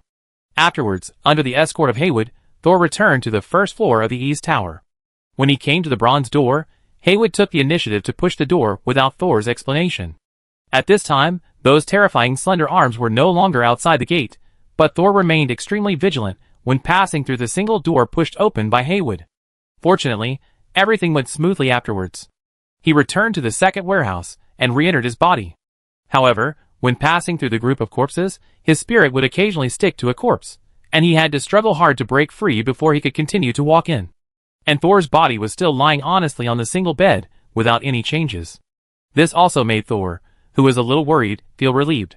When he pushed the door open again and walked out of the 2nd warehouse, he saw Haywood still waiting outside. Now, Senior. Soul, who had returned to his body and was much more stable, said with a smile, "Can you tell me how you found out that my soul was out of my body? After all, I have to report the bizarre experience last night." Haywood suddenly sighed. This matter is indeed related to me. He suddenly took off his hood and turned his head to let Thor see the back of his head. Haywood originally had an ugly witch's face on the back of his head, but now there was only bald skin with scars. "I never had a chance to introduce her to you before." Haywood turned around and put on his hood. "The woman's name is Heidi. I used my sister to cast the spell." Thor blinked. "Sister? My parents are both third-level wizard apprentices." Haywood was also introducing himself. They both did a lot of transformation that had a great impact on themselves, but was not suitable for their wizard bodies. Therefore, after being promoted to level 3, there is almost no possibility of becoming a formal wizard. Haywood also gave Thor a word of advice. "So before you become a formal wizard, I don't recommend you to modify your vital organs." After hearing this advice, Thor suddenly thought of Kongsha. The organs that the senior sister modified are no longer called vital organs, they are fatal organs. Haywood continued, "They tried every possible way to give birth to offspring. In the end, an accident still happened when my sister and I were born. Our mother mutated on the day of delivery, and my father had to kill her to save my sister and me. But my sister was still affected and turned into a monster with a normal head, but a body the size of a little finger." When talking about his mother's death and his sister's change, Haywood was still very calm. "Later, my sister was kept in a bottle, and I carried her on my back every day to study, live and play. Until I was 6 years old, my father decided to make us into twins to prolong his life." Thor also listened expressionlessly, and was not surprised at all by the subsequent developments. There is no normal wizard. He even thought that Haywood's parents gave birth to them just to continue their own lineage, and there was never any fruit of love. But he was curious about how a 6-year-old boy like Haywood could escape the murderous intention of a third-level wizard apprentice. Seeing this, Haywood smiled and continued, "Fortunately, my father never stopped my sister and I from going out before, so many people knew about our situation. When I was 6 years old, the Tower Master came to the door and wanted to take me in. My father didn't agree at first, but later he acquiesced." Thor sneered. Could it be the kind of tacit consent that the dead cannot speak? At this time, Haywood's expression suddenly changed a little, and seemed to be stained with a little guilt and sadness. "It's a pity that I disappointed the mentor." The unpleasant topic was hastily stopped by him, and Haywood put on a smiling face again. "After entering the wizard tower, I transplanted my sister from the bottle to the skin on the back of my head. Because I have been taking care of Heidi for so many years, she is a little willful." Haywood finally got to the point of last night. "I just didn't expect that she would foolishly think that as long as you die, the silver eye will be hers. In other words, it was her fault that my soul left my body and went to the lower floor unconsciously this time? How did she do it?" Soul asked in a deep voice. The second warehouse where Soul was located was not accessible to everyone. This was the important place where the wizard tower stored important materials. Including the basement, the Gorza Wizard Tower has a total of 22 floors. But that's for ordinary people, or ordinary wizard apprentices. In fact, there is a mezzanine in the wizard tower. Mezzanine? Thor immediately thought of those densely packed eyes, thin arms like noodles, and big mouths that only shout hungry.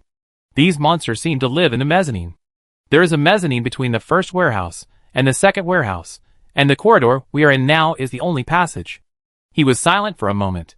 She knew that your spirit was unstable, so she took the risk of passing through the mezzanine and came to your side.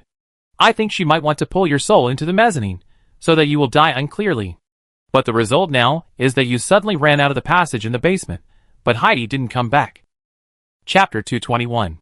Thor didn't care about Heidi's whereabouts. He narrowed his eyes but kept smiling. "So, senior, when I was chased by the noodle arm, were you watching from the side?" He didn't blame Haywood for not helping him, but if Haywood watched coldly, he could do it. The action of force is mutual, and so is the relationship between people. Who knew that Haywood admitted it very frankly. "Yes, after all, I didn't dare to move even if the bronze door was opened." Thor, That makes sense. Having said that, Thor already knew what Haywood wanted to do with him. Haywood stopped wasting time. "I want you to go into the mezzanine again and get Heidi out." Thor raised his eyebrows. "Save someone who wants to kill me." Thor is not so idle. "Before you solve the problem of incompatibility between your soul and body, I can help you solve the problem of your soul always leaving your body in the short term. Are you starting to make conditions now? A sustainable temporary locator? Nice offer, but not necessary." Thor already knew the horror of the mezzanine.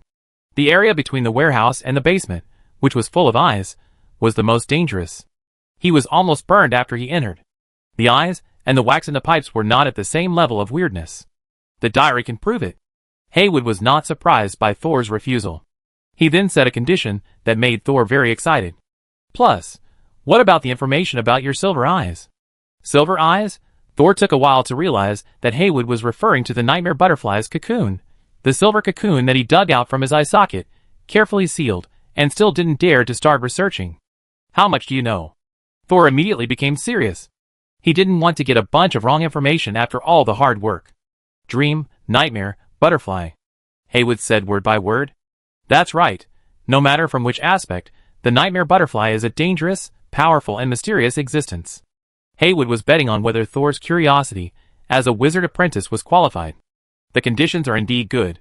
Thor had to admit that he, who had seen the power of the nightmare butterfly, could not resist this knowledge. But senior, don't you have a way to save Heidi? After all, she is your sister. Haywood's expression froze, and the temperature around him suddenly dropped by 2 degrees. I am not good at soul-related witchcraft, and my physique cannot allow the soul to leave the body. Thor was a little surprised. Isn't the main research of the Tower Master about soul-related content? As the apprentice of the Tower Master, Haywood didn't study this? Haywood said, the mentor wanted to complete his experiment by creating a qualified body carrier at the beginning. But in the end, he found that the body alone was meaningless. All the problems in the experiment were almost concentrated on the soul. Soul blinked. Are you talking about the experiment of resurrecting Mrs. Euler? Haywood opened his mouth, hesitated, and finally said, almost. But since the mentor has not revealed the specific information to you, I can't speak without authorization. Thor rubbed his chin and thought, it's almost not quite resurrection. Is it true that the Tower Master just wants to use Mrs. Euler's death to study his real experiment? Soul has too little information now to speculate what the Tower Master is going to do, but he always feels that it is related to resurrection. Haywood saw that the topic had gone too far and pulled it back again. As long as you are willing to help, I will give you another 100 credits as compensation, and I can also guarantee that Heidi will not bother you again because of the previous incident, and I will severely punish her. Haywood actually cares so much about his sister? Thor's intuition is that it's not that simple. The curse planted on him. Couldn't it be his locator? Of course, if you really mind, I can only ask others. For a price I can afford. Haywood means to use the information of the nightmare butterfly as a reward and entrust others to take action? It seems that there will be no fourth bid. I can only give it a try. After all, it's too dangerous there, and I may not be able to find Heidi. Thor agreed. If he refused, he would not only give up the nightmare butterfly and 100 credits, but also offend the apprentice of the Tower Master. For wizards, profit is the most important thing, not shabby. Haywood nodded slightly, smiled a little, and reached out to take out a black bottle from his cloak. The opening of the bottle was very large, almost as wide as the bottle body, and was sealed with a piece of black cloth at the mouth of the bottle. The whole thing looked rough and old. This is where Heidi lived when she was a child. She was very familiar with this smell. Later, when you leave the body, I will open the bottle mouth, and you can smell the bottle with your hand. As long as Heidi is still conscious and can move, she will definitely come to you. Okay, I try, but if Heidi attacks me again, I will definitely stop immediately. Haywood smiled. As long as you call her name, she will know that I asked you to go. Soul asked Haywood to wait for a while. He returned to the second warehouse, and sat at the experimental table. He was not in a hurry to try to leave his body. Tonight's experience made him suddenly discover another talent of his. Before entering the mezzanine, he must figure it out. Lord Morton, if a person's spirit can devour other spirits, what does that mean? The diary appeared and opened. I don't know the specific principle, but I have seen such a person. He came from the borderlands, and was once one of my most difficult enemies. But he is also the craziest person, wandering on the edge of normality and alienation. He does have a way to become stronger by devouring other spirits. But how to deal with the evil thoughts in those spirits that affect his own will has become the biggest trouble. Once he lost himself in evil thoughts, he would instantly become a monster, the kind that is hopeless. Seeing Morton's answer, Thor subconsciously touched his stomach. After his soul was pulled into the pipe, he was confused and crazy for a while. So when he regained his reason and emotions, his brain automatically blurred his memory of that time. He only remembered that he ate a lot of things that attacked him, but he couldn't remember how he fought back at that time. Perhaps if he remembered it, he would be lost again. Strange, I definitely swallowed some of the weirdness similar to evil thoughts this time, but after recovering, I didn't feel the influence of evil thoughts. My spirit body was strengthened because of this, and even had the ability to recover, but I didn't pay the corresponding price. Where did those evil thoughts go? This is unlikely. This time Morton took the initiative to talk. Unless the one attacking you is actually pure energy, otherwise there is no consciousness left. It may be hidden in your subconscious, and has not been discovered yet. This is actually more dangerous, because you don't even know if you are still yourself. Am I still myself? Is it? After talking too much, Morton's consciousness began to become confused again. The experience of becoming an evil spirit still left an indelible impact on his soul. The situation mentioned by Morton is indeed worrying, but Soul closed his eyes and recalled his own experience, focusing on his identity in his previous life. He didn't find any problems. Is it really those evil thoughts lurking deep in my consciousness? As he was wondering, Thor suddenly saw that the diary had turned another page. The next page was the black paper he had obtained at Ralph's manor. Thor was startled. This half page of black paper had changed. It had changed from half to 2/3 the size of a page. But the surface of the paper was rougher, like sandpaper. The edges of a normal black page were not neat, but the surface was like craft paper, without such a rough look. Could it be that all those regrets and evil thoughts were absorbed by the diary, and used it to complete the black pages? Thinking of this, Thor opened his mouth in surprise. Lord Morton, is there any witchcraft, that can help people absorb the evil thoughts in the spirit body? Impossible, impossible, that's impossible, I don't believe it. Morton seemed angry. His violent reaction surprised Thor. The diary can absorb these residual thoughts? That's right, the diary can absorb even complete consciousness. There is no reason why it can't absorb defective products. If this is the case, then can I achieve a significant increase in mental power by absorbing spirits without worrying about the side effects? I didn't absorb the ghost diaries of those girls last time. Maybe it's because the quality is not up to standard. I have to be at least apprentice level? In any case, this is a more exciting discovery than getting information about nightmare butterflies. As we all know, it is very difficult to improve the potential of mental power, so more people focus on improving magic power, which leads to many people's supremacy of magic value. As long as the magic power is enough, he can release powerful enough witchcraft, conduct more complex experiments, and even kill more enemies. But if Thor can take advantage of this opportunity to continuously improve his mental power, he will embark on a path that few wizards dare to tread. Mental body transformation. The most important thing is that he doesn't have to worry about his magic power not being able to keep up with the speed of his mental body improvement, because he still has a diary to help him transform his witch body without injury. In short, he won this time. Chapter 222. The plan to improve the spirit body through devouring is still just a guess. Thor would not take the risk to implement it as soon as he had an idea, even if he had a diary to back him up. Before an experiment begins, a lot of preparations need to be done. Now he has chosen the topic, but he still needs to prove, implement, check, etc. And all these must wait until he completes further transformation of the witch body, and no longer suddenly leaves the body. Otherwise, if he leaves the body at any time, the possibility of encountering unknown dangers is too high. Thor suppressed his excitement, and finally remembered Haywood, who was still waiting outside. Well, it's not good to leave people outside for so long. He began to think about how to leave his body by himself. Because the main layer of Gorsada warned him not to leave his body casually, Thor had always been passively leaving his body, and had not studied how to leave his body by himself. But he had a guess, and thought it was very feasible. That was his meditation map, the erosion map. The erosion map is a closed loop. At the top of the picture is a man who walks half a circle, and evolves into a monster with an octopus head. And if the monster walks half a circle again, it will turn back into a human. If Thor's soul is a monster to his body, then he can change from a monster spirit to a human body. So can he also actively change from a human to a monster? Thor consulted the diary, but got no answer. So he happily started the experiment. Run the meditation method. According to the actions on the erosion map, assume that you are a monster and remove the disguise. Assuming that you are a monster is a bit difficult. Thor touched his forehead. Actually, when my soul left my body and returned to my body, I didn't think about whether I was a monster or not. I just wanted to go back. Maybe I just need to try to get out. Thor tried again. Sure enough, it was much easier to operate without changing the cognition. After trying a few times, he slowly stood up from where he was, and walked a semicircle in 6 steps. Thor opened his eyes, and looked down at himself. He no longer saw the white bone arm. When he looked back, he saw that his body had fallen on the back of the chair. Success? Thor smiled. At least I can get Haywood's reward. We can also do some experiments on it in the future. Although the Tower Master warned him that it was dangerous to have his soul leave his body, Thor couldn't help it when faced with a method that could greatly improve his mental power. How can a wizard stay in a safe zone every day? Besides, Thor has a diary to back him up. He calmed down his excitement, made himself look calmer, and changed his face back to the way it was in this life, and then went out to meet Haywood at the door of the warehouse.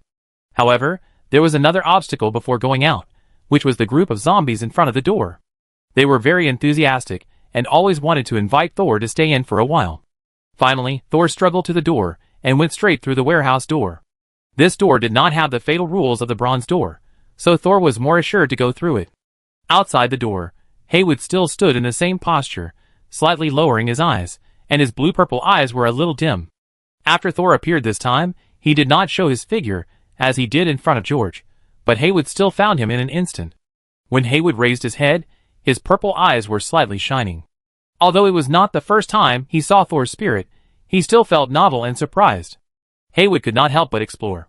The time out of the body is several times longer than the time into the body. If you did not do anything else, then is this your first time to actively try to leave the body? Thor agreed. Haywood was still sighing. The first attempt to leave the body was successful, and the speed was so fast, which means that you have completely mastered the principle of this soul leaving the body. I'm so envious. Are you going to save your sister in a hurry? Haywood then restrained his curiosity, and took out the black bottle again. He pressed his hand on the seal and gently pushed it, and the black seal fell down, revealing half of the bottle mouth. A damp and moldy smell from the basement immediately spread out. You can move your arm closer, and you will be infected with the smell in the bottle, which can last for about 10 minutes.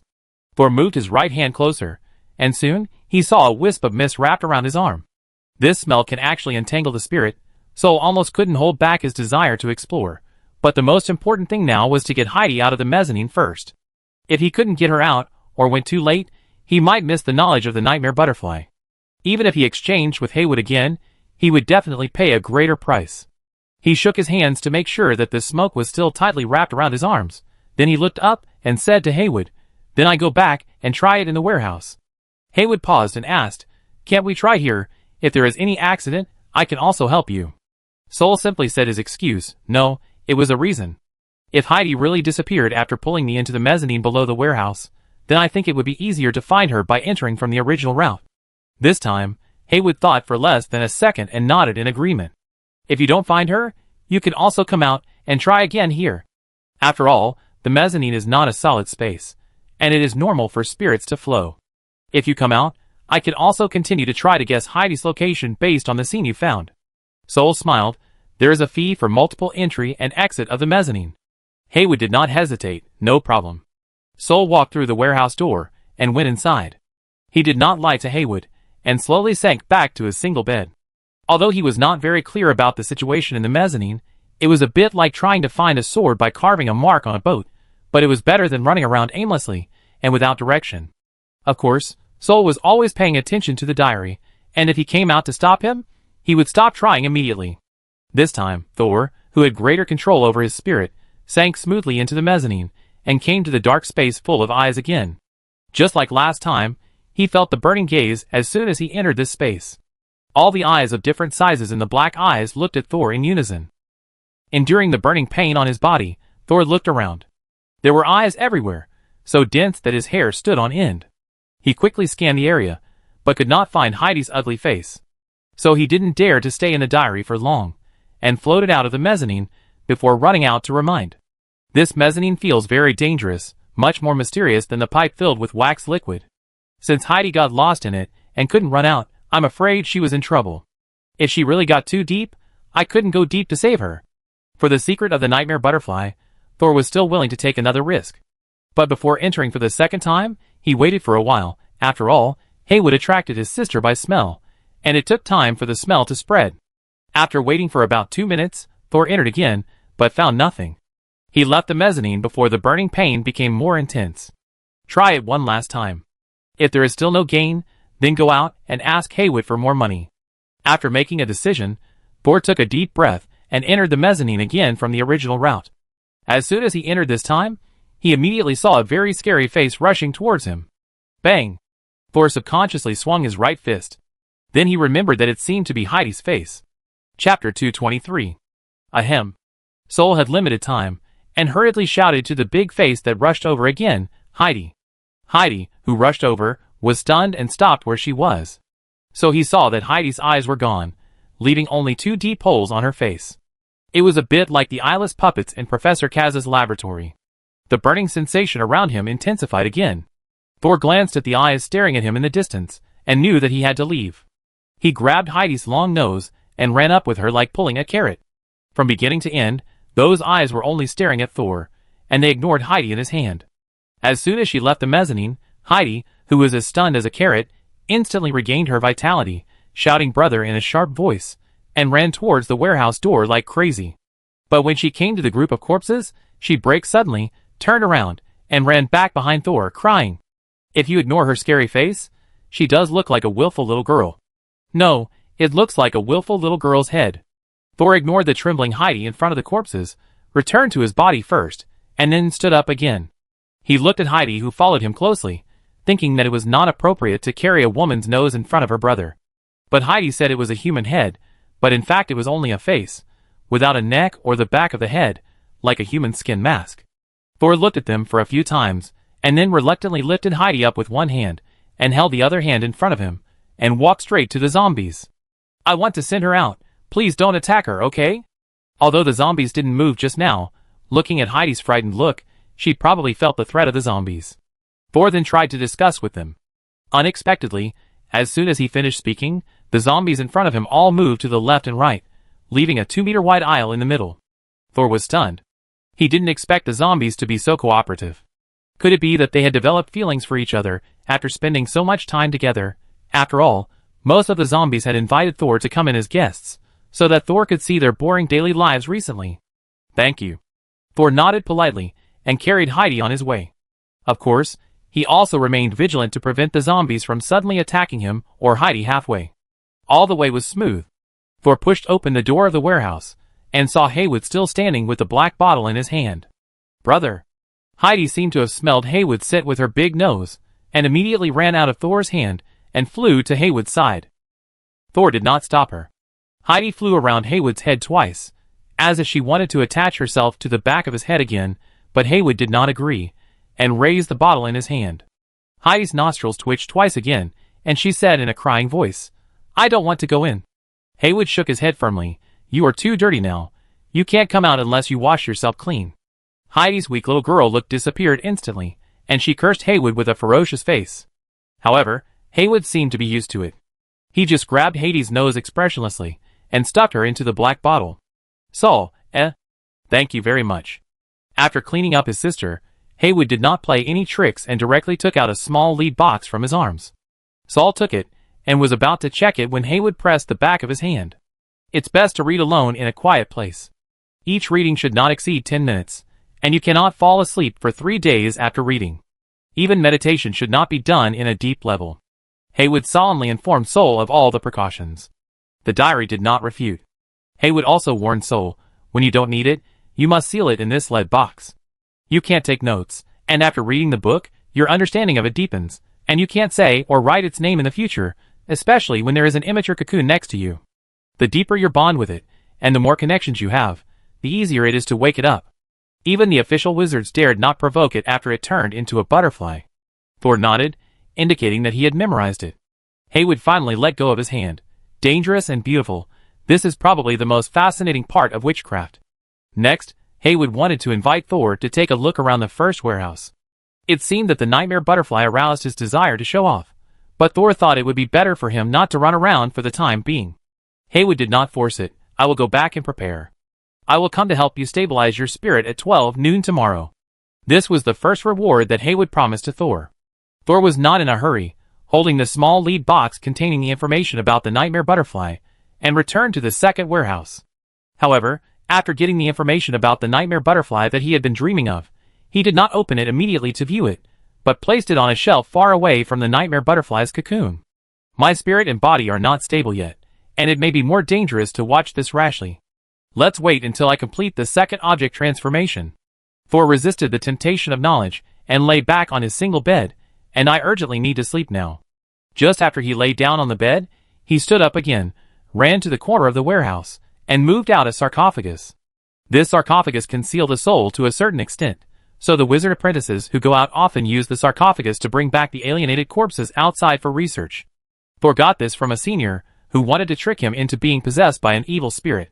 At that time, he killed the senior, and the late senior Byron was responsible for cleaning up and distributing the proceeds. Thor got such a sarcophagus, but he never had many opportunities to use it later, and he didn't expect to take it out again to use it as his own bed. Of course, Thor didn't mind. After cleaning it and sweeping away the dust, he threw his own bedding and pillow into it. A dozen days later, Thor was holding 2 test tubes and comparing the differences between them. One of the test tubes was given a death warning by the diary, but the other was safe. However, the other reagent did not turn deep red like in Ralph's notes. There must be something wrong with some step. Thor shook his head. He really couldn't find what he did wrong. It's worthy of being a wizard body transformation material for official wizard research. Even if the diary has been correcting me, it still can't be perfectly reproduced. As expected, no wizard in this world can be underestimated. Thor put down the 2 test tubes and prepared to start the 3rd refining. When he finished the transformation potion of flesh and blood witchcraft, he could try to combine plastic bones with flesh and blood witchcraft. A witch body transformation plan that mainly devours the flesh, plus the spirit ester that can store the soul. I wonder what sparks will be created in the end. Of course, in order to make the final reaction result of the potion tend to the direction that Thor needs, the help of the diary is indispensable. Xiaozo obediently handed Sol a new empty test tube and a stirring rod. Every time Sol did an experiment, it was the most excited one. Unfortunately, this time, as soon as Sol took the test tube, the feather communication pen in front of him on the left suddenly flew up and quickly wrote on the white paper spread on the table. A task? Sol was stunned for a moment. It had been a month since he came back, and he finally received a new work task. These mentors seemed to know that he was in seclusion, and were unwilling to give him tasks easily. If it was as Thor thought, it might be the instruction of the Tower Master. He returned the props to Xiaozo, stood up and walked to the communication pen, looking at the new task content. There was no special material this time, and the last task was signed by Guba Mentor. Ah, it's Kelly's mentor. Thor picked up the paper, turned out the list of warehouse materials he made and started to compare. It seems that I haven't seen Kelly for a long time. I don't know if she has returned from an adventure. Judging from her face, she doesn't look like someone who has an accident halfway. Thor, who had encountered life and death crisis twice, still hoped that Kelly would have a smooth journey. In just 2 hours, Thor had picked out all the materials, pushed the card back to the laboratory table, picked up the feather pen, and wrote the word complete on the paper recording the task. Almost the next second, someone knocked on the door of the second warehouse. Is it Haywood? Thor walked over. Since he pulled Heidi out of the mezzanine last time, Haywood has helped Thor improve the stability of the connection between his body and spirit every once in a while. What's more novel is that he used physical means to help Sol from the perspective of improving his physical fitness, which opened Sol's eyes. It's just like acupuncture every time. It's a bit uncomfortable to have needles all over the body. But it's said that the transformation can last for nearly a month, and the key is that it's free, so Sol endured it. However, when Sol walked to the door and pushed it out, a person who hadn't been seen for a long time appeared outside the door. Sol immediately laughed. You're finally back, Kelly? Chapter 224. You can recognize me even after this? Kelly muttered, throwing something in her hand to Thor. It's no wonder Kelly was surprised. She was now wearing plate armor and a mask as thin as gold foil on her face, revealing only a corner of her mouth. And her lips were still golden red. Except for a piece of red ponytail sticking out of the helmet, there was no familiar place at all. Thor caught the thing Kelly threw over and opened it immediately. Oh, what is this, honey? Ginger wax. You once said that some common materials are difficult to keep fresh for a long time, but it is too wasteful to use witchcraft. I just saw a jar of this from a human body collector outside. You can study it, maybe it will be useful. Sol's eyes lit up immediately. Yes, it is very useful for daily experiments. But I came back in a hurry this time, and didn't bring you anything good. Kelly curled her lips. I owe you. What's wrong with your hand? You went out and lost the meat. It melted, but it wasn't lost. I brought it back in a bag. Sol told Kelly about his adventure with Senior Byron in Chuishu Valley. Kelly listened and said with disgust, I don't want to go on adventures with you in the future. It's too unlucky. Do you have the nerve to say that? I see you, Sol said disdainfully. He looked Kelly up and down. I see you're in a lot of trouble. Kelly lowered her head and patted her breastplate with her metal-gloved hands. The thick armor collided, making a crisp metallic sound. This is my experiment, she said stubbornly. It's just a little accident. After thinking for a while, Kelly took off the mask on her face. Her face was as shiny as her lips, and her skin and muscles were a little stiff when she moved. The new witchcraft I studied conflicted with the potion I took recently, and now a toxic metal is constantly oozing out of the pores of my skin. Thor frowned. It's more serious than I thought. Do you need help? Kelly rolled her eyes. You're already in solitary confinement. You should take care of yourself. As a genius as me, can't I solve this little problem? I'm just very interested in this poisonous metal, and I plan to collect more of it before solving it. Sol gave Kelly a thumbs up. You're awesome. Kelly immediately replied, You're awesome too. In private, Sol would occasionally say one or two words she had never heard of, and Kelly couldn't tell whether it was a compliment or an insult. So she usually chose to respond first, and then ponder the true meaning of the words. How long will you be locked up? I was thinking of applying for a joint experiment with you. Sol looked back at the warehouse door behind him. Well, it's almost done. The initial framework has been sorted out. The rest is to try the permutations and combinations one by one. It should be completed within a month. It depends on my luck. Kelly's mouth twitched twice. With your luck, is it still possible? But Kelly immediately thought of herself being unlucky recently, and hurriedly brought up the business before Sol counterattacked. By the way, I'm here to pick up the materials. She pulled out a roll of paper from the small pocket on the armor belt with difficulty, and unfolded it for Thor. Thor looked at Kelly's stiff hands, shook his head, and took the paper and opened it. The content of the paper was very simple, with only 2 words written on it, complete. Thor recognized it at a glance, and it was exactly what he had just written on the paper with the communication pen. You are the one in charge of the transportation mission? Don't you hate this kind of physical work the most? But he immediately reacted, I know, in your current state, you can only walk 2 steps. If I were to do experiments or practice witchcraft, I would probably blow myself up. Kelly's face suddenly twisted. She gritted her teeth and raised her hand, slowly clenching it into a fist in front of Thor. Hurry up and work. If you delay my work, you will have to pay with credits. Sol turned and entered the warehouse, shook his head and sighed. I don't know who forgot what they were working on first. Kelly behind him was so angry that she jumped up, but the plate armor around her was too heavy, so she couldn't jump up at all. Because the materials were ready, Thor came back after a while. When the cart was pushed out, the door was completely open. Kelly's eyes turned around the warehouse in trance, and suddenly stopped at one place. Why is Billy in there? No, that's Bill. He looks a little strange.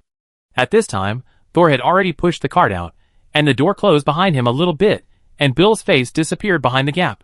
It's Bill. Thor handed the cart in his hand to Kelly. How do you know him? Kelly raised her hand to take the cart, and the armor on her body began to clang clang. He is also a student of Gudwa. I have seen him twice, and was deeply impressed. TSK, is he dead? Yeah. The senior who led me to a dead end is him, as I just told you. Ah, that's really satisfying. Kelly turned the cart around. By the way, he has a brother named Billy, who is even more powerful than him. Sol had heard of this person, and met him, when he was traveling to the East Tower not long ago. It's just that he was not in a good mental state at that time, so the impression was not very clear. Are you afraid he will retaliate against me? No, don't worry, he's very busy. He doesn't care about anything except experiments and studies. He's cold and ruthless like a prop. Kelly shrugged her shoulders, and her armor clanged again, but it's better to stay away from him if possible. I'm leaving. Kelly waved her hand. Thor was about to say goodbye, but he saw Kelly slap her head. Bang. The sound was so loud that it echoed slightly in the corridor. Why do you have to do this? Thor looked at Kelly in surprise. I almost forgot something. Kelly began to dig out things with difficulty again, and finally took out a thick envelope from another pocket. Someone asked my brother to give me a letter, and asked me to give it to you after returning to the tower. Sol took it in confusion. Who would write to him? It seems to be your family? I haven't heard you mention it before. I thought you had no family. Sol took the envelope and peeled off the gorgeous wax on it. It turned out that there was another white envelope inside. The white envelope was not sealed with wax.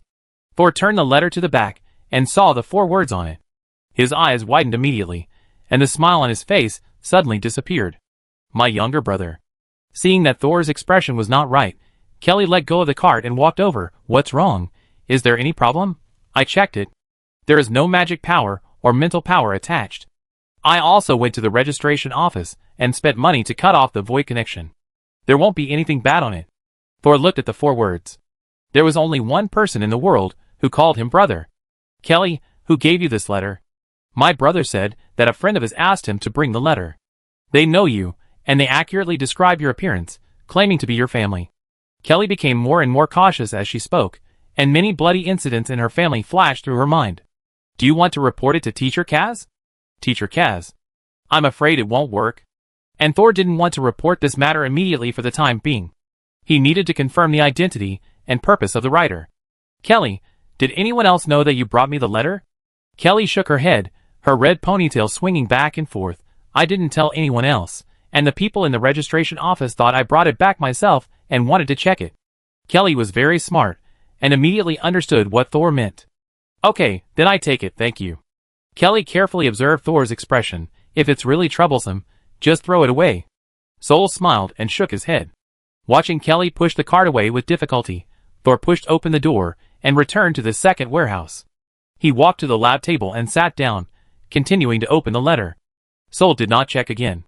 If this letter was really sent to him by Kismet, he would definitely not be able to detect the hidden means in it.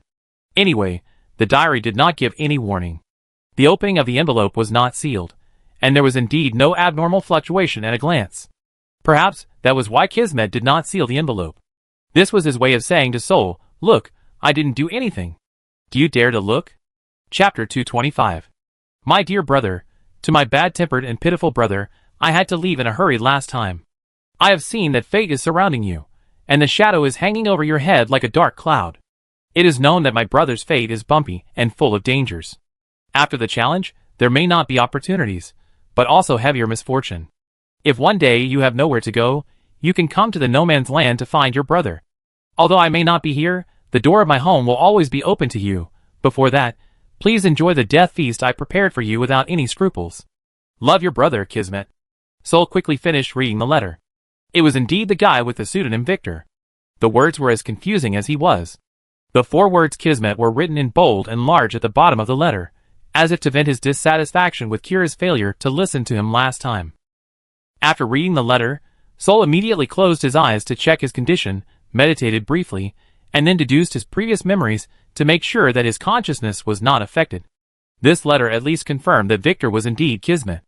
As for the crisis he mentioned, if it is really like a dark cloud, it may not be directed at me. Sol looked up, and above his head was the ceiling of the warehouse. If his brain is not completely broken, isn't it too exaggerated to describe the crisis against me as a dark cloud? Will the situation in the wizard tower change? For some reason, he even thought of a retreat for Sol. But he was thinking of a place, like the Borderlands, that even formal wizards would find terrifying. If Kismet didn't seem to have some connection with the golden pages in the diary, Sol really didn't want to continue dealing with him. He threw the letter on the table, thinking about the possible hidden information in the letter, and suddenly froze. Wait, did he use honorific for me in a sentence just now? But when Sol lowered his head to confirm again, he found that the letter was gone. Did you take the initiative to destroy the record? Sol felt a little uneasy because of the sudden disappearance of the letter. The most important thing now is to solve the physical problem as soon as possible. I am still too weak now. Although there was no evidence, Sol still informed Gorza through the subpoena pen that night that Kismet had used someone else to pass the letter in. After all, Kismet is a second level, and seems to have some malice towards Thor. He will not bear this kind of threat of suspected provocation. After reporting the thorny problem to the superior department, Thor once again immersed himself in the research and experiment of witch-body transformation. At the same time, at the border between the Principality of Kerma and its hostile neighbor, the Principality of Nath. In the deserted wasteland with several kilometers around, Kismet was standing among dozens of corpses, listening to something. He was holding a white harp in his arms, and his right-hand fingers were casually plucking the strings. The sound of the piano was pleasant, spreading like water waves under the night sky. At Kismet's feet, there was a man crawling on the ground, his shoulders shaking constantly. Suddenly, the sound of the piano stopped, and Kismet smiled. Ah, the master has received my kindness. He looked down with satisfaction, looking at the knight-to-be who wanted to lick the tip of his shoes. When will Naus go to war with Kerma? The knight-to-be's shaking shoulders suddenly stopped. He looked up, and his face changed from fear to confusion and then to surprise. "Sir?" The knight-to-be shouted out uncontrollably at first, then looked around vigilantly. There were so many corpses around him, but he didn't see them. "Sir, the three-party subversion agreement has been signed. We will start the war as soon as Prince Aruba advances to the second level." "Oh, 3 parties? It seems that either Baidong Academy or Ludi Xingzhou has got involved." Kismet nodded, and tapped the knight-to-be's helmet lightly again. "What's the difference between this and not saying anything?" "I don't know when Aruba will advance." The knight-to-be was a little confused, but he didn't dare to evade it at all, and just quickly supplemented the inappropriate words he had just said. "According to Prince Aruba, he is sure that he can advance within 2 years. Kismet said disdainfully. "They have been brewing for so long, just waiting for a new second level? Kima doesn't have only 1 second level. Who can he beat in the war? The goddess of Warkira? Or the wizard Degorsa?" The knight-to-be approached Kismet and lowered his voice. "I heard that when the war really starts, the one in the wizard tower will not appear." Kismet was satisfied. "Right, this way the strength of both sides is balanced, and fighting can be exciting. It seems that the foundation of the wizard tower is beginning to shake, and an ugly conspiracy will be staged again." Speaking of war and conspiracy, Kismet became excited. But as he thought about it, he began to count on his fingers. 1 year, 2 years. Thor may not be able to reach the 3rd level. The time is still a little short. A 2nd level apprentice is not even qualified to be cannon fodder. While Kismet was thinking, the ground suddenly trembled slightly. A small hill suddenly cracked, and a huge sand scorpion emerged from it. It was unknown how long the scorpion had been underground, and many plant roots were still wrapped around its body. The knight-to-be, who was kneeling on the ground, looked back and saw the 5-meter-long scorpion. He screamed in fear and collapsed to the ground. But he soon remembered that Kismet was standing behind him, and he found the courage from nowhere. He picked up the sword that had fallen on the ground and blocked Kismet, shouting, "Sir, it's a sand scorpion. I block it. You go quickly." Kismet looked at the scorpion and raised his chin to the prospective knight. "Then I ask you to be loyal to me." The prospective knight was stunned at first, and then a gust of cold wind came, and the huge scorpion's claws had already smashed down. The prospective knight's own strength was not very high. He dodged the scorpion's claws, but not the scorpion's tail. He was stung and died soon after. The scorpion quickly set its sights on another prey. Unexpectedly, Kismet calmly stepped over the swollen and shiny prospective knight and approached the sand scorpion. It seemed that he accidentally played a scale, and a breeze blew past, and the roots and soil on the scorpion disappeared completely. The scorpion remained motionless throughout the whole process, staring at Kismet. After cleaning the scorpion, the latter jumped onto the scorpion's back and found a flat place to sit down. The scorpion, which suddenly had a master, shook its head and tail, as if it had just woken up from some kind of hazy consciousness. Kismet patted the scorpion on the back and said, let's go to Nat to find Aruba, and buy a few more years for our little Thor." 1 man and 1 scorpion gradually disappeared at the end of the wilderness in the deep night. 5 days after reuniting with Kelly, Thor finally completed a dose of reagent for the transformation of the flesh and blood wizard body. He raised the test tube in his hand, staring at the gorgeous red color with burning eyes, and couldn't help but sigh, "It's really not easy. After spending so many materials, I finally succeeded in making a bottle. Even if it's just the official wizard potion of the wizard family, it's much more complicated than I thought. The process and external conditions are obviously the same, but the previous potion just failed to achieve the expected effect. If Thor takes it, he will turn into all kinds of monsters and die. After making more than a dozen failed potions, Thor can already do 2 things at once. He mixed the potion with his left hand, while calculating the dosage of the neutralizer, preparing the catalyst and the neutralizing solution. But the busiest thing is actually the diary, which does the work of 3 people. Finally, today, Thor completed the refining of the last important potion material of the new transformation plan. Standing on a floor of draft paper, Thor carefully placed the red potion on the test tube rack. Although there is only 1, other influencing factors have been ruled out. As long as my hands don't shake. Thor shook his 2 pairs of white bone hands, crackling. The joints made a crisp sound. Maybe I won't have to hear this grinding sound tomorrow. Chapter 226. Both the plastic bones that Thor possessed and Ralph's flesh and blood witchcraft were witchcraft transformation programs based on dark elements. If it weren't for Gorza's reminder, Thor hadn't thought of combining the 2 transformation programs. After being locked up in the second warehouse for more than a month, he finally completed the preparation of all the raw materials. Next, Thor did not start the transformation immediately, but went back to his coffin to catch up on his sleep. Only when he was sure that his mental state was good and his magic power was running smoothly could he officially start adjusting the final potion. When he woke up the next day, Thor threw himself on the experimental table without eating. Today he would verify his conjecture completely. Thor first electrolyzed and softened the spirit Esther that had been away from his arms for a long time. And after multiple filtrations, the pollutants were removed step by step. He even absorbed all the soul fragments that had been absorbed by the spirit Esther, restoring the spirit Esther to its original state. He extracted a small amount of spirit Esther from it and put it into the crucible, started a weak current to keep it flowing, and then added a neutralizer and a blood and flesh witchcraft auxiliary potion. As soon as the three potions were mixed, a fierce tearing sound was heard in the half-wave, and the potions fought with each other. Thor quickly leaned back and squatted down, so that his sight was just slightly above the mouth of the crucible.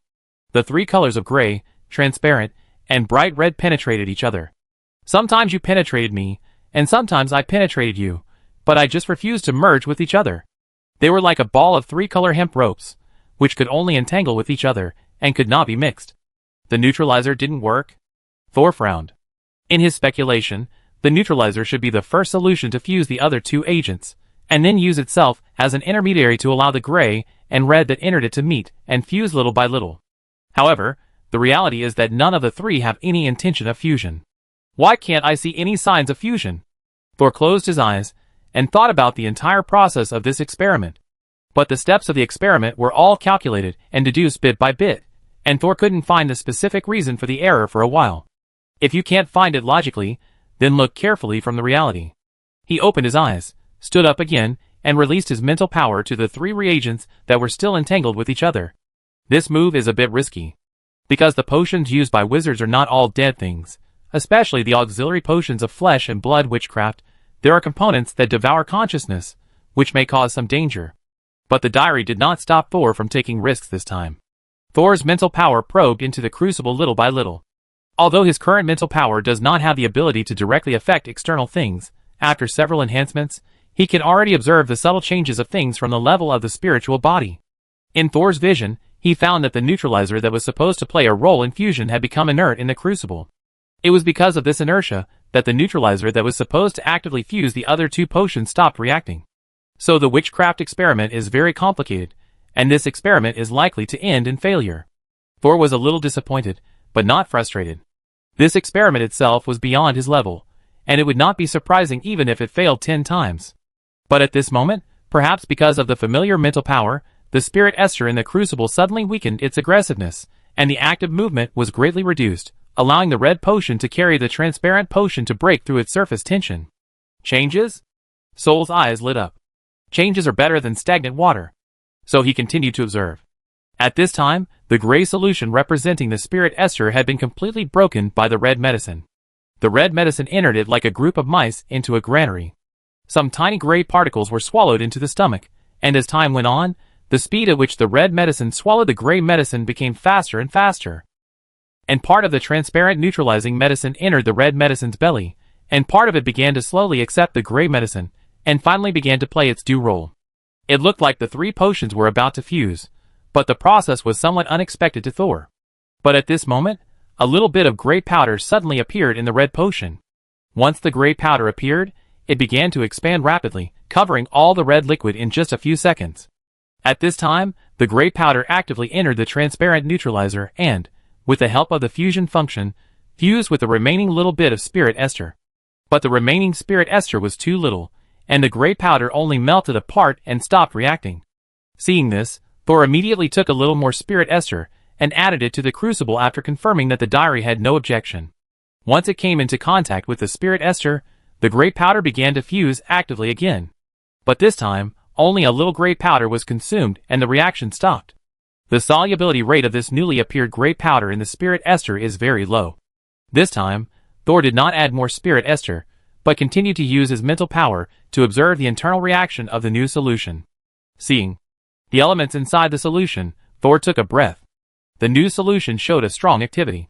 This activity was completely invisible from the outside, but once you go deeper into it, you will find that the solution is surging like an undercurrent.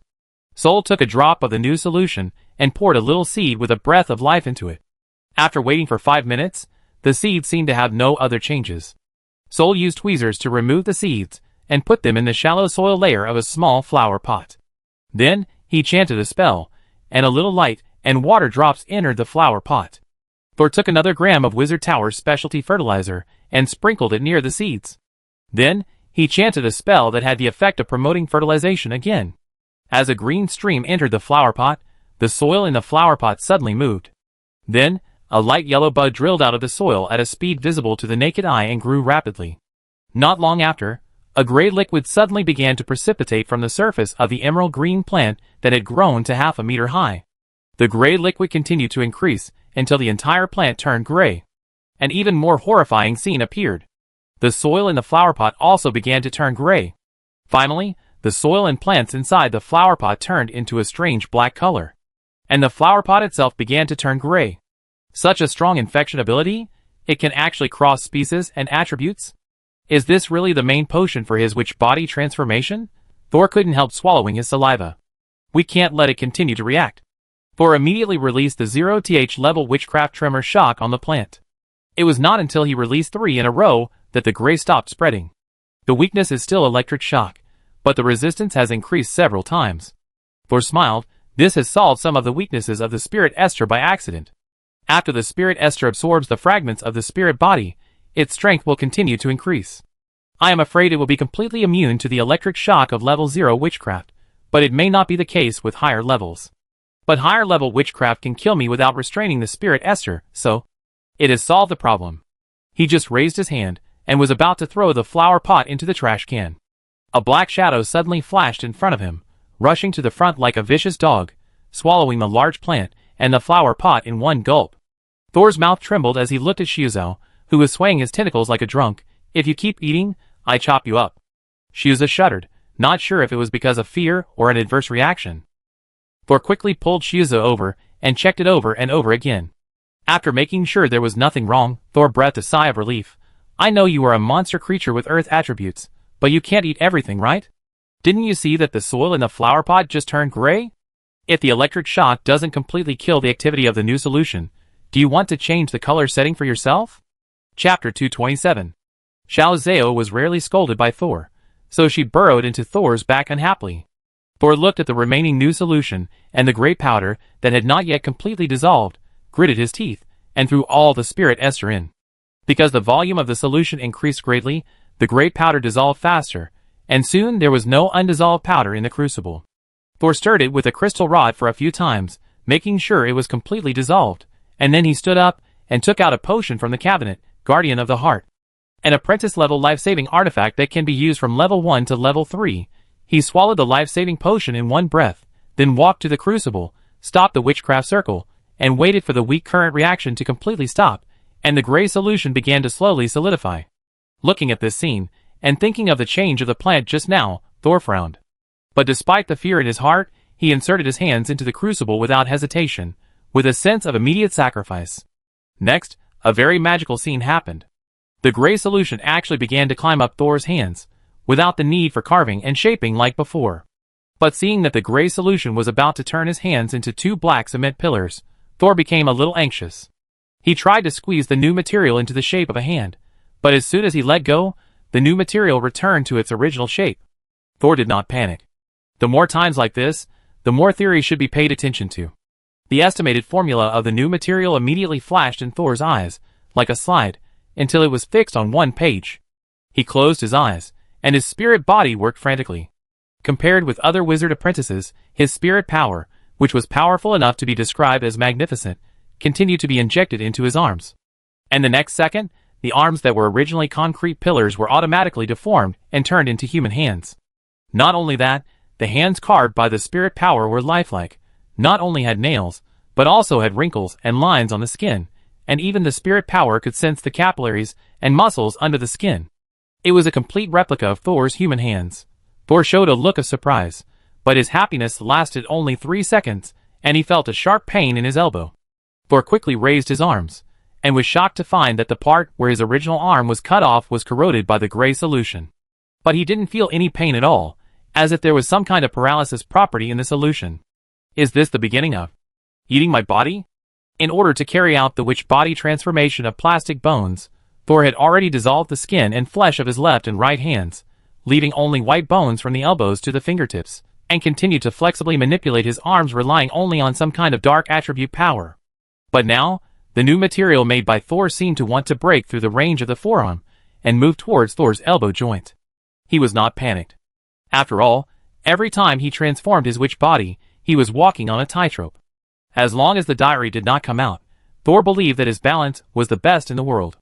Without the fear of the unknown, Thor raised his arms and looked at them carefully. As the skin and flesh were corroded, red blood overflowed. But the moment the blood came into contact with the gray solution, it was swallowed by the solution and turned gray. Capillaries, veins, arteries. As the corrosion expanded little by little, more and more blood vessels, nerves and muscles were exposed to the gray solution. Enduring the itchy feeling of being cleaned by countless small fish, Thor probed his mental power into the junction of the gray solution and his skin. Because of the blood pressure, the gray solution was currently swallowing the blood spurting out of the wound. But as the contact surface increased, Thor could feel that the gray was suppressing the blood color little by little and began to invade Thor's blood vessels in the opposite direction. Compared with solid muscles and bones, liquid blood is the easiest part to devour and fuse. Under Thor's nervous observation, the gray solution finally broke through the obstacles and drilled into the blood vessel maze of his arms. What surprised Thor even more was that the inside of the prosthetic hand constructed by the gray solution actually imitated his arm, and also constructed a layer of organ tissue that looked like blood vessels. His pair of prosthetic hands are getting closer and closer to real arms. The range of influence of the new spirit Esther on the body has completely exceeded Thor's expectations. He has a vague premonition in his heart that he seems to be going in an inhuman direction and never coming back. As soon as this thought came to mind, Thor felt a sudden strong numbness in his arms, just like the painful and numb hands that were numbed by a nap. As the numbness spread from his arms to his torso, Thor suddenly felt his heart contract suddenly. The next second, Thor's brain faithfully made him faint. A black tentacle wrapped around Thor, who was almost falling to the ground, and then two tentacles split out, moving like thighs, bringing him to the sarcophagus and carefully placing him inside. After doing all this, Shioza rarely retracted his hand to Thor's neck, but like a loyal guard, he kept his hands around Thor. At this moment, a shadow fell from the ceiling of the second warehouse.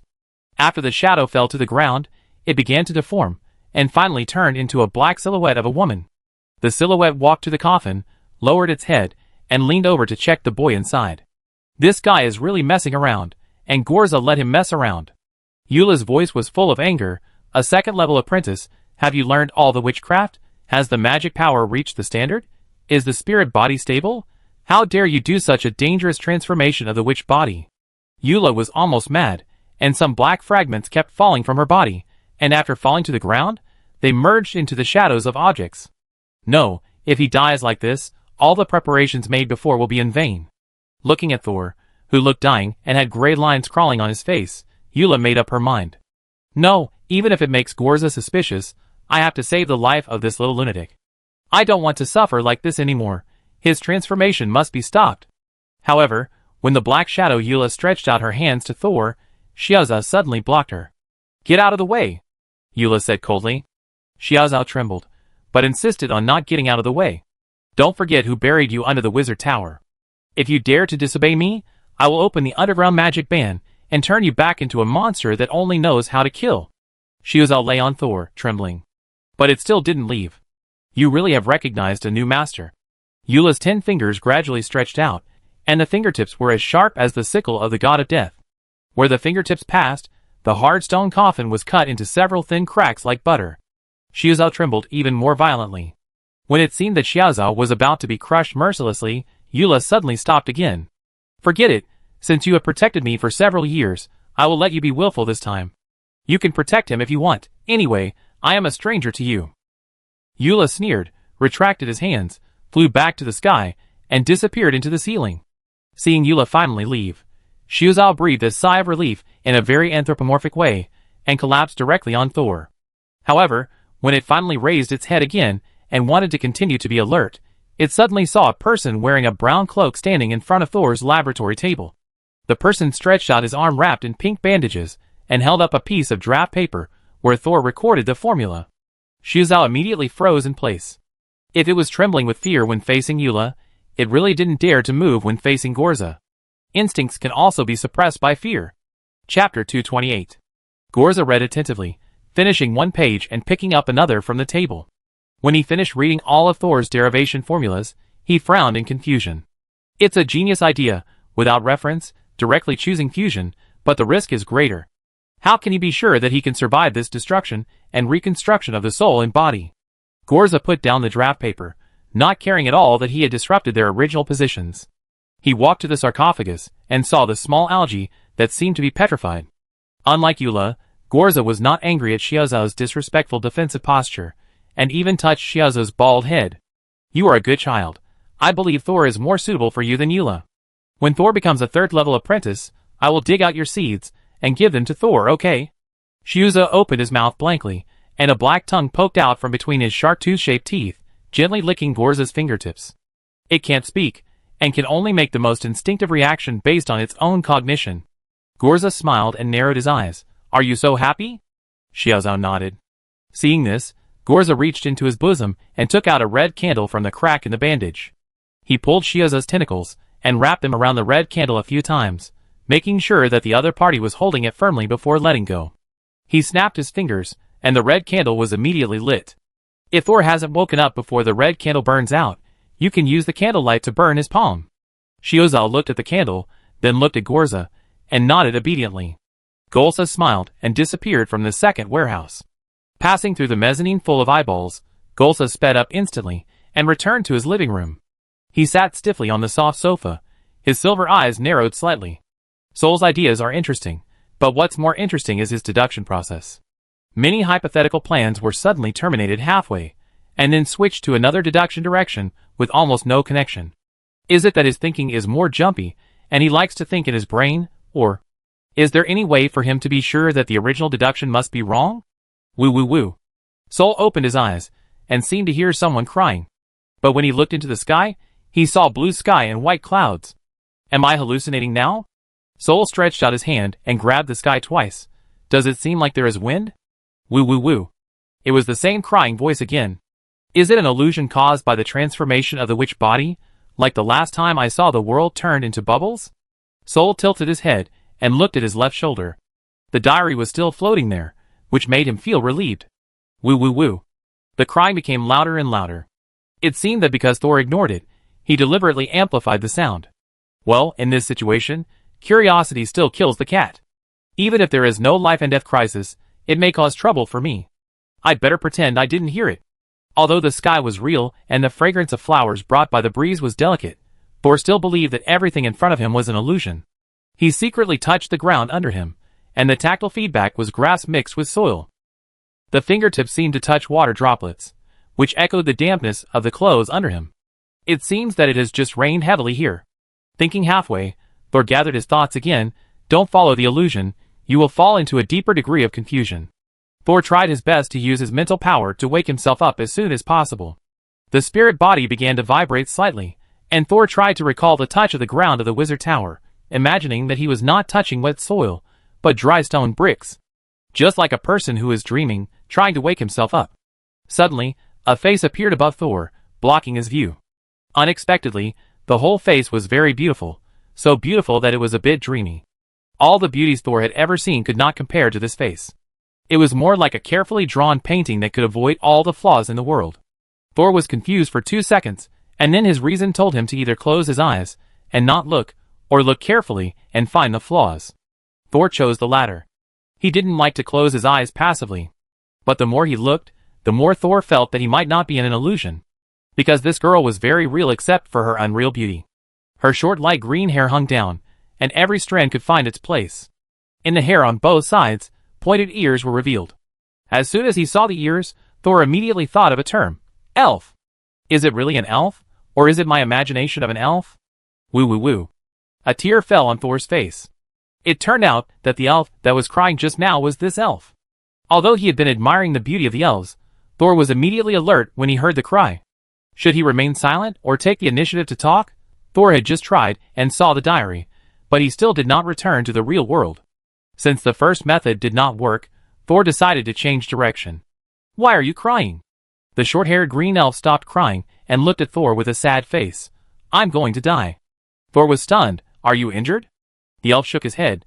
I'm going to die. Thor was a little unsure. If he continued to ask, would it trigger a trap? For example, if he asked what to do, the other party would just say, "Just let me eat you," and then immediately change her face. Thor thought about it and said, "My condolences." The elf was stunned. She stared at Thor blankly, and a tear that had been accumulating in her eyes for a long time fell on Thor's cheek. Then, the world suddenly shattered like glass, and fell to the ground. In front of Thor, the ceiling of the second warehouse appeared, as well as Shuza's big black face, and the saliva that was about to drip from its mouth. Damn, wasn't that your saliva just now? Sol sat up and quickly touched his face, and he really felt a drop of liquid. Do you want to eat me? Xiao Zhao held out a red candle, with only a short piece of the candle left, and the wax dripped down the tentacles. Red candle? Sol took the candle. Did you take it from my cabinet? Xiao Zhao shook his tentacles horizontally. Did someone give it to you? Xiao Zhao shook his tentacles vertically. Who was it? Thor smiled after asking. Who else can enter the second warehouse? Mrs. Euler or the Tower Master? If it's the former, just nod your head. If it's the latter, just roll up into a ball. The little algae rolled up into a ball. The Tower Master came here in person? Is he afraid that there will be problems with my transformation this time? Thor looked back at his laboratory table, and immediately found that the things on it had been moved. But Thor was not nervous. If it was the Tower Master, it would not matter if he saw the transformation formula this time. All the materials had been cleared, and there was nothing that could not be seen by others. And Thor would not write secrets in the words of his previous life like he did when he just came across. In the wizard tower full of powerful people and strange things, doing this is tantamount to telling others that there is something wrong with him. And after becoming a wizard apprentice, his spiritual body has become stronger little by little, and Thor's brain is enough to store the secret knowledge he needs to keep. Things that do not need to be kept secret can naturally be recorded on the pages. And the Tower Master flipping through the book without concealing the traces of flipping through it is also a signal of safety. At this time, Xiuzhou suddenly nodded again. Thor raised his hand and patted Xiuzhou. This action did not seem to be its confirmation of Thor's previous speculation, because it was a bit long. Although Xiuzhou's reaction arc is indeed quite long in some aspects. So more than one person has come in? Chapter 229. Who else can enter the second warehouse freely? There is no need to think about this. I didn't expect that the two top beings in the wizard tower would come to watch Thor's wizard body transformation. This made the apprentice a little flattered. But after being surprised, he felt that it should be so.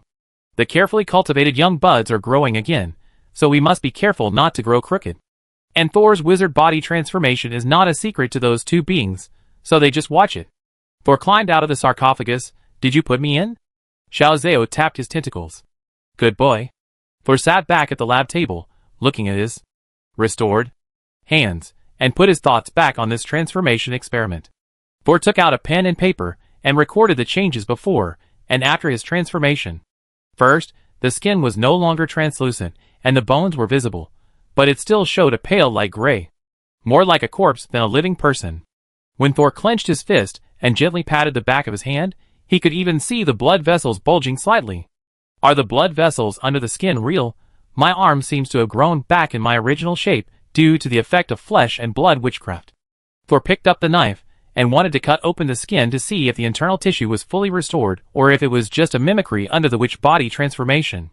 But when he held the knife tightly and applied force, the grayish-white skin sank slightly with the tip of the knife, and no wound appeared. Thor applied force again. Although the cut left hand felt pressure, it was still not cut open, and he didn't even feel much pain. There is tactile feedback, but the pain is relatively dull. On the contrary, the knife in his hand could not bear the pressure, and the blade began to bend and deform. Sol simply gave up the knife in his hand, and cast an arrow spell directly on the skin. However, the arrow with magic power shattered the moment it hit the skin, and the arrow tip broke directly and flew out.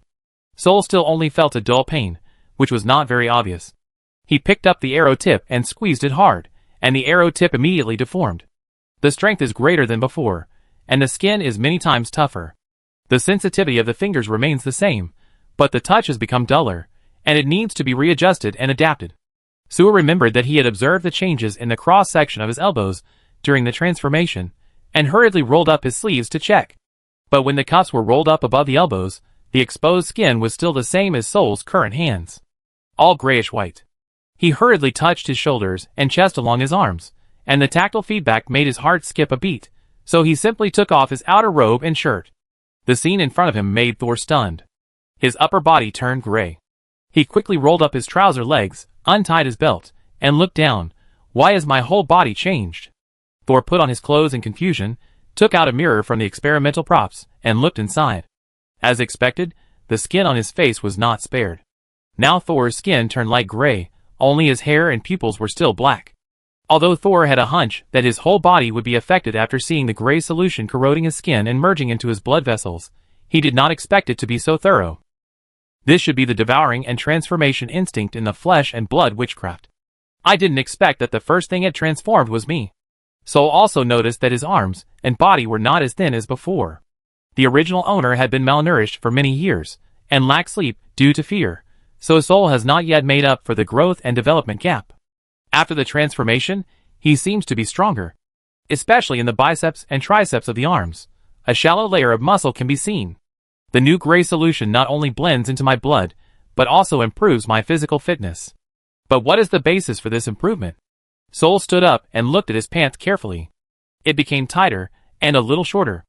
After this transformation, I grew at least 3 centimeters taller. Although I am still not tall, at least I have caught up with my peers. Is this change a one-time change or will last for a while? It's hard to say. I record my data every day in the future. In order to verify his conjecture, Thor measured the data of his entire body and observed it regularly. He returned to the laboratory table, picked up his transformation formula, and analyzed the reasons for such changes. Since there is already a correct answer, it is easier to reverse the solution than to solve the problem directly. The changes in skin and body tissues are mainly due to the flesh and blood witchcraft in the formula. What effect does the plastic bone have in it? To test the toughness of the skin again, he took out a very sharp steel needle and used 70% of his strength before finally piercing his palm. Suddenly, a little red blood oozed out from under the skin. The pain became more obvious. When Soul squinted his eyes and mobilized his mental power to look over, he saw a kind of gray fine particles in the blood.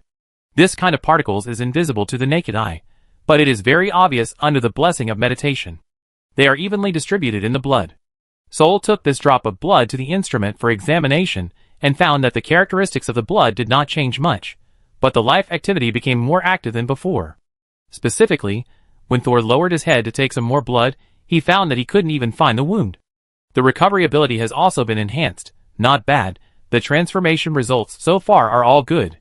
However, I don't have soul fragments in my hand for the time being, and the changes in the characteristics of the spirit Esther in the plastic bone cannot be verified. But there is no rush. He still has a lot of time. The next step is to check the most important thing, whether the fit between the body and the soul has improved. Thor closed his eyes again and began to meditate. When the mental power began to work, he was pleasantly surprised to find that his body was very adaptable to the influx of mental power and magic power, and even actively helped to transmit it. This feeling was very novel. In the past, when Thor was meditating and casting spells, his body would not resist, but it had never been as cooperative as it was today. If it were a metaphor, it would be that Thor entered a cold and empty house before, but today there were parents in the house, and as soon as you got home, they urged you to change clothes and wash your hands, and then put a steaming meal on the table. Thor was flattered and inexplicably moved. After the transformation, this body seemed to completely accept my soul. Thinking of the great particles in the blood, Thor gradually had a guess. The key step of this transformation is that I put my mental power into the potion. This made the potion produce some changes that I had never designed. The new gray solution has an additional raw material, which is my mental power. It is my mental power, or soul, that activates the complete potion reaction. So when the transformation permeates the whole body, this body will naturally become the shape of my soul. The Tower Master must be aware of this, so he asked him to refer to the flesh and blood witchcraft to solve the problem of incompatibility between soul and flesh. Before being fooled by Kismet, Ralph devoured others without losing himself because he used his soul as the basis of the entire potion. As long as the inner core remains unchanged, no matter how many people he devours or how much the body changes, it will not affect the essence of his identity as Ralph. On the contrary, when his spirit body had problems, his body was also changed into a strange shape by Kismet. So, the problem of the spirit body leaving the body is solved? Thor immediately sat on the chair and began to verify it in practice. The method of verification, of course, is to actively perform a soul leaving the body. He closed his eyes, operated his spirit body, imitated the erosion map, and stood up and walked. At first, the spirit body did not react at all, and stayed in the body steadily. It was not until Thor strengthened his meditation that he felt a sticky feeling. Then, he clearly felt that his spirit was slightly out of alignment with his body, and it seemed that it was about to leave his body. But there was a pulling force in his body, as if he really didn't want Thor's spirit to leave. Thor felt that if he persisted, he could still leave his body. But he didn't try again, but obediently returned to his body. Sure enough, Thor opened his eyes. Once the body is transformed into the appearance of a soul, it is no longer so easy for the soul to leave the body. In the past, Thor's soul leaving the body was like taking off his coat, but now it was like tearing off a layer of skin, which was naturally very different. In this way, the problem of the soul leaving the body from time to time is solved. Soul smiled with satisfaction. The only thing that made Soul unsure was that he did not find any trace of the original owner's soul in this transformation. Did I guess wrong, or is it hidden too deep? Soul sat back in the chair, turning the pen in his hand. It should be that I was wrong before. The soul of an ordinary person cannot last for so long. Soul suddenly remembered the soul infusion experiment he had participated in. In that experiment, the spirit of a first-level apprentice was inserted into the body of a dead second-level apprentice. This situation is actually very similar to his. But the compatibility of their souls and bodies is much worse. So much so that even the transmission of perception is very different. Even the gender of the soul and the body cannot be the same, otherwise they cannot enter the new body. In comparison, Thor's problem is much smaller. Maybe one day I can look at the experimental records of spirit infusion again. Maybe I can find the real reason why my soul is not compatible with my original body. Maybe it can help them solve the biggest gender problem in spirit infusion. Putting this aside for now, Thor continued the test. This is back to the harvest time, the test of magic and mental power. He picked up the black crystal ball and infused magic with maximum intensity. According to the changes shown by the black crystal ball, his magic value has exceeded 100. If it goes up, it will exceed the range that the crystal ball can accurately measure. It is necessary to change an anti-epidemic instrument or go to the registration room for more accurate measurement. It's only been 2 months since I entered the second stage. Soul couldn't hide his pride. I go back and tell Kelly the good news. He could already imagine Kelly's expression changing from dumbfounded to unbelievable to furious, and finally to her proud little chin swearing that she would definitely surpass him. Thinking of this, Soul felt even better. Chapter 230. After being proud, Thor tested his spirit body again. The result was still gratifying. Although the new spirit Esther removed the soul fragments that had been absorbed, its quality still exceeded that of the first and second generation plastic bones. Therefore, Thor's spirit power was improved to a higher level. And as he continued to absorb soul fragments, his spirit body would continue to strengthen. It's time to give this material a new name. Plastic bones can no longer fully describe its characteristics. Thor thought and sorted out his messy notes. Finally, he put all the pages together, added a cover to the first page, and threaded it.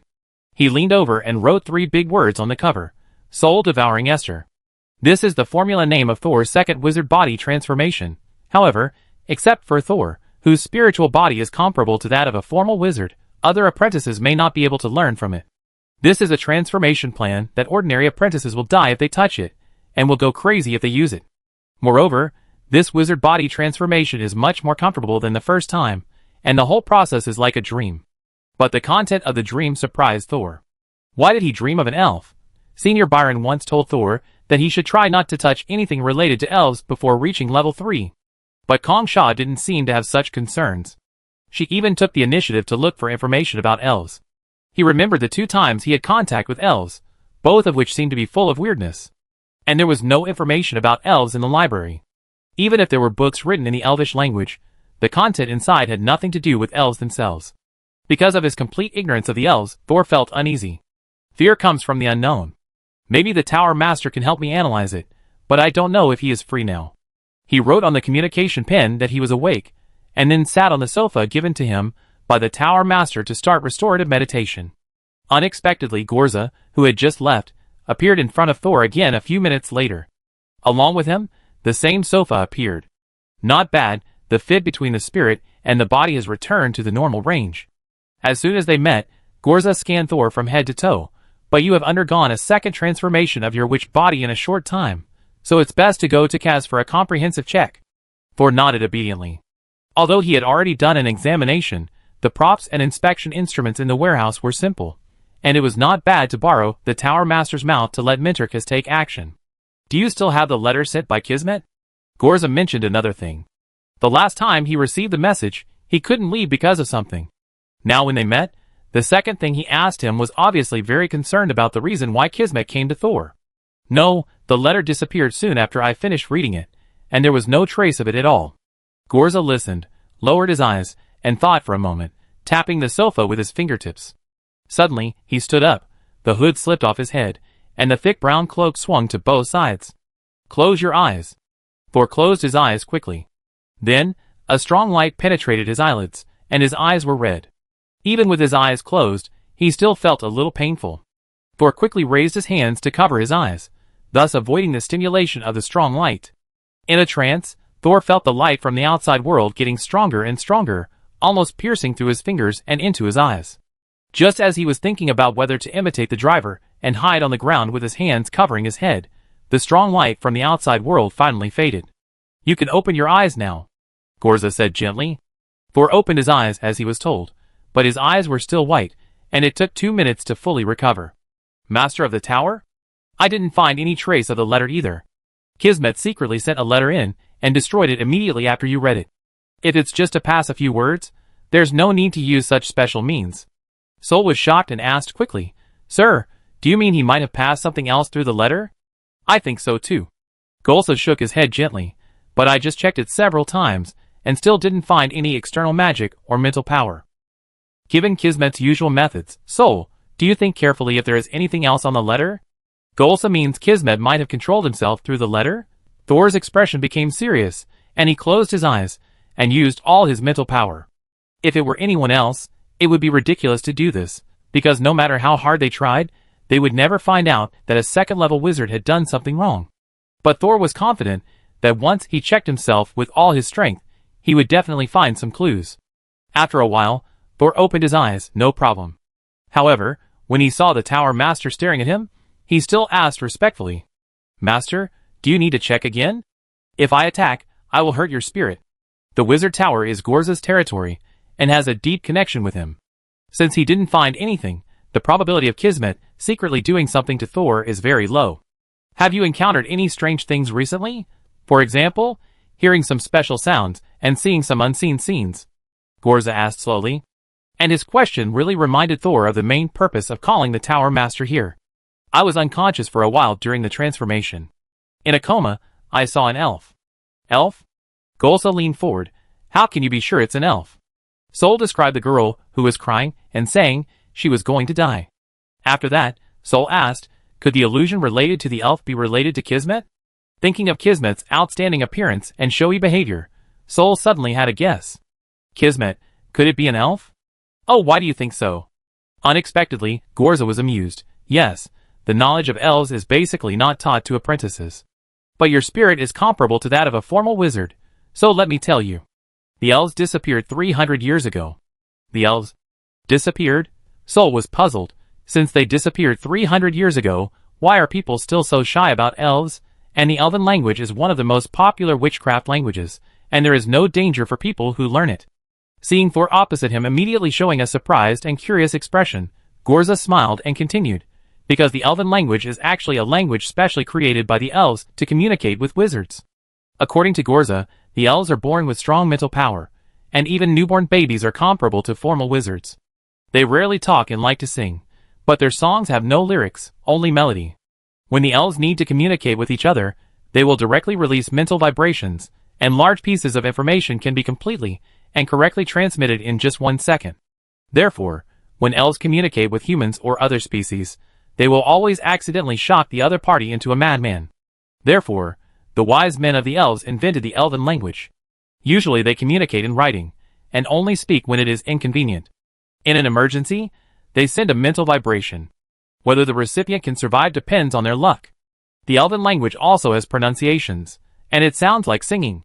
However, many pronunciations cannot be made by human organs. Even if the tongue and throat are modified, it is difficult to imitate accurately. Therefore, the Elven language is mostly used for recording, not communication. Starting with the Elven language, Gorza also hopes that Thor will understand the elves little by little through the things he is familiar with, rather than causing a strong cognitive shock right from the start. After all, even if the knowledge about elves is explained, it may confuse the weak apprentices or even hurt their spirits. It is also because of the Elven language that the wizarding world has a better understanding of the elves. But the increase in communication has not reduced conflicts. In Gorza's words, elves are not the kind of true, good and beautiful species that Thor imagined. They are straightforward but not naive, and they love nature and the laws of nature. Therefore, sometimes, some of their actions make people feel incredible or cold-blooded. In particular, there was a conflict between a group of wizards and elves. The elves did not hesitate to transform that group of wizards and the human areas under their control into a living environment suitable for elves. No local humans were left alive. Since then, the elves have established a great reputation. At that time, the elves occupied a small territory, but no wizard, even a third-level wizard, dared to provoke the elves at will. So their status was very transcendent. But one day 300 years ago, the elves suddenly disappeared. No one has ever seen a real elf, as if their existence has been erased. And all the wizards, who tracked the whereabouts of the elves either disappeared or became alienated. Gorza's silver eyes flashed. Some people say that the elves are all polluted without exception. Chapter 231. The whole tribe was contaminated at the same time. Thor suddenly felt a chill, and his whole body seemed to have goosebumps. But that was impossible. His skin had been transformed, tough and dull, and it was impossible for him to have goosebumps. Do all the elves live together? Is there really no one who escaped? This is the scary part. Gorza said seriously, although the elves like to live together, their territories are also distributed on various continents, and some of them travel outside. Moreover, the elves are divided into daylight elves, night elves, and water elves in the ocean. But no matter what kind of elves, whether they are hunting in the tribe, communicating and doing business with wizards, or fighting with the dwarves, they all disappeared at the same time. The whole tribe, regardless of spatial distance and bloodline, just disappeared like this. Thor felt goosebumps had moved to his cerebral cortex. What kind of power is this? What level? It could actually target so many beings at the same time, leaving no one behind? What if one day, this power chooses the human race again? The more he thought about it, the more afraid he became. He clenched his fists, afraid that his hands would tremble too obviously. What if one day, this power chooses humans? Sol hesitated as he said this sentence. The powerful elves, whose mental power in childhood could rival that of a formal wizard, could disappear without any warning. This made Thor worry about his future, and the future of the wizarding world. One day, will they also be collectively contaminated and disappear? It's like the search and replace in a document. Select all, replace. There are no signs, no means of resistance, and even no idea why. This completely irresistible force even made Thor doubt his efforts. Is it worth it? Working so hard? Is it worth it? Sleeping only once or twice a month, and then spending all your time on learning, research and adventure? Is it worth it? To change your body and soul to become stronger? Is it worth it? Maybe you will become an unknown beast in the next journey of seeking knowledge? Sol let out a long breath. He felt so powerless and insignificant that his spine bent unconsciously. Golsa sat opposite Sol and looked at him quietly. He knew that Sol was having a fierce psychological struggle, but he did not intervene. The disappearance of the elves is indeed terrifying. But what is more terrifying is that the disappearance of the elves is just one of the great horrors of the world. If Thor couldn't come out on his own, even if he temporarily comforted Thor with words, Thor's psychology would be deeply hidden, and it was unknown when it would erupt again. If that time came, Gorza would not save him. It was difficult to change the problem of cognition. At this time, Thor exhaled again, and he leaned down and buried his face in his palms. At this time, he didn't want to see anyone or any scene. Because no matter what he saw, he could only think of the powerlessness that everything would eventually disappear. But sometimes the human brain is like this. The more you don't want to see something, the more relevant images will appear in your mind. In the darkness, he saw Sid and Brown who were already dead, saw Teacher Rum hiding himself in the shadows, saw Angela who hugged her knees and cried and turned her face to turn her servants into dead flowers, saw Nick who always suppressed his emotional fluctuations, but occasionally broke down and cried and laughed, saw Senior Byron who emphasized equal exchange again and again, but came back to save himself in times of crisis. The arrogant but straightforward little genius Kelly, the sexy, mysterious, powerful and terrifying Kongshaw. He watched these figures struggling in the wizarding world gradually become blank areas, and there was nothing to prove their existence. Finally, Thor thought of himself and his past life. He thought of himself, who was exhausted every day, went to work at dusk and got off work at dusk, which seemed to be fulfilling, but it seemed that nothing had changed. Thor's shoulders began to tremble, and a vague sob came from his fingers. Looking at Thor like this, Golsa narrowed his eyes. He moved his fingertips, as if he was hesitating. If Thor really collapsed, should he take action, save people, or kill people? Just when Golsa hesitated, Thor suddenly sat up straight again, put down his hands, and there was no trace of tears on his face, but he was smiling. Sorry, sir, I got stuck in a dead end just now, but I'm fine now, please continue. Thor's face was full of relaxed smiles, and he didn't look like he was about to collapse just now. He was indeed frightened by the powerful, and unmatched mysterious, and terrifying force. But on second thought, in his peaceful past life, could his life be guaranteed? Sometimes he was still laughing and joking in the last second, and died helplessly in the next second due to an accident, disease or natural disaster. Just like the unknown danger, probability is uncontrollable. If he really worried about the probability of all human beings dying every day, he would not have to wait until he crossed over to go to the rooftop. Not bad. Gorza's silver eyes narrowed, as if he was smiling, but also as if he was examining. He continued, the reason why the elves are polluted is that after they disappeared, all the props made by the elves have undergone abnormal changes. Many people who have elf props have said that they have fallen into some kind of illusion, especially when they are operating their spiritual bodies, they are more likely to fall into illusions. The higher the level of the elf props, the more dangerous they are. Some kind of illusion? Why did Thor feel that it was similar to Kismet's ability? But the Tower Master denied that Kismet was an elf. But Kismet was not an elf, and he might be related to elves. People who have used elf products will hear some vague sounds, and even say that they have seen elves appear in their lives. But except for themselves, no one else can find any traces of elves, whether with the naked eye or mental power. And the degree of this influence will increase with the deepening of use, and even make them unable to distinguish which side is the reality.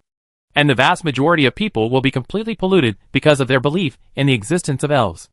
And after a third-level wizard was polluted, and went crazy and slaughtered 2 small countries, the wizarding world launched a call to clean up elf props. But you also know.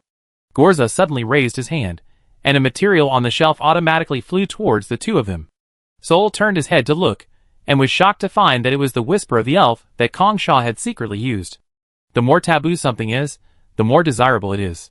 Gorza whispered, whether it is the power of the elves or the mysterious power that makes them disappear suddenly, wizards yearn for it. Gorza's slender fingers turned the bottle in his hand, and the liquid in the bottle did not cause any ripples. However, some changes occurred in the branches inside. As Gorza's fingers turned, the only 2 green leaves left on the branches began to slowly turn yellow. The edges of the leaves even turned from yellow to brown, and began to dry and become brittle. When Gorza stopped turning, the branches that were originally full of life were about to wither.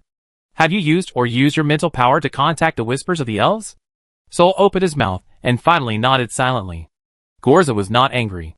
He has never been a man who values rules, otherwise he would not have left his family, and appeared alone in the western continent. In the second warehouse, there is only this one item related to the elves. You see, although it is trying hard to disguise itself, it is actually about to run out of energy and die. You have just undergone the transformation of your witch body, which has a great impact on your spiritual body. It is also the moment when your soul is most vulnerable and most exposed. So rather than saying that you were influenced by Kismet to see the elves, it is better to say that you paid the price for your unauthorized use of elf items. Golsa finished speaking, and handed the bottle in his hand to Thor. The moment Thor took the bottle, he suddenly heard the voice again. I'm going to die. Thor looked up in surprise, and was about to say something, but was interrupted by Golsa. Don't tell others what you saw and heard. That will make you more certain that you have indeed connected with the elves. And the conscious recognition is the most terrifying. Because, except for yourself, no one can convince yourself. Golsa emphasized his tone. Sol quickly closed his mouth, he lowered his head, and whispered to the elf in his hand. In just a few seconds, the leaves inside turned yellow again. One of them, under the joint gaze of Sol and Golsa, floated into the solution below and dissolved instantly. Chapter 232. If I stop using elf-related props, will I no longer fall into the elf illusion? In theory, this is true, but there are also cases in the wizarding world where someone used an elf prop only once, but suddenly went crazy a few years later and told everyone that he had swallowed an elf alive. In the end, because no one believed him, he chose to self-dissect and then died. But you don't have to worry too much. Whether you can break free from the elf illusion depends on your own will. Given your performance just now, I don't think you need to worry about being entangled by the elf for the time being. Thor lowered his head, and the elf in his hand was still whispering to him. Sometimes it was crying meaninglessly, and sometimes it kept saying, "I'm going to die." But now Thor no longer had the teasing mood when he was expressing his condolences to the green-haired elf before. "Watch it die, and this bottle is for you. As for Kismet, I still have the same idea as before. No matter what he wants to do, you can only passively accept it for the time being with your ability. It is better to turn your worried mood into an effort to seek knowledge. I hope you can actively pursue knowledge, rather than take risks because of the threat of death." Gorza stood up. "Only when you are strong, you will not be afraid of conspiracy." He adjusted his cloak and carefully gathered his whole body in a large brown-red cloak. You can also see that some people in the wizard tower have already had some tricks. Sol quickly stood up and thought, "So you know it too." But he still answered respectfully, "Teacher has told me a little bit. The most obvious one is Minter Rum. Thor always feels that this person is severely depressed." Gorza smiled without caring. "Yes, Monica is timid, Rum is depressed, and Ans is resentful. But it doesn't matter, as long as they can complete my requirements on time." Thor hesitated and couldn't help asking, "Master Tower Master, aren't you afraid that they will unite?" Gorza tilted his head. "No, the 5 of them together can't beat me." After Gorza disappeared with his sofa, Thor whispered while holding the dying elf, and was stunned for a while. The gap between the second-level wizard and the first-level wizard is even greater than he imagined. Thor once used props to kill Sid, who was 1 level higher than him, and Sid did not show obvious fear when facing Senior Byron, who was also 1 level higher than him. No wonder the Tower Master once said that there is no essential difference between wizard apprentices. Only when they enter the formal wizard level can they change their quality and level. At this time, the last leaf of the elf whisper in Thor's hand fell off and disappeared into the solution. There was only a bare, dry branch left in the bottle. The crying and whispering that had been lingering in Thor's ears also completely disappeared. Thor breathed a sigh of relief and placed the bottle on the laboratory table. 3 days later, Thor, who had undergone a full-body examination, walked out of Minter Kaz's laboratory. He was escorted out by another second-level apprentice. Angela, who was in charge of the laboratory, had left here, but this matter did not cause any discussion. In the Wizard Tower, or the Wizard World, people often do not care about gossip that has nothing to do with them, because everyone is too busy. The person in charge of the Kaz lab now is a second-level apprentice, whom Thor has never seen before. He is much older than Thor, but he is extremely respectful to Thor. He even escorted Thor to the door of the lab, almost the same treatment as Minter Kaz. "All the tests finished?" Kelly, who was waiting at the door, said sullenly. Kelly is better now than before. At least she is no longer wearing the full body armor that makes her move inconveniently. But her face is still covered with a thick metal mask to absorb the toxic metal that seeps out of her facial skin. The rest of Kelly's skin had a faint metallic sheen, but according to her, it no longer affected her activities. How much magic power?" Kelly asked impatiently. 103. Hiss. As Thor expected, Kelly expressed envy and jealousy with her eyes exposed. "I thought I was good enough to increase my magic power to 80 during this outing, but I didn't expect you to be a pervert." "Pervert?" Thor raised his hand and shook it. "I paid with my life." Kelly rolled her eyes, a golden glow in her eyes, as if everyone is not. The two walked side by side, and came to the end of the corridor. Thor looked back and found that the second-level apprentice was still standing at the door of the laboratory, staring at him. "What's wrong?" Kelly also turned around and laughed. "Ha, you are not ordinary now, and you don't show up for a long time, so they will naturally be curious about you." Sol turned around. "My identity is not ordinary. How could I not know?" "You didn't know?" This time it was Kelly who was surprised. "Now it is said among the high-level apprentices that you have been accepted as an apprentice by the Tower Master, and you can be promoted to a third-level apprentice at the worst in the future." "Only a third-level apprentice?" Sol curled his lips in disdain. "Can't they think higher? Please consider those who are in the same class as us but are still first-level apprentices. Be a decent person." Kelly complained and then asked, "Are you really the Tower Master's student?" Thor thought for a moment. "The Tower Master has guided me, but he didn't officially say that he would be my mentor." Kelly immediately showed an attitude of knowing more than you. "That means he is still testing you."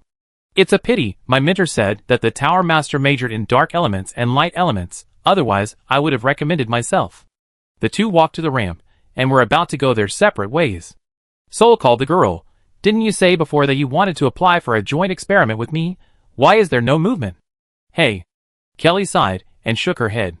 Teacher Goodo has assigned me another experiment. I can only do the experiment with. Oh, that's Billy, who I mentioned to you last time. I come back to you after I finish it. Okay. Thor shrugged. In fact, although the Wizard Tower has a lot of resources, it is sometimes a bit limited. You can't study whatever you want.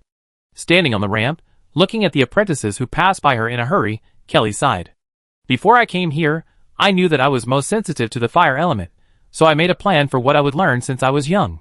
When I came to the Wizard Tower, I found that there was no instructor teaching the fire element. At that time, I felt a little regretful. Maybe I should go to a wizard organization that is more like an academy, such as Bidon Academy.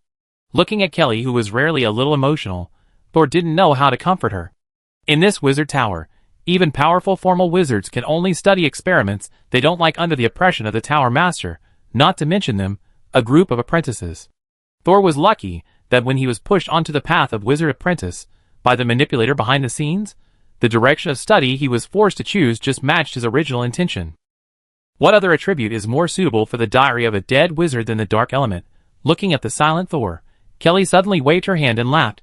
Are you feeling sorry for me? Before Thor answered, Kelly raised her fist. It doesn't matter. Even if I major in gold elements, I can do well. I heard from my instructor that the Tower Master originally majored in light attributes and later changed directly to dark attributes, but he is still the strongest second level in the Western continent. Then I can do it too. Chapter 233. Kelly has never lost in terms of confidence. Watching Kelly wearing a heavy metal mask and disappearing elegantly on the top of the ramp, Thor walked down slowly. Compared to Kelly, he often saw the Tower Master, but he didn't know as much about the Tower Master as Kelly did. Mentor Goodo was really good to Kelly. Not only did he teach her knowledge, but he also often chatted with her about gossip. Before returning to the second warehouse, Thor decided to go to the library first. Since he opened the small map of the private library of the Tower Master on the 19th floor, he rarely went to the public library.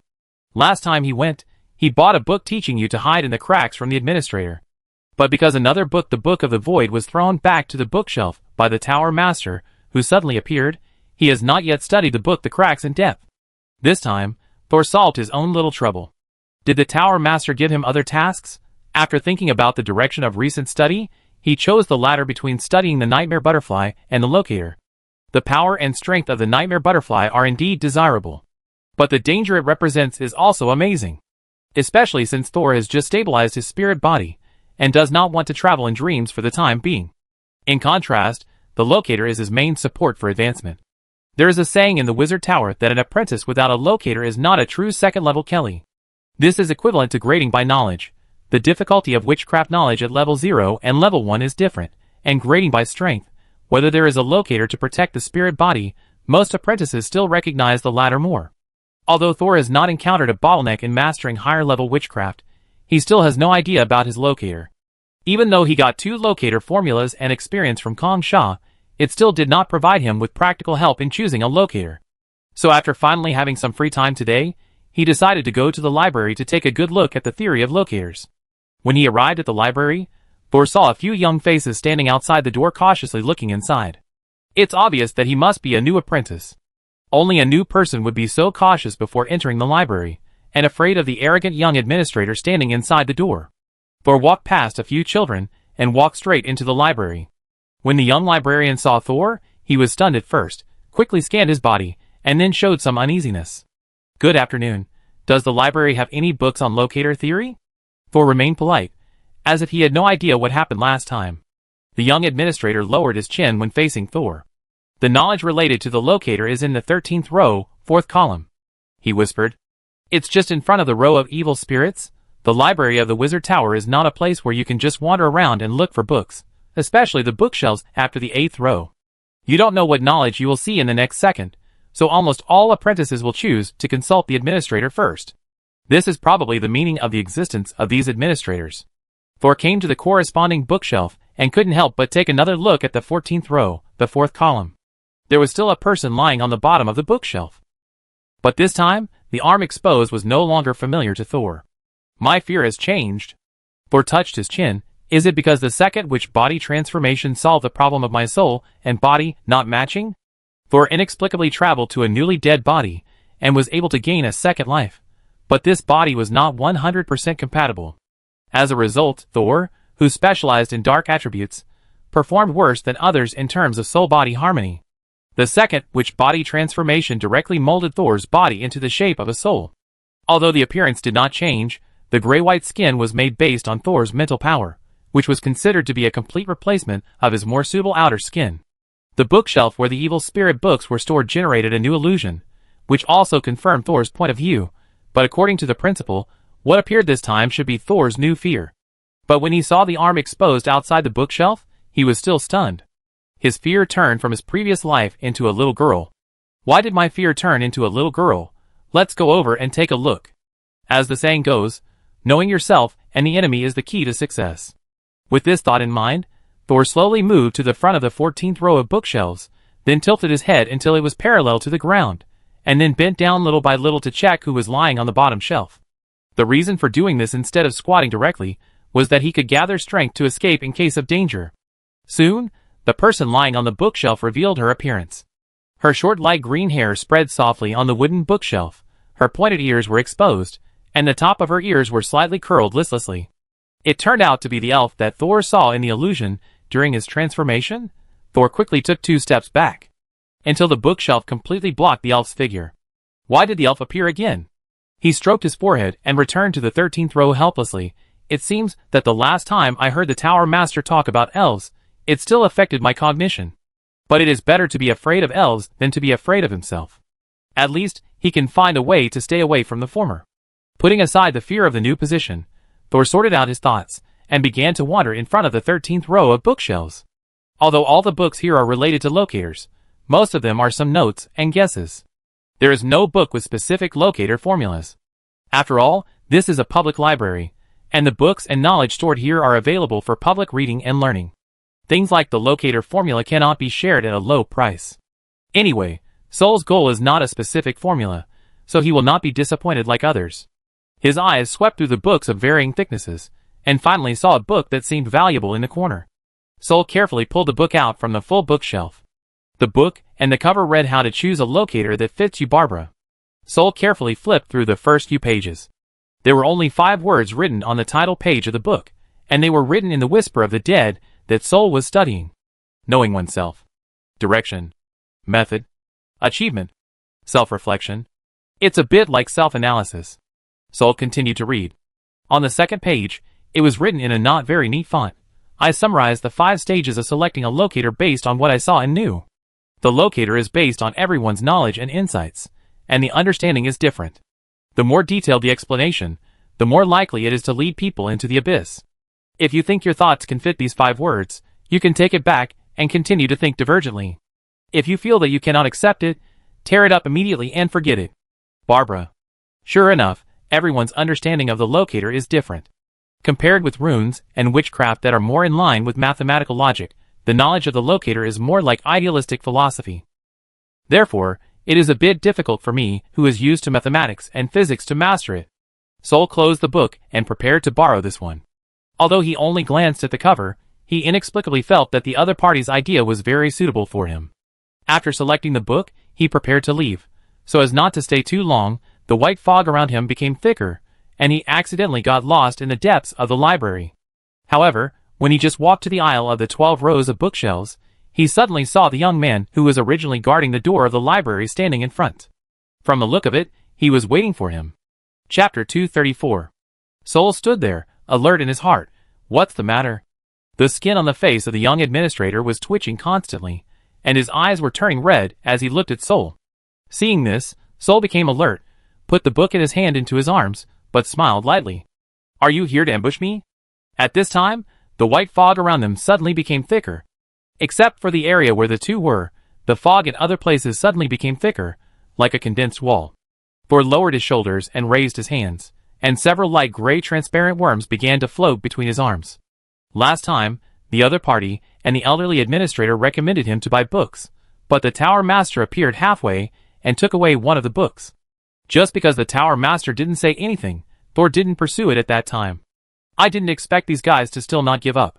It seems that they are ready to attack him personally.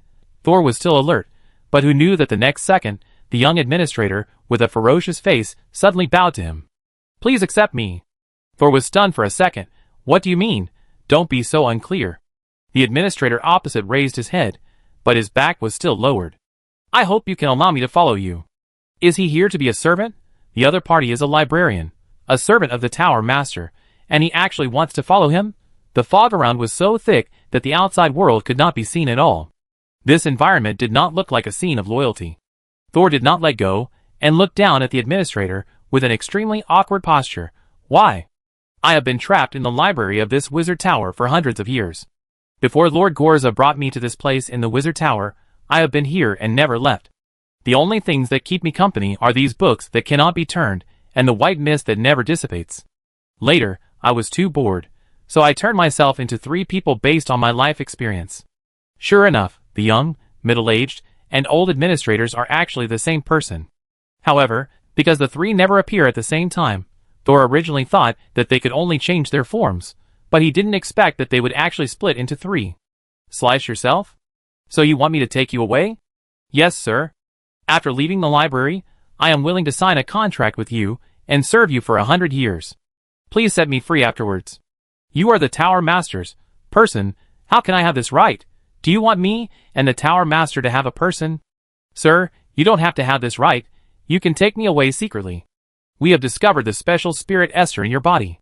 Thor's heart moved, and he stretched out his right hand forward. My spirit Esther? You can recognize this as spirit Esther? Unexpectedly, the young man looked at Thor's raised hands and smiled bitterly.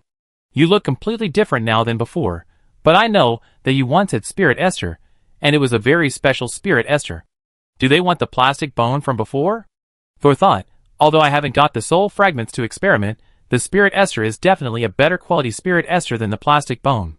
He couldn't see it, probably because the characteristics of flesh and blood witchcraft concealed the characteristics of spiritual Esther under the simulated skin.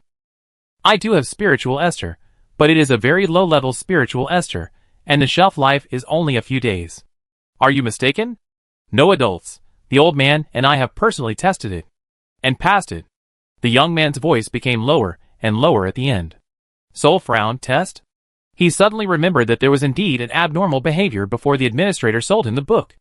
At that time, the old administrator deliberately took the book from him and returned it to him. It turned out that he was trying to contact him and test him. But my hands had already turned into white bones, and the spirit Esther was still in my pocket.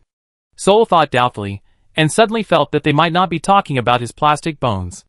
The young man lowered his head, and his voice became dull. Yes. When we contact you, our spirits will be taken away by you. Take away. Soul had no idea about this matter, and he had not yet discovered that there was a fragment of the administrator's soul in his body. But he clearly didn't have any spirit Esters on him at the time, so how could he absorb other people's souls? Suddenly, Thor took advantage of the young man's head down and quickly glanced at the diary. Could it be that the diary did something secretly? The diary can absorb the extra evil thoughts in Thor's body, so can it also directly absorb the resentful spirit manager in front of him? Get up, I can't hear you talking like this. The young man straightened up as he was told, and saw Thor had walked in front of him. He was secretly happy in his heart. Would this get Thor's recognition? Unexpectedly, Thor suddenly raised his hand and grabbed the young man's arm. But the young man's spirit did not disappear. He was shocked, and his expression was even more panicked than Thor. What? Why did your spirit Esther disappear? Yes, when Thor's hand grabbed the young man's arm, it did not touch him, but went straight through his body, just like a normal person cannot touch the ghost. But Thor looked thoughtful. Then he withdrew his hand, squinted his eyes slightly, and his mental power began to wander in his hands. Instantly, Thor's hand became extremely transparent, and the bones could be seen clearly, while other tissues seemed to have suddenly disappeared. Next, Thor grabbed the young administrator's arm again. And this time, all the places where Thor touched the administrator disappeared. Thor retracted his arm and looked at it for a while. I see, it seems that I can take you away. But then Thor's arm returned to its original light gray. He crossed his arms and looked around at the thick fog, but it seems that there is no need for me to anger the Tower Master for you. Please disperse the fog. I have been here for quite some time. It is time to leave. The surprise on the young administrator's face was instantly replaced by anxiety. He did not disperse the fog immediately. Soul's face changed, and he said sternly, Why? Do you really want to use this fog to trap me and threaten me? No. The young man hurriedly explained, this fog can temporarily block the outside world's perception of this place. Only then can I communicate with you secretly. Are you really hiding it from the higher-ups? How dare I take you away? The young man gritted his teeth. You won't be discovered. Thor looked at him without saying anything. A ghost who has been in the wizard tower for an unknown period of time must be very dangerous, but a library administrator also makes him excited. This guy must know a lot of things, maybe even the past and present of the tower owner. This risk is worth taking, but Thor also wants to reduce the risk as much as possible. At least the administrator on the other side must show his sincerity in wanting to change the owner. The young man looked around carefully. There was only fog rolling around, and nothing could be heard or seen. He then continued, because I have divided myself into 3 parts, each person can rest for a long time. When I leave with you, the 2 of them will cover for me. At least 3 or 4 years, no one will find me. If the tower master specifically looks for me, they will pretend that I have been swallowed by the white fog in the library. Is it that simple? Then won't the 2 people who are left behind resent being left behind? The young man smiled bitterly and said, you can see the middle-aged man's character. He is afraid of everything, and dares not take risks. As for the old man, last time, he wanted to hide in the empty book and leave with you secretly. But he was caught by the tower master and was smashed to pieces. He has not been able to condense his body again until now. Thor crossed his hands and thought to himself, there was indeed something fishy in the book last time, but I didn't expect that there was a vengeful spirit hidden in it. But judging from the tower master's intention, he doesn't want the vengeful spirit to be taken away by me. If I agree to the young man this time, will it be discovered and anger the tower master? Thor raised his head and rubbed his forehead, using his palm to cover his eyes, and looked at the diary again. Even if I have the ability to take you away now, and you have the ability to hide the truth of your escape, there is still a very critical problem. The young man looked at Thor nervously. Thor put down his hand, with a bewitching smile on his face. Why should I take risks for you? Chapter 235. Wizards are extremely concerned about their interests. Thor is no exception. Whether you can take risks depends on whether it is worth it. Now is the time for the young man to show his own value. After all, Thor has not really understood what the administrator of the wizard tower can do, and what abilities he has. I don't have any special abilities now. I can only control a small amount of white mist in the library for a short time. The young man mustered up his courage, straightened his chest, and pride seemed to return to him, but I remember all the books in this library in my heart. I can retrieve and tell you the knowledge you want within 10 minutes. I can also judge which knowledge you can directly understand, and which is dangerous. Even if it is knowledge you see in the outside world, I can judge the authenticity, identify items, and identify traps for you based on my experience. And the young man pursed his lips, as if he had made up his mind. I have been here since the last generation of the wizard tower owner, and I know many secrets of the wizard tower, including the current owner. Thor had a blank expression on his face. Isn't it just an electronic encyclopedia with a search function plus the wizard tower, a history? Then he seemed to hear the sound of his saliva flowing out. Hold it, don't lose your composure. He nodded casually. It's indeed more convenient to find books without running to the library. At this time, the white fog around was a little unstable, as if it could not hold up such a heavy wall. Seeing this, the young man hurriedly looked at Thor anxiously. My lord, I'm afraid I can't hold on for much longer. Thor looked around and sighed. Okay, but after I take you away, you must obey my command completely, and in a few years, you may have less freedom than in the library. But I also promise you that I will set you free after 100 years. If you can accept it. Thank you, sir. The young man almost shed tears. With tears in his eyes, in the wizard tower, I will definitely stay in your body honestly, and will not let outsiders discover my existence. Ever since he found out that Thor's body could absorb evil spirits, he and the old man had been trying to use Thor to leave. But the old man who took the initiative chose to hide Thor, and use him to leave the library before talking about other things, so that he would be qualified to negotiate with Thor. As a result, the last step was discovered by the tower master, and his efforts failed. The young man still had a chance to fight to the death, but after tossing and turning for dozens of nights, he decided to confess to Thor and leave the library with his help. If the other party agreed, the possibility of him leaving the library without telling others would be greatly increased, but if Thor disagreed, he might report it to the tower master, making him unable to escape. Then, he would probably follow the old man's footsteps. Fortunately, the young man won the bet this time. As if reflecting the young man's mood, the white mist around him became more and more shaky and uneasy, and was about to disperse.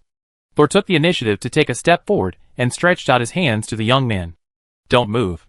The young man stood up straight and dared not move.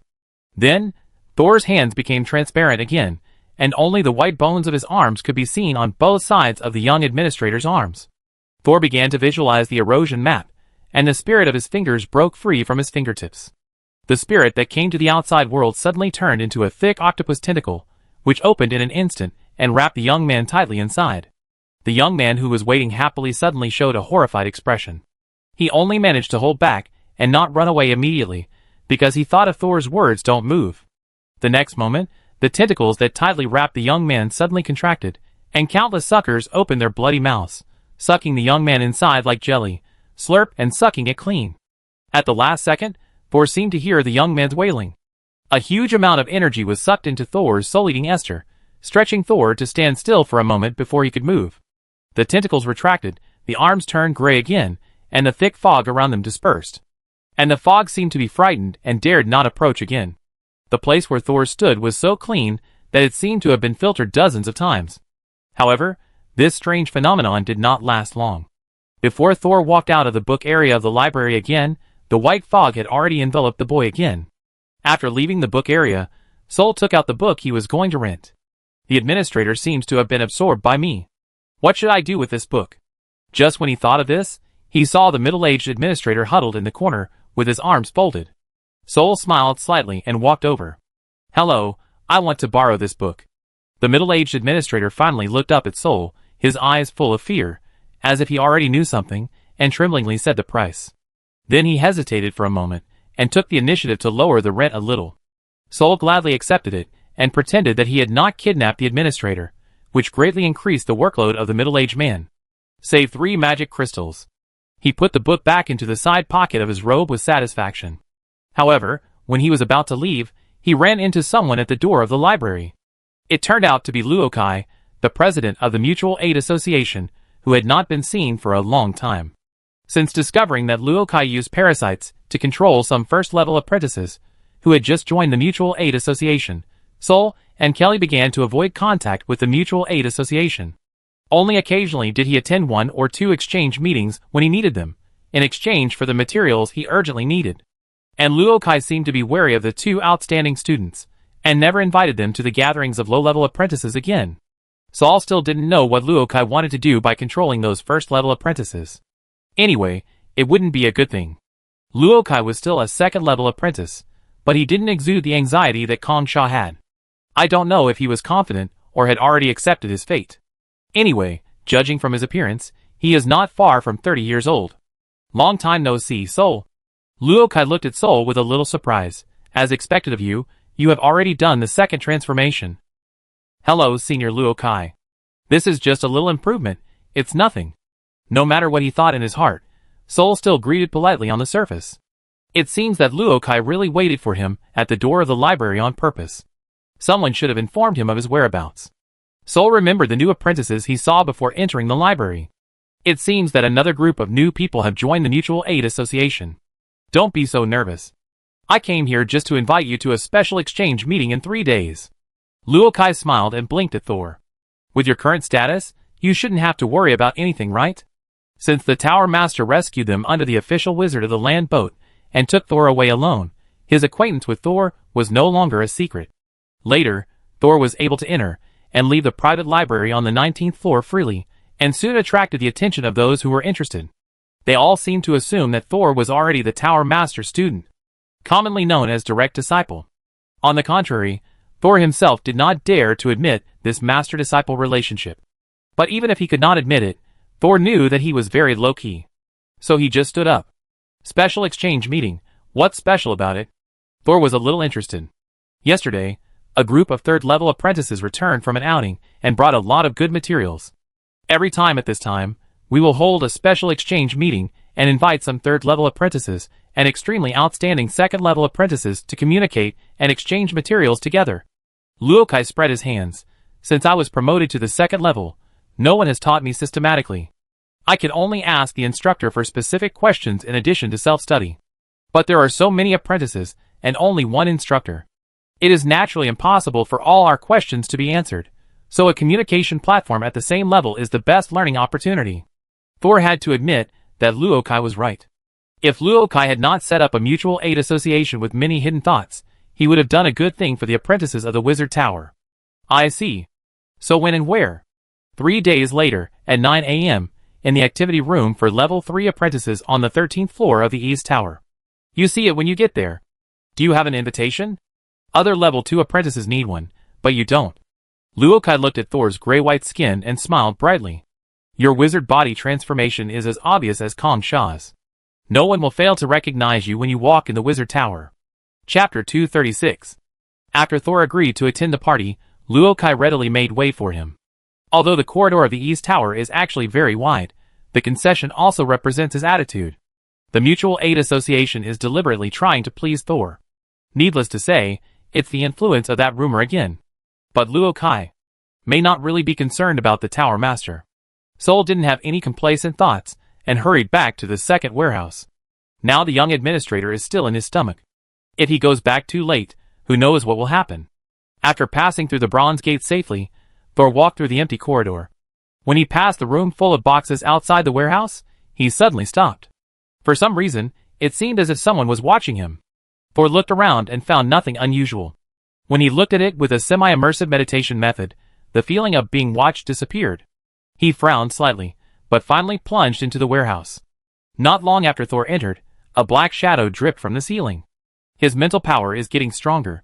It seems that I can no longer use this method to stare at people. Eula touched his lips, and then his whole body turned into black mucus and drilled into the stone slab under his feet. When Thor entered the warehouse, he glanced at the roof intentionally or unintentionally at the moment of closing the door. Then, he walked through the group of corpses and rows of tall shelves, and came to the experimental table in a white candlelight. The communication pen was still silent today, and no instructor assigned him any work. I wonder if Kujin was so free when he worked here. Thor pulled out a chair and sat down, took out the new first-level witchcraft he was studying recently, and began to analyze the compound runes needed in it. But after a while, he began to stare into the void in a daze. However, in a place that others could not see, Thor's diary had already flown out. Then the tip of Thor's right index finger began to turn white and transparent, and gradually extended and approached the diary. This was the inspiration given to Thor by Shuzhou, who transformed part of his spirit into a tentacle form, greatly improving his flexibility and predation efficiency. But in this form, Sol cannot touch the diary. Unable to touch the locator, unable to understand the other party's form principle, Sol has not been able to transform the diary into his own locator. However, in the past few days, Sol has also gained a lot of inspiration after reading the new book How to Choose a Locator Suitable for You. If you want to turn the diary into your own locator, you must first have a deeper and more stable connection with the diary. In addition, you must re-examine your own positioning. He had an idea for both of these points, but he still needed something to start researching. Back to the present, after Thor's fingertips extended a wisp of spirit, the spirit gradually approached the diary and actively transmitted energy to the diary. Here is a good spirit consciousness. Can you keep it for me for a while, diary brother? As soon as Thor thought of this, the diary seemed to be touched by something, and turned to the black page at the end. Then, Thor felt a force connecting to his spirit, and received a signal. This signal is a kind of inexplicable concept consciousness, but Thor immediately understood the meaning of the signal, as if he had learned it by himself. Request to start consciousness transmission. Wow! Thor was startled. Suddenly it feels like science fiction. However, since this consciousness signal was translated based on Thor's cognition, it may just be that the words that fit this sentence in Thor's memory are more science fiction, and its essence should still be witchcraft. It would be interesting to communicate like this. He rubbed his nose. Start transmission, limited. Oh, I don't know his name yet. That is the consciousness of the limited young administrator. Then, the power connected to Thor's spirit body began to generate a weak suction force. Thor was still wondering if the power would weaken a little, when he saw a new black page suddenly appear on the diary. What is this place? A line of trembling and messy white handwriting appeared on the new page. Thor responded in his mind, "This is where I will temporarily store you. You may need to stay here for a while. Are you afraid of the dark?" "No." According to the rules, the white font answered Thor's question first, and then asked again. "But it's strange here. I can't feel the passage of time. And every time I answer your questions, I can feel my soul energy draining away." Soul's eyes flickered.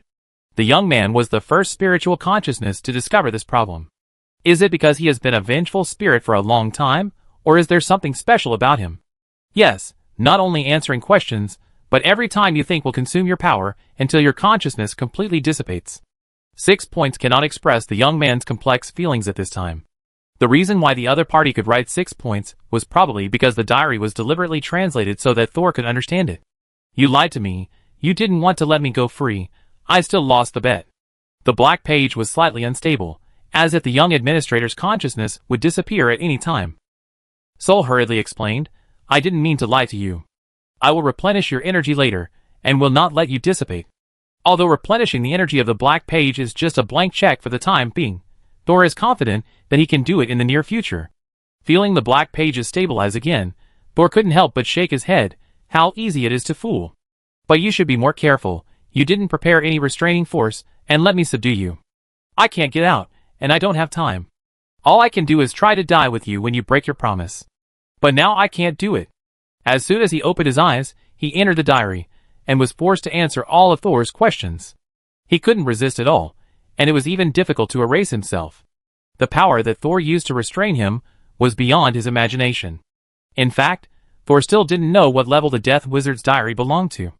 Gorza, a second-level official wizard, couldn't sense the existence of the diary, and Kira and Kismet never found anything special about his left shoulder.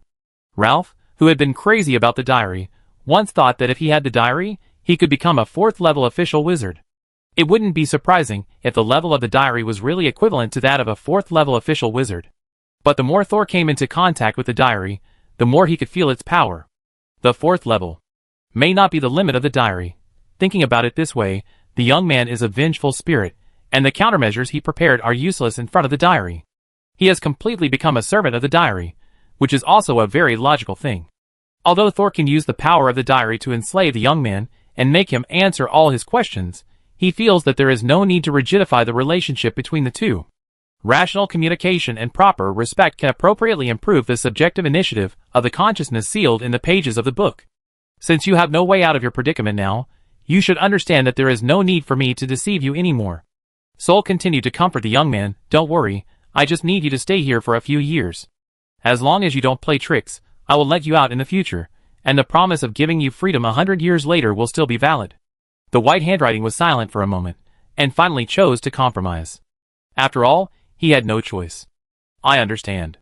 During this period, I will do my best to serve you.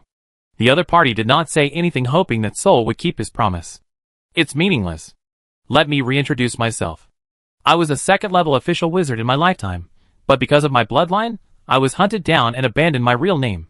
But for convenience, you can call me Agu. Chapter 237. Thor blinked his eyes, and changed his movements to think about the rune problem in front of him. A 2nd-level wizard? How could he be reduced to showing people the library? From Agu's appearance, Thor could not tell that he had any strange bloodline. Because of my race, I was always hunted down, and later died at the hands of a 3rd-level wizard of the Gorza family. As a result, my soul was extracted by him, and turned into an eternal servant. An eternal servant, no wonder he offered to serve me for 100 years. Thor smacked his lips. I'm a little curious. What race are you? If this question is inconvenient to answer, or it's dangerous for me, you don't have to answer it. As long as you don't tell others, it's not dangerous. I'm a faceless person. Thor had never heard of this race, and except for raising his eyebrows, he didn't react. Faceless people, like shadows, have no identity of their own, and can only survive by replacing the existence of others. Then is the name Agu your own, or? Although he had to answer Thor's question, Agu remained silent for a while before writing new words. I was named by the daughter of the last man who replaced me. It seems that Agu is also a man with a story. Soul did not ask what the story was between Agu and that man, or that man's daughter. What kind of race is the faceless man? Do your individuals reproduce by both sexes, or do they split themselves? As a wizard, Thor marked this as knowledge that interested him. Agu was probably used to the wizard's personality, and answered without resistance. We were born in the lightless abyss, and can also split ourselves. No wonder Agu could easily cut himself into 3 pieces. As for the lightless abyss, Thor had heard of it, and mentioned it a few times in the basic knowledge of all things class. It is a kind of space rift. But the book only said so much, and it didn't even mention what was in the lightless abyss. Soul knew that he couldn't go deeper, so he asked Aga to stay in the black page to reduce energy consumption. Aga was silent, and the diary turned to the page about Morton. Sol did not take the initiative to communicate with Morton again. This former emperor of the world was also approaching the end of his consciousness. In order to preserve Morton's consciousness, Sol did not plan to ask Morton any more questions for the time being, until he found a way to provide energy to the black pages. Therefore, Herman was lucky enough to preserve his consciousness. In learning and experimenting, time flies. 3 days passed in a blink of an eye, and Sol arrived at the 13th floor of the East Tower on time in a gray robe. Turning into the corridor, he saw the activity room that Luo Kai mentioned. Because Luo Kai, the president of the Mutual Aid Association, was personally at the door to welcome the second and third level wizard apprentices who came to participate in the exchange meeting. When Thor approached, Luo Kai immediately left the person he was talking to and came to greet him. "You are finally here. I thought you would not come today, hee. Am I late?" Faced with Luo Kai's enthusiasm, Thor just asked lightly. "No now." Luo Kai took out a pocket watch. It was rare to see a timer that was not in the form of an hourglass in the wizard tower. "Ah, it's just the last minute. Please come in, hee. It's really lively today. There are many third-level apprentices here. I think there must be someone you know." At this moment, Thor's heart moved, and he suddenly turned his head to look. Half a second later, Luo Kai also turned his eyes to behind Thor. At the end of the corridor, Kong Sha, wearing a dark purple satin dress, was walking slowly. She was unusually not wearing a cloak or hood, and her white long legs appeared from time to time while walking, attracting countless people's attention. At this time, Kong Sha, who did not cover her face at all, also looked back at the people who were watching her with her dozens of eyes filled with red bloodshot. "Kong Sha," Luo Kai's expression was a little complicated. "You were not invited to this exchange meeting. Then are you going to stop me?" Kong Sha had already walked close to the two of them. All her eyes were on the glass wall. One turned to Luo Kai, and two were divided among Sol. But more eyes moved to his left side. This made Sol also pay attention to Kong Sha's left side, but when he squinted his eyes and turned his mental power to look over, he found nothing. "Let her in." A voice came from the activity room. Thor looked over and saw a man with a smile on his face standing at the door. That smile made people feel a little uncomfortable, as if he was mocking someone. "Anyway, I have never seen anyone polluted by elves, so this is a good opportunity to see it," the man continued. And his words were like a torch that lit a thatched pile, and the atmosphere inside and outside the activity room changed. Even Thor couldn't help but look at Kong Sha, looking for signs of pollution on her. But compared to the vigilance of others, Thor was not so nervous. After all, he had just seen an elf not long ago and received guidance from an authority. It is not terrible to see an elf a few times, as long as you can correct your cognition and not regard the elf as a real existence and affect yourself. Cognition is mostly formed imperceptibly, and the best way to prevent being contaminated by elves is to reduce the number of times you come into contact with elves as much as possible. However, Thor still wanted to see what the affected people would look like. Moreover, he was quite confident about the woman who led him to the path of wizardry. Kong Sha also looked at the man in the room with one eyeball at this time, and said coldly, "Jiro, if you are really curious, I can introduce Hersages to you." Kong Sha raised her hand and pointed to her left, as if there was really a person standing there. For a moment, even Luo Kai's smile could not be maintained. Everyone didn't know whether Kong Sha was joking, but everyone who knew some information about the elves knew that the more they knew about the elves' illusions, the easier it was to be contaminated by the elves. On the contrary, Jiro inside hugged his chest and approached with a nonchalant look, and lowered his head slightly towards the left side of Kong Sha. "Okay, hello, Hersages, my name is Jiro, a third-level wizard apprentice, majoring in thunder attribute. I like women with special attributes the most. I wonder if you are interested in making friends?" No voice responded to Jiro. But Jiro acted as if he heard something, and kept nodding. Thor knew at a glance that Jiro was lying, or acting. Because from the intersection of most of Kong Sha's eyeballs, if there is really a person standing on her left, then the height of the face is at least half a head higher than Jiro. Thor didn't want to participate in this farce. Since he couldn't find any trace of elves on Kong Sha, he simply gave up and walked past Jiro and entered the activity room first. The activity room was arranged like a primary school party, with a row of chairs in a circle, leaving the front and middle empty. In the middle of the room stood 2 rolled-up parchment scrolls, each 2 meters high. Thor felt a faint wave of magic from the paper roll. There should be a witchcraft formation drawn on the parchment, but he didn't know what it was. But since he was standing in the middle of the room, He might know it soon. And Thor's action of entering the door was like opening the animation that Kong Sha had just paused, and everyone withdrew their eyes from the door. And some of them shifted to Thor. He looked back. This time, he really saw a few familiar faces.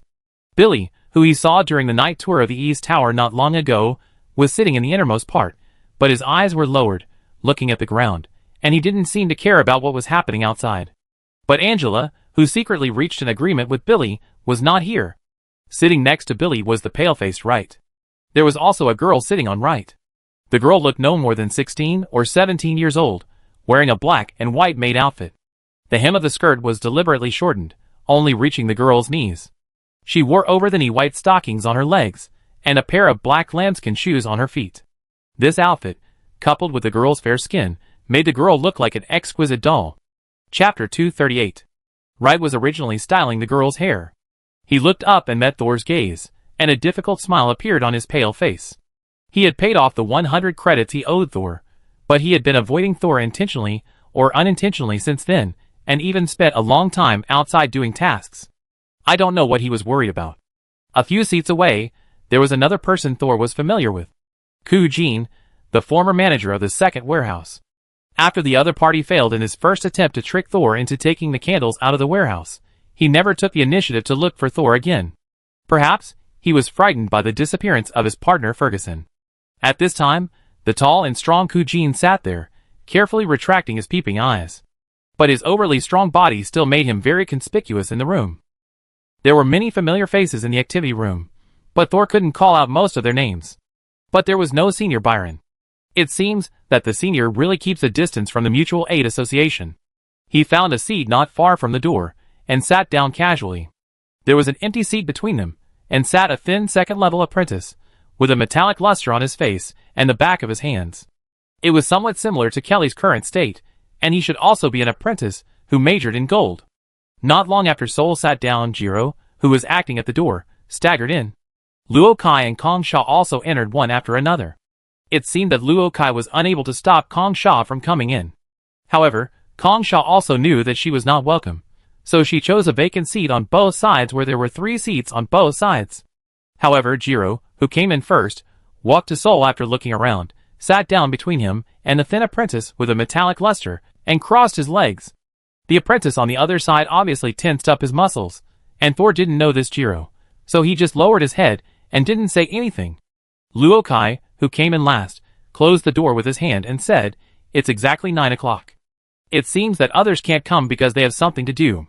However, there are more than a dozen people in this exchange meeting, and many seniors have just returned from missions outside. I think we can gain a lot." However, at this time, Luo Kai's half-closed door was suddenly held up by a hand. He immediately raised a business-like smile. "Who is it, senior? It's really timely. If you come a moment later, the door will be closed." Luo Kai took a half-step back to allow the newcomer to push the door in. However, when the newcomer stepped into the activity room, Thor clearly heard someone exclaim, and even Jiro, who was sitting next to him, stopped shaking his legs and looked at the door with a squint. Thor turned his head and saw Haywood, who had blue-purple eyes, and was wearing a large cloak, slowly walking in. "Then I'm quite lucky." Haywood's eyes met Thor's, and he nodded slightly. But he didn't walk over to Thor, but walked over to Kong Sha and sat down. It's not surprising that he and Kong Sha are familiar with each other. But what worries Sol is that although Haywood sits on Kong Sha's left, he deliberately leaves an empty seat. If it were someone else, they might think it's just normal social distance. But Sol still remembers that when Kong Sha stood, her eyes were always staring at her left. It seemed that there was really someone standing there. Now, when Kong Sha sits down, most of her eyes are also looking at the left, as if that person is sitting in the empty seat on Kong Sha's left. Although there were a few minor incidents, the high-level exchange meeting of the Mutual Aid Association finally started on time. Luo Kai closed the door, and the parchment roll in the middle of the venue automatically unfolded. There was a golden witchcraft circle drawn on it. When Luo Kai recited the spell, several golden streams of light immediately flowed from the magic circle to the walls around the room. After crisscrossing several times, they met at the door, forming an independent space closed by witchcraft. This caught Thor, who was sitting at the door ready to leave at any time, by surprise. This high-level exchange meeting was different from the ordinary exchange meetings he had attended before, and he couldn't leave early. However, seeing that everyone else was calm, Soul sat down with peace of mind. Okay, today is really full of surprises, so let's get started. The first item of the exchange meeting is about the progress of each mentor's experimental project and the changes of some apprentices. Luokai clapped his hands and got to the point. First is my mentor, Mr. Nze. We have been busy recently. A new composite material has been discovered. If you are lucky, you won't have to worry about food when you go out in the future. Just a small bite of this composite material can provide enough energy to keep you going for a month. Soul didn't expect that this Mutual Aid Association's exchange meeting was actually an exchange meeting. And the information exchanged was the topic of the tutor's research, which should be very confidential. But will tutor Ans really study this kind of compressed food for the purpose of replenishing energy? Soul secretly observed everyone, and everyone's expression was calm. There was no joy of getting information, nor dissatisfaction of hearing boring gossip. Jiro, who was closest to Soul, seemed to be tilting his head to observe him. But Soul did not look at him. He deliberately ignored the senior who came to his door, and looked at Wright, who was diagonally opposite. Wright was tidying up the skirt of the little maid on his lap at this time. His expression was extremely serious, and without any sense of shame. Billy next to Wright was still staring at the ground with a gloomy face, and seemed not to care about what Luokai in the middle of the room was saying. Kong Sha's eyes kept floating. When Soul glanced over, one of them immediately looked back. Kong Sha seems a little nervous and tense. Soul nodded slightly to Kong Sha and shifted his gaze. And Haywood, who was separated from Kong Sha by an empty seat, smiled comfortably. He didn't look at Soul, but stared at Luokai with relish. He seemed to be really interested in the news he said. Taking in the reactions of the crowd, Soul also began to think about what valuable parts were hidden in Luokai's information. Teacher Nze seems to be making a composite material, but I think his original intention of making composite materials is not to eat them. So the progress that Luokai mentioned is actually the failure of the experiment, right? Then Luokai said some other information, but most of them were related to the apprentices. Especially his Mutual Aid Association. There is always news of new apprentices. Those gifted children just entered the site of high-level apprentices. I don't know whether it is good or bad. At this time, Luokai suddenly mentioned a name that Thor was very familiar with. The last new apprentice with some potential is called George. Luokai looked at Thor intentionally, or unintentionally. He is a rare one-soul dual consciousness. Although newcomers don't understand, many of you here will be interested in him, right? As soon as Luokai finished speaking, some discussion suddenly fell in the originally quiet activity room. However, the sound was ethereal, and the source could not be found. It seemed that the effect of the magic circle blocked the non-public speech. The whispered discussions were blurred. Luokai raised his hand to suppress the discussion. If any of you are planning to take advantage of George, I suggest you give up first. Luokai shrugged. Someone has already said that he will be protected for at least 1 year. Humph! This cold snort was very obvious, as if someone was dissatisfied with this decision, and raised his voice to publicly express his attitude. Before Luokai could say anything, Haywood suddenly spoke up. Are you dissatisfied? While speaking, he looked at a third-level apprentice and accurately found the source of the voice. The apprentice, who was targeted by Haywood, was immediately stunned. After a moment, he understood something and bowed his head to give in. No, I don't have any complaints. Haywood smiled. That's good. George has a rare talent. I want to observe him for a year before deciding whether to make him a material or the person in charge of the material. He looked around. Does anyone else have any objections? Of course not. Jiro beside Thor suddenly spoke loudly. Who dares to offend our warehouse manager? This sounded like a compliment to Haywood, but Thor always felt that Jiro was being sarcastic. He couldn't help but look at Jiro again. This guy dared to face Haywood head-on. I'm afraid his strength is also one of the best among the third-level apprentices. Chapter 239. Faced with Jiro's impolite question, Haywood was not angry. That's good. He chuckled. The sound was a bit strange, as if two people were laughing at the same time. Jiro, who was still shaking his legs, stopped moving and stared at Haywood opposite him, his eyes flickering constantly, as if there was a flash of lightning. Is this Jiro an apprentice who majors in thunder attributes? Soul suppressed his habitual sensitivity to thunder and lightning, and did not change his sitting position. The confrontation between Haywood and Jiro made the activity room quiet for a while. Finally, it was Haywood who broke the deadlock. He nodded slightly to Luokai. Sorry to interrupt you. Please continue. Luokai then waved his hand. Okay, then I will introduce other mentors. While Luokai was talking, Soul heard Jiro beside him lower his voice and said, Huh, do you think you have learned it well? Because Luo Kai continued to introduce the project topics that other mentors were currently studying, the activity room also responded to the subtle discussion. Jiro's voice was not obvious inside, and the specific content was probably only heard by Soul, and another second-level apprentice sitting on his left and right. For guess what Jiro meant? He said that Haywood was intentionally or unintentionally imitating the style of the Tower Master Gorza. He seemed to understand this behavior as flattery. But Thor, who knew a little about Haywood's life, knew that it was probably an imitation caused by his extreme admiration for Gorza.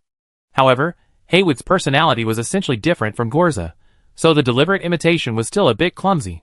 In his peripheral vision, Thor found that the second-level apprentice on Jiro's left seemed a little restless, probably frightened by the atmosphere just now. Thor straightened his posture and continued to listen to Luo Kai's introduction. Teacher Gudwa recently started a new project, which seemed to be researching some new metal toxins, and also let many new second-level apprentices participate in it. This news corresponds to Kelly's. It seems that Kelly is getting better and better with her mentor.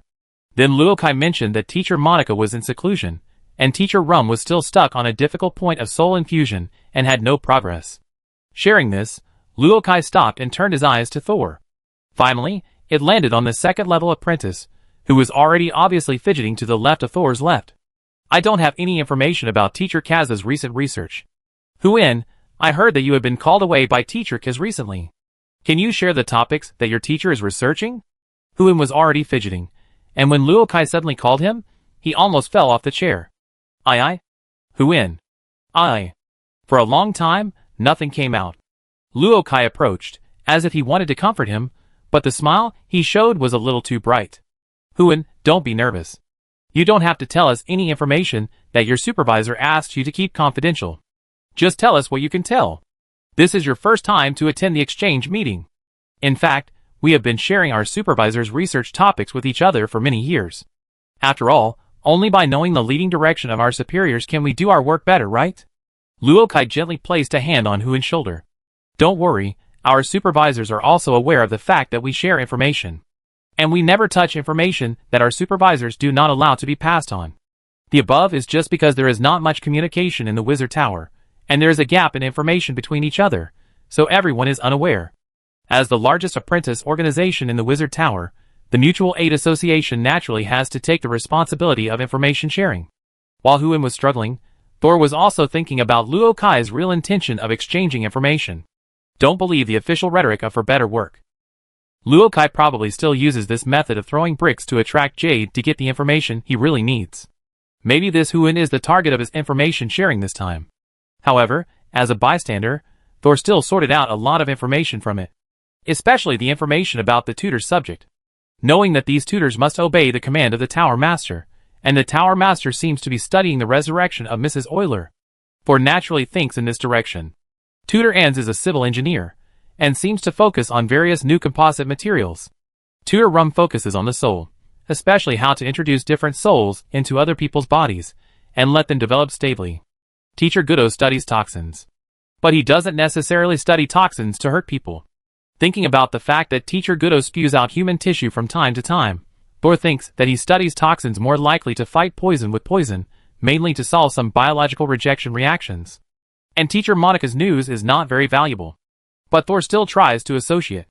Electric shock is the key node to trigger reactions in many biochemical witchcraft experiments and spirit witchcraft experiments. So Teacher Monica is more likely to be responsible for practical operations. And she might participate in other mentors' experiments. Then, there is only Mentor Kaz left.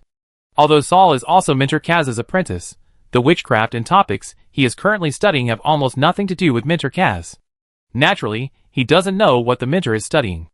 At this time, Huin, who was not sure whether he was persuaded by Luo Kai or frightened by the atmosphere in the activity room, finally spoke. The mentor, he has been studying the transformation of ghosts and evil spirits recently, and it seems that there has been some progress. But I can't touch it. Luo Kai listened very seriously, and nodded exaggeratedly. Wow, the transformation between ghosts and evil spirits? It sounds difficult, right? Is it a one-way transformation or a two-way transformation? At this time, someone interrupted him. It must be a ghost turning into an evil spirit. The speaker was a female apprentice, who was admiring her bright red nails, and said disdainfully, if evil spirits can turn into ghosts at will, it will solve the 1,000-year-old problem. Wouldn't we have fewer dangerous enemies when we go out on adventures?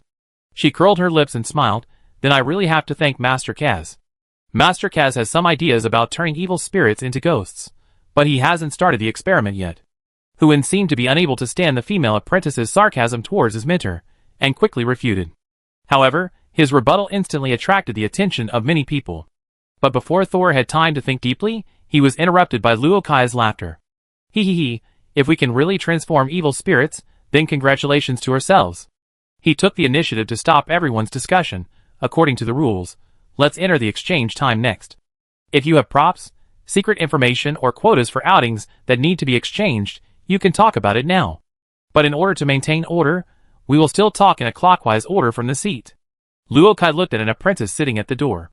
When the information was shared before, the apprentice had been absent-minded, but when it was time to exchange, he immediately became energetic.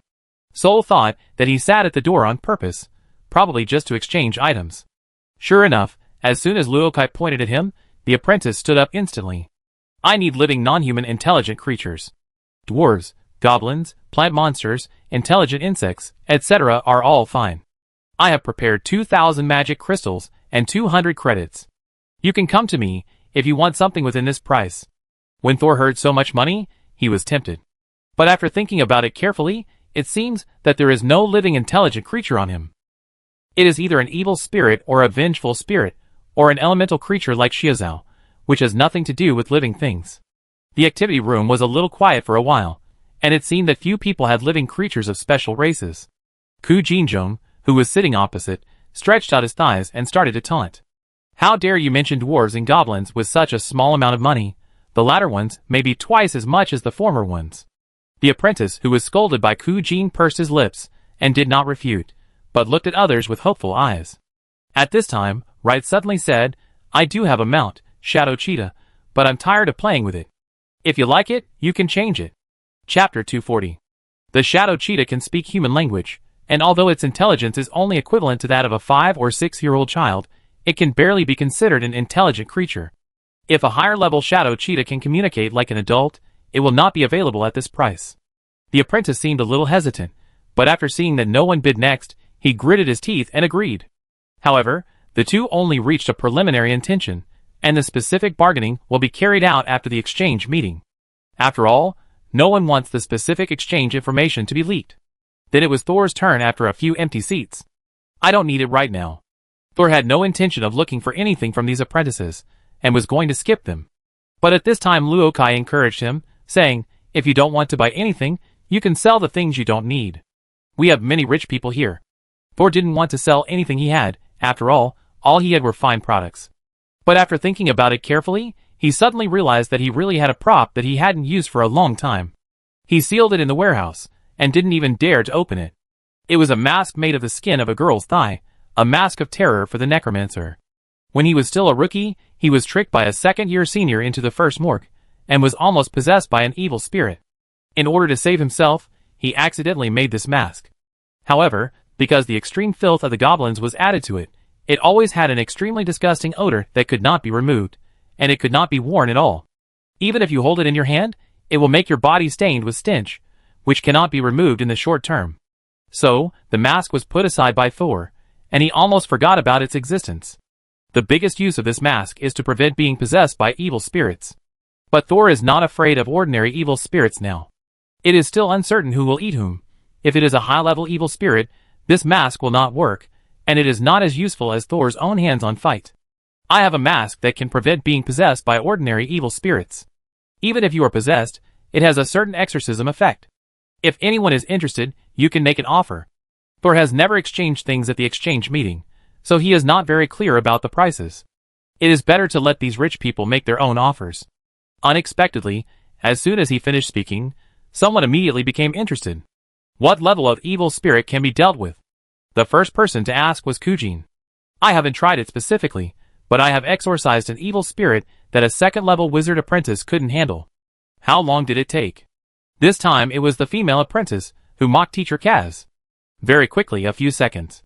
Because Thor was the one who was possessed at the time, he was a little vague about the time. He could only roughly know that it was not long, but he could no longer tell exactly how many seconds it was. The female apprentice's eyes immediately lit up. But before he could speak, Wright suddenly shook the little maid in his hand, and the little girl revealed the mechanical joints on her neck during the shaking, and it turned out to be a lifelike doll. The shaking of the doll caused a friction sound of joints, interrupting the female apprentice's words. "I want the mask," Wright said directly. The female apprentice immediately glared at him. "Wright, didn't you hear us still asking him?" Wright smiled and said, "I heard it. You can ask whatever you want. I want the mask." Wright was determined to buy the mask no matter what. His performance today was very impressive. It seems that he is one of the people who returned with a lot of rewards that Luo Kai mentioned. Sol held his chin. He was not in a hurry to make an offer. The apprentices who often went out to do tasks seemed to be very interested in the props that could resist evil spirits. In the end, Wright won the competition among the three. Wright had just exchanged a large sum of money for himself with his former mount, and now he was very generous. But when he looked at Sol with a triumphant victory, the smile on his face suddenly became awkward, and he retreated behind the doll maid. This exchange meeting is only responsible for conveying information and reaching a preliminary agreement. The final transaction will be made after the exchange meeting. As for whether there will be any accidents in the middle, Luo Kai and his mutual aid association will not care. After Thor, it was the turn of the third-level apprentice, Jiro. "Well, I don't have anything to sell, but I did accept an outing mission. This mission is not very dangerous, but the journey is a bit far. We have to go to Baidong College for the exchange. Everyone here is the best in the Wizard Tower. If you are interested, you can go together and earn some extra money on the way." When Jiro said this, his eyes were fixed on Thor, and he obviously wanted to invite him. But Thor was not moved at all. Not to mention that he had arranged a lot of things for himself to do, not to mention that he was not familiar with Jiro. The last experience with Bill was not a good one. If Thor went out with someone who might trip him up at any time, he would rather act alone. However, although Thor did not intend to respond, many third-level apprentices expressed their interest. Some second-level apprentices even wanted to participate because they heard that the mission was not dangerous. Jiro smiled throughout the whole process and agreed to everything. In the next rounds, almost every apprentice had news, missions, and props to buy and sell. The most exaggerated one was Wright. What he wanted to sell was actually the simulated doll sitting on his lap. This doll really looked like a living person. Except for some key joints, the rest of the body was covered with a layer of artificial skin. And it could also detect heartbeat and breathing. Has your hobby evolved from a real maid to a fake maid? A person who is on good terms with Wright asked with a smile. Wright raised his eyebrows. This doll shell is indeed nothing, but the inside is very special. Wright said, and turned the doll around so that everyone could see her back. The clothes on the back of the doll maid were specially made, with few pieces of fabric. When the hair was parted, a large area of white skin was exposed. But in the middle of the simulated back skin, there was a crack strung together with a rope. Wright untied the rope, reached into the crack, and took out a beating green heart. There was a hose on the top of the heart that was still connected to the doll. This is the living doll that Land Boat recently put on the shelf. It is driven by some evil spirits and plant spores. As long as it is turned on, with magic crystals, it can almost behave like an ordinary person. What's the use of this? A female apprentice frowned and asked. It's very useful. It can be used for scouting, camouflage, ambush. It depends on whether your brain is enough. The female apprentice said coldly, I'm asking you what's the point of being a maid? Leah rolled her eyes. This is my personal hobby. Anyway, I'm not selling her, I'm just selling information. If you want to buy, I can sign a line. Hearing this, Thor leaned forward slightly. How many dolls are produced? What's the unit price? Seeing that someone was interested, Lighter's eyes lit up and looked over. After finding out it was Thor, he immediately said seriously, this also needs to be customized. The fastest is 10 days, and the slowest is 3 months. It depends on the customization requirements. How long can a doll be used? I didn't expect that Haywood was also interested. No one expected that Thor and Haywood would be the first to ask for the price.